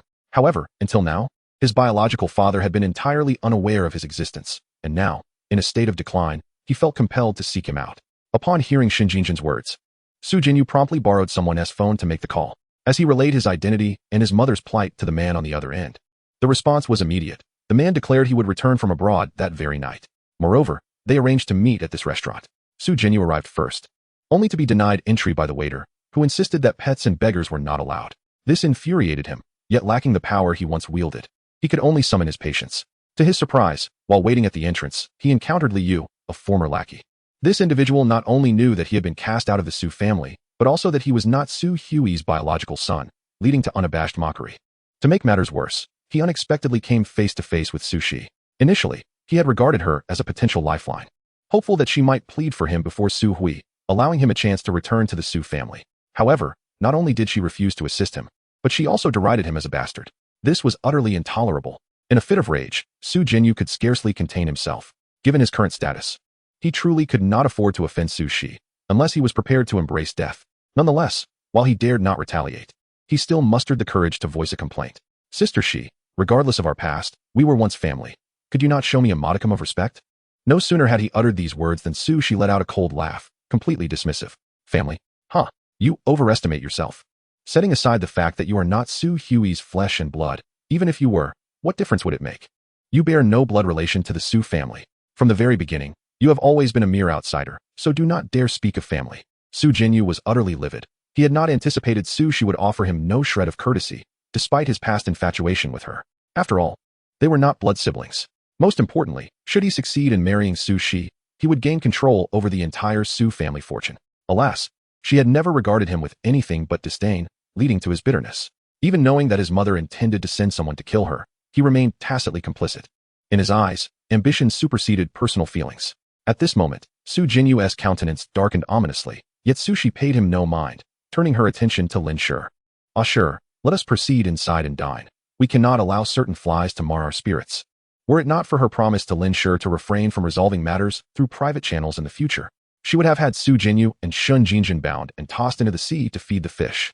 She still vividly recalled the incident where Sun Jinjin had attempted to have her killed, nearly costing Lin Shi his life. Although uncertain of Su Jinyu's involvement, she recognized that Sun Jinjin's actions were motivated solely by her desire to protect her only son, thus placing him in a position of original sin. Lin Shi cast a cursory glance at Su Jinyu, choosing not to comment further. This was a matter of the Su family, and he deemed it inappropriate to interject. Lin Shi, though silent, harbored an inscrutable glint in her eyes, as if she were plotting something. Once inside the restaurant, the three of them took their seats at the reserved table. Suddenly, Su Jinyu sensed an unsettling shift in the ambience. Not only was Su Shi watching him intently, but Lin Shi, seated across from him, mirrored her gaze. They both fixated on him, unblinking. What on earth was happening? The tension was palpable, compelling him to break the silence with a forced laugh. Is there something on my face? Ha ha. Strangely, after uttering these words, the atmosphere grew even more awkward, especially when the dishes were served, and the two women vied to serve him. He resolutely declined the food offered by Lin Shi, fearing Su Shi's ire. At the same time, he found it exceedingly strange that Su Shi, typically so jealous, was acting so generously today, allowing Lin Shi to serve him without uttering a single word of protest. Were they not still considered partners? As he pondered this, Lin Shi placed a succulent shrimp on his plate. Lin Yingu, come enjoy the shrimp I've peeled for you. Lin Shi, witnessing this, pressed his lips together, casting a pleading glance towards Su Shi. However, to his astonishment, Su Shi appeared oblivious, maintaining her perfectly composed smile without uttering a single word. In Lin Shi's mind, a little voice raged, heavens, this world has finally gone mad. At Jiangcheng University, Lu Ping stood at the entrance, her presence unbearable to the surrounding students, who sought to distance themselves from her. Lu Ping, with her head held high like a victorious cock, reveled in her perceived triumph. Indeed, you are all a bunch of despicable men. Just a little moral condemnation sends you scurrying away. She relished her words, oblivious to the fact that her own foul language had driven away the more cultured male students, who deemed it beneath them to engage with such a self-righteous diva. The victory intoxicated Lu Ping, leading her to believe she could boldly insult Lin Shi and Su Shi without a second thought. Yet, she soon sensed something amiss when she noticed her close friend Zhou Wanjun had not come to her aid. Annoyed, she scanned the vicinity but found no sign of her friend. TSK, this green tea bitch has abandoned me again. I've wasted my efforts defending her. Chapter 55. The restaurant suddenly explodes, under attack. Achoo! Zhou Wanjun, preparing to retreat to the dormitory, could not suppress a sneeze. However, she had not yet reached the girls' dorm when someone called out to her. Wanjun. Zhou Wanjun turned and, upon seeing the approaching figure, felt a complex swirl of emotions. It was Jiang Shaoqian. Recently, she had been desperately trying to salvage her relationship with Lin Shi and had instinctively distanced herself from the man she had once liked. The reason was simple. She feared Lin Shi would misconstrue her meetings with Jiang Shaoqian as something inappropriate. Avoiding him had left her with a sense of guilt, making her even less inclined to see him. In the past, after school, the three of them would often go out together for meals. To avoid such encounters, she and Lu Ping had taken to leaving early, steering clear of Jiang Shaoqian's classroom. Yet, unexpectedly, she had encountered him today as she hurried back to her dorm. With no choice but to acknowledge his presence, she forced a smile and greeted him. Classmate Jiang, why haven't you gone to eat? Classmate Jiang? Hearing the address of Zhou Wanjun, Jiang Shaoqian's brows knitted slightly. Although he had indeed noticed that this woman had been distancing herself from him in recent days, he presumed it was merely an attempt to win back Lin Shi, her devoted admirer. He had no objections to this. For only if Lin Shi resumed his infatuation with Zhou Wanjun could he benefit from her wealth. However, at this moment, Lin Shi was absent. Why then did she still refer to him as classmate Jiang? Had she truly resolved to sever all ties with him? Such thoughts raced through Jiang Shaoqian's mind, and he couldn't help but clench his fists. If that were the case, how could he ever win over Zhou Wanjun, who possessed a certain allure? Previously, he had harbored some desire for this woman, even contemplating their potential intimacy, and now it seemed that such prospects were slipping away. He resolved to hasten his efforts in securing Zhou Wanjun's affection. Returning to the present, Jiang Shaoqian hurriedly replied, I'm not particularly hungry this noon. I was hoping to discuss something with you. Upon hearing this, Zhou Wanjun furrowed her brow slightly, sensing that this man must have some nefarious scheme in mind. Having spent considerable time with Jiang Shaoqian, she was well aware of his character. Though he appeared genteel, he harbored many ulterior motives. The manner in which she had previously solicited gifts from Lin Shi was partly inspired by Jiang Shaoqian, with the other half of the idea coming from Lu Ping. She had long believed that, despite his mischievousness, such a man was likely to be favored by women. After all, there is a saying, men who are bad are loved by women. She had once been attracted to this rebellious type, finding their interactions refreshingly exhilarating, particularly when sneaking around with Jiang Shaoqian while keeping Lin Shi in the dark. However, this was Zhou Wanjun's past perspective. Ever since her devoted admirer had been taken by Su Xiaohua, she began to appreciate Lin Shi's merits. At the very least, he had once shown her genuine affection, whereas Jiang Shaoqian had never contributed anything and instead spent her money. What do you wish to discuss with me? Zhou Wanjun asked impatiently, leaving Jiang Shaoqian momentarily taken aback. Yet, he dismissed the thought, aware of the earlier altercation between her, Lu Ping, Lin Shi, and Lin Shi. Under such circumstances, anyone would be in a foul mood. So he proceeded to express his intentions directly. Wanjun, I have a plan that could ensure Lin Shi completely distances himself from Su Shi and returns to your side. Zhou Wanjun, who had initially lacked enthusiasm, felt a spark of interest upon hearing this. What plan? Jiang Shaoqian glanced around, confirming that no students were nearby, and lowered his voice. You must know that the girl named Lin Shi from this morning has an unusual relationship with Lin Shi. Even though she clarified during lunch that she is related to Su Shi, that does not negate the possibility of a deeper connection between her and Lin Shi. Su Xiaohua's disbelief stems from her lack of first-hand evidence. What if we orchestrate a situation to bring the two together? Jiang Shaoqian then laid out his devious scheme in detail. Meanwhile, Lin Shi remained unaware of Jiang Shaoqian's machinations, feeling as though he were being scrutinized by two ferocious tigers, making his dining experience exceedingly uncomfortable. Had it not been for his genuine hunger, he would have sought an escape, as the tension was unbearable. One might ponder, if a man were surrounded by two beautiful women during a meal, could he truly find the appetite to eat? Shi, why aren't you eating? This was Lin Shi's perplexity, as both women had barely touched their food, instead offering it all to her. Were they secretly competing? Just as he pondered this, Lin Shi suddenly stood up, her expression grave as she surveyed the surroundings. Her abrupt actions startled Lin Shi, while Su Shi furrowed her brows in concern, asking, sisterly, what's wrong? Upon hearing this, Lin Shi's previously vigilant demeanor shifted to one of awkwardness. I just momentarily thought I saw a bug in the dish. It really startled me. Let us continue eating. Lin Shi thought little of it, while Su Shi directed her gaze back to her man. Ah sure. Have some more foie gras. You're looking gaunt. On the second floor of the restaurant, Su Jinyu observed the portly middle-aged man in a suit before him, his body trembling with anxiety. Indeed, this man was his biological father. He had once believed his father to be merely a laborer abroad. His mother had told him that his father was her first love, but due to his family's poor background, her family had opposed the union. However, Su Jinyu never anticipated that his father would be a board member of a large enterprise in the capital, often engaged in overseas endeavors. Consequently, his father, Li Jiangwen, had spent most of his time abroad. The reason he had never returned to see Su Jinyu was that he was entirely unaware of his existence. Additionally, Li Jiangwen had never married again, as the memory of Su Jinyu's mother remained a painful chapter in his heart. Su Jinyu was elated. For even though he was currently battered and dressed like a beggar, Li Jiangwen had shown genuine concern for his injuries upon their meeting, wearing a look of affection that suggested he was immensely pleased. Jinyu, do you know? You are the greatest surprise your mother has given me. I, Li Jiangwen, never imagined I would have such a grown son at my age. Finally, my legacy will continue. Upon hearing this, Su Jinyu felt a surge of joy. He could hardly believe that just yesterday he had been a downtrodden wretch, and today he had transformed into a distinguished young master of the capital. It was utterly exhilarating. However, at that moment, Li Jiangwen's ears perked slightly, and his brow furrowed. Jinyu, do you hear any strange sounds? Su Jinyu listened intently for a moment, then shook his head in confusion. No. No sooner had he spoken than a series of piercing beeping sounds echoed from beneath the restaurant, resembling a countdown. The next instant, the entire restaurant erupted in a violent explosion, causing the entire building to collapse. Chapter 56. Jiang Shaoqin's ingenious plan. As the building crumbled, clouds of dust filled the air. Similarly, the private room where Su Jinyu was situated was buried beneath the rubble. The dining area on the first floor was now deep in debris. Bystanders were left in shock at the scene before them, their minds blank as they scrambled for safety, unable to comprehend how an entire building could collapse before their eyes. This is bad. The young lady and the young master are still inside. At that moment, the bodyguards dispatched by old Master Su to protect Su Shi gasped in horror. They were equally stunned by the unfolding chaos. Initially, they had adhered to the old master's orders to discreetly ensure the safety of the young lady without disrupting her life. Thus, while she dined, they had waited outside. Yet, they had never anticipated that a seemingly normal restaurant would suddenly explode, leading to the entire building's collapse. They were not foolish, realizing that someone must have targeted their young lady. Otherwise, such a coincidence was unfathomable. Now, with the restaurant reduced to ruins, the bodyguards suspected dire consequences for the young lady and hurriedly contacted the old master. What did you say?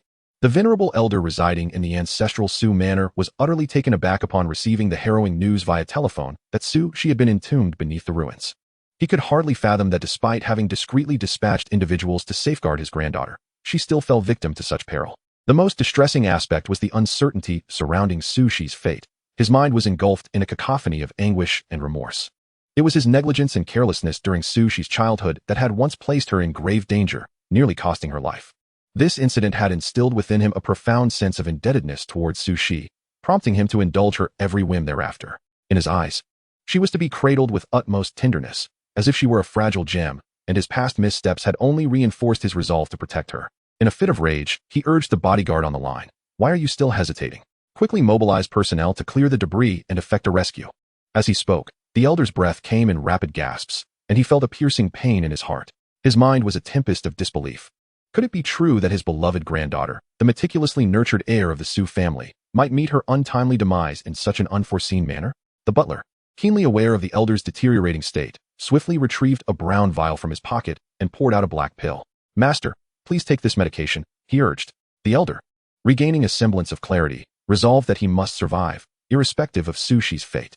He needed to endure until he could ascertain the truth, regardless of the outcome. He vowed to unleash the full might of the Su family to unearth those responsible for today's calamity, ensuring they paid a blood price for their transgressions. As he collected his thoughts, the elder took the pill in hand, prepared to swallow it, when a familiar voice resonated through the phone. Grandfather, you need not worry about us. Lin Shi and I are unscathed. Upon hearing his granddaughter's voice, disbelief washed over him. He thought he might be imagining it. Grandfather, did you hear me? As Su Shi spoke again, the elder's heart swelled with relief, tears streaming down his face. Thank heavens, thank heavens. After confirming their safety, Su Shi promptly stated, Grandfather, we have matters to attend to, so we must hang up for now. The elder nodded in acknowledgement, the line going silent. At that moment, his spirits lifted, and the agonizing pain in his heart dissipated. He returned the pill to the butler, declaring, I no longer require this. I have already taken my peace of mind pill. The butler, while relieved that the young lady was unharmed, having watched her grow, could not help but ponder the dire consequences had anything happened to her. As the elder's confidant, he was acutely aware of the elder's frail condition. Meanwhile, the bodyguards at the site were in a state of bewilderment, still processing the chaos. Moments before, they had been reporting the situation to the elder when someone had abruptly snatched the phone from them. Initially tense and anxious, they were prepared to unleash their ire, only to be stunned into disbelief upon recognizing that it was the young lady who had seized the device. While they had hoped for her safety, the reality was that the restaurant where she had been dining was situated on the ground floor, beneath 4 additional stories. The debris of concrete, bricks, and shattered materials had all collapsed onto the first floor. Thus, anyone who had been trapped there during the collapse would likely have met a grim fate. Yet, the young lady emerged unscathed, her appearance unchanged, as was Lin Shi's. The bodyguards were not naive. They understood what this indicated, that the young lady and her companion had escaped before the building fell. Indeed, Sushi could not help but cast a glance at Lin Shi. Acknowledging her perceptiveness, she had underestimated her companion, who had detected even the faintest hint of danger. During their meal, Lin Shi had suddenly risen from her seat, having caught the scent of gunpowder. This revelation was shared only after their escape, though Sushi had sensed something amiss at the time and feigned ignorance. Subsequently, Lin Shi discreetly messaged her, urging an immediate exit from the restaurant.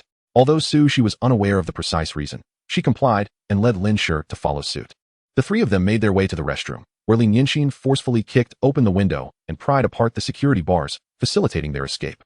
When Sushi witnessed Lin Shi finally making her way out, the gravity of the situation dawned on her. Perhaps out of a lingering sense of duty, she urged the other girls in the restroom to follow her, fabricating a story that there were armed intruders outside. The girls scattered in a panic, while Lin Shi remained bewildered as he was ushered out. Sushi had hoped to save others, but a deafening explosion reverberated from the first floor, compelling her to flee through the window and into the open space. Ultimately, she bore witness to the building's collapse, left wondering how many had escaped and how many remained trapped within. Lin Shi, gazing at the ruins before him, felt a pang of sorrow. Had he known that explosives were concealed here, he would have insisted that the owner alert everyone and facilitate an orderly evacuation. Alas, he was but an ordinary individual, oblivious to such dangers. Without Lin Shi's intervention, he too might have been buried beneath the rubble. A flicker of murderous intent crossed Lin Shi's eyes as she turned to Sushi. Sister Shi, these individuals are far too arrogant. It seems our plans must be expedited. Meanwhile, at the school, Zhou Wanjun gasped in astonishment after hearing Jiang Shaoqing's scheme. What did you say? You intend to. Before she could finish, Jiang Shaoqing covered her mouth. Keep your voice down. What if someone overhears? Shoving Jiang Shaoqing away, Zhou Wanjun glared at him with disdain. You have quite a nerve. Are you not afraid that if this plan fails, you might have to face dire consequences? Zhou Wanjun's reaction was fueled by the nefarious nature of Jiang Shaoqing's proposal, which involved luring Lin Shi and Lin Shi under the pretext of an apology dinner. Of course, the apology was merely a fade, as the true intent was to drug both of them. The next step would involve capturing them in a compromising position at a hotel, subsequently sending the incriminating photos to Sushi.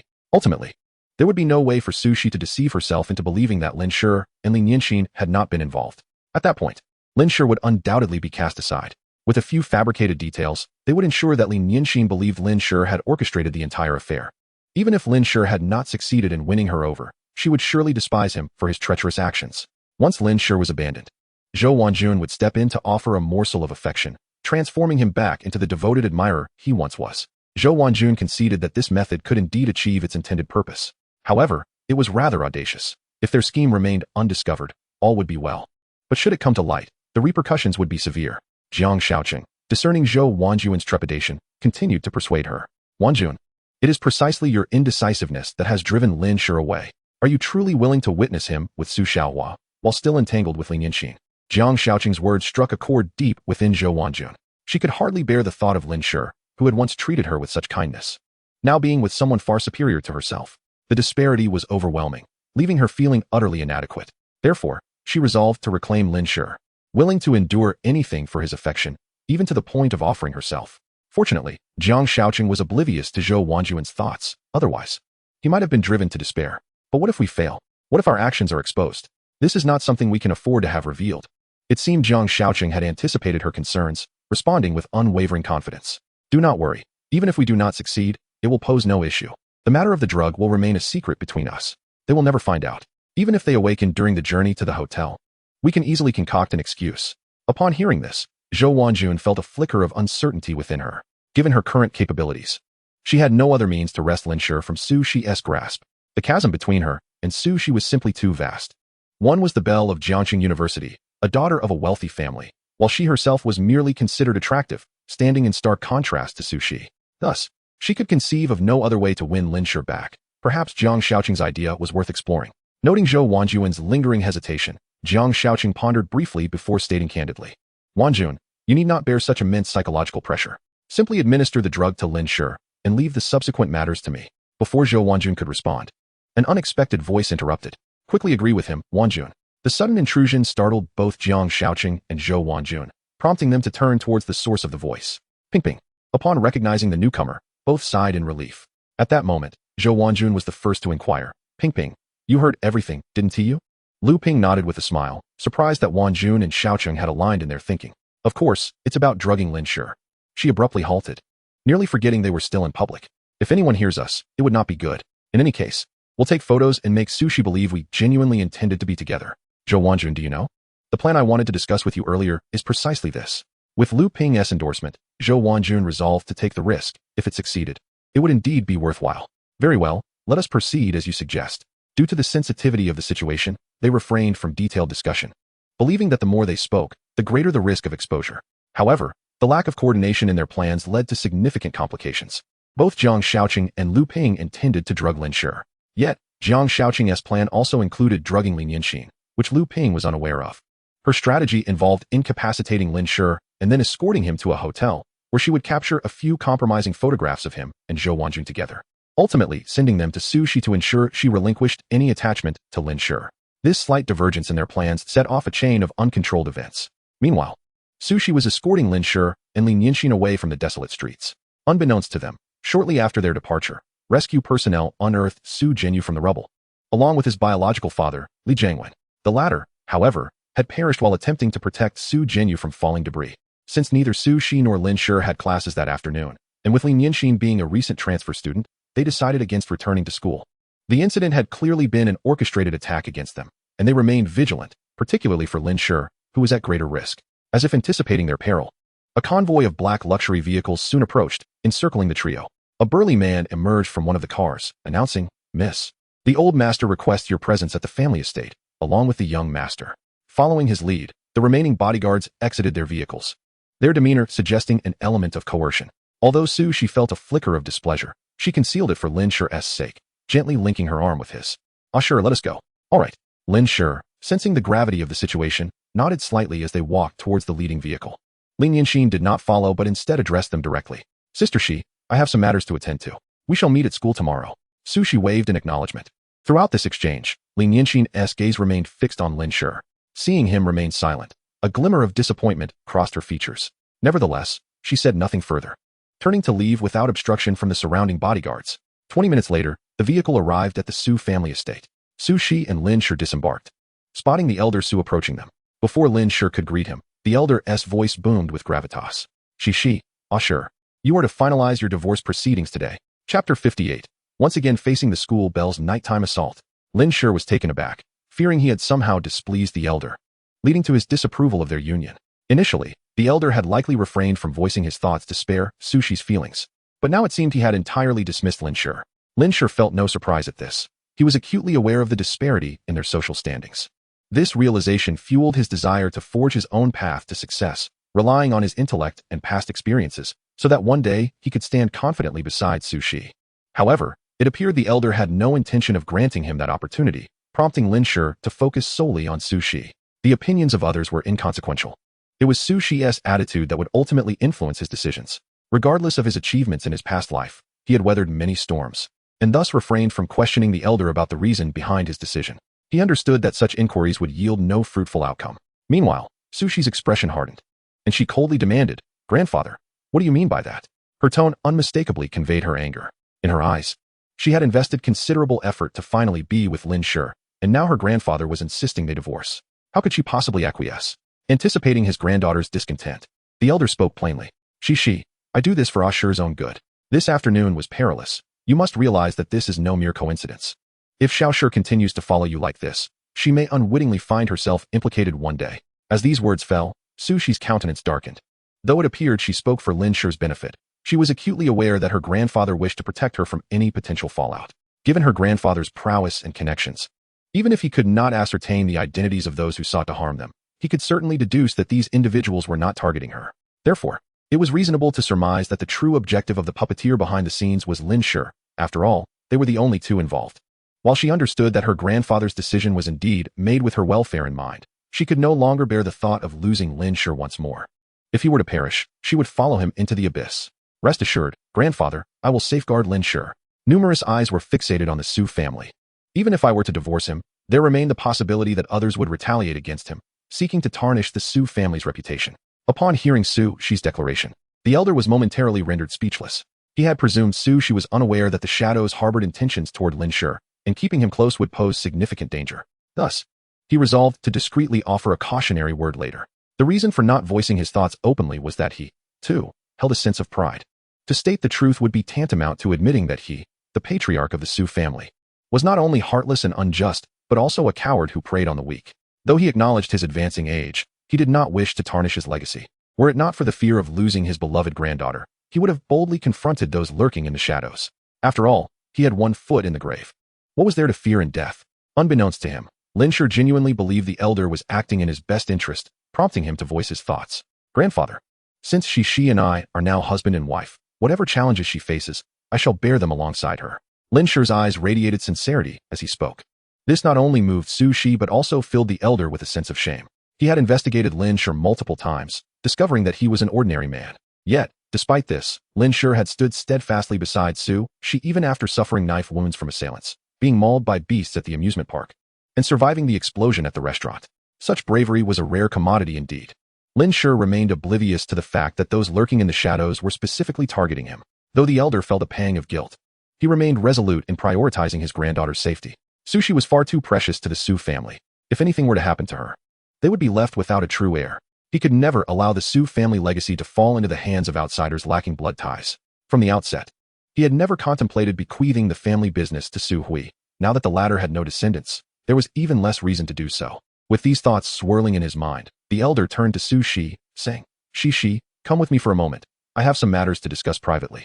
However, Su Shi bluntly refused. There's no need, grandfather. Whatever you have to say can be expressed here. Shi is not an outsider. Seeing his granddaughter's obstinacy, the elder hesitated to speak in front of Lin Shi and instead redirected the conversation. Shi, since you refuse to heed my advice, why not go inside? Your father and mother are waiting for you. Upon hearing this, Su Shi furrowed her brow, realizing her parents were already aware of the situation. However, having anticipated this day, she merely nodded. Sure, let us go inside together. Once they reached her grandfather's side, she lowered her voice and added, Grandfather, I advise you not to persist. Lin Shi is my husband. If he dies, I will accompany him. It was impossible for Lin Shi not to hear such words. Although he was unaware of the full truth, he nonetheless grasped her determination to protect him. He would not be allowed to become collateral damage. This revelation touched Lin Shi's heart even more. What merits had he possessed to earn the affections of such a remarkable woman? The elder, recognizing Su Shi's resolve to never abandon Lin Shi, let out a deep sigh and cast a complex gaze at Lin Shi. He was now engulfed in confusion. Despite his investigations, Lin Shi remained an ordinary individual. Why then had he been repeatedly targeted? Was there truly someone so idle as to orchestrate such schemes against an unremarkable man? The use of explosives during the midday incident alone suggested that the mastermind was anything but ordinary. Shi, please go in and reassure your parents. Following this, Su Shi and Lin Shi entered the old residence together, swiftly encountering Su Yu and Qin and Lan. Upon confirming that Su Shi was unharmed, they all breathed a sigh of relief. Qin and Lan even rushed forward to embrace her. Su Yu, however, remained uncharacteristically quiet. He had dispatched individuals to investigate the incident, vowing to uncover the identities of those who had attacked his daughter. As Su Shi and Su Yu engaged in small talk, she gleaned that neither of them knew the true target of the shadowy figures was Lin Shi. This revelation surprised her. Her grandfather had not disclosed this information to them. Subsequently, Su Yu insisted that she and Lin Shi refrain from returning to the villa and instead stay at the Su family's Yunding Manor, where security was significantly more robust. Unable to refuse, Su Shi brought Lin Shi along with Su Yu to the manor, delegating Su Lin to retrieve their belongings from the villa. The manor had always been Su Shi's home, so she resumed residence in her former room. She even arranged for Lin Shi to have a separate room, evidently wary of their potential indiscretions. Lin Shi had no objections and retired early, as he currently lacked the opportunity to reclaim his computer from Su Shi. Indeed, the device had long since been confiscated, containing his source code, which he yearned to recover. However, after the life-threatening events of the day, he found no time to request the computer back from Su Shi. In the dead of night, Lin Shi was roused from his slumber by a persistent knocking. Sure, open the door now. Upon hearing this, Lin Shi's mind snapped to attention. Oh no, this is bad. The campus belle is about to make her move again. Recalling the last time he had nearly fallen victim to Su Shi's advances, Lin Shi felt a wave of anxiety wash over him.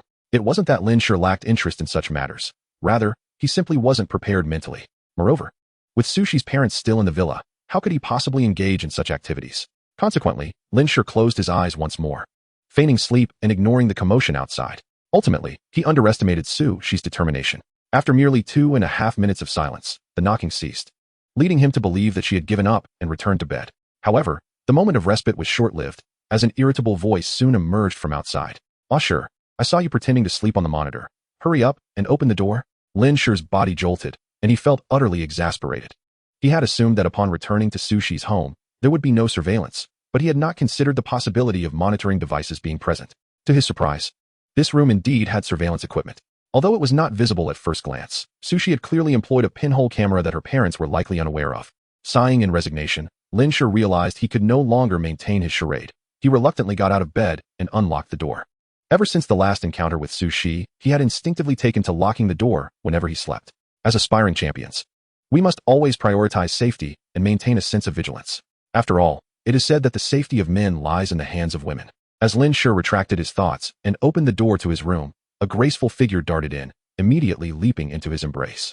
The soft sensation enveloped him, sending a jolt through Lin Shi's entire being, as if he had been struck by lightning. Following closely was the familiar fragrance of violet, so delightful that Lin Shi felt it might overwhelm him. The campus belle was indeed intoxicatingly fragrant. While Lin Shi's mind wandered aimlessly, Su Shi, blushing, declared, "Ah, sure. I simply cannot sleep without you. Tonight, I want to hold you while I sleep. It brings me a sense of security." At her words, Lin Shi recalled that they had not shared a room the previous night, opting instead to sleep while on a call. Although Su Shi had not made a late-night visit, she appeared somewhat fatigued that morning. Could it truly be that she couldn't sleep without him? No, he must not be ensnared by the campus belle's sugary words. Just as he contemplated mentioning his in-laws, Su Shi preempted him, saying, "Ah, sure, I've already spoken to my parents. They want me to come and sleep with you." "What?" Lin Shi was taken aback, sensing something amiss. Was this typical behavior for a girl's parents? Especially Su Yu. He realized how doting he was towards Su Shi, almost exhibiting a tendency of being a daughter slave. It seemed utterly bizarre that he would allow his daughter to share a room with him, a mere boy. Suddenly, a thought struck Lin Shi, prompting him to ask, Shi, what reason did you give them?" Upon hearing this, Su Shi buried her head into his chest.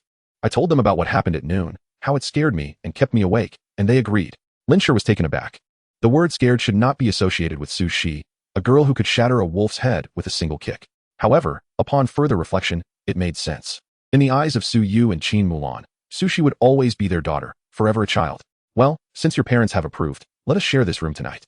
Just refrain from anything too passionate." Remarkably, as soon as Lin Shi finished speaking, Su Shi gazed at him mischievously, a knowing smile gracing her lips. "Ah, sure. What exactly do you mean by passionate?" Before he could respond, Su Shi playfully pushed him down and settled herself on his lap. It was over. He had walked straight into the tiger's den. Lin Shi realized the predicament, but before he could react, Su Shi leaned down and silenced him with a kiss. Meanwhile, in the villa, Su Yu and Qin Mulan remained awake, concern etched on Su Yu's face. "Mulan, do you think Shi and them are getting out of line?" Though Qin Mulan was uncertain, she understood Su Yu's anxiety and reassured him. "Don't worry, Xiao Shi and Shi know their boundaries." Indeed, as she had said, Su Shi and Lin Shi did not go too far, yet Lin Shi found himself enduring quite a lot. However, Su Shi seemed to hold back, likely due to her parents' presence. Nevertheless, Lin Shi felt as if he was slowly sinking into an abyss. The following day, at noon, after school, Lin Shi planned to accompany Su Shi to the airport. In half an hour, his parents were set to land in Jiangcheng, and he was to pick them up. They had mentioned staying in Jiangcheng for a day or two before returning to their hometown in Luqing. Yet, just as they exited the school gate, a familiar buzz broke the silence. "Ah, sure, wait up." Lin Shi had no desire to turn around, as the one calling was Zhou Wanjun. Seeing Lin Shi's disinterest, Zhou Wanjun had no choice but to articulate her intention. "Ah, sure, do you have time tonight? I'd like to treat you to dinner to apologize for what happened earlier." Lin Shi felt he needed to be more forceful. He wouldn't be bothered by such nuisances in the future. He turned around, ready to scold her. However, before he could utter a word, he noticed that Zhou Wanjun was not alone. Jiangcheng was with her. "Damn it, this pair of scoundrels has come to annoy me." Zhou Wanjun, witnessing Lin Shi's response, felt a flicker of hope. Yet, she quickly noticed his dark expression. Casting a glance at Jiangcheng beside her, she seemed to piece things together and hastily explained. "Ah, sure, don't misunderstand. We're here to apologize, and we'll also be apologizing to Lin Shi on Lu Ping's behalf. Moreover, if you come to dinner tonight, I'll clarify my relationship with Jiang." Lin Shi was almost amused by the absurdity of it all. Did they truly believe he was foolish enough to need an explanation about their relationship? And did they expect him to attend dinner just to be publicly humiliated? With this thought in mind, he erupted in anger. "Explain? You wish." After a rather colorful exchange, Lin Shi ignored the ashen faces of the two and strode out of the school gate. Su Shi had been waiting at the entrance for some time, and together they boarded Su Lin's car, heading towards the airport in Jiangcheng. Meanwhile, Zhou Wanjun and Jiang Shaoqing stood bewildered in the schoolyard, still reeling from Lin Shi's earlier outburst. The words he had used were shockingly vulgar. Jiang Shaoqing's face had turned a deep shade of maroon. While Zhou Wanjun too was taken aback, unable to fathom how Lin Shi had become so callous. He had once been so enamored with her, too timid to offend her. Speaking softly, how had he transformed into this? Did he no longer harbor feelings for her? Jiangcheng, wishing to vent his frustration, held back upon noticing Zhou Wanjuan's distress. Regardless, he could not abandon his plans for the evening. He had to secure Lin Shi, the beautiful and affluent heiress. The first step to success was to separate her from Lin Shi. Moreover, if his scheme succeeded, he could later use photographs to coerce Lin Shi into submission. She appeared delicate, suggesting her spirit might be equally fragile. Thus, he was confident intimidation would work. Ideally, he would obtain photographs of her in a state of undress, ensuring she would comply with his demands. As he pondered this, a smirk crept onto Jiang Shaoqing's lips. Lost in thought, a soft voice interrupted from behind. So, are you two really coming to apologize tonight? The top-tier actress had arrived. Upon hearing the familiar voice, Zhou Wanjun and Jiang Shaoqing turned simultaneously. To their astonishment, it was indeed Lin Shi herself. The sweet tone had left them uncertain of her identity, particularly Zhou Wanjun, who, upon witnessing Lin Shi's delicate demeanor, felt something was off. Although her charming visage paired with her current fragile appearance seemed reasonable, Zhou Wanjun remembered all too well the force behind that slap that had sent her sprawling to the ground. To think, she stood half a head taller than Lin Shi, yet had been knocked down with a single blow. This alone proved that the seemingly fragile girl possessed considerable strength. Jiang Shaoqing, unaware of this incident, gazed at the petite heiress before him, unable to conceal his desire. This was the epitome of a good girl, he mused, turning to Zhou Wanjun beside him, lamenting the stark contrast between them. Previously, he had thought Zhou Wanjun was attractive, and her family had some wealth, especially since she was willing to support him. Thus, he had deemed her an ideal partner. Alas, he had come to realize her wealth was a fade. She was merely a kept woman. Even if he has not acted upon it at present, such matters are inevitable in the future. In contrast, the alluring and affluent Lin Shi is undoubtedly the object of his pursuit. With this thought in mind, Jiang Shaoqing did not forget his primary objective. After all, only upon the successful execution of his plans would he have the opportunity to woo this heiress. Classmately, did you witness what just transpired? Lin Shi nodded slightly, aware that the other party was referring to their previous conversation about inviting Lin Shi to dinner as a means of making amends, only to be met with rebuke. At that moment, she glanced at Zhou Wanjun and spoke in a hushed tone. Classmate Zhou, you were indeed excessive earlier, otherwise, brother Lin Shi would not have been so enraged. Zhou Wanjun was certainly cognizant of this fact. However, with Lin Shi now resolutely determined to distance himself from her, it was too late for any regrets. Lin Shi's words merely served to deepen her sense of remorse and feelings of blame. She contemplated retorting, but the subsequent remark from Lin Shi filled her with joy. You clearly know that he only has eyes for you, yet you fail to maintain boundaries with other men, which has led to his utter disappointment in you. Zhou Wanjun felt elated by the first part of the statement. Indeed, Lin Shi still harbored feelings for her. As for the latter part, she chose to conveniently overlook it. In her view, Lin Shi had always been her devoted admirer, and her interactions with other men were of no concern to him. Naturally, she would never voice such thoughts aloud, prioritizing the arrangements for that evening instead. If Lin Shi did not extricate himself from Su Shi's side, he would forever be unable to bask in her affection. Classmately, I have come to recognize my errors and never anticipated causing brother Lin Shi such heartache. I wish to formally apologize to him, but it seems he has misunderstood something. So, classmately, how should I go about extending my apologies to both of you? A glimmer of cunning flickered in Lin Shi's eyes as she feigned hesitation before finally nodding slightly. Seeing your sincerity, I shall personally persuade brother Lin Shi for you. However, I am not very familiar with him, so I cannot guarantee his agreement. Upon hearing Lin Shi's understanding response, Jiang Shaoqing's admiration for her deepened. While Zhou Wanjun began to reassess the woman before her, it appeared that her earlier aggression was merely a result of her familial ties to Su Shi, defending her relative's boyfriend. Although this rationale felt somewhat inadequate, it was the only explanation for Lin Shi's current demeanor. Regaining her composure, Zhou Wanjun candidly remarked, Classmate Li, you truly possess both beauty and kindness, displaying remarkable empathy. I must thank you in advance. Lin Shi offered a sweet smile in return. No need for thanks. After all, we are classmates. This statement rendered Zhou Wanjun somewhat embarrassed, as she realized how innocent and kind-hearted this woman was. Yet they had been scheming under the guise of an apology. The thought made her feel uneasy. Meanwhile, Jiang Shaoqing was elated, believing he had stumbled upon a treasure. If he could marry such a naive girl, he could hardly imagine how blissful his future days would be. Thus, both were moved by Lin Shi's sincerity, nearly abandoning their plans to drug her and Lin Shi that evening. Yet, without taking such action, they would be unable to forge a connection with the coveted figure they so desired. Observing that the time was right, Lin Shi smiled and addressed the two. It is settled then. I shall call brother Lin Shi shortly. Please provide me with your phone numbers, and I will notify you once I have news. All right. Jiang Shaoqing and Zhou Wanjun nodded in agreement, fully trusting this seemingly innocent girl. They believed that Lin Shi would undoubtedly succeed. Who could refuse the request of such a sweet young lady? I won't go? You can go if you wish. On the way to the airport, Lin Shi firmly rejected Lin Shi's request over the phone. He had been looking forward to seeing his parents, but shortly after, Shi received a call and handed the phone to him. It's Lin Shi looking for you. Surprised, Lin Shi answered the call and learned that she wanted him to join Zhou Wanjuan's group for dinner that evening. Without a moment's hesitation, he declined. Having been given a second chance at life, he was determined to enjoy it, not to create unnecessary troubles for himself. Pass the phone to Sister Shi. I wish to speak with her. Upon hearing Lin Shi's words, Lin Shi promptly returned the phone to Su Shi, who quickly pressed the speaker button. 2.5 minutes passed. Su Shi ended the call and turned to Lin Shi, stating, sure, you should accompany Lin Shi tonight. Why? Lin Shi was puzzled as to why Su Shi wished for him to go. There's a benefit for you. What benefit? As long as you attend tonight, those individuals will cease pestering you, and you can reclaim what you once lost. After contemplating her words for a moment, Lin Shi eventually nodded slightly. Very well. I shall heed your advice this time. Soon, the car arrived at the airport, driven by Su Lin, and they swiftly reached the arrival hall. Glancing at the messages on his phone, Lin Shi realized that his parents had disembarked and were making their way toward him. A stream of people emerged, causing his head to spin, yet his heart brimmed with anticipation. In his previous life, the untimely passing of his parents had dealt him a heavy blow. He had failed to fulfill his filial duties and had not even been able to bid them farewell, as they had succumbed to illness. Now, fate had granted him a second chance, and he was determined to seize it. Having not seen his parents since his rebirth, it would be disingenuous to claim he was not overwhelmed with emotion. This moment felt akin to a divine opportunity to resurrect his loved ones. Who could remain composed in such circumstances? As these thoughts coursed through his mind, tears began to well in his eyes. Just then, a familiar yet estranged voice broke through his reverie. Son, what are you looking at? Your father and I are over here. Chapter 61, a classic reprise, setting facts aside. Caught in an emotional moment, Lin Shi felt a wave of embarrassment wash over him. He quickly turned in the direction of the voice, expecting that his longing for his parents would enable him to recognize them instantly amidst the crowd.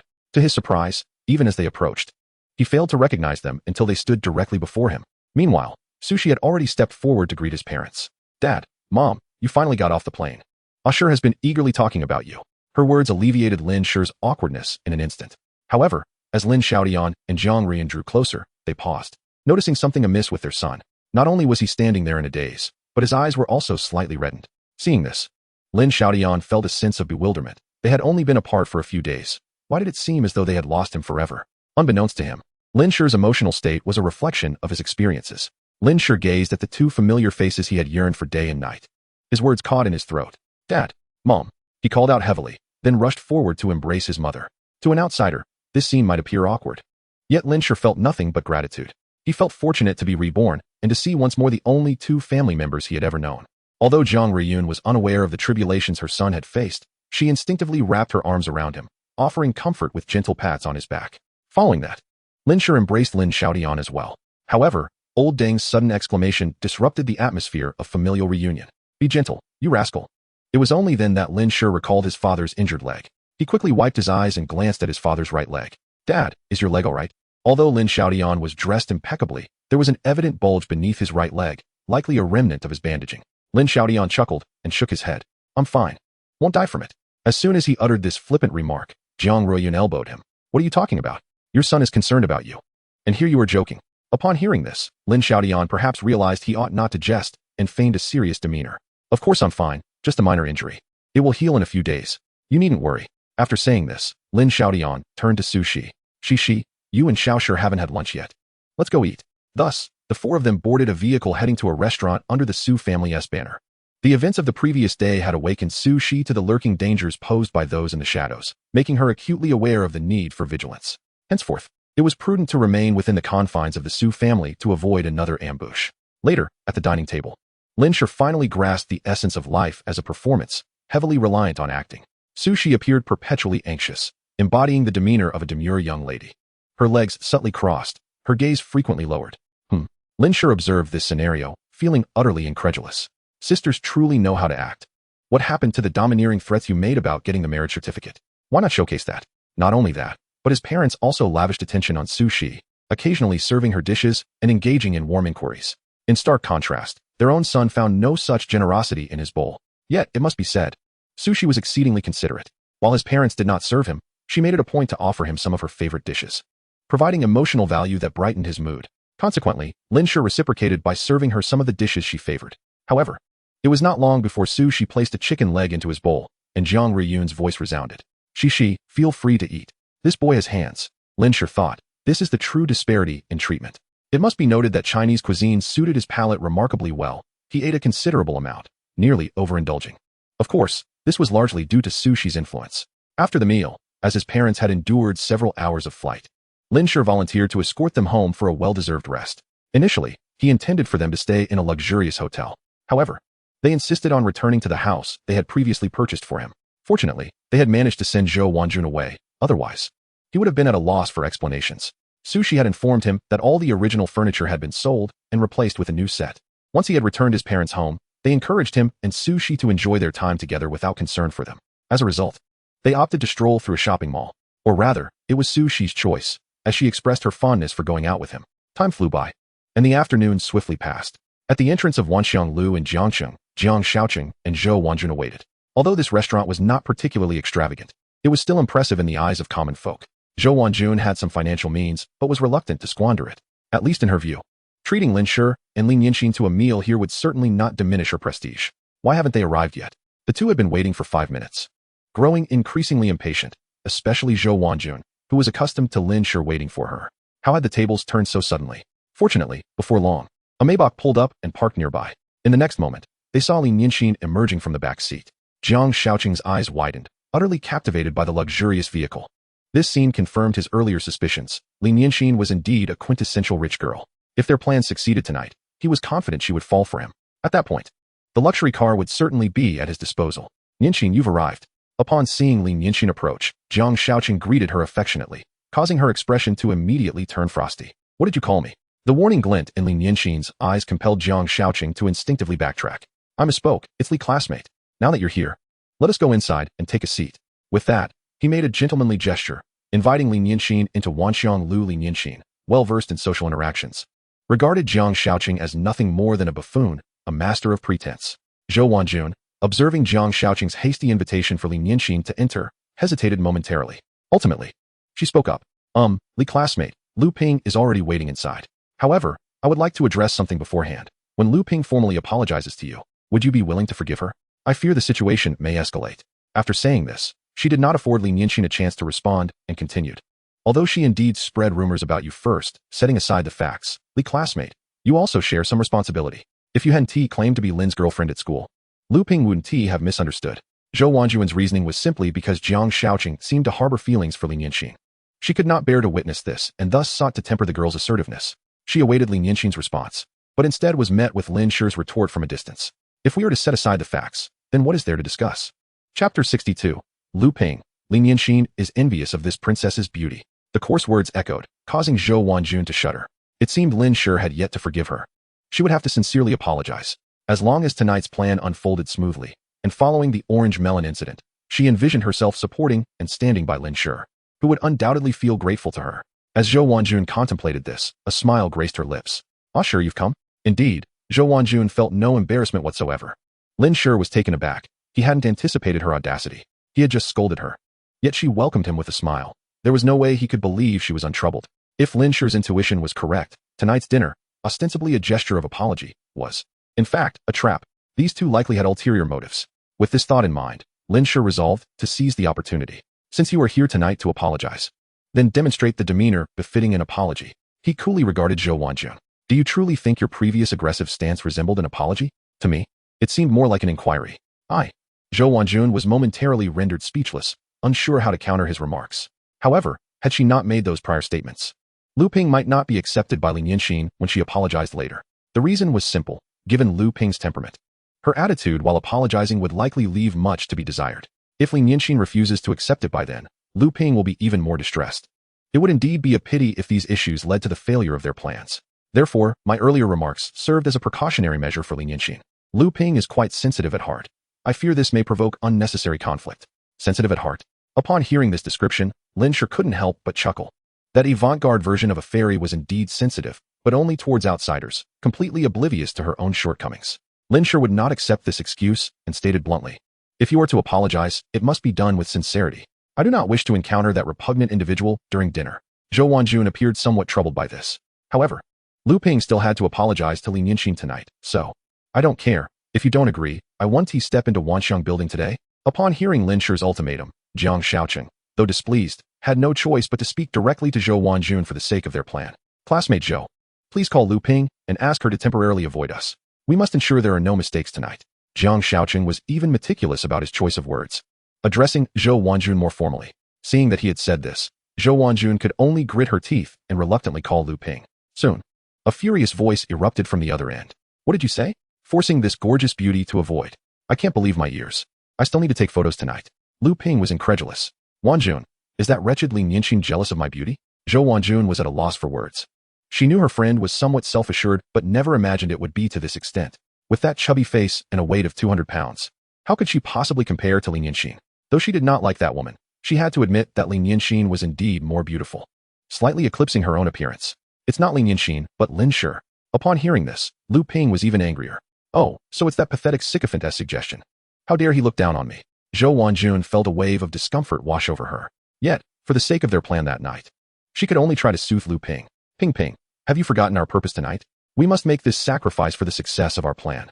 Zhou Wanjun deliberately lowered her voice while glancing towards Lin Shi and the others, fearful of Lu Ping's potential to sabotage their efforts.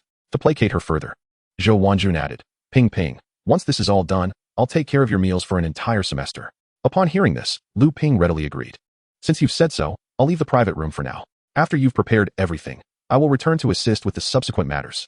Zhou Wanjun felt a pang of discomfort upon Lu Ping's sudden change in attitude. Indeed, food was an easy way to win her over. This was quintessential Lu Ping. In Zhou Wanjun's mind, once their scheme succeeded, Lin Shi would revert to being her devoted admirer, and meal expenses would be the least of her worries. It's settled then. After hanging up the phone, Zhou Wanjun hurried over to Lin Shi and the others. Ah sure, I've arranged everything as you instructed. You definitely want to see her tonight. Let us hurry inside. Lin Shi, hearing this, chose not to elaborate further and simply nodded.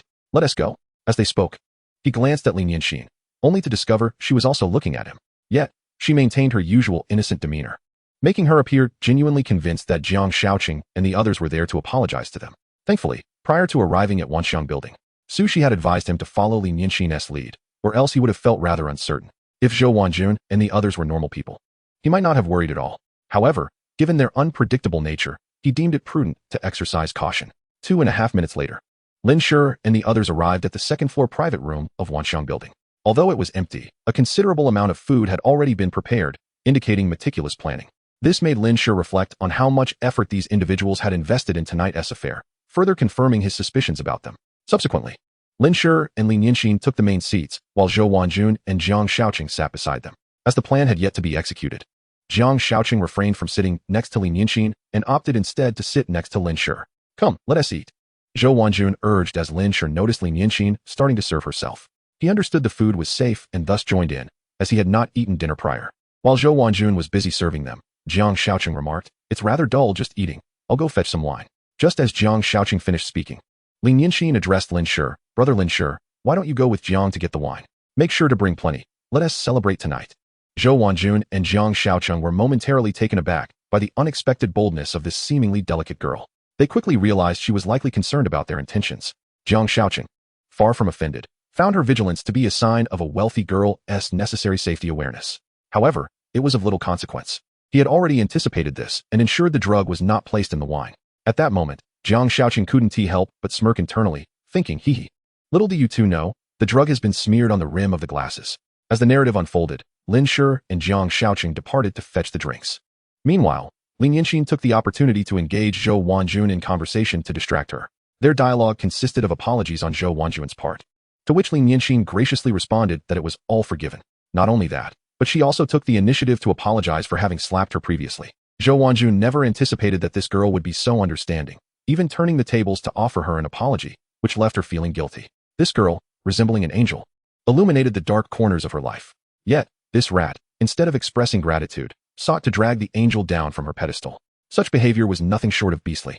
Casting a glance at the wine glasses on the table, Zhou Wanjun felt that the situation had escalated to a point where she had no choice but to act. Regardless, she resolved to commit this one act of wrongdoing. As long as it meant reclaiming Lin Shi, she was willing to pay any price.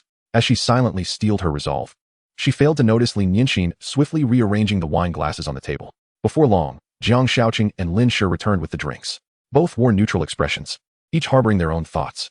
Although Lin Shi had not discerned Jiangcheng's manipulations with the drinks, he had experienced enough to know there were other subtle methods to achieve their aims without detection. Jiangcheng, brimming with impatience, immediately uncorked the bottles and poured the wine into the 4 glasses on the table. Having completed these actions, he proactively lifted his wine glass and, with a hint of apology in his voice, said, "Lin Shi, my friendship with Zhou has led to a misunderstanding regarding our relationship. This has ultimately strained your bond with him, so I wish to apologize for this matter tonight. I will down this glass as a token of my contrition." With that, Zhang Xiaoqian swiftly emptied his glass. Lin Shi felt a chill run down his spine at this scene. She had not anticipated that this seemingly delicate fellow would go to such lengths for the sake of the evening. However, Lin Shi was acutely aware that his excessive drinking was a transparent attempt to convince her of their genuine remorse. In contemplation, Zhang Xiaoqian raised another glass and candidly addressed Lin Shi. "Come, let us toast to hope you can forgive the past." He had already lowered his stance considerably, yet Lin Shi sensed an urgency in his desire for her to drink. She instinctively glanced at Lin Shi, who remained unresponsive. This gave Lin Shi a sense of certainty. Surely, Lin Shi had consented to her drinking this glass. As Zhang Xiaoqian consumed yet another drink, Lin Shi followed suit without hesitation. Throughout this exchange, Zhou Wanjun and her companion observed him intently, as though they were on the verge of revealing their scheme. Lin Shi, witnessing this spectacle, couldn't help but smirk inwardly. Subsequently, Zhou Wanjun employed the same tactics, resulting in both herself and Lin Shi consuming wine. At that moment, both she and Zhang Xiaoqian were exceedingly pleased, unable to refrain from exchanging glances filled with delight. In their eyes, 3 words echoed. The plan succeeded. The drug was provided by Lu Ping, though its origin was unknown. She assured them of its rapid efficacy. Within half an hour, it could render the drinker completely unconscious. While awaiting the drug's effect, the pair indulged in the exquisite dishes on the table, which were anything but cheap. Zhou Wanjun estimated that the expenses would amount to several thousand. However, with Lin Shi to reimburse them afterward, she felt less remorseful. As time passed, someone soon collapsed at the table. Yet, it was neither Lin Shi nor Lin Shi, but rather the first to drink, Zhang Xiaoqian. Upon witnessing this abrupt turn of events, Zhou Wanjun was momentarily taken aback, struggling to believe her eyes. How did he suddenly fall? Was his drinking capacity truly so poor? She considered this a likely explanation, ruling out the absurdity of him having mistaken his wine glass. Upon further reflection, she concluded that it was indeed improbable. Zhang Xiaoqian was not foolish enough to confuse his glass. Thus, she assumed his premature downfall was due to his weak tolerance for alcohol, leaving her speechless. Men truly were unreliable. Fortunately, Lu Ping was present tonight. Once Lin Shi and Lin Shi succumbed, there would be someone to assist in transporting them to the hotel. Lin Shi, observing the unfolding scene, felt a surge of anger.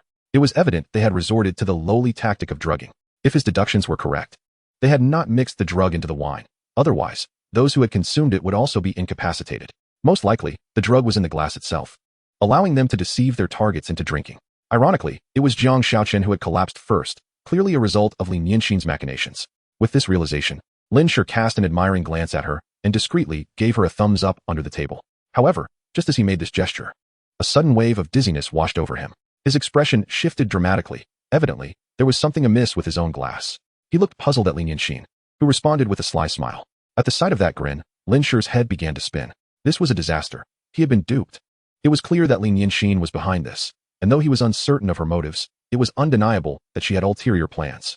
In that moment, he regretted agreeing with Su Shi, wishing to convey that she had misjudged him. This woman before him was far from trustworthy. He barely began to speak when his vision dimmed, and he lost consciousness. Unlike Zhang Xiaoqian, who slumped directly onto the table, Lin Shi was caught by Lin Shi. Zhou Wanjun, witnessing this, felt an overwhelming sense of joy. She had finally awaited this moment. The drug's effects had begun. Soon, once Lin Shi's own effects took hold, she and Lu Ping would be able to take both men back to the hotel and execute their plan. However, at that moment, Lin Shi remarked, "Zhou, these two truly have poor drinking capacities. They are already inebriated after so little. How disappointing. It takes away my enthusiasm." With that, she pushed her glass aside. "Since we've nearly finished our meal, why not take these two away? Let us drop them off at the hotel, and we can return home." So early?" Zhou Wanjun replied, somewhat surprised. Lin Shi pressed on, "What do you mean early? Both men are intoxicated. There's no point in us continuing to drink. We might as well take them to the hotel, which won't delay our plans." Finding merit in Lin Shi's reasoning, Zhou Wanjun resolved to avoid raising any suspicions and decided to escort Zhang Xiaoqian and Lin Shi to the hotel together. This way, perhaps Lin Shi would begin to feel the effects of the drug during the journey. "All right, let us settle the bill and leave," Zhou Wanjun said, moving to assist Lin Shi, only to be halted by Lin Shi. "You assist Zhang Xiaoqian. I'll support Lin Shi." Zhou Wanjun, though slightly displeased, acquiesced to avoid any complications in their plan. She was astonished to see Lin Yinxin's petite frame manage to support Lin Shi, who stood at 1.8 meters tall. Let us go. With that, Zhou Wanjun helped Jiang Shaoqian, making their way toward the exit. She failed to notice Lin Yinxin glancing at the supported Lin Shi, licking her lips in anticipation. Lin Shi, I shall make you mine. Chapter 64. The mantis stalks the cicada, while the yellow bird awaits. I want you to be my man. You shall belong only to me. With this explosive declaration, Lin Yinxin helped Lin Shi out of the private room. Meanwhile, Zhou Wanjun, leading the way, appeared busier than she let on. One hand supported Jiang Shaoqian, who leaned against the wall, while the other retrieved her phone. She sent a message to Lu Ping, instructing her to follow closely behind. Zhou Wanjun did not elaborate on what Lu Ping was to do, nor did she have the opportunity to explain, as Lin Yinxin was right behind her. Any signs of abnormality would surely raise suspicion. In truth, her reason for having Lu Ping follow was simple. She was concerned that once the drug took effect, Lin Yinxin might collapse without assistance. It was impossible for her to support Lin Shi, Jiang Shaoqian, and Lin Yinxin all at once. However, once Lin Yinxin succumbed as well, even with Lu Ping's help, they would only be able to support 2 of them. Thus, Jiang Shaoqian would ultimately have to be left behind. This was a necessity for their plan that night. And so, the 2 women each assisted a man as they exited the Wanxiang building. Yet, as they stepped outside, Zhou Wanjun continued walking to the right, prompting a direct inquiry from Lin Yinxin behind her. Zhou, shall we not take a cab to escort them both to the hotel? Upon hearing this, Zhou Wanjun did not hesitate, replying without turning her head. No need, there's a hotel just ahead. Upon hearing this, Lin Yinxin's smile became more pronounced, as she inwardly cursed this woman for her foolishness, for her intentions were all too evident. Fine, then wait for me. With that, Lin Yinxin quickened her pace. In merely half a minute, she caught up with Zhou Wanjun, supporting Lin Shi as she did so. So fast, Zhou Wanjun was taken aback to see Lin Yinxin matching her speed. At the same time, she felt something was amiss. Clearly, Lin Shi stood at a height of 1.8 meters and was not particularly slender, yet Lin Yinxin, who was only about 1.6 meters tall, effortlessly assisted him in walking. Earlier, witnessing Lin Yinxin lift Lin Shi had already astonished Zhou Wanjun, but now, with Lin Yinxin moving so swiftly, she couldn't help but wonder how much strength she possessed. Recalling the day she had been knocked down by Lin Yinxin, Zhou Wanjun's heart began to race, and a sense of unease washed over her. Lin Yinxin was undoubtedly far more complex than she appeared on the surface. Although the latter had consumed that drink, her plan for the night might still succeed. If the truth were to come out afterward, she, along with Jiang Shaoqian and Lu Ping, could face dire consequences. Yet, having come this far, she could not turn back and could only pray for the drug's effects to take hold within Lin Yinxin quickly. However, the situation surpassed Zhou Wanjun's expectations. Even upon arriving at the hotel, Lin Yinxin remained conscious. With no other option, Zhou Wanjun gritted her teeth and booked 2 rooms, refusing to reserve just one to ensure the plan's continuation. On the way to book the rooms, Lin Yinxin spoke up deliberately. Zhou, you're quite generous. We could have just booked 1 room. Upon hearing this, an inexplicable sense of pride surged within Zhou Wanjun, causing her chest to involuntarily puff out, as if to declare, I have plenty of money. As both rooms were on the first floor, Zhou Wanjun and her companion quickly settled Lin Shi and Jiang Shaoqian into separate rooms. Just as Lin Yinxin had finished arranging Lin Shi, hurried footsteps approached from behind. Li, how is Usher doing now? The question came from Zhou Wanjun. Her apparent concern was merely a ruse to buy time, preventing Lin Yinxin from departing too soon. What would happen to their plan if she left? As she pondered this, Lin Yinxin turned her gaze back, coldly regarding Zhou Wanjun. Are you concerned about brother Lin Shi? This inquiry deepened Zhou Wanjun's anxiety. Under the scrutiny of the woman before her, she felt increasingly guilty, even shying away from direct eye contact. Whether it was a mere illusion or not, she had the distinct feeling that Lin Yinxin had seen through something. Of course, I care. After all, we have been childhood friends. Shouldn't I be concerned when he is intoxicated? This reasoning appeared sound, yet Lin Yinxin mercilessly exposed her. Intoxicated? Concerned? Is it not you who plotted with that vile man tonight, slipping the drug into his drink, causing brother Lin Shi to faint?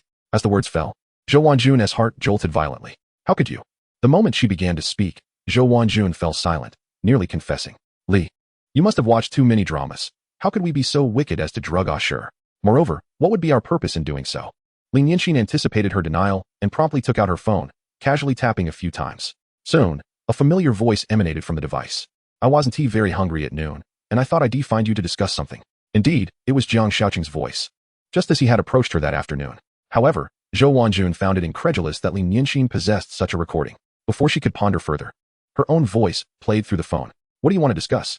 Wanjun, I have a plan that will ensure Lin Shi completely leaves Su Shi and returns to your side. What plan?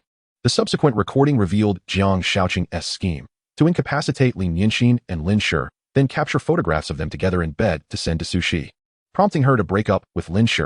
Throughout this process, Zhou Wanjun stood in shock, her mind blank, unable to believe that this was indeed real.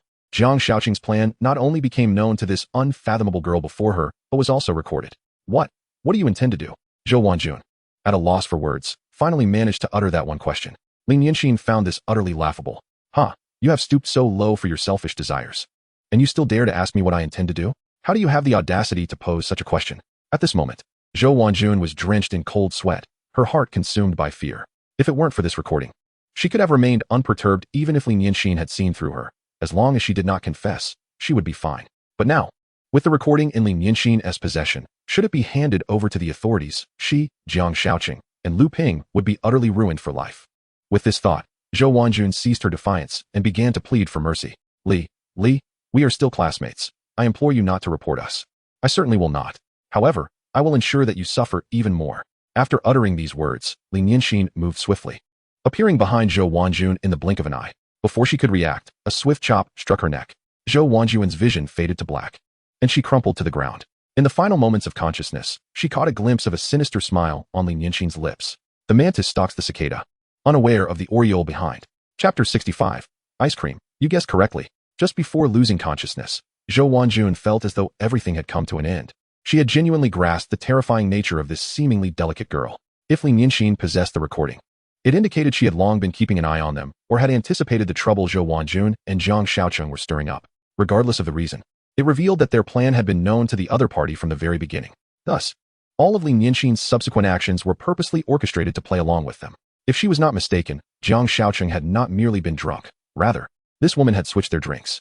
What puzzled Zhou Wanjun further was why Lin Shi had not swapped Lin Shi's drink, for otherwise, he would not have been drugged. Moreover, had Lin Shi done so, she would have also succumbed alongside Jiang Shaoqing at Wanxiang Building. Although Zhou Wanjun remained unaware of this formidable woman's true motives, it was clear that the night had fallen into her hands. Lu Ping would certainly stand no chance against her. Yet, she could change nothing, and her consciousness dissolved at this moment. Whatever the final outcome may be, she could only endure it.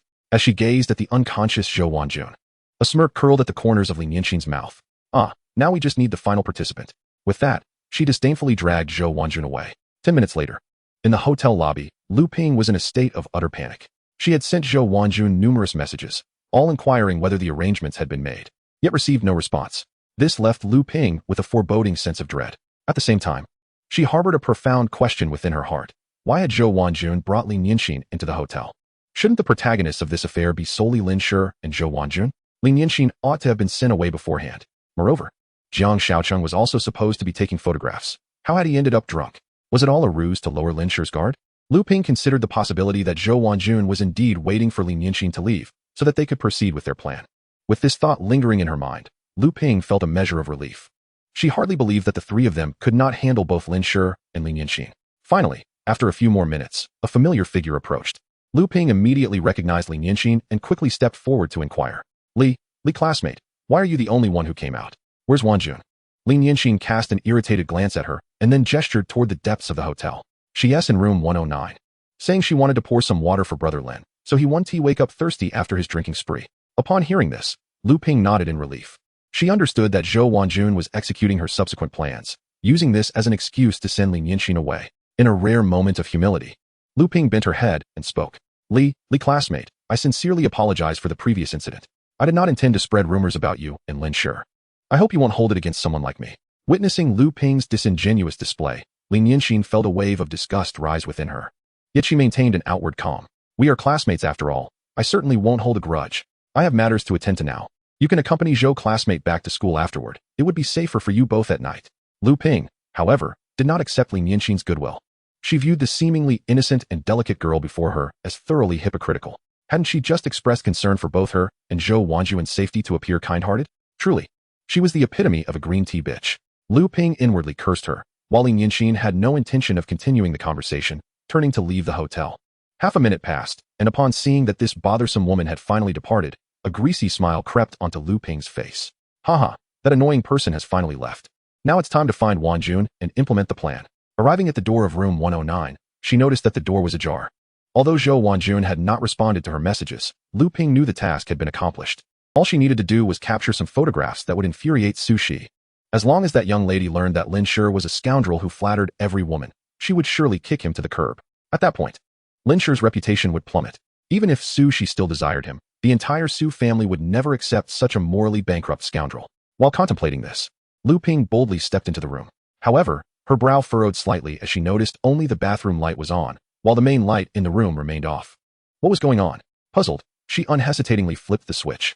After all, Lin Shi had been incapacitated. Even if the lights were on, it was unlikely he would awaken. Wanjun, why haven't you turned on the lights? During her inquiry, her gaze wandered to the bed, where she was taken aback to find Zhou Wanjun lying there, her eyes closed. Initially, Lu Ping assumed she had fallen asleep, but upon further reflection, that seemed improbable. Most likely, Zhou Wanjun was striking a pose, preparing for Lu Ping to capture a photograph of her in bed with Lin Shi. Furthermore, there was indeed a man lying beside her.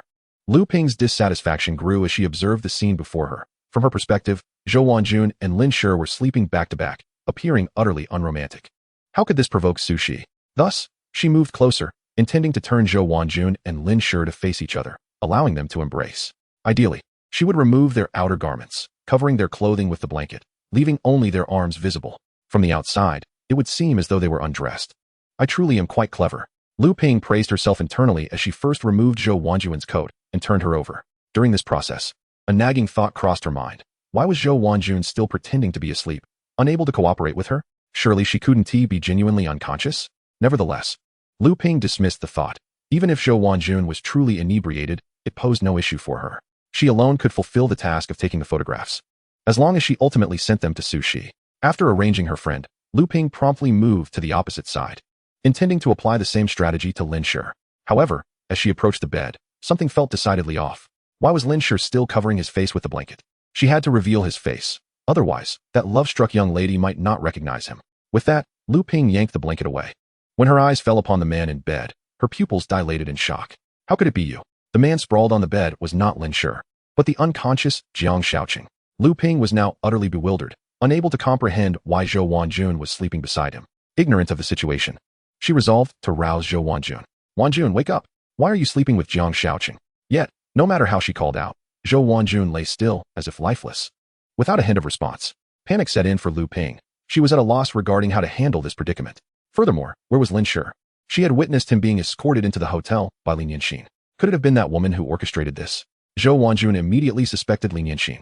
Perhaps she had thwarted their plans. Just as this thought crossed her mind, a voice, demonic in nature, echoed from behind her. Ice fruit, you guessed correctly. Lu Ping was startled by the voice behind her. Who is it? Turning around, she found Lin Shi standing there, her expression now twisted into a sinister smile. Utterly devoid of the previous innocence and purity, Lu Ping felt a surge of panic. She found herself lacking any sense of confidence in front of Lin Shi. If they had indeed drugged Lin Shi, the consequences would be dire. Even though she was brave, she understood the ramifications of exposure. If this escalated, she, Zhou Wanjun, and Jiangcheng would all be held criminally accountable. This was no trivial matter. After all, she was merely a university student, wholly incapable of bearing such a burden. Thus, she feigned ignorance and spoke. Li, classmate, didn't you have something to do? Why did you come back? Lin Shi clearly had no intention of indulging her in idle chatter and cut straight to the point. I must say, you all are truly shameless.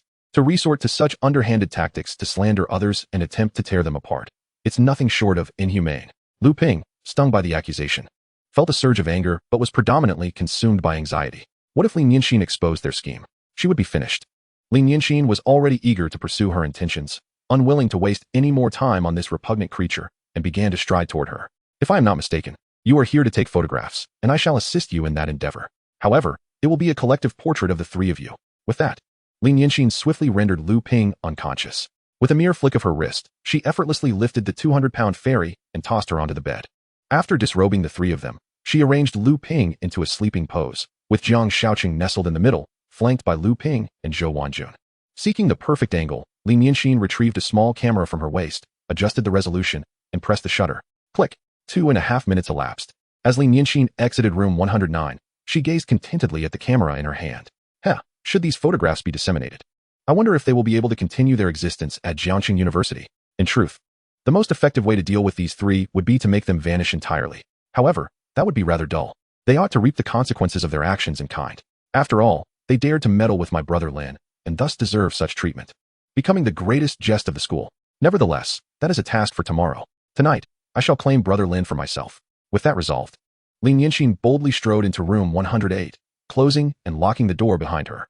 "Brother Lin, I have arrived." As she spoke, she began to unbutton her clothing and shed her skirt. Yet, after taking just 2 steps into the room, her movements halted.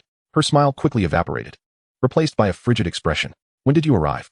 Indeed, an unexpected guest had entered the room, Lin Shi's lawful wife, Su Shi, dressed in a delicate lavender gown. Su Shi regarded Lin Shi, who was nearly undressed, with a mocking smile. "You told me during the day that you would safely return Lin Shi tonight. Is this what you consider safe?" Su Shi cast a glance around the room, noting that there was nothing even remotely safe about the situation. Contemplating this woman's true intentions, Su Shi retracted her smile, her expression growing increasingly frigid. "It seems I have indeed arrived at an inopportune moment, interrupting your little escapade." Lin Shi, who appeared to be the epitome of innocence, remained unperturbed as she picked up her skirt from the floor and nonchalantly donned it. Once dressed, she turned to Su Shi with a smile. "Tonight, I miscalculated. I underestimated your vigilance over Brother Lin. If I am not mistaken, he must have some sort of listening device on him." Su Shi acknowledged this directly. "I did that to prevent anyone from taking advantage of the situation." With that, she stepped forward and delivered a sharp slap to Lin Shi's face. "This slap serves as a warning for your actions this evening. Lin Shi and I are legally wed. What you have done has far exceeded the boundaries of our agreement." After uttering those words, Su Shi ignored the darkened expression on Lin Shi's face. She decisively scooped up Lin Shi from the bed and strode toward the door. Throughout this entire exchange, Lin Shi offered no resistance or retaliation. She merely stood there, frozen in place. Once Su Shi had departed, she clenched her fists. "So what if they are married? It was under duress. I will not relinquish my claim. I lost him once, but now I must seize him." The following day, Lin Shi groggily opened his eyes. Upon seeing the sunlight streaming through the window, he was instantly alarmed and sat up. As the memories of last night's encounter with Lin Shi flooded back, he instinctively felt she intended to do something to him. However, after surveying the surroundings, Lin Shi breathed a sigh of relief. He discovered he was in the home of Su Shi's family, in the room personally arranged by his father-in-law. The fact that he had returned unscathed indicated that nothing significant had transpired the previous night. To be honest, just before losing consciousness, he had noticed a peculiar smile on Lin Shi's lips. He had only felt a pang in his kidneys, as if that woman was plotting against him. Having been immersed in the internet culture before his rebirth, he instinctively thought of the kidney-snatching teams that seemed omnipresent. Moreover, given Lin Shi's ambiguous identity and her previous betrayal, anyone would harbor such suspicions. Regaining his composure, he attempted to rise from the bed, only to realize something was pressing down on his chest. Looking down, he noticed that an unusually heavy blanket covered him. As he lifted the blanket, he beheld a stunning beauty clad in black pajamas, resting peacefully on his chest. Her delicate eyes fluttered gently, resembling a tranquil, sleeping beauty. However, from his current vantage point, he was unavoidably drawn to her more prominent features, unable to avert his gaze. The depth of her cleavage was undeniably captivating. Thus, he could hardly be blamed for his wandering thoughts. Moreover, the familiar scent of violet wafted throughout the bed, rendering Lin Shi nearly powerless to control himself. Just then, Su Shi stirred slightly, emitting a soft murmur. Indeed, she soon opened her eyes. Her dark orbs sparkled with an alluring beauty, especially just after waking. Her dazed expression was utterly endearing, prompting Lin Shi to suppress the urge to kiss her. A true man dares to think and act. So he leaned in and pressed a kiss to Su Shi's cheek. At that moment, Su Shi realized what had happened, her cheeks flushing a rosy hue. Ah sure. So early in the morning, how utterly vexing. With that, Su Shi covered her face, yet her bashful demeanor quickly froze. Chapter 67. Lu Ping, I don't care. You must take responsibility for me. Su Shi remained stiff for a moment, her face reddening as if it were bleeding. You actually. She intended to say something, but after struggling to find the words, she hurriedly dismounted from Lin Shi and began to put on her shoes. Lin Shi felt a wave of embarrassment wash over him. Yet, he could not be blamed. One could only attribute it to youthful exuberance. Even though Su Shi had her back to him, her fair and exquisite back, along with her perfectly sculpted waist, was simply mesmerizing. The ratio of her waist to hips was nothing short of perfection, leaving Lin Shi to marvel at the fact that a woman could possess such an extraordinary figure. Under normal circumstances, no human could attain such an ideal physique. He found himself parched and flustered at the sight of her beauty. Originally, Lin Shi intended to suppress his feelings and inquire about what transpired the previous night. However, Su Shi, like a mouse fleeing from a cat, swiftly donned her shoes and rushed toward the door without looking back. I will return to my room to change. Lin Shi wished to call out to her, but Su Shi was clearly faster, already darting out of his room. Although he did not manage to voice his question, he couldn't help but notice how captivating Su Shi's slender legs were as she departed. He began to realize that this seemingly aloof campus beauty might have ulterior motives regarding him. Though he was unaware of what had transpired the night before, he did know that Su Shi had spent the night curled up beside him. While this was a dream come true for most men, The prospect of such occurrences every night was rather daunting. Who knows, perhaps one night, Shi and he would breach that final boundary. Given her clinginess, it was entirely possible that they might find themselves in such a situation every evening. Contemplating this, Lin Shi felt his cheeks flush. Averting his thoughts from spiraling further, he gently patted his flushed cheeks, feeling a strange sense of lewdness for the first time, wondering how he had succumbed to such baseless fantasies.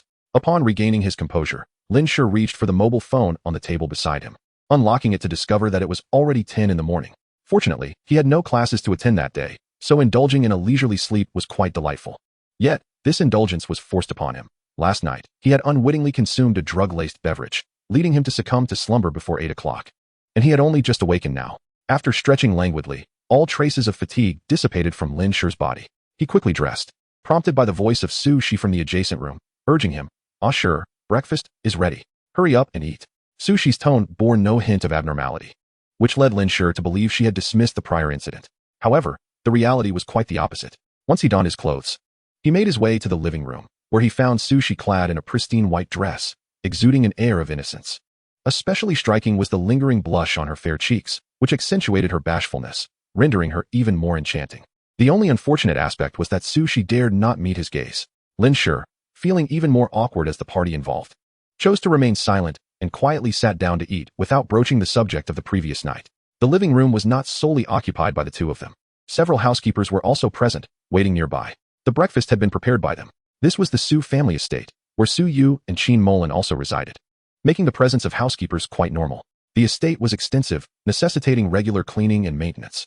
Although the breakfast spread before him appeared lavish and the ingredients were of the highest quality, it still paled in comparison to the delightful breakfasts prepared by the school beauty. Shi. Meanwhile, in a hotel near Wanxiang Tower, Zhou Wanjun slowly opened her eyes, abruptly sitting up in alarm as she surveyed her surroundings. Upon realizing the scene before her, her pupils dilated in shock. How could this be? The person lying beside her was none other than Jiangcheng. This instinctively led her to believe that they had engaged in an intimate relationship. However, Zhou Wanjun quickly dismissed this notion. Her clothing remained intact, and she felt no discomfort, indicating that nothing untoward had occurred between them. Yet, her anxiety compelled her to pull back the covers draped over Jiangcheng. Upon discovering that he too was fully clothed, she instinctively breathed a sigh of relief. What bewildered her was the presence of Lu Ping, who was sleeping on Jiangcheng's left side, while she herself occupied the right. What on earth had transpired? As Zhou Wanjun racked her brain for answers, she recalled the incident from the previous night when Lin Shi had exposed Jiangcheng, causing her to break into a cold sweat. If her assumptions were correct, it was highly likely that their current predicament was orchestrated by that very woman. What puzzled her further was that nothing scandalous had transpired among the three of them. So, what was Lin Shi's true intention? Was she attempting to blackmail them with photographs? At this moment, Zhou Wanjun felt a sense of relief, believing that the other party had chosen not to escalate matters. Otherwise, their lives would be irrevocably ruined. Recalling the situation, she feared that if Jiangcheng woke up, explaining their circumstances would be a daunting task. Therefore, she swiftly got out of bed, slipped on her shoes, gathered her scattered outerwear, and exited the room. Bang! The sound of the door closing perhaps resonated too loudly, causing both Jiangcheng and Lu Ping, who were still in bed, to awaken in quick succession. Still groggy from sleep, they looked around in confusion, but clarity soon dawned upon them as their eyes met. Jiangcheng was perplexed, questioning how he ended up sharing a bed with this tempestuous woman. The realization that they were in a hotel room only compounded his bewilderment. Jiangcheng felt a wave of nausea wash over him. How could he have slept beside someone like her? He pulled back the covers for a glimpse, relieved to find that he was still dressed, indicating that nothing inappropriate had taken place. Why is Lu Ping so quiet? He wondered, glancing over to find her staring blankly ahead. In the next moment, the tempest unleashed her fury. Oh! Jiangcheng was taken aback by her loud outburst. Instinctively covering his ears while hastily trying to explain, "Lu Ping, please be quiet. Let me explain, it was actually..." Before he could finish, Lu Ping had already covered her ears and was shaking her head vigorously. I won't listen. Jiangcheng was rendered speechless, at a loss for how to clarify the situation. After all, the metaphorical nuclear bomb before him had effectively sealed her ears shut. With no other option, Jiangcheng resorted to prying Lu Ping's hands away. Lu Ping, we really didn't. Slap. Just as he began to articulate his thoughts, Lu Ping's hand struck his face. Tears accompanied her words as she exclaimed, I don't care. Since you took my body, you must take responsibility for me. Chapter 68. Jiangcheng's direct confession. Lin Shi's exquisite overreaction. Jiangcheng was utterly bewildered, finding himself speechless in the face of the situation. Lu Ping's voice was deafening, and the hotel room was hardly soundproof. He feared that if the noise attracted the attention of the staff, they might genuinely believe he had violated Lu Ping. Of course, the misunderstanding would not pose a significant issue, given that he had done nothing wrong. Eventually, the truth would come to light. However, Jiang Xiaocheng was anxious that before the truth was revealed, everyone who had witnessed or heard about the events would harbor the belief that he had taken advantage of her. Lu Ping, oblivious to Jiang Xiaocheng's thoughts, continued her tirade. You perverted scoundrel. How could you resort to such despicable means to possess me? Given that she had yet to recall the events of the previous night, her conclusions were based solely on her subjective assumptions. How could I have misjudged you, Jiang Xiaocheng? To obtain this princess's body, you would stoop to drugging me. You truly are a lowly man. Although Lu Ping's words were harsh, deep down, she felt a flicker of delight. She had never been in a romantic relationship before, and the men she had encountered during her school years had all failed to recognize her worth, as none had ever confessed their feelings. Perhaps those men were simply too intimidated to approach her. This indirectly validated her beauty, as it was often said that a little extra weight was a mark of excellence. Lu Ping, being the epitome of beauty within the realm of curviness, longed for a sweet romance. Jiang Xiaocheng, with his slender frame, was precisely her ideal type. Previously, due to Zhou Wanjun's affection for Jiang Xiaocheng, she refrained from pursuing him. After all, Wanjun was her close friend. However, now that Jiang Xiaocheng had already crossed that line with her, she had no intention of letting him go. He was the first man to touch her, and she intended to cling to him for good. Although Jiang Xiaocheng was not extraordinarily handsome, he was undeniably charming in a delicate way, which she found immensely appealing. Before long, as Lu Ping began to fantasize about marriage with Jiang Xiaocheng and ponder the names for their future children, the man beside her erupted in anger. Cease your fanciful imaginings, you overweight wretch. We were both fully clothed last night, and nothing transpired. With this statement, Jiang Xiaocheng abruptly yanked Lu Ping back to reality. She pulled back the covers for a glance and was astonished to find his words entirely accurate. Her undergarments appeared to remain untouched. This revelation brought an acute sense of embarrassment. Simultaneously, a wave of profound disappointment surged through her, leaving Lu Ping struggling to accept the reality before her. Seeing Lu Ping finally quiet down, Jiang Xiaocheng breathed a sigh of relief. He listened for any sounds from outside the door and, finding it silent, felt a sense of complete ease wash over him. He then began to don his outer garment. I fainted last night and remain oblivious to what transpired. Nor do I know whether our plan succeeded. I must swiftly seek out Wanjun and inquire if he managed to capture the photographs. With that thought, Jiang Xiaocheng had donned his jacket and was poised to leave the bed. However, at that moment, Lu Ping unexpectedly lunged forward, seizing his arm. He cast a suspicious glance at her, an unsettling premonition coursing through him, compelling him to escape the confines of this room. Yet, contemplating such matters now was futile. Lu Ping gripped his arm tightly, and he found himself unable to extricate himself from her grasp. Jiang Xiaocheng was simply too slender. He barely weighed over 100 pounds, while Lu Ping outweighed him by more than double. The disparity in their weights rendered him utterly defenseless. What do you intend to do, Lu Ping? He inquired, his tone tinged with irritation. Do. Lu Ping offered no opportunity for Jiang Xiaocheng to respond, using sheer force to thrust him back onto the bed. In her eyes, this was her sole chance to seize her ideal partner, and she could not afford to let it slip away. At that moment, Jiang Xiaocheng was bewildered, entirely unable to resist, and found himself at her mercy. Time seemed to stretch indefinitely as he felt himself growing numb. I suppose I shall consider this as being gored by a pig. Meanwhile, at the Su family's estate, Lin Shi and his companion had already finished their breakfast. They had awakened later than usual, while Su Yu and Qin Molan had departed for the company to attend to business matters. Although Qin Molan was a woman and did not share the Su surname, Su Yu was willing to involve her in the family business. The Su family's enterprise was simply too vast for him to manage alone. Even if he could handle it, he would be exceedingly fatigued every day. As Lin Shi's thoughts wandered, he was suddenly interrupted by Su Shi's voice.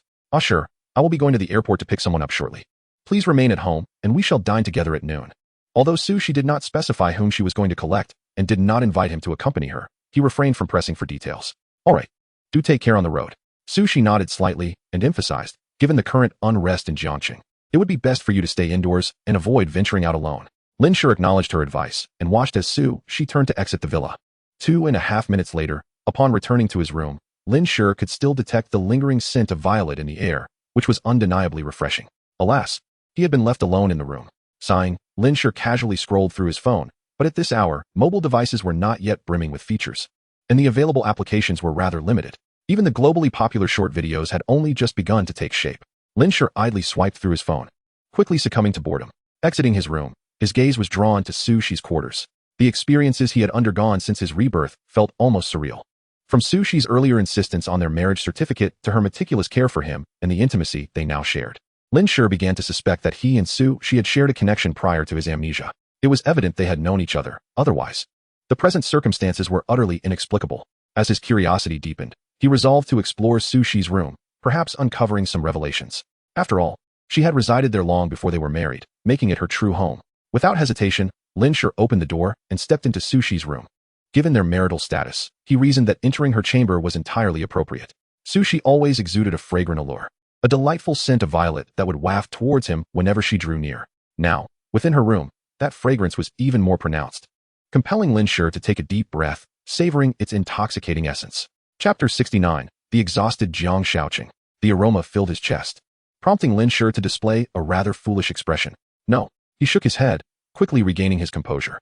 Since becoming involved with the campus beauty, he had found himself increasingly lewd in demeanor. After all, he had once been a director of a large corporation, and his current behavior was far beneath his former standards. It's all Su Shi's fault. She is simply too fragrant. Having concocted an excuse for himself, Lin Shi promptly redirected his focus to her room. During a previous dinner with his in-laws, they had mentioned that Su Shi forbade any maids from entering her room. Despite this, the space was impeccably clean and tidy, indicating that this young lady diligently maintained her surroundings. As he stepped further inside, he noticed the decor was predominantly pink, undeniably feminine. However, his gaze soon wandered inappropriately toward the balcony where clothes were hung. Indeed, the entire room is quite pink. Lin Shi mused to himself, swiftly averting his eyes, fearful of becoming flustered. After surveying the room, he found nothing particularly noteworthy. As for rummaging through her belongings, he could not bring himself to stoop to such depths. To him, merely entering a girl's room without permission felt sufficiently invasive, and he had no intention of committing any further indiscretions. Just as disappointment began to settle in, he caught sight of a small photo frame perched atop the bedside table. This instantly piqued Lin Shi's interest, and he approached to examine the photograph within.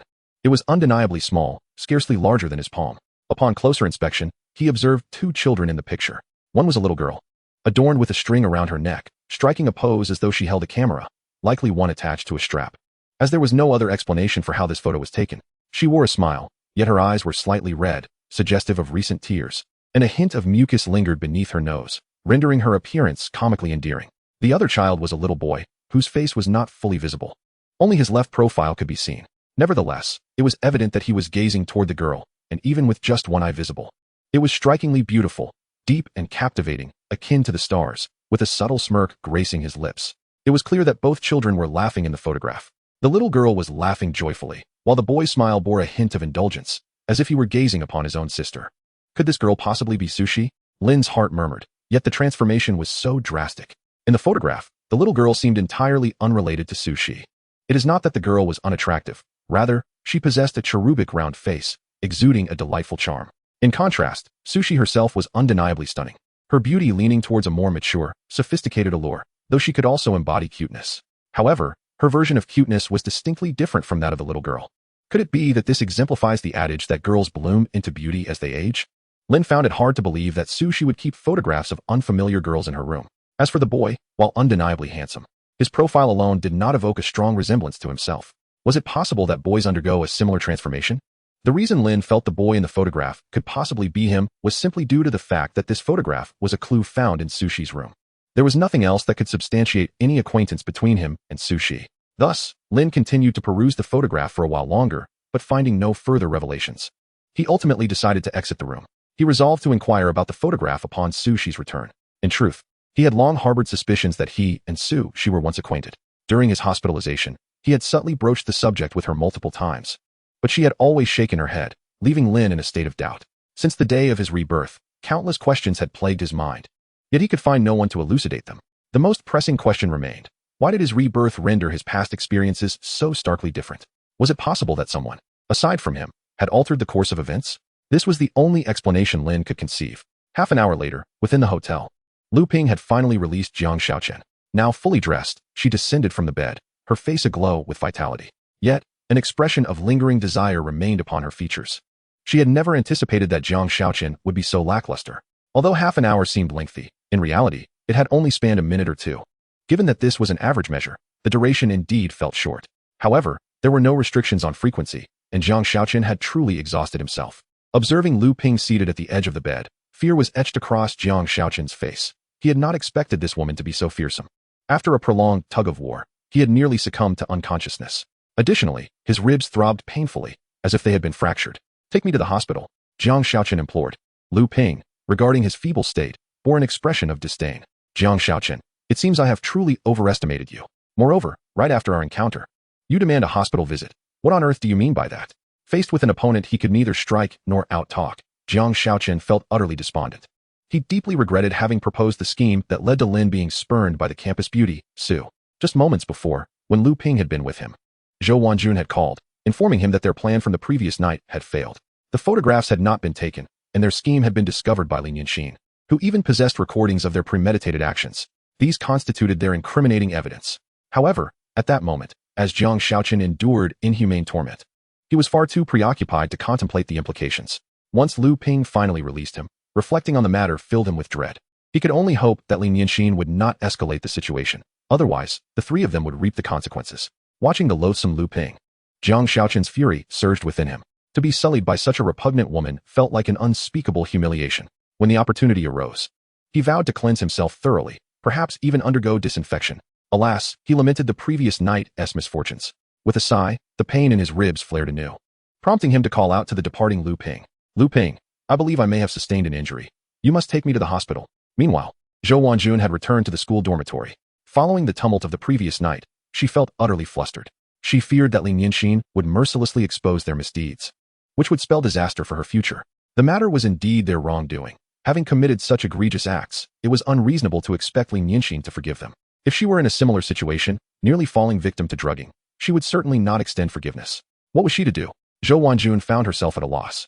Earlier, she had attempted to reach Jiang Shaoqian by phone to discuss their next steps, only to find that he claimed to be busy, engaged in a running workout. Chapter 70. The Unvarnished Su Shi. Zhou Wanjun was, of course, incredulous. After all, when she awoke in the hotel, Jiang Shaoqian had still been asleep beside her. Mere minutes later, when she called him, he asserted that he was out for a run? Such a notion seemed implausible. Yet, the voice on the other end did indeed sound breathless, suggesting he was not entirely fabricating the truth. Although Zhou Wanjun was puzzled, this was not the moment for such thoughts. She needed to devise a strategy to mitigate the fallout. After deliberating for half an hour, Zhou Wanjun resolved to take action. She stepped out of the dormitory and dialed Lin Shi. With no other options available, she felt compelled to plead for Lin Shi's forgiveness, at least in hopes of softening her stance. Previously, they had exchanged contact information, intending to invite one another to Wanxianglu for a meal. This retained contact was her last lifeline.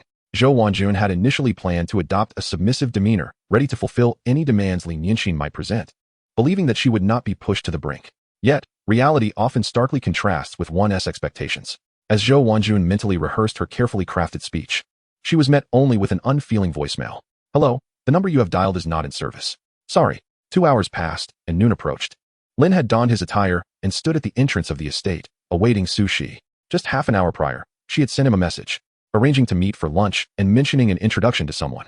Upon reading her message, Lin felt a wave of irritation. The reason was simple. When he met Su Shi, another person would be present. How could he possibly inquire about the photograph under such circumstances?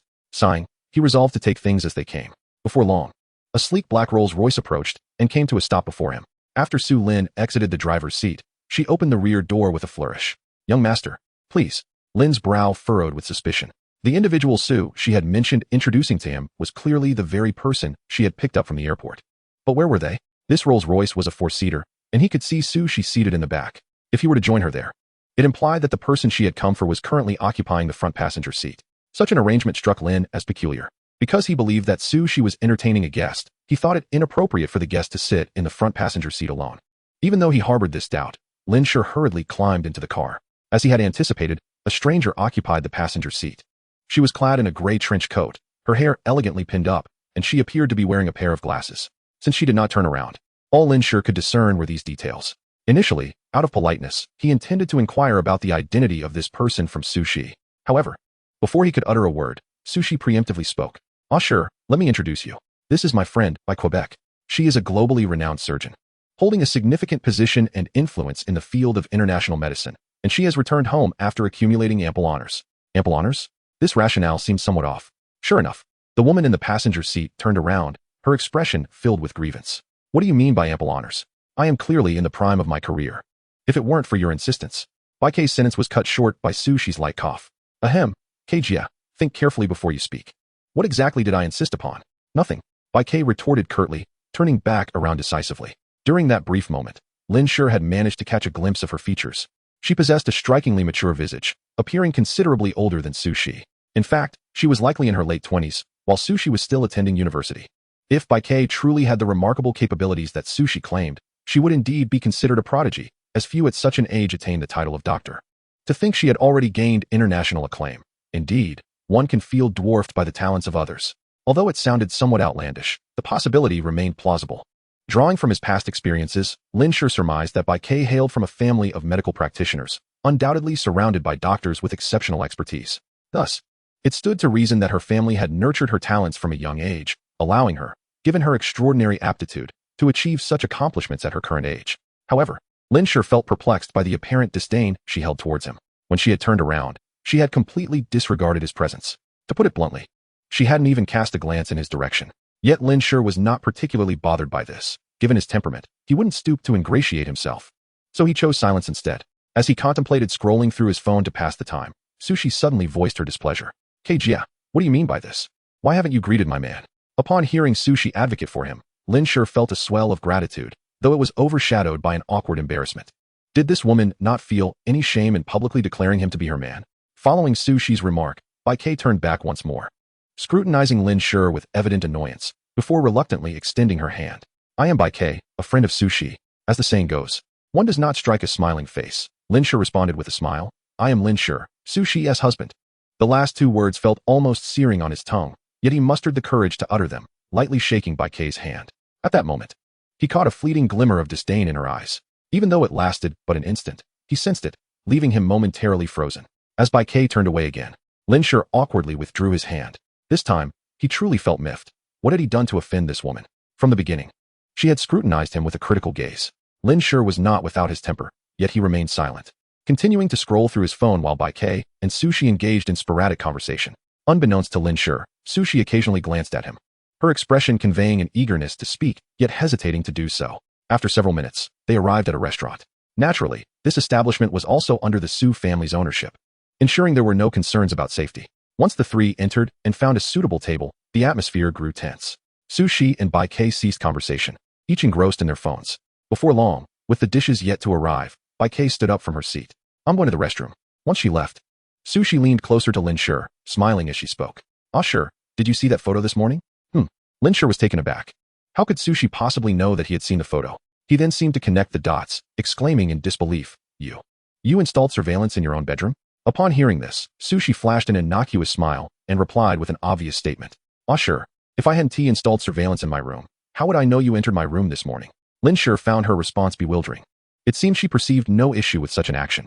Rather, he felt he was the one overreacting to this trivial matter. Wait a minute. Did you already know I would be entering your room? So you installed the surveillance in advance? Although this reasoning seemed somewhat far-fetched, Lin Shi deemed it quite plausible. If that were the case, it indicated that Sushi had intentionally placed the photo on her bedside table, ensuring he would see it upon entering her room. He distinctly remembered that while the photo appeared old, it was impeccably clean, devoid of even a speck of dust. Clearly, Sushi had taken great care in preserving it. It could not have been left out all this time. It was reasonable to conclude she might have anticipated that he would sneak into her room in the coming days, prompting her to bring it out. If so, then it meant Shi was the boy in that photo me? He broached the subject directly, understanding that since Sushi had deliberately allowed him to see it, there must be a significant reason behind it. At the very least, the photo was connected to him. As there were only two children in the image, the boy must be himself. After all, it was unlikely he had ever been a little girl. Contemplating this, Sushi promptly provided him with an answer. Ah sure, you are correct. That boy was indeed you. Lin Shi displayed little reaction upon hearing this, as he had already deduced this fact long ago. Now hearing Sushi articulate it sparked a curiosity regarding the memories he had lost. Neither in this life nor the last could he recall anything prior to the age of 10. His earliest memory was awakening in a hospital bed on his 10th birthday, his arms wrapped in bandages. Lin Xiaotian and Zhang Ruoyan stood at his bedside, smiling as they introduced themselves as his parents. Moreover, they explained what had transpired. He had been struck by a car while crossing the street during school, sustaining injuries to his arms and a severe head trauma. This incident had caused him to lose all his previous memories. At that time, Lin Shi felt nothing but relief that he had survived such a grave accident, especially given the numerous wounds he bore. Fortunately, the injuries were not life-threatening, though the scars left behind were rather unsightly. He had always been quite curious about the events that transpired before he turned 10, often taking the opportunity to inquire with his mother. Each time, she delightedly recounted her past experiences, weaving them into charming little tales. However, most of her stories revolved around her school days, and after hearing them multiple times, Lin Shi grew somewhat weary, reflecting on how mundane his childhood seemed. Consequently, His curiosity about the past faded entirely. Now, however, Sushi's words had rekindled that curiosity. His mother had never mentioned this particular chapter of his life, nor had she revealed that he had once known Sushi. "So, that little girl in the photograph is you?" he asked. Upon seeing Sushi nod slightly, Lin Shi couldn't help but marvel. He never imagined they had previously known each other. "Were we friends?" Sushi initially nodded but then seemed to reconsider, shaking her head. What do you mean by that, Sushi?" Lin Shi felt a twinge of confusion at her contradictory gestures. However, Sushi appeared troubled, hesitating before speaking. Sure. Actually we..." Before she could finish her sentence, she abruptly fell silent, her gaze fixed ahead. Curious. Lin Shi followed her line of sight and saw Bai Kei returning from the restroom, her demeanor still exuding an air of aloofness. Sure, let's discuss this later. There are more pressing matters to address with Sister Kei." Lin Shi, respecting their privacy, nodded in agreement. Soon after Bai Kei settled back into her seat, Sushi took the initiative to speak. "Sister Kei, I have implored you numerous times. Have you finally made your decision?"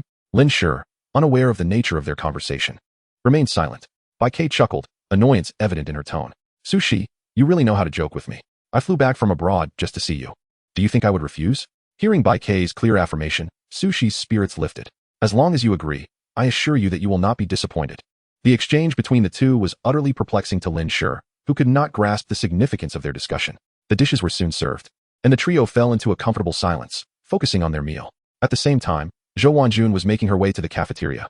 Feeling the unsettling gaze of her peers upon her, it seemed as though everyone recognized her, their expressions shifting from surprise to mockery, as if she were the subject of a joke. Zhou Wanjun examined herself, finding no fault in her attire, leaving her bewildered. What could be the reason for this? Could it be that Lin Shi had reported on them? With this theory now occupying her thoughts, she felt justified in the animosity she sensed from her fellow students. Perhaps Lin Shi had not directly alerted the authorities, but had spoken to a faculty advisor instead. This, however, would typically not result in such widespread gossip, especially not in such a short span of time. Unless Lin Shi had shared last night's events in a school group chat, the thought incited her anger. How infuriating. It seemed that this woman was intent on seeking revenge. Her pettiness was astounding. Zhou Wanjun's internal monologue continued as she made her way to the cafeteria, irritated by Lin Shi's lack of professionalism. Upon entering the bustling cafeteria, she noticed the crowd parting as they regarded her, their gazes fixed upon her. The sheer number of onlookers made her feel increasingly uncomfortable. Determined to endure, she approached the counter to purchase a meal, hoping to leave swiftly. Zhou Wanjun felt as though she were being scrutinized under a spotlight.